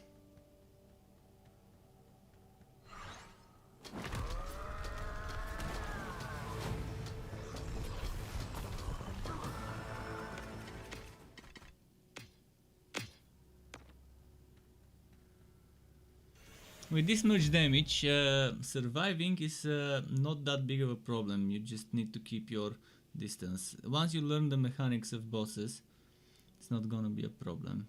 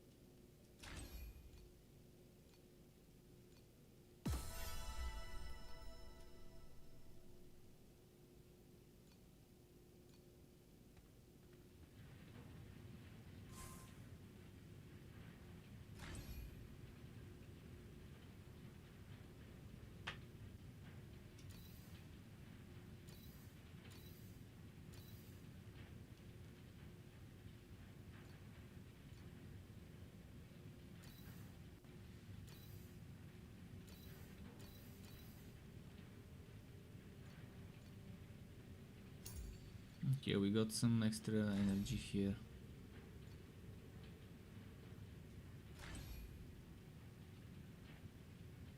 The thing is, I don't have much to put. That's the problem, I don't have much that I can put there.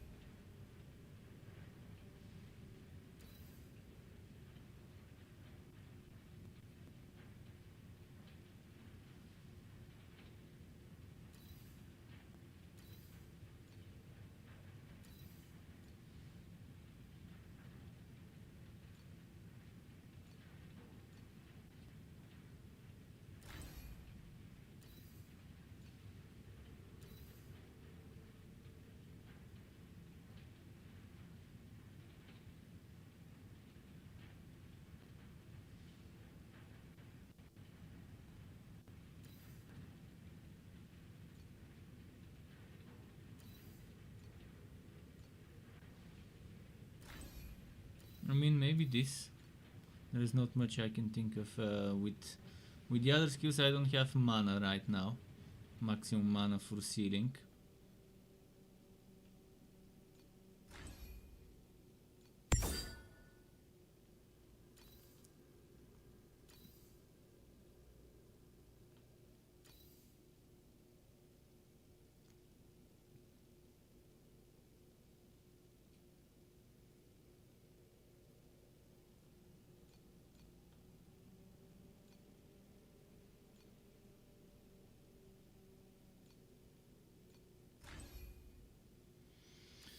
Okay.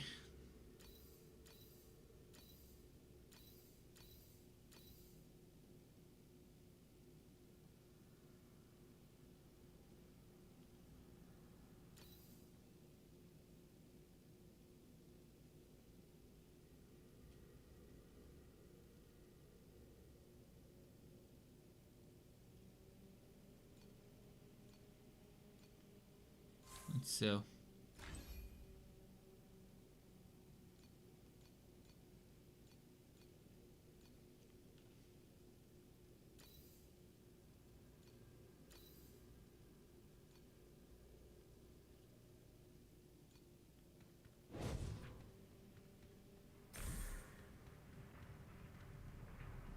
So with this guy, you saw him pretty much destroying them in terms of damage. Without even going for chaos builds, without going for the overpowered skills.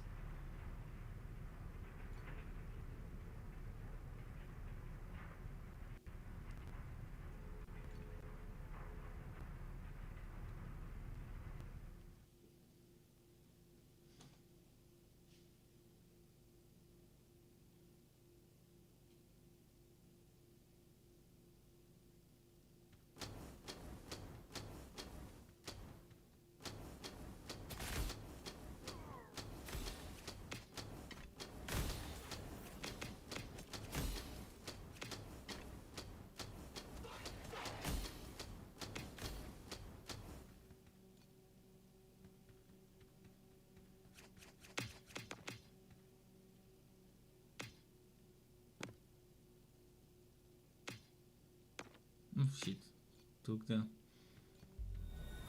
wrong one.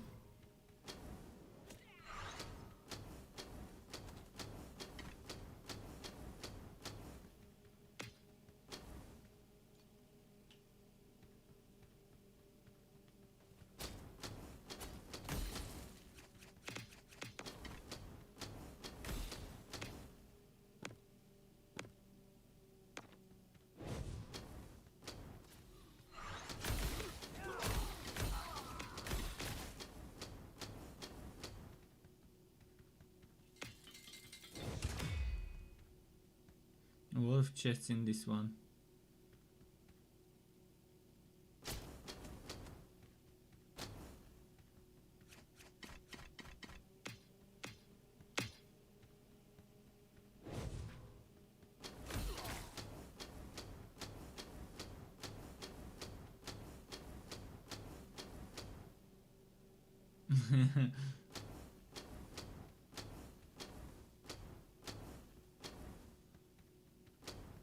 Are rewagging the server with all the damage.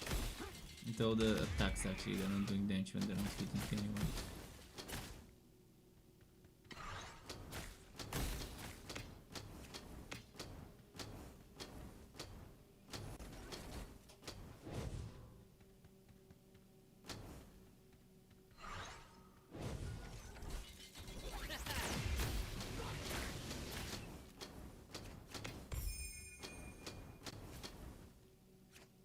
Another last stand, man, this drops a lot.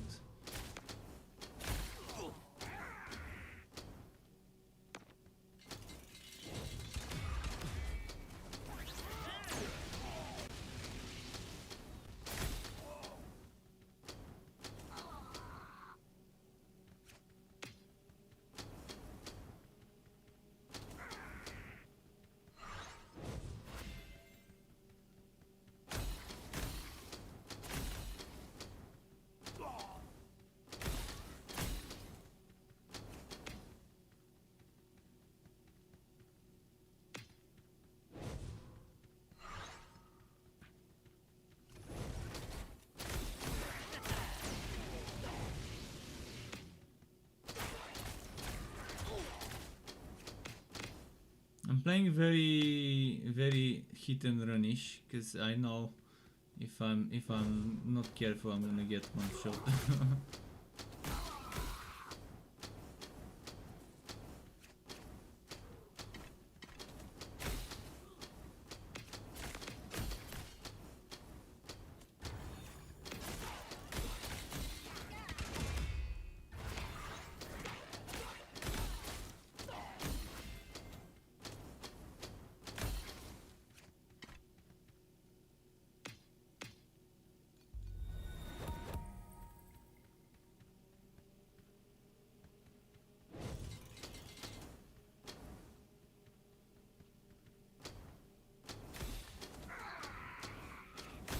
wonder which map I've got this time in terms of this layout.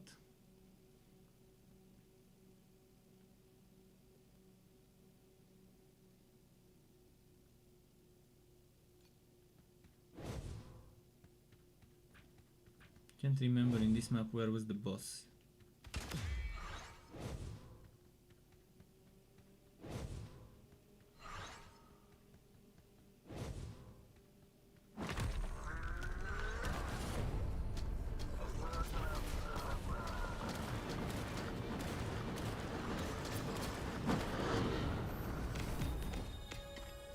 Okay.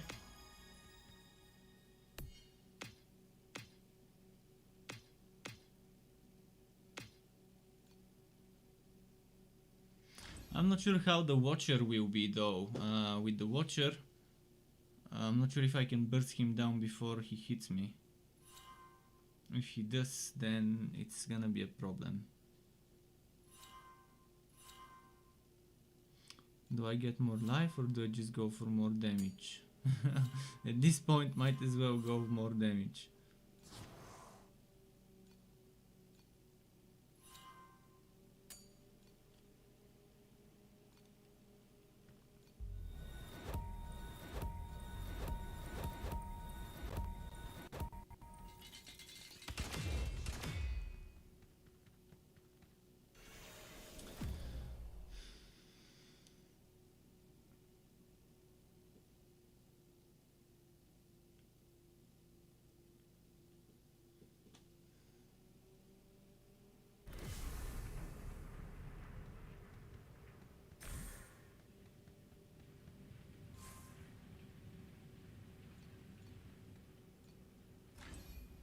Actually, it's midnight. Maybe one last map. Let's do one last map because normally at this time I stop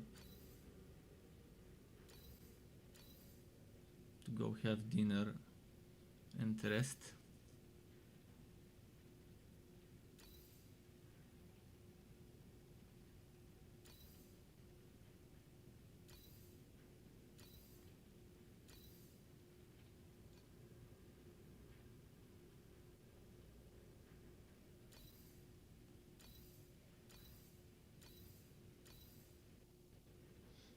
Okay.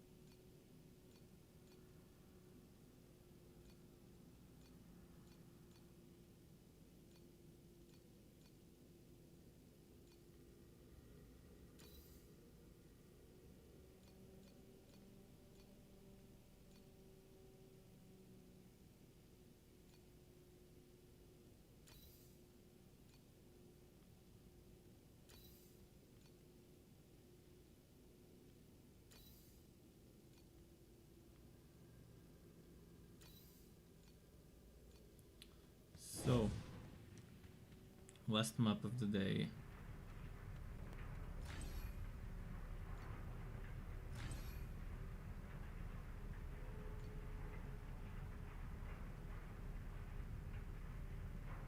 Let's try this one.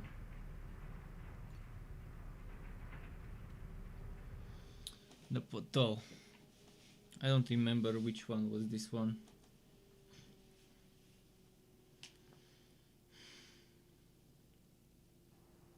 Oh, it's that one. Perfect.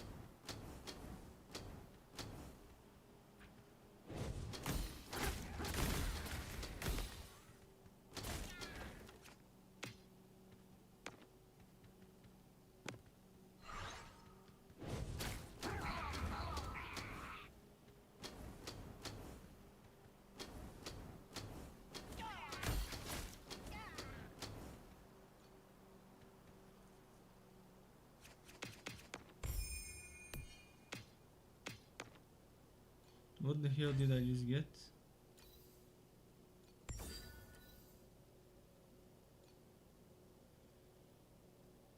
Okay, kind of require level 17, not that great.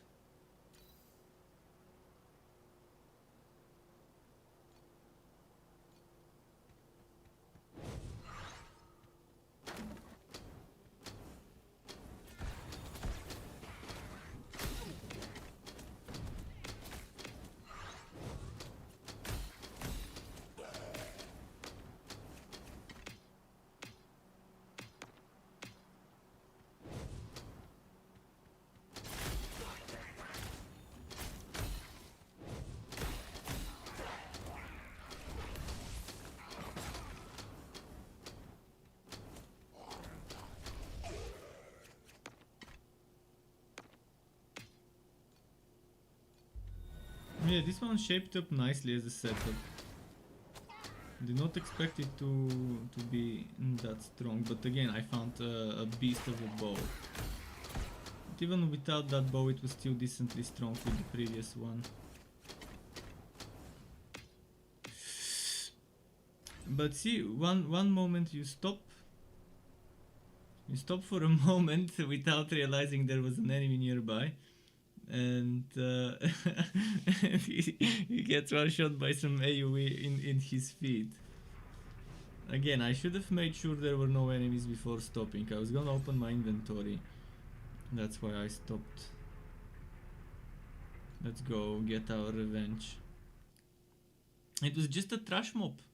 Trash mob with the stuff that can cast some I think it's whatever, I think it's bleeding or burning or whatever.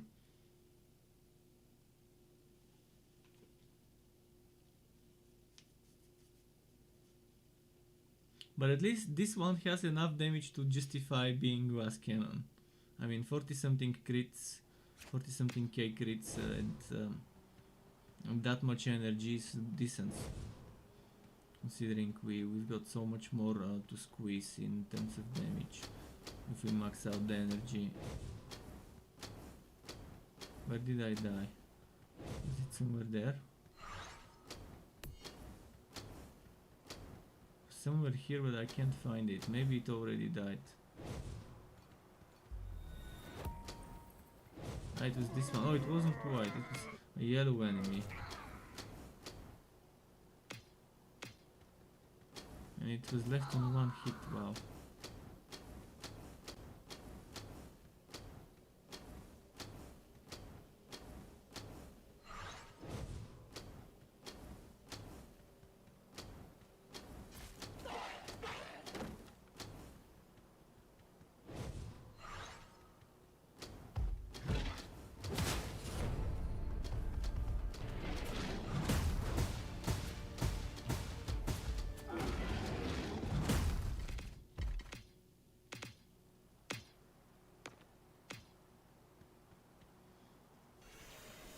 Okay. I'm happy with this. I wonder which build I should make first. This one? The one of the mages? Or the berserker? This one is probably the most damage and people would love it. So maybe I should make it. But they should expect to get half my damage with a crappy bow. Which is still 20,000 crits, which I guess it's understandable, it's okay.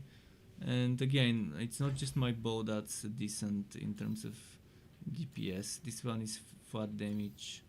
This one is kind of, I could replace it. It's not necessary. This one is also not necessary. I just like the movement speed and added damage. This is flats. This is a little bit of flat.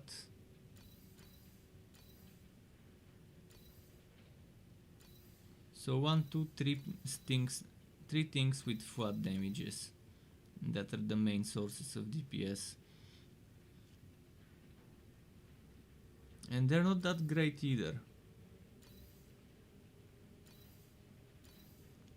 But we have percent elemental, 11% chaos. Let me see how much chaos I do. 0, so that percent chaos does nothing to me.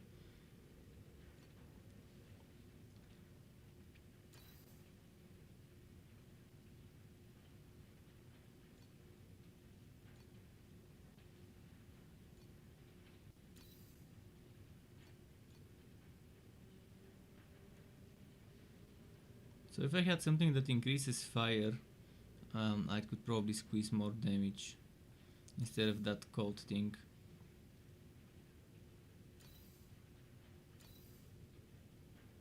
Percent lightning, percent elemental. Okay, I'll start making builds from tomorrow, so most likely the stream would be delayed. I'll make one build. If I think I have time for a second, I'll make it as well. It will be just build videos. Eventually I'll make them on my website when I find the spare time, but the end of the month is coming and I've got other videos I need to make for upcoming games and other stuff like that. But definitely we want to make at least the first batch of 4 builds, and then after that to try and make the second batch of 4 builds before the end of the month. Starting builds like Wobby builds. And eventually there will be high level, max level when I gear up, when I max out everything, even without the min maxing, just to know I'm max leveled character with all the unlocked points and potential. So thanks again for stopping by, watching my stream today. Keep it cool, struck up, until next time, and goodbye.